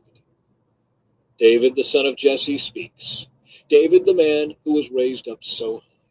David, the man anointed by the God of Jacob. David, the sweet psalmist of Israel. The Spirit of the Lord speaks through me. His words are upon my tongue. The God of Israel spoke. The rock of Israel said to me, the one who rules righteously, who rules in the fear of God, is like the light of morning at sunrise, like a morning without clouds, like the gleaming of the sun on new grass after rain. Is it not my family God has chosen? Yes, he has made an everlasting covenant with me. His agreement is arranged and guaranteed in every detail. He will ensure my safety and success. But the godless are like thorns to be thrown away, for they tear the hand that touches them. One must use iron tools to chop them down. They will be totally consumed by fire. David's mightiest warriors. These are the names of David's mightiest warriors. The first was Jashobeam the Hakmonite, who was the leader of the three mightiest warriors among David's men. He once used his spear to kill 800 enemy warriors in a single battle. Next in rank among the three was Eleazar son of Dodai, a descendant of Ahoah. Once Eleazar and David stood together against the Philistines when the entire Israelite army had fled. He killed Philistines until his hand was too tired to lift his sword, and the Lord gave him a great victory that day. The rest of the army did not return until it was time to collect the plunder. Next in rank was Shammah son of Agi from Harar. One time the Philistines gathered at Lehi and attacked the Israelites in a field full of lentils. The Israelite army fled, but Shammah held his ground in the middle of the field and beat back the Philistines. So the Lord brought about a great victory. Once during the harvest, when David was at the cave of Adullam, the Philistine army was camped in the valley of Rephaim. The three, who were among the 30, an elite group among David's fighting men, went down to meet him there. David was staying in the stronghold at the time, and a Philistine detachment had occupied the town of Bethlehem. David remarked longingly to his men, "Oh, how I would love some of that good water from the well by the gate in Bethlehem." So the three broke through the Philistine lines, drew some water from the well by the gate in Bethlehem, and brought it back to David. But he refused to drink it. Instead, he poured it out as an offering to the Lord.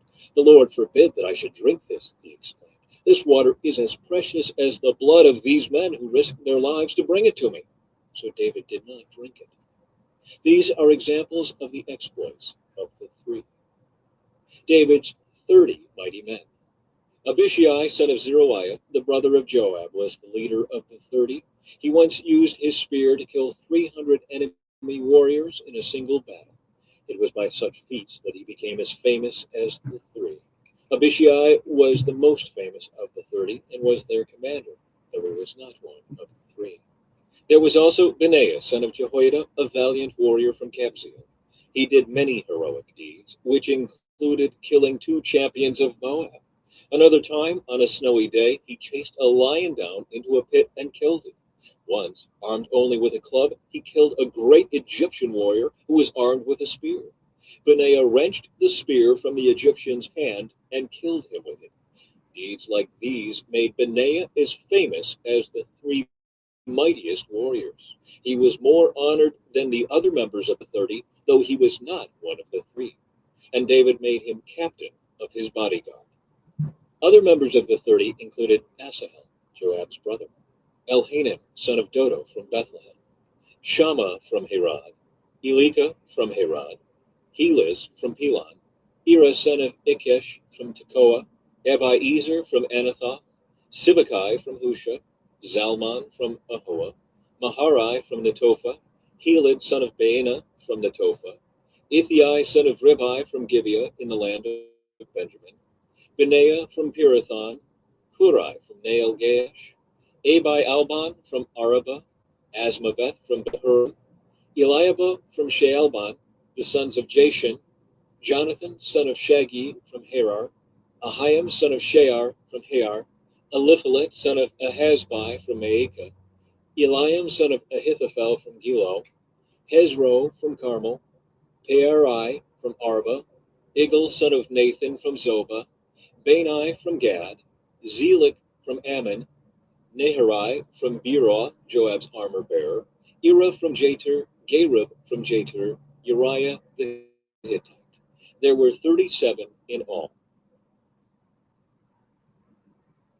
2 Samuel, chapter 24. David takes a census. Once again, the anger of the Lord burned against Israel, and he caused David to harm them by taking a census. Go and count the people of Israel and Judah, the Lord told him.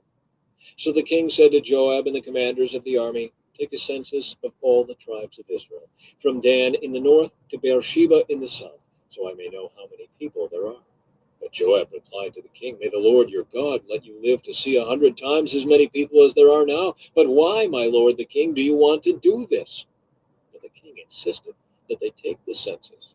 So Joab and the commanders of the army went out to count the people of Israel, crossed the Jordan and camped at Aror, south of the town in the valley, in the direction of Gad. Then they went on to Jazer, then to Gilead in the land of Tadim-Hanshi, and to Dan-Jaim, and around to Sidon. Then they came to the fortress of Tyre, and all the towns of the Hivites and Canaanites. Finally, they went south to Judah as far as Beersheba. Having gone through the entire land for 9 months and 20 days, they returned to Jerusalem. Joab reported the number of people to the king. There were 800,000 capable warriors in Israel who could handle a sword, and 500,000 in Judah. Judgment for David's sin. But after he had taken the census, David's conscience began to bother him, and he said to the Lord, I have sinned greatly by taking the census. Please forgive my guilt, Lord, for doing this foolish thing. The next morning, the word of the Lord came to Gad, who was David, was the Nisi. Go you dreams, and inflict on you. So Gad came to David and asked him, will you choose 3 years of famine throughout your land, 3 months of fleeing from your enemies, or 3 days of severe plague throughout your land? Think this over and decide what answer I should give the Lord who sent me. I'm in a desperate situation, David replied to Gad. But let us fall into the hands of the Lord, for his mercy is great. Do not let me fall into human hands. So the Lord sent a plague upon Israel that morning, and it lasted for 3 days. A total of 70,000 people died throughout the nation, from Dan in the north to Beersheba in the south.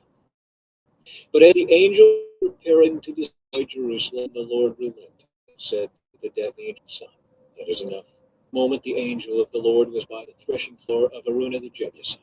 When David saw the angel, he said to the Lord, I am the one who has sinned and done wrong, but these people are as innocent as sheep. What have they done? Let your anger fall against me and my family.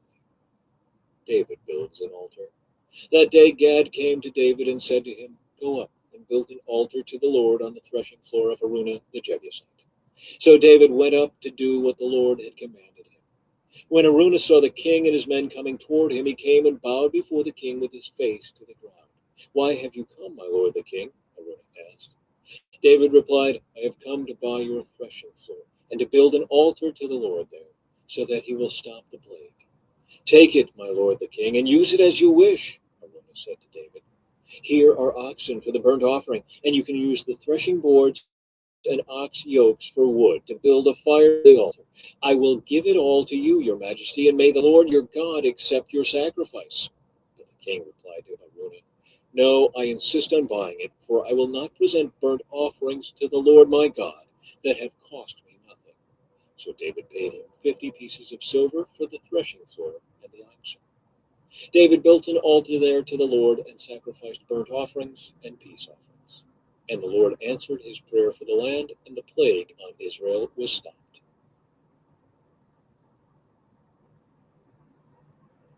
The book of First Kings, chapter 1. David in his old age.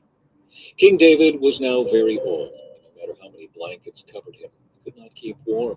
So his advisers told him, Let us find a young virgin to wait on you and look after you, my lord. She will lie in your arms and keep you warm. So they searched throughout the land of Israel for a beautiful girl, and they found Abishag from Shunem and brought her to the king. The girl was very beautiful, and she looked after the king and took care of him, but the king had no sexual relations with her. Adonijah claims the throne.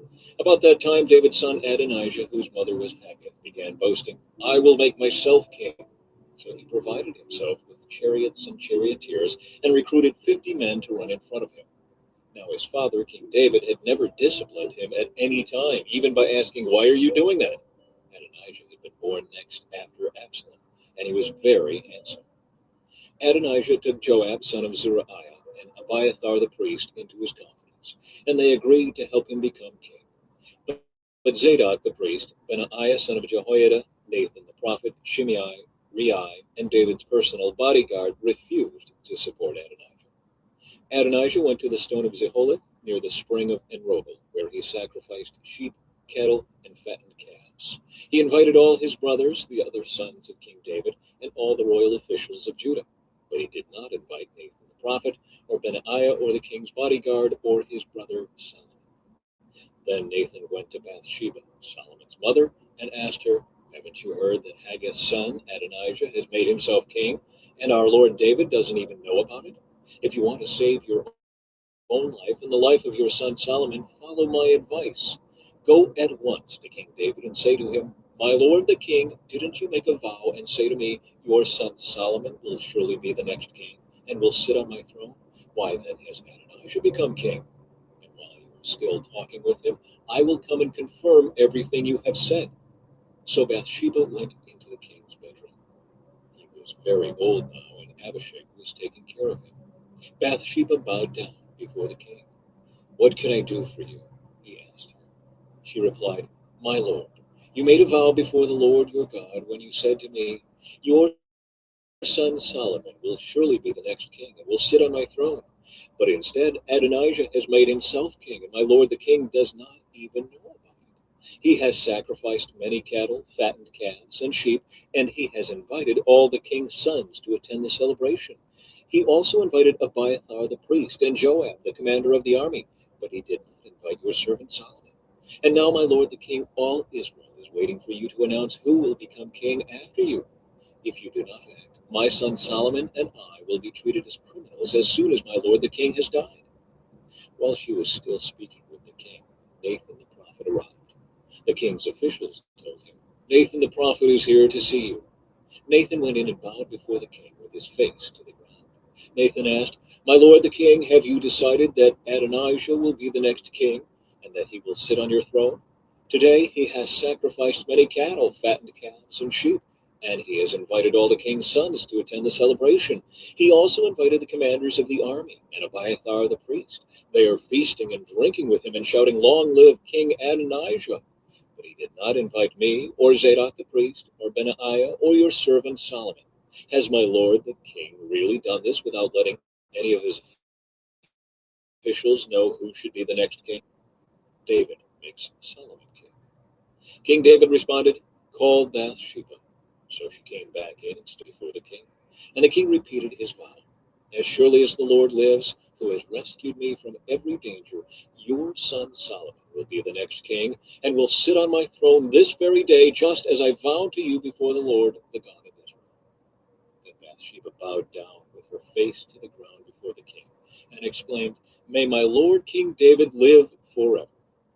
Then King David ordered, called Zadok the priest, Nathan the prophet, and Benaiah son of Jehoiada. When they came into the king's presence, the king said to them, Take Solomon and my officials down to Gihon Spring. Solomon is to ride on my own mule. There Zadok the priest and Nathan the prophet are to anoint him king over Israel. Blow the ram's horn and shout, Long live King Solomon. Then escort him back here, and he will sit on my throne. He will succeed me as king, for I have appointed him to be ruler over Israel and Judah. Amen, Benaiah, son of Jehoiada, replied. May the Lord, the God of my lord the king, decree that it happen. And may the Lord be with Solomon as he has been with you, my lord the king. And may he make Solomon's reign even greater than yours. So Zadok the priest, Nathan the prophet, Benaiah, son of Jehoiada, and the king's bodyguard took Solomon down to Gihon Spring, with Solomon riding on King David's own mule. There, then they sounded the ram's horn, and all the people shouted, Long live King Solomon! And all the people followed Solomon into Jerusalem, playing flutes and shouting for joy. The celebration was so joyous and noisy that the earth shook with the sound. Adonijah and his guests heard the celebrating and shouting just as they were finishing their banquet. When Joab heard the sound of the ram's horn, he asked, What's going on? Why is the city in such an uproar? And while he was still speaking, Jonathan, son of Abiathar the priest, arrived. Come in, Adonijah said to him, for you are a good man. You must have good news. Not at all, Jonathan replied. Our lord King David has just declared Solomon king. The king sent him down to Gihon Spring with Zadok the priest, Nathan the prophet, and Benaiah son of Jehoiada, protected by the king's bodyguard. They had him ride on the king's own mule, and Zadok and Nathan have anointed him at Gihon Spring as the new king. They have just returned, and the whole city is celebrating and rejoicing. That's what all the noise is about. What's more, Solomon is now sitting on the royal throne as king, and all the royal officials have gone to King David and congratulated him, saying, May your God make Solomon's fame even greater than your own, and may Solomon's reign be even greater than yours. Then the king bowed his head in worship as he lay in his bed, and he said, Praise the Lord, the God of Israel, who today has chosen a successor to sit on my throne while I am still alive to see it. Then all of Adonijah's guests jumped up in panic from the banquet table and quickly scattered. Adonijah was afraid of Solomon, so he rushed to the sacred tent and grabbed onto the horns of the altar. Word soon reached Solomon that Adonijah had seized the horns of the altar in fear, and that he was pleading, Let King Solomon swear today that he will not kill me. Solomon replied, If he proves himself to be loyal, not a hair on his head will be touched. But if he makes trouble, he will die. So King Solomon summoned Adonijah, and they brought him down from the altar. He came and bowed respectfully before King Solomon, who dismissed him, saying, Go on home. The book of 1 Kings, chapter 2, David's final instructions to Solomon. As the time of King David's death approached, he gave this charge to his son Solomon. I am going where everyone on earth must someday go. Take courage and be a man. Observe the requirements of the Lord your God and follow all his ways. Keep the decrees, commands, regulations, and laws written in the law of Moses, so that you will be successful in all you do and wherever you go. If you do this, then the Lord will keep the promise he made to me. He told me, if your descendants live as they should and follow me faithfully with all their heart and soul, one of them will always sit on the throne of Israel. And there is something else. You know what Joab, son of Zeruiah, did to me when he murdered my two army commanders, Abner, son of Ner, and Amasa, son of Jether. He pretended that it was an act of war, but it was done in a time of peace, staining his belt and sandals with innocent blood. Do with him what you think best, but don't let him grow old and go to his grave in peace. Be kind to the sons of Barzillai of Gilead. Make them permanent guests at your table, for they took care of me when I fled from your brother Absalom. And remember Shimei, son of Gera, the man from Bahurim in Benjamin. He cursed me with a terrible curse as I was fleeing to Mahanaim. When he came down to meet me at the Jordan River, I swore by the Lord that I would not kill him. But that oath does not make him innocent. You are a wise man, and you will know how to arrange a bloody death for him. Then David died and was buried with his ancestors in the city of David. David had reigned over Israel for 40 years, 7 of them in Hebron and 33 in Jerusalem. Solomon became king and sat on the throne of David his father, and his kingdom was firmly established. Solomon establishes his rule. One day Adonijah, whose mother was Haggith, came to see Bathsheba, Solomon's mother. Have you come with peaceful intentions? She asked him. Yes, he said, I come in peace. In fact, I have a favor to ask of you. What is it? She asked. He replied, as you know, the kingdom was rightfully mine. All Israel wanted me to be the next king. But the tables were turned, and the kingdom went to my brother instead, for that is the way the Lord wanted it. So now I have just one favor to ask of you. Please don't turn me down. What is it? She asked. He replied, speak to King Solomon on my behalf, for I know he will do anything you request. Ask him to let me marry Abishag, the girl from Shur. All right, Bathsheba replied. I will speak to the king for you. So Bathsheba went to King Solomon to speak on Adonijah's behalf. The king rose from his throne to meet her, and he bowed down before her. When he sat down on his throne again, the king ordered that a throne be brought for his mother, and she sat at his right hand. I have one small request to make of you, she said. I hope you turn me down. What is it, my mother? He asked. You know I won't refuse you. Then let your brother Adonijah marry Abishag, the girl from Shunem, she replied. How can you possibly ask me to give Abishag to Adonijah? King Solomon demanded. You might as well ask me to give him the kingdom. You know that he is my older brother, and that he has Abiathar the priest and Joab son of Zeruiah on his side. Then King Solomon made a vow before the Lord. May God strike me and even kill me if Adonijah has not sealed his fate with this request. The Lord has confirmed me and placed me on the throne of my father David. He has established my dynasty as he promised. So as surely as the Lord lives, Adonijah will die this very day. So King Solomon ordered Benaiah, son of Jehoiada, to execute him, and Adonijah was put to death. Then the king said to Abiathar the priest, go back to your home in Anathoth. You deserve to die, but I will not kill you now, because you carried the ark of the sovereign Lord for David my father, and you shared all his hardships. So Solomon deposed Abiathar from his position as priest of the Lord, thereby fulfilling the prophecy the Lord had given at Shiloh concerning the descendants of Eli. Joab had not joined Absalom, but had joined Adonijah's rebellion. So when Joab heard about Adonijah's death, he ran to the sacred tent of the Lord and grabbed onto the horns of the altar. When this was reported to King Solomon, he sent Benaiah, son of Jehoiada, to execute him. Benaiah went to the sacred tent of the Lord and said to Joab, the king orders you to come. But Joab answered, no, I will die here. So Benaiah returned to the king and told him what Joab had said. Do as he said, the king replied. Kill him there beside the altar and bury him. This will remove the guilt of Joab's senseless murders from me and from my father's family. The Lord will repay him for the murders of 2 men who were more righteous and better than he. For my father knew nothing about the deaths of Abner, son of Ner, commander of the army of Israel, and of Amasa, son of Jether, commander of the army of Judah. May their blood be on Joab and his descendants forever, and may the Lord grant peace forever to David, his descendants, his dynasty, and his throne. So Benaiah, son of Jehoiada, returned to the sacred tent and killed Joab, and he was buried at his home in the wilderness. Then the king appointed Benaiah to command the army in place of Joab, and he installed Zadok the priest to take the place of Abiathar. The king then sent for Shimei and told him, build a house here in Jerusalem and live there. But don't step outside the city to go anywhere else. On the day you so much as cross the Kidron Valley, you will surely die, and your blood will be on your own head. Shimei replied, "Your sentence is fair. I will do whatever my lord the king commands." So Shimei lived in Jerusalem for a long time. But 3 years later, two of Shimei's slaves ran away to King Achish, son of Maacah of Gath. When Shimei learned where they were, he saddled his donkey and went to Gath to search for them. When he found them, he brought them back to Jerusalem.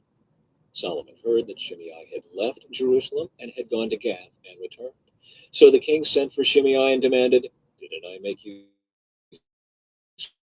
swear by the Lord and warn you not to go anywhere else, or you would surely die?" And you replied, "The sentence evil on your own head. But may I, King Solomon, receive the Lord's blessings, and may one of David's descendants always sit on this throne in the presence of the Lord." Then, at the king's command, Benaiah son of Jehoiada took Shimei outside and killed him. So the kingdom was now firmly in Solomon's grip.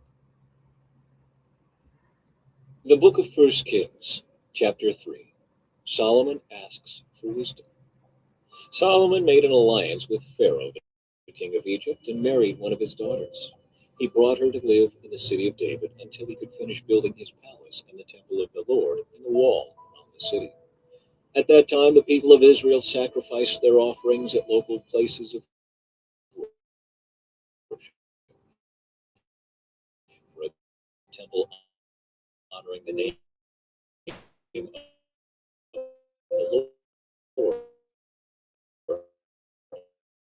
not yet built. Solomon and burnt offerings. That night, the Lord appeared to Solomon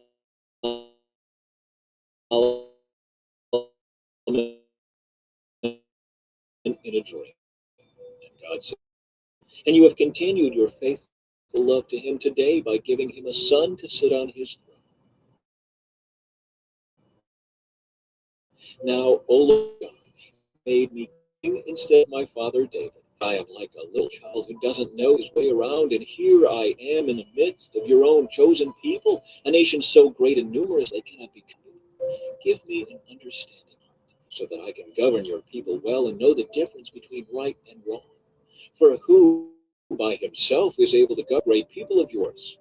The Lord was pleased that Solomon had asked for wisdom.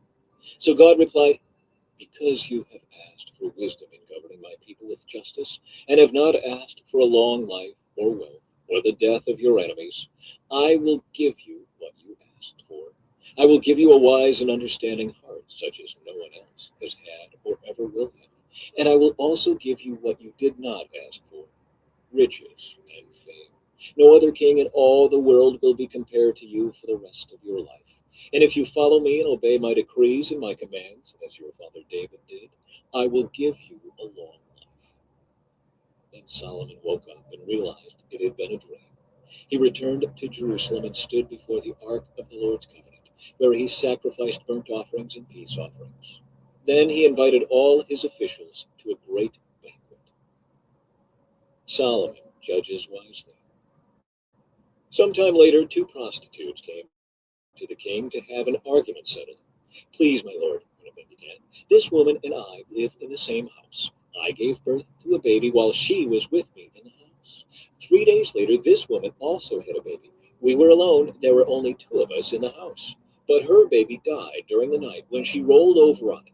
Then she got up in the night and took my son from beside me while I was asleep. She laid her dead child in my arms and took mine to sleep beside her. And in the morning, when I tried to nurse my son, he was dead. But when I looked more closely in the morning light, I saw that it wasn't my son at all." Then the other woman interrupted, "It certainly was your son, and the living child is mine." "No," the first woman said, "the living child is mine, and the dead one is yours." And so they argued back and forth before the king. Then the king said, "Let's get the facts straight. Both of you claim the living child is yours, and each says that the dead one belongs to the other. All right, bring me a sword." So a sword was brought to the king. Then he said, "Cut the living child in two and give half to one woman and half to the other." was the real mother of the living child, and who loved him very much, cried out, "Oh no, my lord, give her the child, please do not kill him." But the other woman said, "All right, he will be neither yours nor mine, divide him between us." Then the king said, "Do not kill the child, but give him to the woman who wants him to live, for she is his mother." When all Israel heard the king's decision, the people were in awe of the king, for they saw the wisdom God had given him for rendering justice. The book of 1 Kings, chapter 4, Solomon's officials and governors. King Solomon now ruled over all Israel, and these were his high officials. Azariah, son of Zadok, was the priest. Elihoreph and Ahijah, the sons of Shisha, were court secretaries. Jehoshaphat, son of Ahilud, was the royal historian. Benaiah, son of Jehoiada, was commander of the army. Zadok and Abiathar were priests. Azariah, son of Nathan, was in charge of the district governors. Zabud, son of Nathan, a priest, was a trusted advisor to the king. Ahishar was manager of the palace property. Adoniram, son of Abda, was in charge of the labor force. Solomon also had 12 district governors who were over all Israel. They were responsible for providing food for the king's household. Each of them arranged provisions for 1 month of the year. These are the names of the 12 governors: Ben-Hur in the hill country of Ephraim, Ben-Decker in Makez, Shaalbim, Beth-Shemesh, and Elon Beth-Hanan, Ben-Hezed in Arabah, including Soko and all the land of Hepher, Ben-Abinadab in all of Naphoth Dor. He was married to Taphath, one of Solomon's daughters. Baana, son of Ahilud in Taanach and Megiddo, all of Bethshan near Zarethan below Jezreel, and all the territory from Bethshan to Abel Mahilo and over to Jokmeam. Ben-Geber in Ramoth Gilead, including the towns of Jair, named for Jair of the tribe of Manasseh, in Gilead, and in the Argob region of Bashan, including 60 large fortified towns with bronze bars on their gates. Ahinadab, son of Iddo in Mahanaim. Ahimaaz in Naphtali, he was married to Basmath, another of Solomon's daughters. Baana, son of Hushai in Asher and in Elam. Jehoshaphat, son of Peruah in Issachar. Shimei, son of Elah in Benjamin. Geber, son of Uri in the land of Gilead, including the territories of King Sihon of the Amorites and King Og of Bashan. There was also one governor over the land of Judah. Solomon's prosperity and wisdom. The people of Judah and Israel were as numerous as the sand on the seashore. They were very contented, with plenty to eat and drink. Solomon ruled over all the kingdoms from the Euphrates River in the north to the land of the Philistines and the border of Egypt in the south. The conquered peoples of those lands sent tribute money to Solomon and continued to serve him throughout his lifetime. The daily food requirements for Solomon's palace were 150 bushels of choice flour and 300 bushels of meal. Also 10 oxen from the fattening pens, 20 pasture-fed cattle, 100 sheep or goats, as well as deer, gazelles, roe deer, and choice poultry. Solomon's dominion extended over all the kingdoms west of the Euphrates River from Tifsa to Gaza, and there was peace on all his borders. During the lifetime of Solomon, all of Judah and Israel lived in peace and safety. And from Dan in the north to Beersheba in the south, each family had its own home and garden. Solomon had 4,000 stalls for his chariot horses, and he had 12,000 horses. The district governors faithfully provided food for King Solomon and his court. Each made sure nothing was lacking during the month assigned to him. They also brought the necessary barley and straw for the royal horses in the stables. God gave Solomon very great wisdom and understanding, and knowledge as vast as the sands of the seashore. In fact, his wisdom exceeded that of all the wise men of the East and the wise men of Egypt.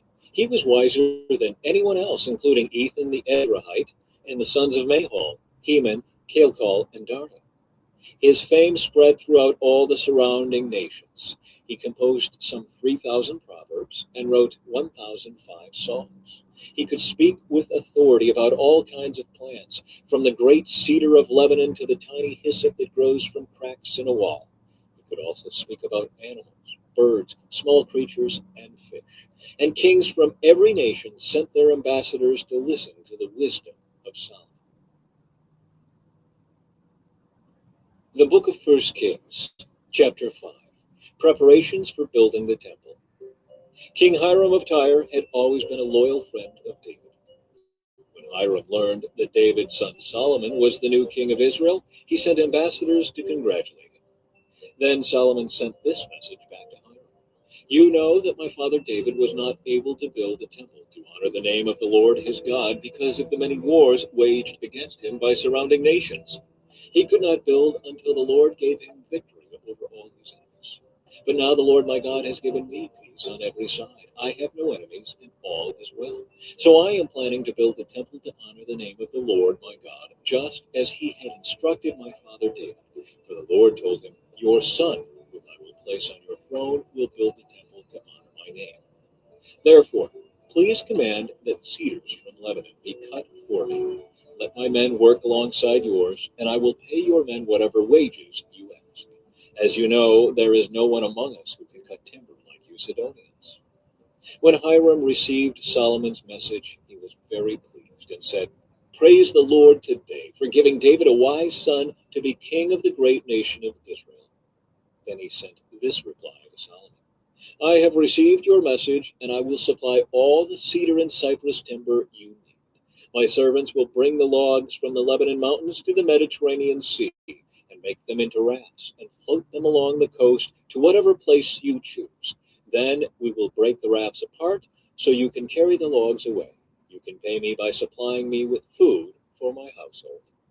So Hiram supplied as much cedar and cypress timber as Solomon desired. In return, Solomon sent him an annual payment of 100,000 bushels of wheat for his household and 110,000 gallons of pure olive oil. So the Lord gave wisdom to Solomon just as he had promised, and Hiram and Solomon made a formal alliance of peace. Then King Solomon conscripted a labor force of 30,000 men from all Israel. He sent them to Lebanon in ships, 10,000 every month, so that each man would be 1 month in Lebanon and 2 months at home. Adoniram was in charge of this labor force. Solomon also had 70,000 common laborers, 80,000 quarry workers in the hill country, and 3,600 foremen to supervise the work. At the king's command, they quarried large blocks of high-quality stone and shaped them to make the foundation of the temple. Men from the city of Gilboa helped Solomon's and Hiram's builders prepare the timber and stone for the temple. The book of First Kings, chapter 6. Solomon builds the temple. It was in mid-spring in the month of Ziv, during the 4th year of Solomon's reign, that he began to construct the temple of the Lord. This was 480 years after the people of Israel were rescued from their slavery in the land of Egypt. The temple that King Solomon built for the Lord was 90 feet long, 30 feet wide, and 45 feet high. The entry room at the front of the temple was 30 feet wide, running across the entire width of the temple. It projected outward 15 feet from the front of the temple. Solomon also made narrow recessed windows throughout the temple. He built a complex of rooms against the outer walls of the temple, all the way around the sides and rear of the building. The complex was 3 stories high, the bottom floor being 7.5 feet wide, the second floor 9 feet wide, and the top floor 10.5 feet wide. The rooms were connected to the walls of the temple by beams resting on ledges built out from the wall, so the beams were not inserted into the walls themselves. The stones used in the construction of the temple were finished at the quarry, so there was no sound of hammer, axe, or any other iron tool at the building site. The entrance to the bottom floor was on the south side of the temple. There were winding stairs going up to the second floor, and another flight of stairs between the second and third floors. After completing the temple structure, Solomon put in a ceiling made of cedar beams and planks. As already stated, he built a complex of rooms on 3 sides of the building, attached to the temple walls by cedar timbers. Each story of the complex was 7.5 feet high. Then the Lord gave this message to Solomon. Concerning this temple you are building, if you keep all my decrees and regulations and obey all my commands, I will fulfill through you the promise I made to your father David. I will live among the Israelites and will never abandon my people Israel. The temple's interior. So Solomon finished building the temple. The entire inside from floor to ceiling was paneled with wood. He paneled the walls and ceilings with cedar, and he used planks of cypress for the floors. He partitioned off an inner sanctuary, the most holy place, at the far end of the temple. It was 30 feet deep and was paneled with cedar from floor to ceiling. The main room of the temple outside the most holy place was 60 feet long. Cedar paneling completely covered the stone walls throughout the temple, and the paneling was decorated with carvings of gourds and open flowers. He prepared the inner sanctuary at the far end of the temple, where the Ark of the Lord's covenant would be placed. This inner sanctuary was 30 feet long, 30 feet wide, and 30 feet high. He overlaid the inside with solid gold. He also overlaid the altar made of cedar. Then Solomon overlaid the rest of the temple's interior with solid gold, and he made gold chains to protect the entrance to the most holy place. So he finished overlaying the entire temple with gold, including the altar that belonged to the most holy place. He made 2 cherubim of wild olive wood, each 15 feet tall, and placed them in the inner sanctuary. The wingspan of each of the cherubim was 15 feet, each wing being 7.5 feet long. The 2 cherubim were identical in shape and size. Each was 15 feet tall. He placed them side by side in the inner sanctuary of the temple. Their outspread wings reached from wall to wall, while their inner wings touched at the center of the room. He overlaid the 2 cherubim with gold. He decorated all the walls of the inner sanctuary and the main room with carvings of cherubim, palm trees, and open flowers. He overlaid the floor in both rooms with gold. For the entrance to the inner sanctuary, he made double doors of wild olive wood with 5-sided doorposts. These double doors were decorated with carvings of cherubim, palm trees, and open flowers. The doors, including the decorations of cherubim and palm trees, were overlaid with gold. Then he made 4-sided doorposts of wild olive wood for the entrance to the temple. There were 2 folding doors of cypress wood, and each door was hinged to fold back upon itself. These doors were decorated with carvings of cherubim, palm trees, and open flowers, all overlaid evenly with gold. The walls of the inner courtyard were built so that there was 1 layer of cedar beams between every 3 layers of finished stone. The foundation of the Lord's temple was laid in mid-spring in the month of Ziv, during the 4th year of Solomon's reign. The entire building was completed in every detail by mid-autumn in the month of Bul, during the 11th year of his reign. So it took 7 years to build the temple. The book of 1 Kings, chapter 7. Solomon builds his palace. Solomon also built a palace for himself, and it took him 13 years to complete the construction. One of Solomon's buildings was called the Palace of the Forest of Lebanon. It was 150 feet long, 75 feet wide, and 45 feet high. There were 4 rows of cedar pillars, and great cedar beams rested on the pillars. The hall had a cedar roof. Above the beams on the pillars were 45 side rooms, arranged in 3 tiers of 15 each. On each end of the long hall were 3 rows of windows facing each other. All the doors and doorposts had rectangular frames and were arranged in sets of 3, facing each other.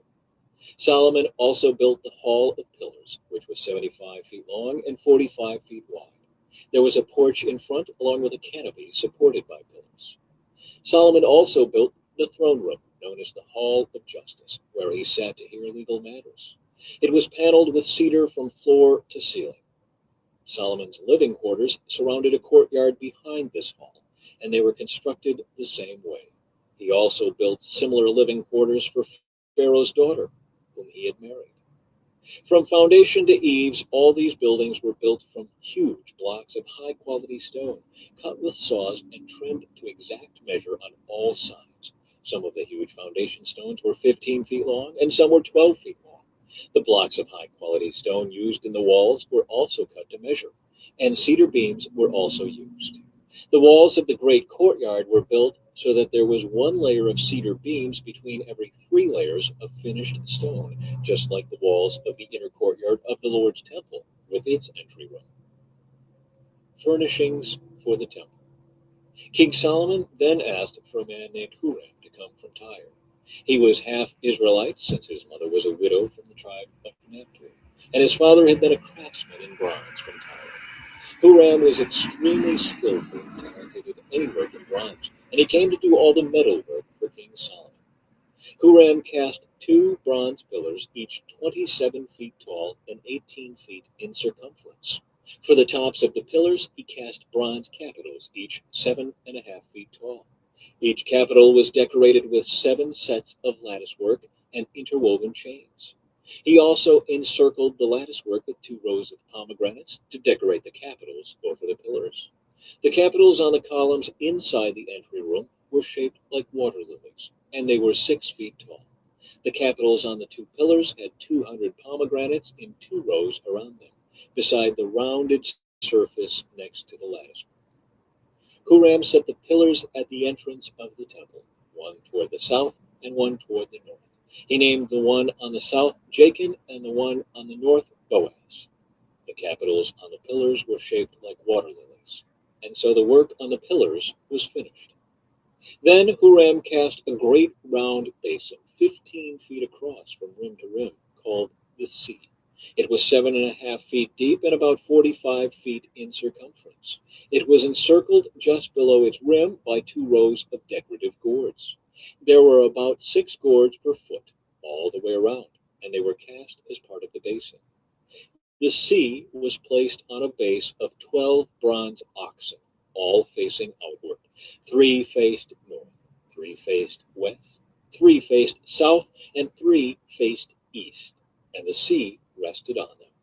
The walls of the sea were about 3 inches thick, and its rim flared out like a cup and resembled a water lily blossom. It could hold about 11,000 gallons of water. Huram also made 10 bronze water carts, each 6 feet long, 6 feet wide, and 4.5 feet tall. They were constructed with side panels braced with crossbars. Both the panels and the crossbars were decorated with carved lions, oxen, and cherubim. Above and below the lions and oxen were wreath decorations. Each of these carts had 4 bronze wheels and bronze axles. There were supporting posts for the bronze basins at the corners of the carts. These supports were decorated on each side with carvings of wreaths. The top of each cart had a rounded frame for the basin. It projected 1.5 feet above the cart's top like a round pedestal, and its opening was 2.25 feet across. It was decorated on the outside with carvings of wreaths. The panels of the carts were square, not round. Under the panels were 4 wheels that were connected to axles that had been cast as one unit with the cart. The wheels were 2.25 feet in diameter and were similar to chariot wheels. The axles, spokes, rims, and hubs were all cast from molten bronze.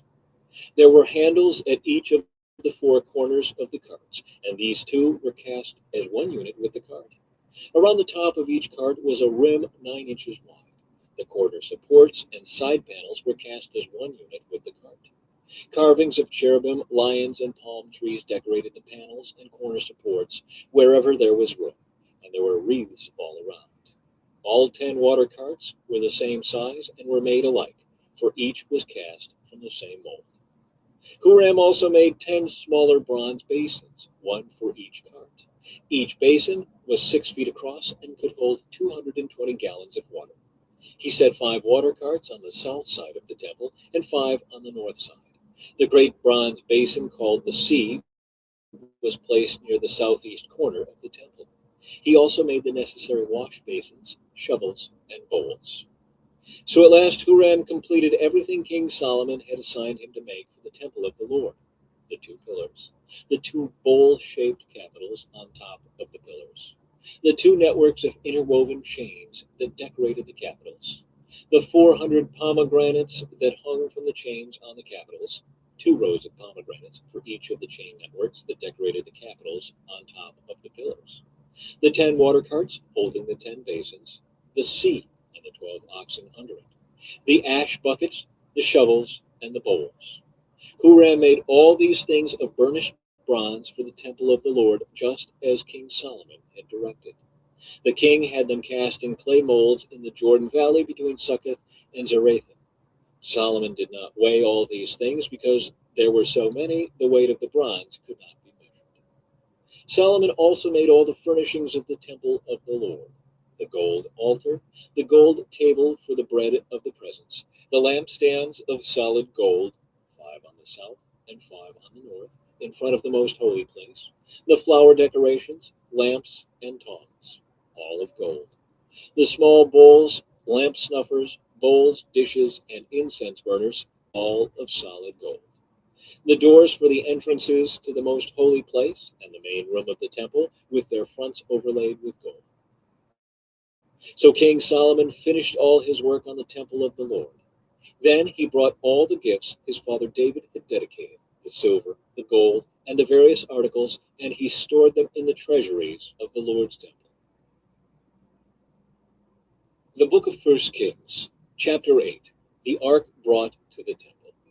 Solomon then summoned to Jerusalem the elders of Israel and all the heads of the tribes, the leaders of the ancestral families of the Israelites.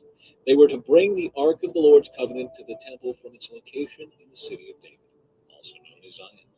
So all the men of Israel assembled before King Solomon at the annual festival of shelters, which is held in early autumn in the month of Ethan. When all the elders of Israel arrived, the priests picked up the ark. The priests and Levites brought up the ark of the Lord, along with the special tent and all the sacred items that had been in it. There, before the ark, King Solomon and the entire community of Israel sacrificed so many sheep, goats, and cattle that no one could keep count. Then the priests carried the ark of the Lord's covenant into the inner sanctuary of the temple, the most holy place, and placed it beneath the wings of the cherubim. The cherubim spread their wings over the ark, forming a canopy over the ark and its carrying poles. These poles were so long that their ends could be seen from the temple's main room, the holy place, but not from the outside. They are still there to this day. Nothing was in the ark except the 2 stone tablets that Moses had placed in it at Mount Sinai, where the Lord made a covenant with the people of Israel when they left the land of Egypt. When the priests came out of the holy place, a thick cloud filled the temple of the Lord. The priests could not continue their service because of the cloud, for the glorious presence of the Lord filled the temple. Solomon praises the Lord. Then Solomon prayed, "O Lord, you have said that you would live in a thick cloud of darkness.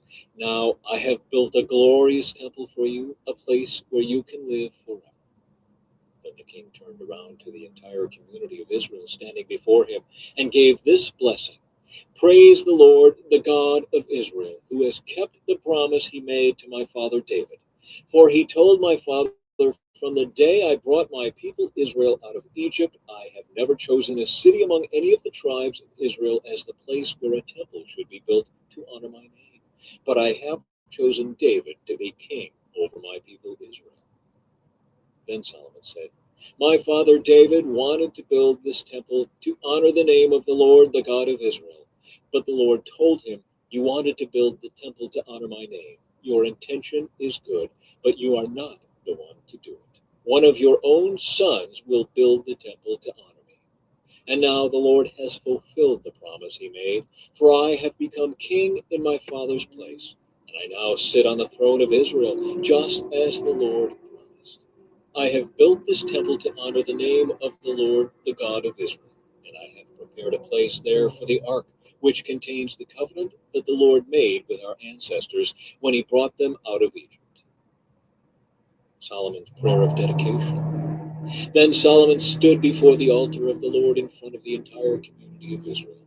He lifted his hands toward heaven and he prayed, "O Lord, God of Israel, there is no God like you in all of heaven above or on the earth below. You keep your covenant and show unfailing love to all who walk before you in wholehearted devotion. You have kept your promise to your servant David, my father. You made that promise with your own mouth, and with your own hands you have fulfilled it today. And now, O Lord God of Israel, carry out the additional promise you made to your servant David, my father. For you said to him, 'If your descendants guard their behavior and faithfully follow me as you have done, one of them will always sit on the throne of Israel.' Now, O God of Israel, fulfill this promise to your servant David, my father. But will God really live on earth? Why, even the highest heavens cannot contain you. How much less this temple I have built? Nevertheless, listen to my prayer and my plea, O Lord my God. Hear the cry and the prayer that your servant is making to you today. May you watch over this temple night and day, this place where you have said my name will be there. May you always hear the prayers I make toward this place.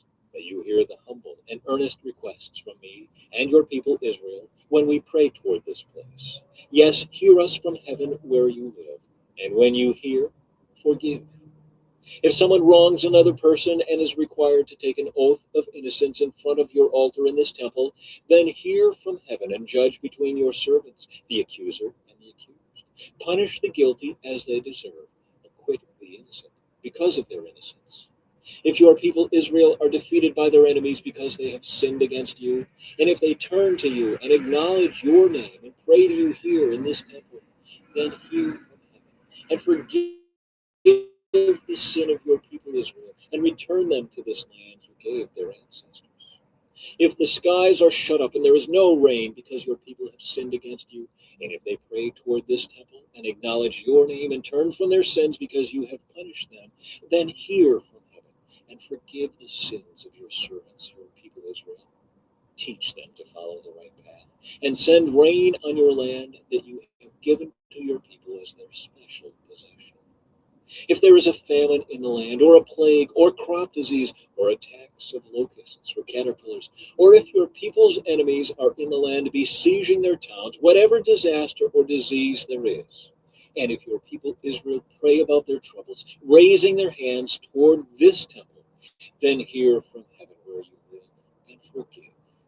Give your people what their actions deserve, for you alone know each human heart.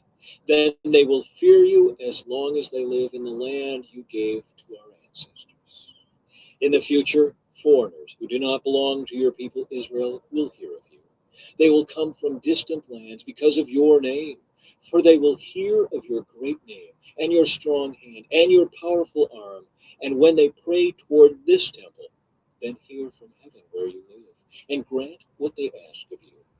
In this way, all the people of the earth will come to know and fear you, just as your own people Israel do. They too will know that this temple I have built honors your name. If your people go out where you send them to fight their enemies, and if they pray to the Lord by turning toward this city you have chosen, and toward this temple I have built to honor your name, then hear their prayers from heaven and uphold their cause. If they sin against you, and who has never sinned, you might become angry with them and let their enemies conquer them and take them captive to their land far away or near. But in that land of exile, they might turn to you in repentance and pray. We have sinned, done evil, and acted wickedly. If they turn to you with their whole heart and soul in the land of their enemies and pray toward the land you gave to their ancestors, toward this city you have chosen, and toward this temple I have built to honor your name, then hear their prayers and their petition from heaven where you live, and uphold their cause. Forgive your people who have sinned against you. Forgive all the offenses they have committed against you. Make their captors merciful to them, for they are your people, your special possession, whom you brought out of the iron smelting furnace of Egypt. May your eyes be open to my requests, and to the requests of your people Israel. May you hear and answer them whenever they cry out to you. For when you brought our ancestors out of Egypt, O sovereign Lord, you told your servant Moses that you had set Israel apart from all the nations of the earth to be your own special possession. The dedication of the temple. When Solomon finished making these prayers and petitions to the Lord, he stood up in front of the altar of the Lord where he had been kneeling with his hands raised toward heaven. He stood and in a loud voice blessed the entire congregation of Israel. Praise the Lord, who has given rest to his people Israel, just as he promised. Not one word has failed of all the wonderful promises he gave through his servant Moses. May the Lord our God be with us as he was with our ancestors, May he never leave us or abandon us. May he give us the desire to do his will in everything and to obey all the commands, decrees, and regulations that he gave our ancestors. And may these words that I have prayed in the presence of the Lord be before him constantly, day and night, so that the Lord our God may give justice to me and to his people Israel, according to each day's needs. Then people all over the earth will know that the Lord alone is God, and there is no other. And may you be completely faithful to the Lord our God. May you always obey his decrees and commands, just as you are doing today. Then the king and all Israel with him offered sacrifices to the Lord. Solomon offered to the Lord a peace offering of 22,000 cattle and 120,000 sheep and goats. And so the king and all the people of Israel dedicated the temple of the Lord. That same day, the king consecrated the central area of the courtyard in front of the Lord's temple. He offered burnt offerings, grain offerings, and the fat of peace offerings there, because the bronze altar in the Lord's presence was too small to hold all the burnt offerings, grain offerings, and the fat of the peace offerings. Then Solomon and all Israel celebrated the festival of shelters in the presence of the Lord our God. A large congregation had gathered from as far away as Labo-Hamath in the north, and the brook of Egypt in the south. The celebration went on for 14 days in all, 7 days for the dedication of the altar, and 7 days for the festival of shelters. After the festival was over, Solomon sent the people home. They blessed the king and went to their homes joyful and glad, because the Lord had been good to his servant David and to his people Israel. The book of 1 Kings, chapter 9, the Lord's response to Solomon. So Solomon finished building the temple of the Lord, as well as the royal palace. He completed everything he had planned to do. Then the Lord appeared to Solomon a second time, as he had done before at Gibeon. The Lord said to him, I have heard your prayer and your petition. I have set this temple apart to be holy, this place you have built where my name will be honored forever. I will always watch over it, for it is dear to my heart. As for you, if you will follow me with integrity and godliness, as David your father did, obeying all my commands, decrees, and regulations, then I will establish the throne of your dynasty over Israel forever. For I made this promise to your father David.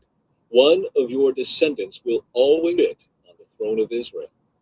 But if you or your descendants abandon me and disobey the commands and decrees I have given you, and if you serve and worship other gods, then I will uproot Israel from this land that I have given them. I will reject this temple that I have made holy to honor my name. I will make Israel an object of mockery and ridicule among the nations. And though this temple is impressive now, all who pass by will be appalled and will shake their heads in amazement. They will ask, why did the Lord do such terrible things to this land and to this temple? And the answer will be, because his people abandoned the Lord their God, who brought their ancestors out of Egypt. And they worshiped other gods instead and bowed down to them. That is why the Lord has brought all these disasters on them.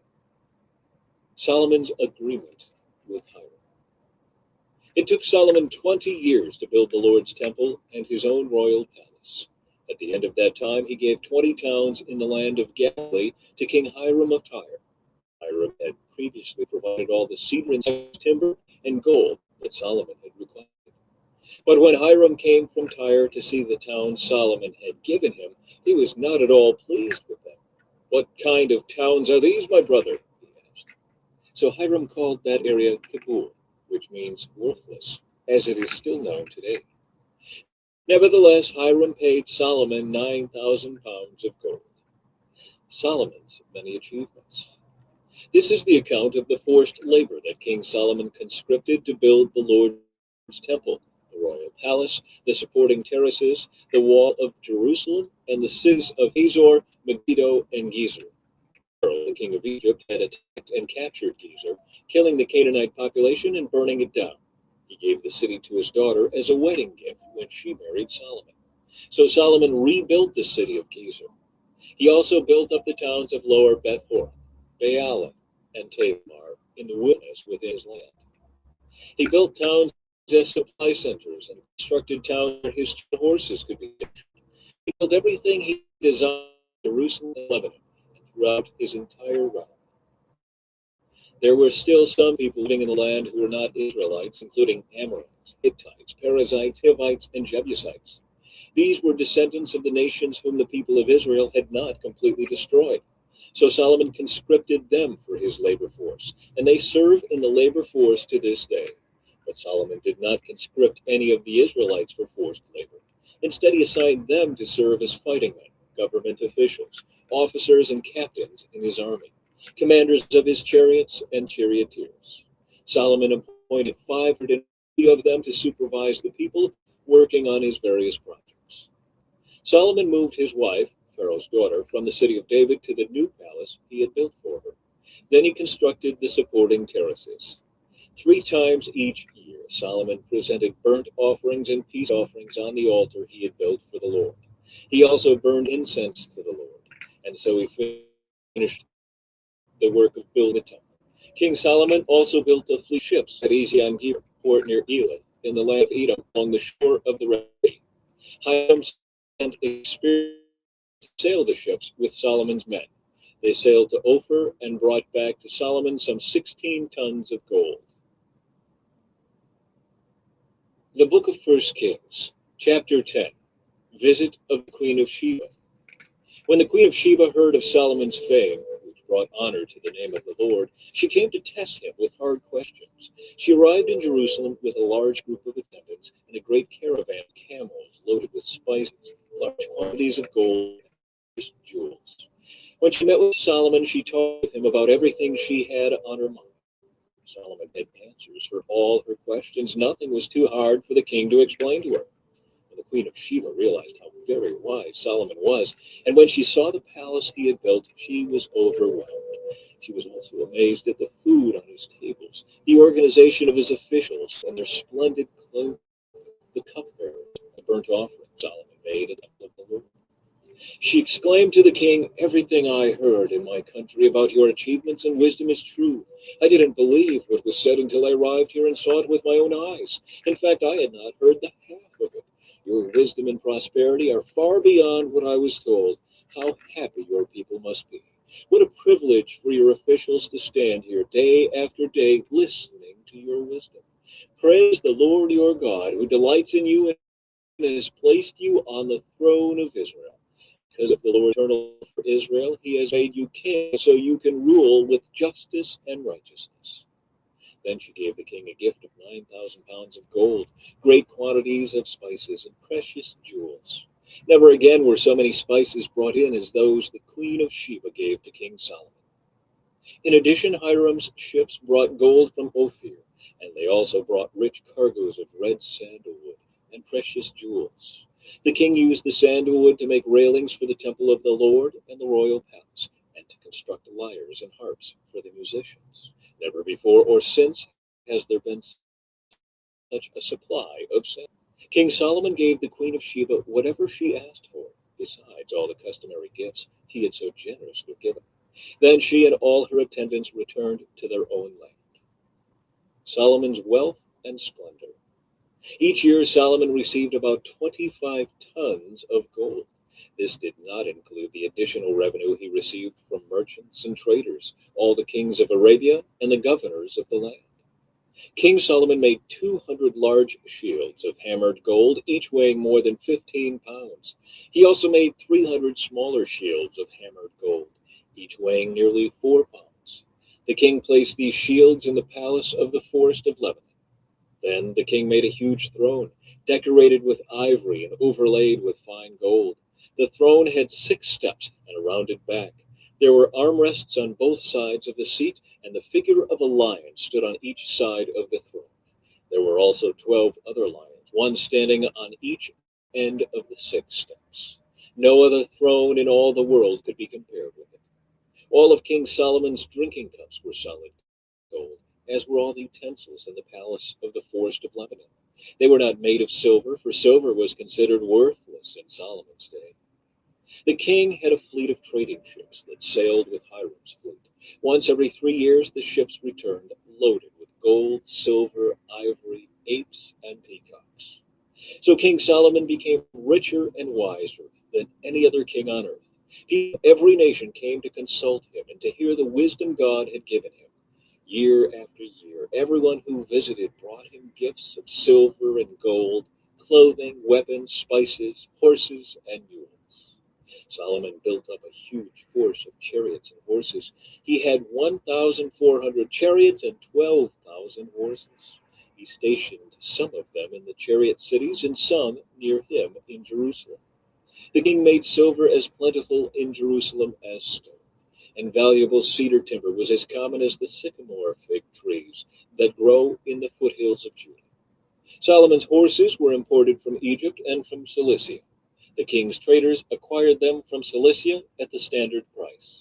At that time, chariots from Egypt could be purchased for 600 pieces of silver and horses for 150 pieces of silver. They were then exported to the kings of the Hittites and the kings of Aram. The book of First Kings, chapter 11. Solomon's many wives.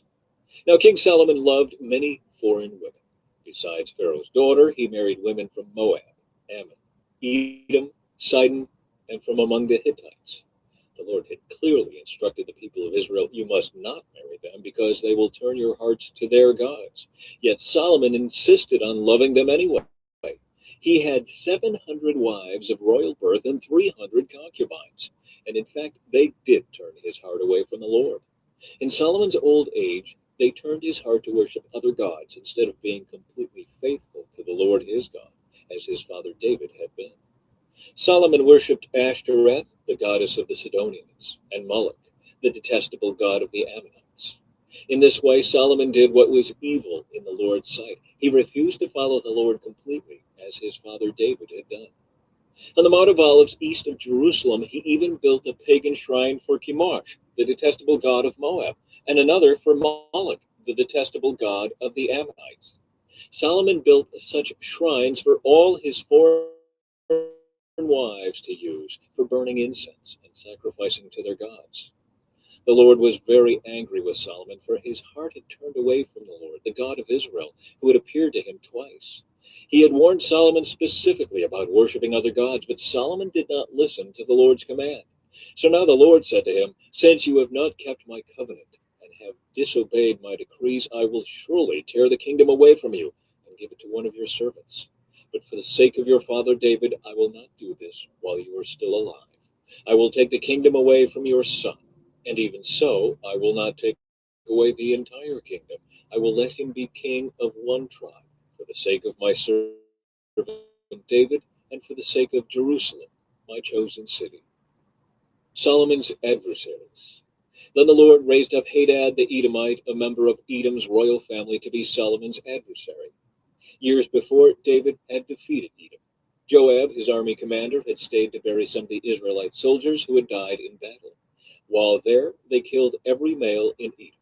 Joab and the army of Israel had stayed there for 6 months, killing them. But Hadad and a few of his father's royal officials escaped and headed for Egypt. Hadad was just a boy at the time. They set out from Midian and went to Paran, where others joined them. Then they traveled to Egypt and went to Pharaoh, who gave them a home, food, and some land. Pharaoh grew very fond of Hadad, and he gave him his wife's sister in marriage, the sister of Queen Tahpenes. She bore him a son named Genubath. Tahpenes raised him in Pharaoh's palace, among Pharaoh's own sons. When the news reached Hadad in Egypt that David and his commander Joab were both dead, he said to Pharaoh, "Let me return to my own country." "Why?" Pharaoh asked him. "What do you lack here that makes you want to go home?" "Nothing," he replied. "But even so, please, let me return home." God also raised up Rezon, son of Eliada, as Solomon's adversary. Rezon had fled from his master King Hadadezer of Zobah, and had become the leader of a gang of rebels. After David conquered Hadadezer, Rezon and his men fled to Damascus, where he became king. Rezon was Israel's bitter adversary for the rest of Solomon's reign, and he made trouble just as Hadad did. Rezon hated Israel intensely and continued to reign in Aram. son of Nebat, one of Solomon's own officials. He came from the town of Zereda in Ephraim, and his mother was Zeruiah, a widow. This is the story behind his rebellion. Solomon was rebuilding the supporting terraces and repairing the walls of the city of his father David. Jeroboam was a very capable young man, and when Solomon saw how industrious he was, he put him in charge of the labor force from the tribes of Ephraim and Manasseh, the descendants of Joseph. One day, as Jeroboam was leaving Jerusalem, the prophet Ahijah from Shiloh met him along the way. Ahijah was wearing a new cloak. The two of them were alone in a field, and Ahijah took hold of the new cloak he was wearing and tore it into 12 pieces. Then he said to Jeroboam, "Take 10 of these pieces, for this is what the Lord, the God of Israel, says. I am about to tear the kingdom from the hand of Solomon, and I will give 10 of the tribes to you. But I will leave him 1 tribe for the sake of my servant David and for the sake of Jerusalem, which I have chosen out of all the tribes of Israel. For Solomon has abandoned me and worshipped Ashtoreth, the goddess of the Sidonians, Chemosh, the god of Moab, and Moloch, the god of the Ammonites. He has not followed my ways and done what is pleasing in my sight. He has not obeyed my decrees and regulations as David his father did. But I will not take the entire kingdom from Solomon at this time. For the sake of my servant David, the one whom I chose and who obeyed my commands and decrees, I will keep Solomon as leader for the rest of his life. But I will take the kingdom away from his son and give 10 of the tribes to you. His son will have 1 tribe, so that the descendants of David, my servant, will continue to reign, shining like a lamp in Jerusalem, the city I have chosen to be the place for my name. And I will place you on the throne of Israel, and you will rule over all that your heart desires. If you listen to what I tell you and follow my ways and do whatever I consider to be right, and if you obey my decrees and commands, as my servant David did, then I will always be with you. I will establish an enduring dynasty for you as I did for David, and I will give Israel to you. Because of Solomon's sin, I will punish the descendants of David, though not forever." Solomon tried to kill Jeroboam, but he fled to King Shishak of Egypt and stayed there until Solomon died. Summary of Solomon's reign. The rest of the events in Solomon's reign, including all his deeds and his wisdom, are recorded in the book of the Acts of Solomon. Solomon ruled in Jerusalem over all Israel for 40 years. When he died, he was buried in the city of David, named for his father. Then his son Rehoboam became the next king. The book of 1 Kings, chapter 12. The northern tribes revolt. Rehoboam went to Shechem, where all Israel had gathered to make him king. When Jeroboam, son of Nebat, heard of this, he returned from Egypt, for he had fled to Egypt to escape from King Solomon. The leaders of Israel summoned him, and Jeroboam and the whole assembly of Israel went to speak with Rehoboam. "Your father was a hard master," they said. "Lighten the harsh labor demands and heavy taxes that your father imposed on us. Then we will be your loyal subjects." Rehoboam replied, "Give me 3 days to think this over, then come back for my answer." So the people went away. Then King Rehoboam discussed the matter with the older men who had counseled his father Solomon. "What is your advice?" he asked. "How should I answer these people?" The older counselors replied, "If you are willing to be a servant to these people today and give them a favorable answer, they will always be your loyal subjects." But Rehoboam rejected the advice of the older men, and instead asked the opinion of the young men who had grown up with him and were now his advisors. "What is your advice?" he asked them. "How should I answer these people who want me to lighten the burdens imposed by my father?" The young men replied, "This is what you should tell those complainers who want a lighter burden. My little finger is thicker than my father's waist. Yes, my father laid heavy burdens on you, but I'm going to make them even heavier. My father beat you with whips, but I will beat you with scorpions." 3 days later, Jeroboam and all the people returned to hear Rehoboam's decision, just as the king had ordered. But Rehoboam spoke harshly to the people, for he rejected the advice of the older counselors and followed the counsel of his younger advisors. He told the people, "My father laid heavy burdens on you, but I'm going to make them even heavier. My father beat you with whips, but I will beat you with scorpions." So the king paid no attention to the people. This turn of events was the will of the Lord, for it fulfilled the Lord's message to Jeroboam, son of Nebat, through the prophet Ahijah from Shiloh. When all Israel realized that the king had refused to listen to them, they responded, "Down with the dynasty of David. We have no interest in the son of Jesse.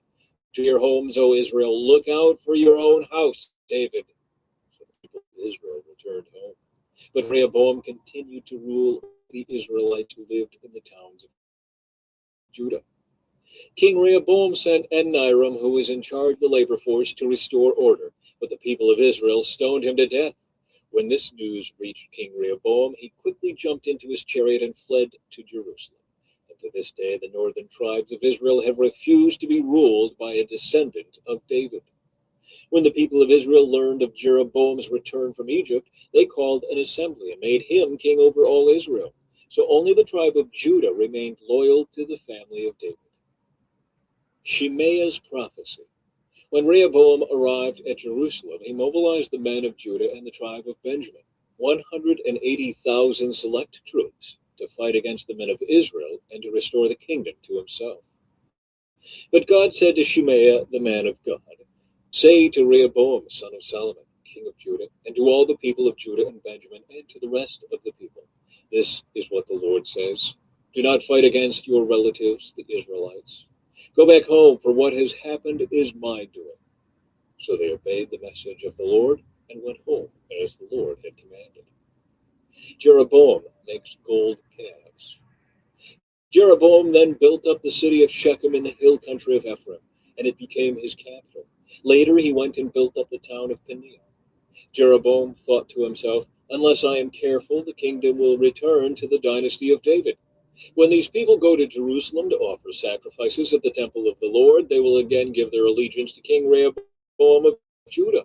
They will kill me and make him their king instead." So on the advice of his counselors, the king made 2 gold calves.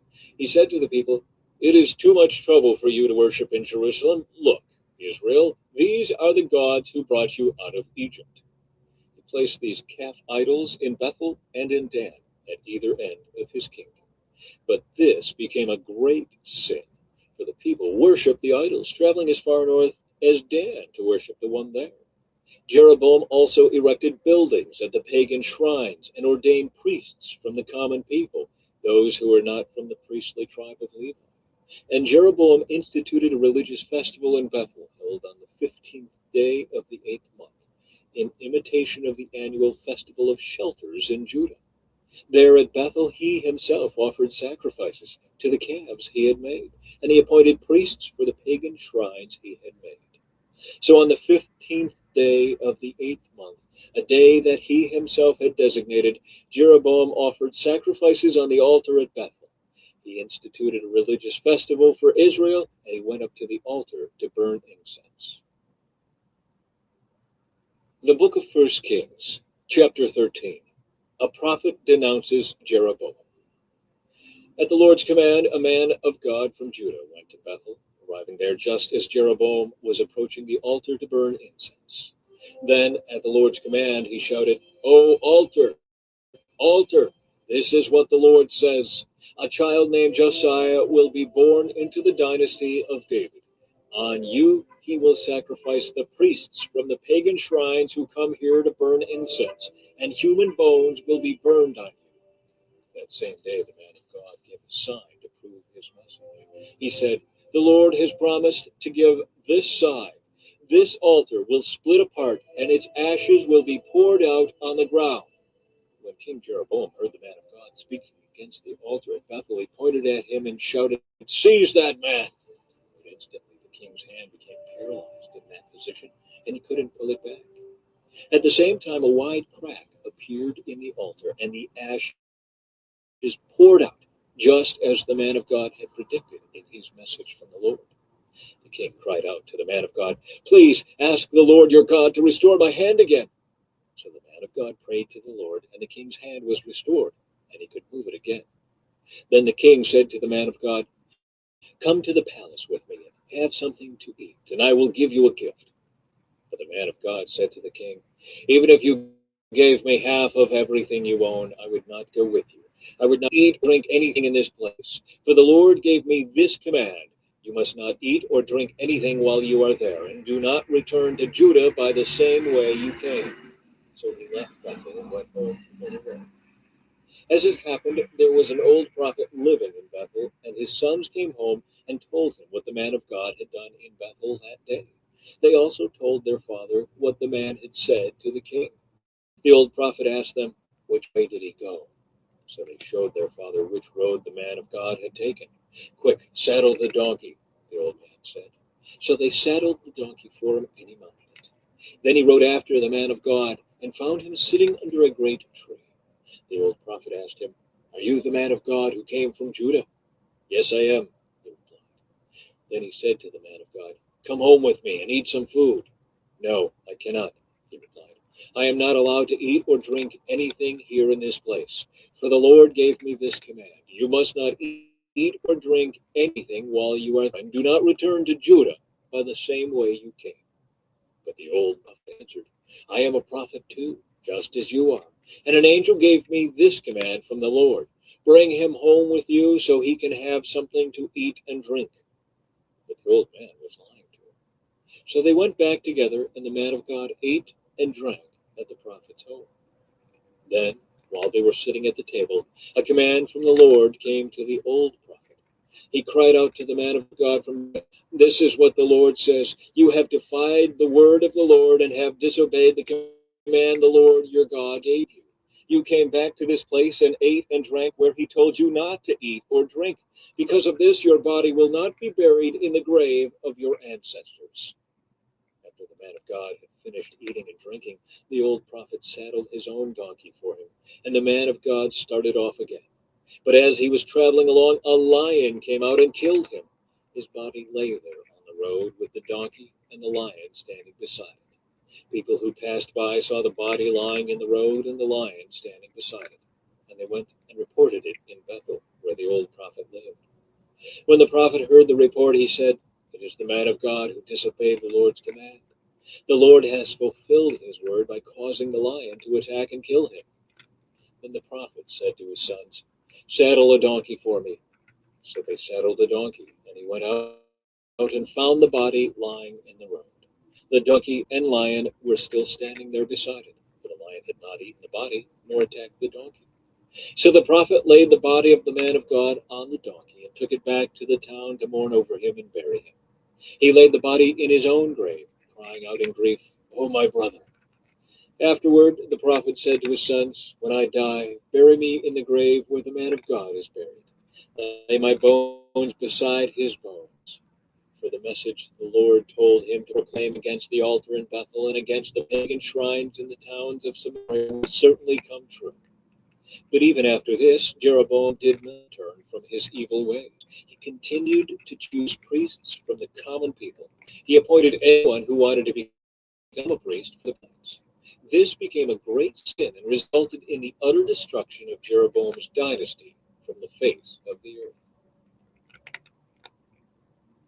The book of 1 Kings, chapter 14. Ahijah's prophecy against Jeroboam. At that time, Jeroboam's son Abijah became very sick. So Jeroboam told his wife, "Disguise yourself so that no one will recognize you as my wife. Then go to the prophet Ahijah at Shiloh, the man who told me I would become king. Take him a gift of 10 loaves of bread, some cakes, and a jar of honey, and ask him what will happen to the boy." So Jeroboam's wife went to Ahijah's home at Shiloh. He was an old man now and could no longer see.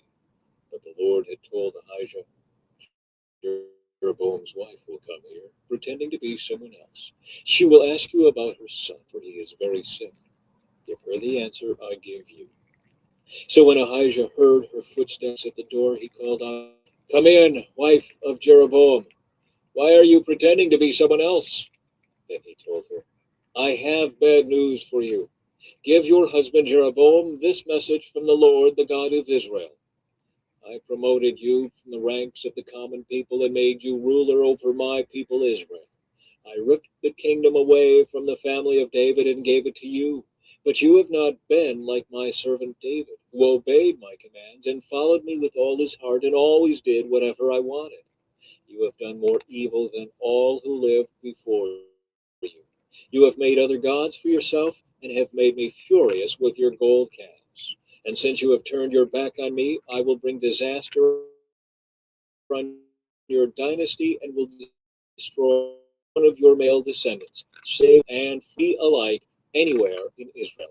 I will burn up your royal dynasty as one burns up trash until it is all gone. The members of Jeroboam's family who die in the city will be eaten by dogs, and those who die in the field will be eaten by vultures. I, the Lord, have spoken.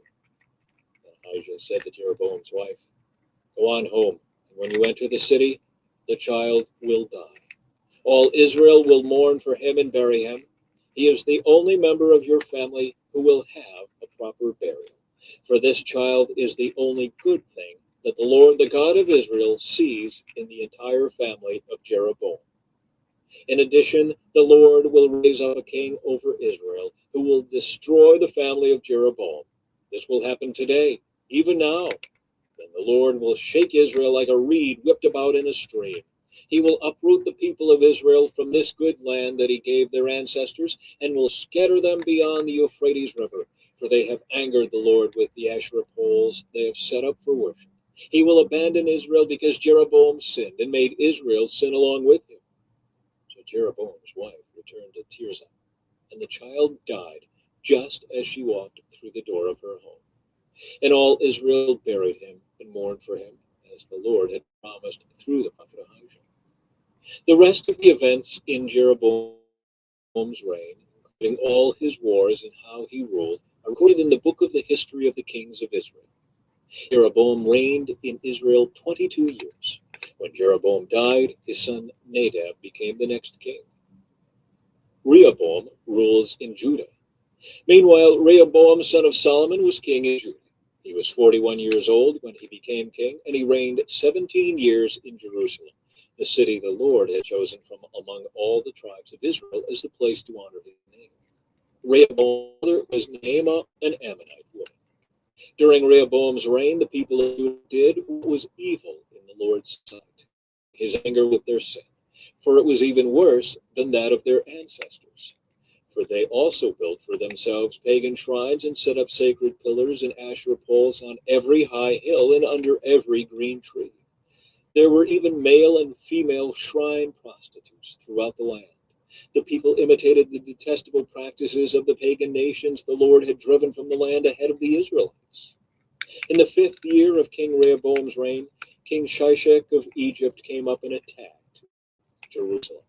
He ransacked the treasuries of the Lord's temple and the royal palace. He stole everything, including all the gold shields Solomon had made. King Rehoboam later replaced them with bronze shields as substitutes, and he entrusted them to the care of the commanders of the guard who protected the entrance to the royal palace. Whenever the king went to the temple of the Lord, the guard would also take the shields and then return them to the guard room. The rest of the events in Rehoboam's reign and everything he did are recorded in the book of the history of the kings of Judah. There was constant war between Rehoboam and Jeroboam. When Rehoboam died, he was buried among his ancestors in the city of David. His mother was Naamah, an Ammonite woman. Then his son Abijam became the next king. The book of 1 Kings, chapter 15. Abijam rules in Judah. Abijam began to rule over Judah in the 18th year of Jeroboam's reign in Israel. He reigned in Jerusalem. His mother was Maacah, the daughter of Absalom.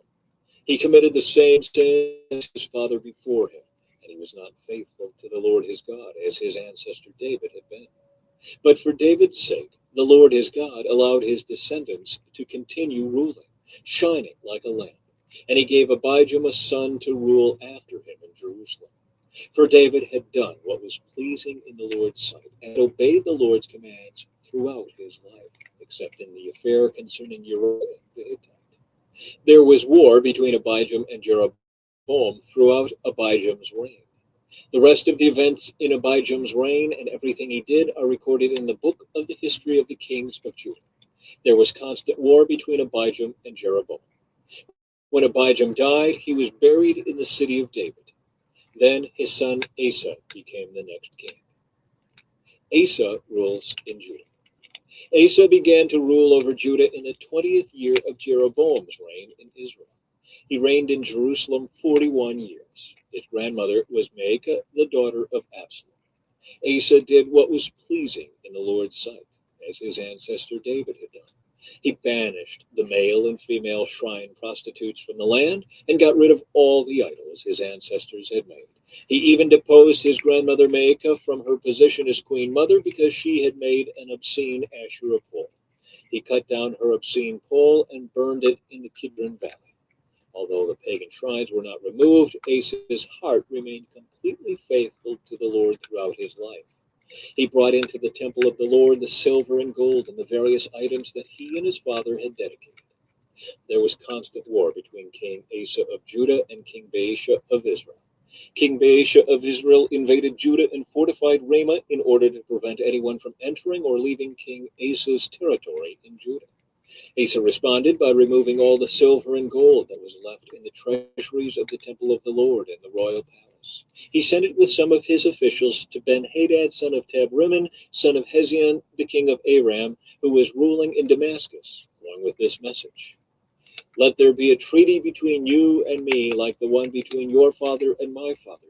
See, I am sending you a gift of silver and gold. Break your treaty with King Baasha of Israel so that he will leave me alone." Ben-Hadad agreed to King Asa's request and sent the commanders of his army to attack the towns of Israel. They conquered the towns of Ijon, Dan, Abel-Beth-Maacah, and all Kinnereth, and all the land of Naphtali. As soon as Baasha of Israel heard what was happening, he abandoned his project of fortifying Ramah and withdrew to Tirzah. Then King Asa sent an order throughout Judah requiring that everyone, without exception, help to carry away the building stones and timbers that Baasha had been using to fortify Ramah. Asa used these materials to fortify the town of Geba in Benjamin and the town of Mizpah. The rest of the events in his reign, the extent of his power, everything he did, and the names of the cities he built are recorded in the book of the history of the kings of Judah. In his old age, his feet became diseased. When Asa died, he was buried with his ancestors in the city of David. Then Jehoshaphat, Asa's son, became the next king. Nadab rules in Israel. Nadab, son of Jeroboam, began to rule over Israel in the second year of King Asa's reign in Judah. He reigned in Israel 2 years, but he did what was evil in the Lord's sight and followed the example of his father, continuing the sins that Jeroboam had led Israel to commit. Then Baasha, son of Ahijah from the tribe of Issachar, plotted against Nadab and assassinated him, while he and the Israelite army sieged to the Philistine town of Gibbethon. Baasha killed Nadab in the 3rd year of King Asa's reign in Judah, and he became the next king of Israel. He immediately slaughtered all the descendants of King Jeroboam, so that not one of the royal family was left, just as the Lord had promised concerning Jeroboam by the prophet Ahijah from Shiloh. This was done because Jeroboam had provoked the anger of the Lord, the God of Israel, by the sins he had committed and the sins he had led Israel to commit. The rest of the events in Nadab's reign and everything he did are recorded in the book of the history of the kings of Israel. Baasha rules in Israel. There was constant war between King Asa of Judah and King Baasha of Israel. Baasha, son of Ahijah, began to rule over all Israel in the 3rd year of King Asa's reign in Judah. Baasha reigned in Tirzah 24 years, but he did what was evil in the Lord's sight and followed the example of Jeroboam, continuing the sins that Jeroboam had led Israel to commit. The book of 1 Kings, chapter 16. This message from the Lord was delivered to King Baasha by the prophet Jehu, son of Hanani. I lifted you out of the dust to make you ruler of my people Israel, but you have followed the evil example of Jeroboam. You have provoked my anger by causing my people Israel to sin. So now I will destroy you and your family, just as I destroyed the descendants of Jeroboam, son of Nebat. The members of Baasha's family who die in the city will be eaten by dogs, and those who die in the field will be eaten by vultures. The rest of the events in Baasha's reign and the extent of his power are recorded in the book of the history of the kings of Israel. When Baasha died, he was buried in Tirzah. Then his son Elah became the next king. The message from the Lord against Baasha and his family came through the prophet Jehu, son of Hanani. It was delivered because Baasha had done what was evil in the Lord's sight, just as the family of Jeroboam had done, and also because Baasha had destroyed the family of Jeroboam. The Lord's anger was provoked by Baasha's sin. Elah rules in Israel. Elah, son of Baasha, began to rule over Israel in the 26th year of King Asa's reign in Judah.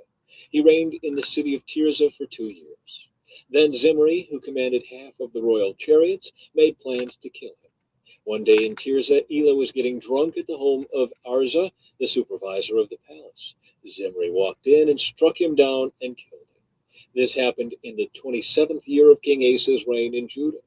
Then Zimri became the next king. Zimri immediately killed the entire royal family of Baasha, leaving him not even a single male child.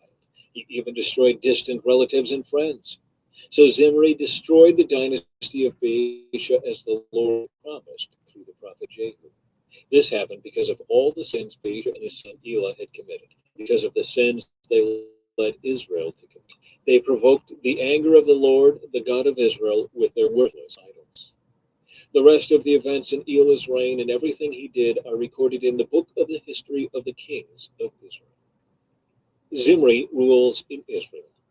Zimri began to rule over Israel in the 27th year of King Asa's reign in Judah, but his reign in Tirzah lasted only 7 days. The army of Israel was then attacking the Philistine town of Gibbethon. When they heard that Zimri had committed treason and had assassinated the king, that very day they chose Omri, commander of the army, as the new king of Israel. So Omri led the entire army of Israel up from Gibbethon to attack Tirzah, Israel's capital. Zimri saw that the city had been taken. He went into the citadel of the palace and burned it down over himself and died in the flames. For he too had done what was evil in the Lord's sight. He followed the example of Jeroboam and all the sins he had committed and led Israel to commit. The rest of the events in Zimri's reign and his conspiracy are recorded in the book of the history of the kings of Israel. Omri rules in Israel. But now the people of Israel were split into 2 factions. Half the people tried to make Tiglath-Pileser their king, while the other half supported Omri. But Omri's supporters defeated the supporters of Tibni. So Tibni was killed, and Omri became the next king. Omri began to rule over Israel in the 31st year of King Asa's reign in Judah. He reigned 12 years in all, 6 of them in Tirzah. Then Omri bought the hill now known as Samaria from its owner Shemer for 150 pounds of silver. He built a city on it and called the city Samaria in honor of Shemer. But Omri did what was evil in the Lord's sight, even more than any of the kings before him. He followed the example of Jeroboam, son of Nebat, in all the sins he had committed and led Israel to commit. The people provoked the anger of the Lord, the God of Israel, with their worthless idols. The rest of the events in Omri's reign, the extent of his power, and everything he did are recorded in the book of the history of the kings of Israel. When Omri died, he was buried in Samaria. Then his son Ahab became the next king. Ahab rules in Israel. Ahab, son of Omri, began to rule over Israel in the 38th year of King Asa's reign in Judah. He reigned in Samaria 22 years. But Ahab, son of Omri, did what was evil in the Lord's sight, even more than any of the kings before him. And as though it were not enough to follow the example of Jeroboam, he married Jezebel, the daughter of King Ethbaal of the Sidonians, and he began to bow down in worship of Baal. First, Ahab built a temple and an altar for Baal in Samaria. Then he set up an Asherah pole. He did more to provoke the anger of the Lord, the God of Israel, than any of the other kings of Israel before him. It was during his reign that Hiel, a man from Bethel, rebuilt Jericho. When he laid its foundations, it cost him the life of his oldest son, Abiram. And when he completed it and set up its gates, it cost him the life of his youngest son, Segub. This all happened according to the message from the Lord concerning Jericho, spoken by Joshua, son of Nun. The book of 1 Kings, chapter 17. Elijah fed by ravens. Now Elijah, who is from Tishbe in Gilead, told King Ahab, "As surely as the Lord, the God of Israel, lives, the God I serve, there will be no dew or rain during the next few years until I give the word." Then the Lord said to Elijah, "Go to the east and hide by Kerith Brook, near where it enters the Jordan River. drink from the brook and eat what the ravens bring you, for I have commanded them to. So Elijah did as the Lord told him and camped beside the brook east of the Jordan. The ravens brought him bread and meat each morning and evening, and he drank from the brook. But after a while, the brook dried up, for there was no rainfall anywhere in the land. The widow at Zarephath. Then the Lord said to Elijah, "Go and live in the village of Zarephath, near the city of Sidon. I have instructed a widow there to feed you." So he went to Zarephath. As he arrived at the gates of the village, he saw a widow gathering sticks, and he asked her, "Would you please bring me a little water in a cup?" As she was going to get it, he called to her, "Bring me a bite of bread, too." But she said, "I swear by the Lord your God that I don't have a single piece of bread in the house, and I have only a handful of flour left in the jar and a little cooking oil in the bottom of the jar. I was just gathering a few sticks to cook this last meal, and then my son and I will die." But Elijah said to her, "Don't be afraid. Go ahead and do just what you've said, but make a little bread for me first. Then use what's left to prepare a meal for yourself and your son. For this is what the Lord, the God of Israel, says: There will always be flour and olive oil left in your containers until the time when the Lord sends rain and the crops grow again." So she did as Elijah said, and she and Elijah and her son continued to eat for many days. There was always enough flour and olive oil left in the containers, just as the Lord had promised through Elijah. Sometime later, the son became sick. He grew worse and worse, and finally he died. Then she said to Elijah, "Oh, man of God, what have you done to me? Have you come here to point out my sins and kill my son?" But Elijah replied, "Give me your son." And he took the child's body from her arms, carried him up the stairs to the room where he was staying, and laid the body on his bed. Then Elijah cried out to the Lord, "O Lord my God, why have you brought tragedy to this widow who has opened her home to me, causing her son to die?" And he stretched himself out over the child 3 times and cried out to the Lord, "O Lord my God, please let this child's life return to him." The Lord heard Elijah's prayer, and the life of the child returned, and he revived. Then Elijah brought him down from the upper room and gave him to his mother. "Look," he said, "your son is alive." Then the woman told Elijah, "Now I know for sure that you are a man of God, and that the Lord truly speaks through you." The book of 1 Kings, chapter 18, the contest on Mount Carmel.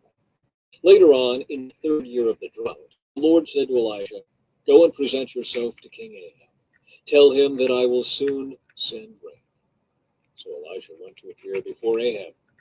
Meanwhile, the famine had become very severe in Samaria. So Ahab summoned Obadiah, who was in charge of the palace. Obadiah was a devoted follower of the Lord. Once, when Jezebel had tried to kill all the Lord's prophets, Obadiah had hidden 100 of them into 50 prophets in each cave and supplied them with food and water. Ahab said to Obadiah, "We must check every spring and valley in the land to see if we can find enough grass to save at least some of my horses and mules." So they divided the land between them. Ahab went one way by himself, and Obadiah went another way by himself. As Obadiah was walking along, he suddenly saw Elijah coming toward him. Obadiah recognized him at once and bowed low to the ground before him. "Is it really you, my lord Elijah?" he asked. "Yes, it is," Elijah replied. "Now go and tell your master Elijah is here." "Oh, sir," Obadiah protested, "what harm have I done to you that you are sending me to my death at the hands of Ahab? For I swear by the Lord your God that the king has searched every nation and kingdom on earth from end to end to find." And each time he was told, "Elijah isn't here," King Ahab forced the king of that nation to swear to the truth of his claim. And now you say, "Go and tell your master Elijah is here." But as soon as I leave you, the Spirit of the Lord will carry you away to who knows where. When Ahab comes and cannot find you, he will kill me. Yet I have been a true servant of the Lord all my life. Has no one told you, my lord, about the time when Jezebel was trying to kill the Lord's prophets? I hid 100 of them in 2 caves and supplied them with food and water. And now you say, "Go and tell your master Elijah is here." Sir, if I do that, Ahab will certainly kill me.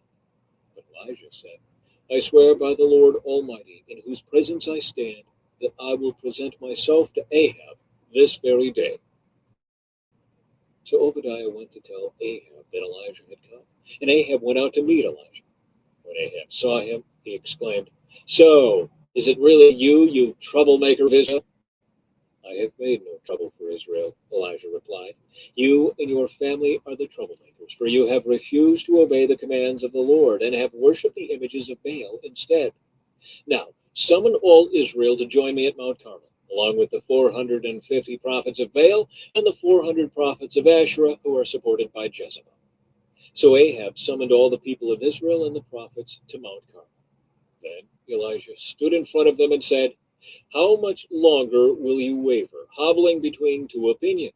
If the Lord is God, follow him. But if Baal is God, then follow him." But the people were completely silent. Then Elijah said to them, "I am the only prophet of the Lord who is left, but Baal has 450 prophets. Now, bring 2 bulls. The prophets of Baal may choose whichever one they wish and cut it into pieces and lay it on the wood of their altar, but without setting fire to it. I will prepare the other bull and lay it on the wood on the altar, but not set fire to it. Then call on the name of your God, and I will call on the name of the Lord. The God who answers by setting fire to the wood is the true God." And all the people agreed. Then Elijah said to the prophets of Baal, "You go first, for there are many of you.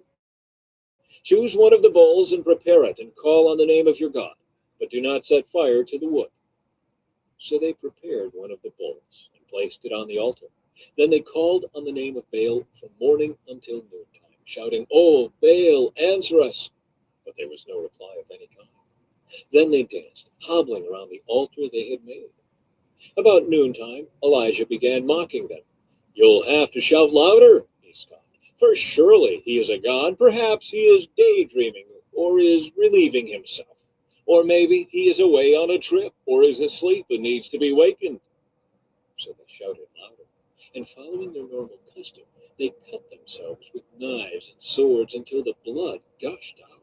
They raved all afternoon until the time of the evening sacrifice, but still there was no sound, no reply. And Elijah called to the people, "Come over here."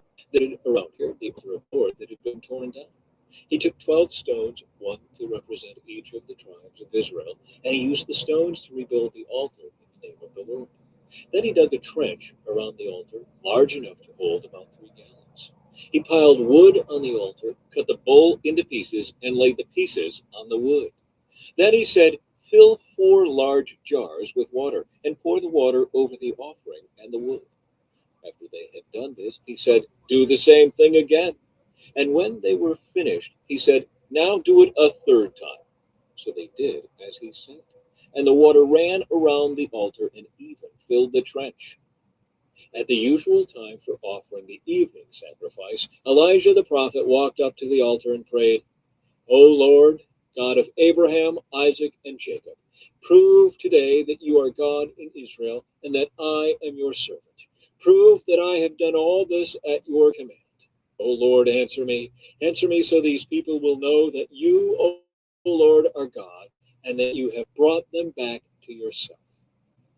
Immediately, the fire of the Lord flashed down from heaven and burned up the young bull, the wood, the stones, and the dust. It even licked up all the water in the trench.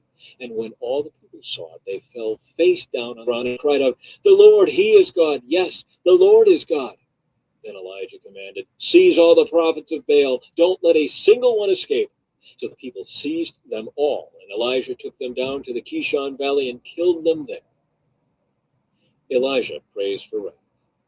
Then Elijah said to Ahab, "Go get something to eat and drink, for I hear a mighty rainstorm coming." So Ahab went to eat and drink. But Elijah climbed to the top of Mount Carmel and bowed low to the ground and prayed with his face between his knees. Then he said to his servant, "Go and look out toward the sea."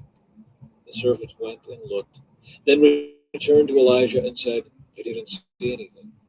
7 times Elijah told him to go and look. Finally, the 7th time, his servant told him, "I saw a little cloud about the size of a man's hand."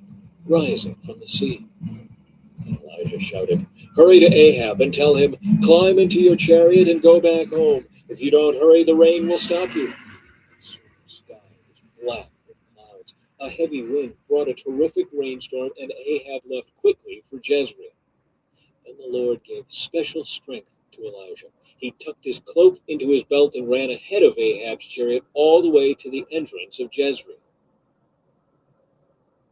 The book of First Kings, chapter 19. Elijah flees to Sinai. When Ahab got home, he told Jezebel everything Elijah had done, including the way he had killed all the prophets of Baal. So Jezebel sent this message to Elijah: "May the gods strike me and even kill me, if by this time tomorrow I have not killed you, just as you killed them." Elijah was afraid and fled for his life. He went to Beersheba, a town in Judah, and he left his servant there. Then he went on alone into the wilderness, traveling all day. He sat down under a solitary broom tree and prayed that he might die. "I've had enough, Lord," he said. "Take my life, for I am no better than my ancestors who have already died." Then he laid down and slept under the broom tree. But as he was sleeping, an angel touched him and told him, "Get up and eat." He looked around, and there beside his head was some bread baked on hot stones and a jar of water. So he ate and drank and lay down again.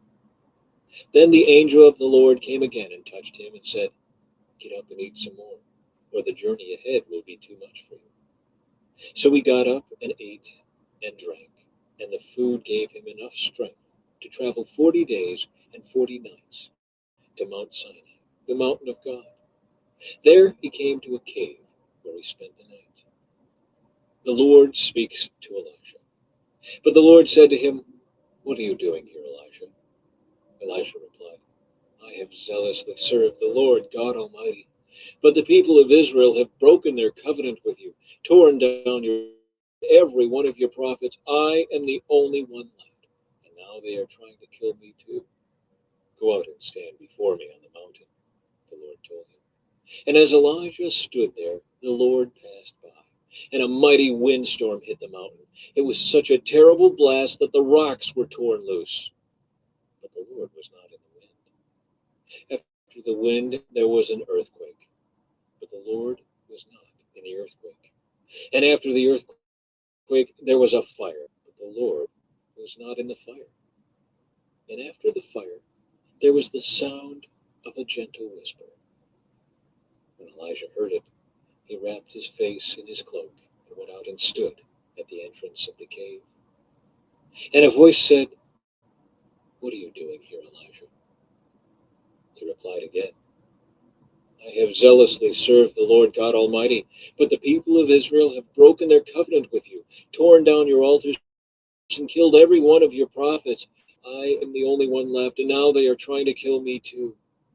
Then the Lord told him, "Go back the same way you came and travel to the wilderness of Damascus. When you arrive there, anoint Hazael to be king of Aram. Then anoint Jehu, son of Nimshi, to be king of Israel. And anoint Elisha, son of Shaphat, from the town of Abel Meholah, to replace you as my prophet. Anyone who escapes from Hazael will be killed by Jehu, and those who escape Jehu will be killed by Elisha. Yet I will preserve 7,000 others in Israel, who never bowed down to Baal or kissed him." The call of Elisha. So Elijah went and found Elisha, son of Shaphat, plowing a field. There were 12 teams of oxen in the field, and Elisha was plowing with the 12th team.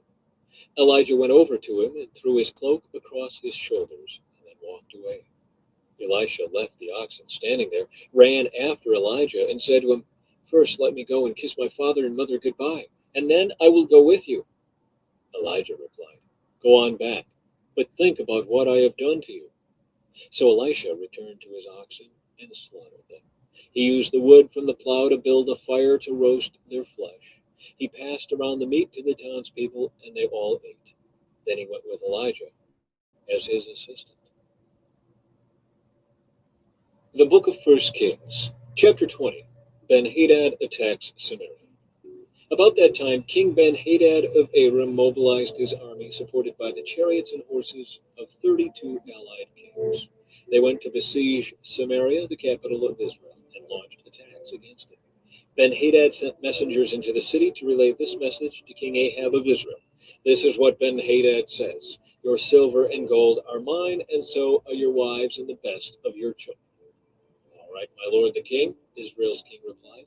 "All that I have is yours." Soon Ben-Hadad's messengers returned again and said, "This is what Ben-Hadad says: I have already demanded that you give me your silver, gold, wives, and children. But about this time tomorrow I will send my officials to search your palace and the homes of your people.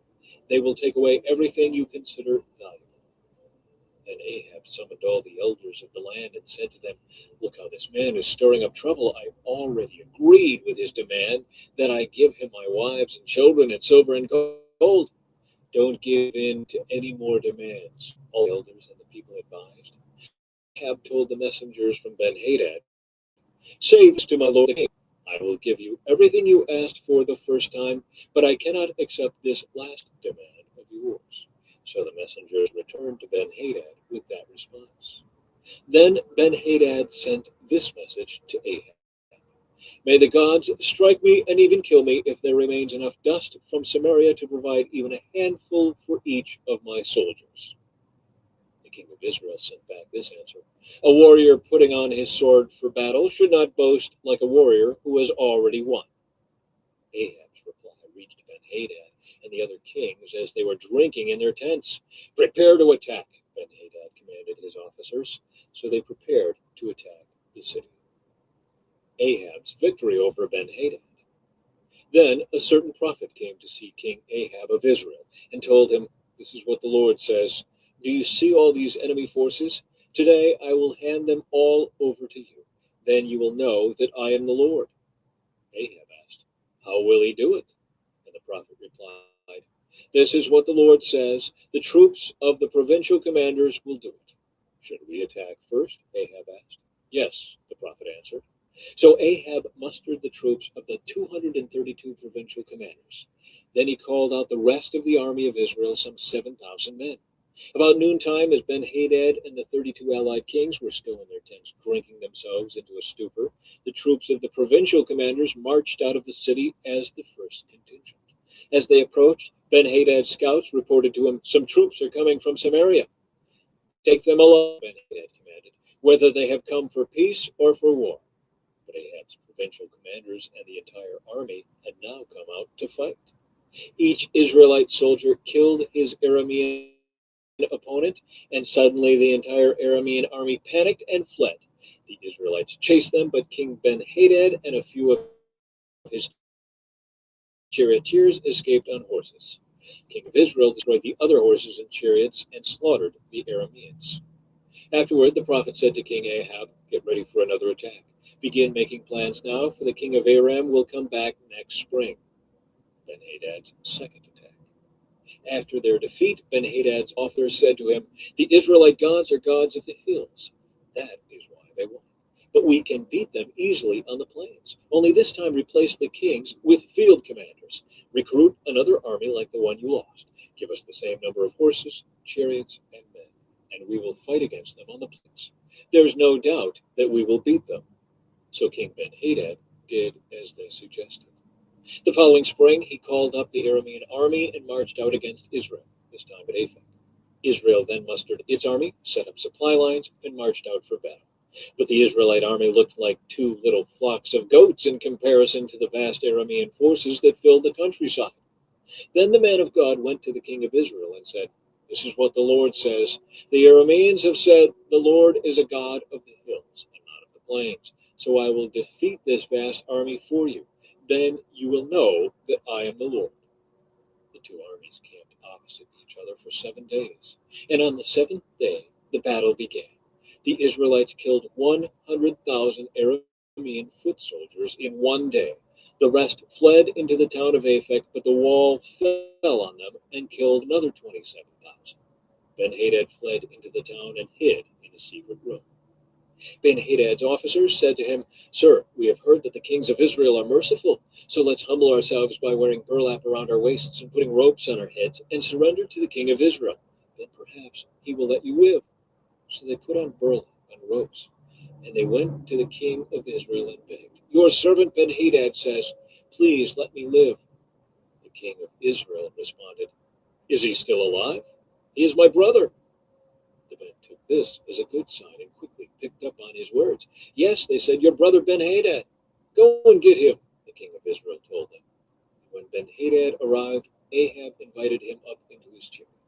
Ben-Hadad told him, "I will give back the towns my father took from your father, and you may establish places of trade in Damascus, as my father did in Samaria." Then Ahab said, "I will release you under these conditions." So they made a new treaty, and Ben-Hadad was set free. A prophet condemns Ahab. Meanwhile, the Lord instructed one of the group of prophets to say to another man, "Hit me." But the man refused to hit the prophet. Then the prophet told him, "Because you have not obeyed the voice of the Lord, a lion will kill you as soon as you leave me." And when he had gone, a lion did attack and kill him. Then the prophet turned to another man and said, "Hit me." So he struck the prophet and wounded him. The prophet bandaged over his eyes to disguise himself, and then waited beside the road for the king. As the king passed by, the prophet called out to him, "Sir, I was in the thick of battle, and suddenly a man brought me a prisoner. He said, 'Guard this man. If for any reason he gets away, you will either die or pay a fine of 75 pounds of silver.' But while I was busy doing something else, the prisoner disappeared." "Well, it's your own fault," the king replied. "You have brought the judgment on yourself." Then the prophet quickly pulled the bandage from his eyes, and the king of Israel recognized him as one of the prophets. The prophet said to him, "This is what the Lord says. Because you have spared the man I said must be destroyed, now you must die in his place, and your people will die instead of his people." So the king of Israel went home to Samaria, angry and sullen. The book of 1 Kings, chapter 21, Naboth's vineyard. Now there was a man named Naboth from Jezreel who owned a vineyard in Jezreel beside the palace of King Ahab of Samaria. One day Ahab said to Naboth, "Since your vineyard is so convenient to my palace, I would like to buy it to use as a vegetable garden. I will give you a better vineyard in exchange, or if you prefer, I will pay you for it." But Naboth replied, "The Lord forbid that I should give you the inheritance that was passed down by my ancestors." So Ahab went home angry and sullen because of Naboth's answer. The king went to bed with his face to the wall and refused to eat. "What's the matter?" his wife Jezebel asked him.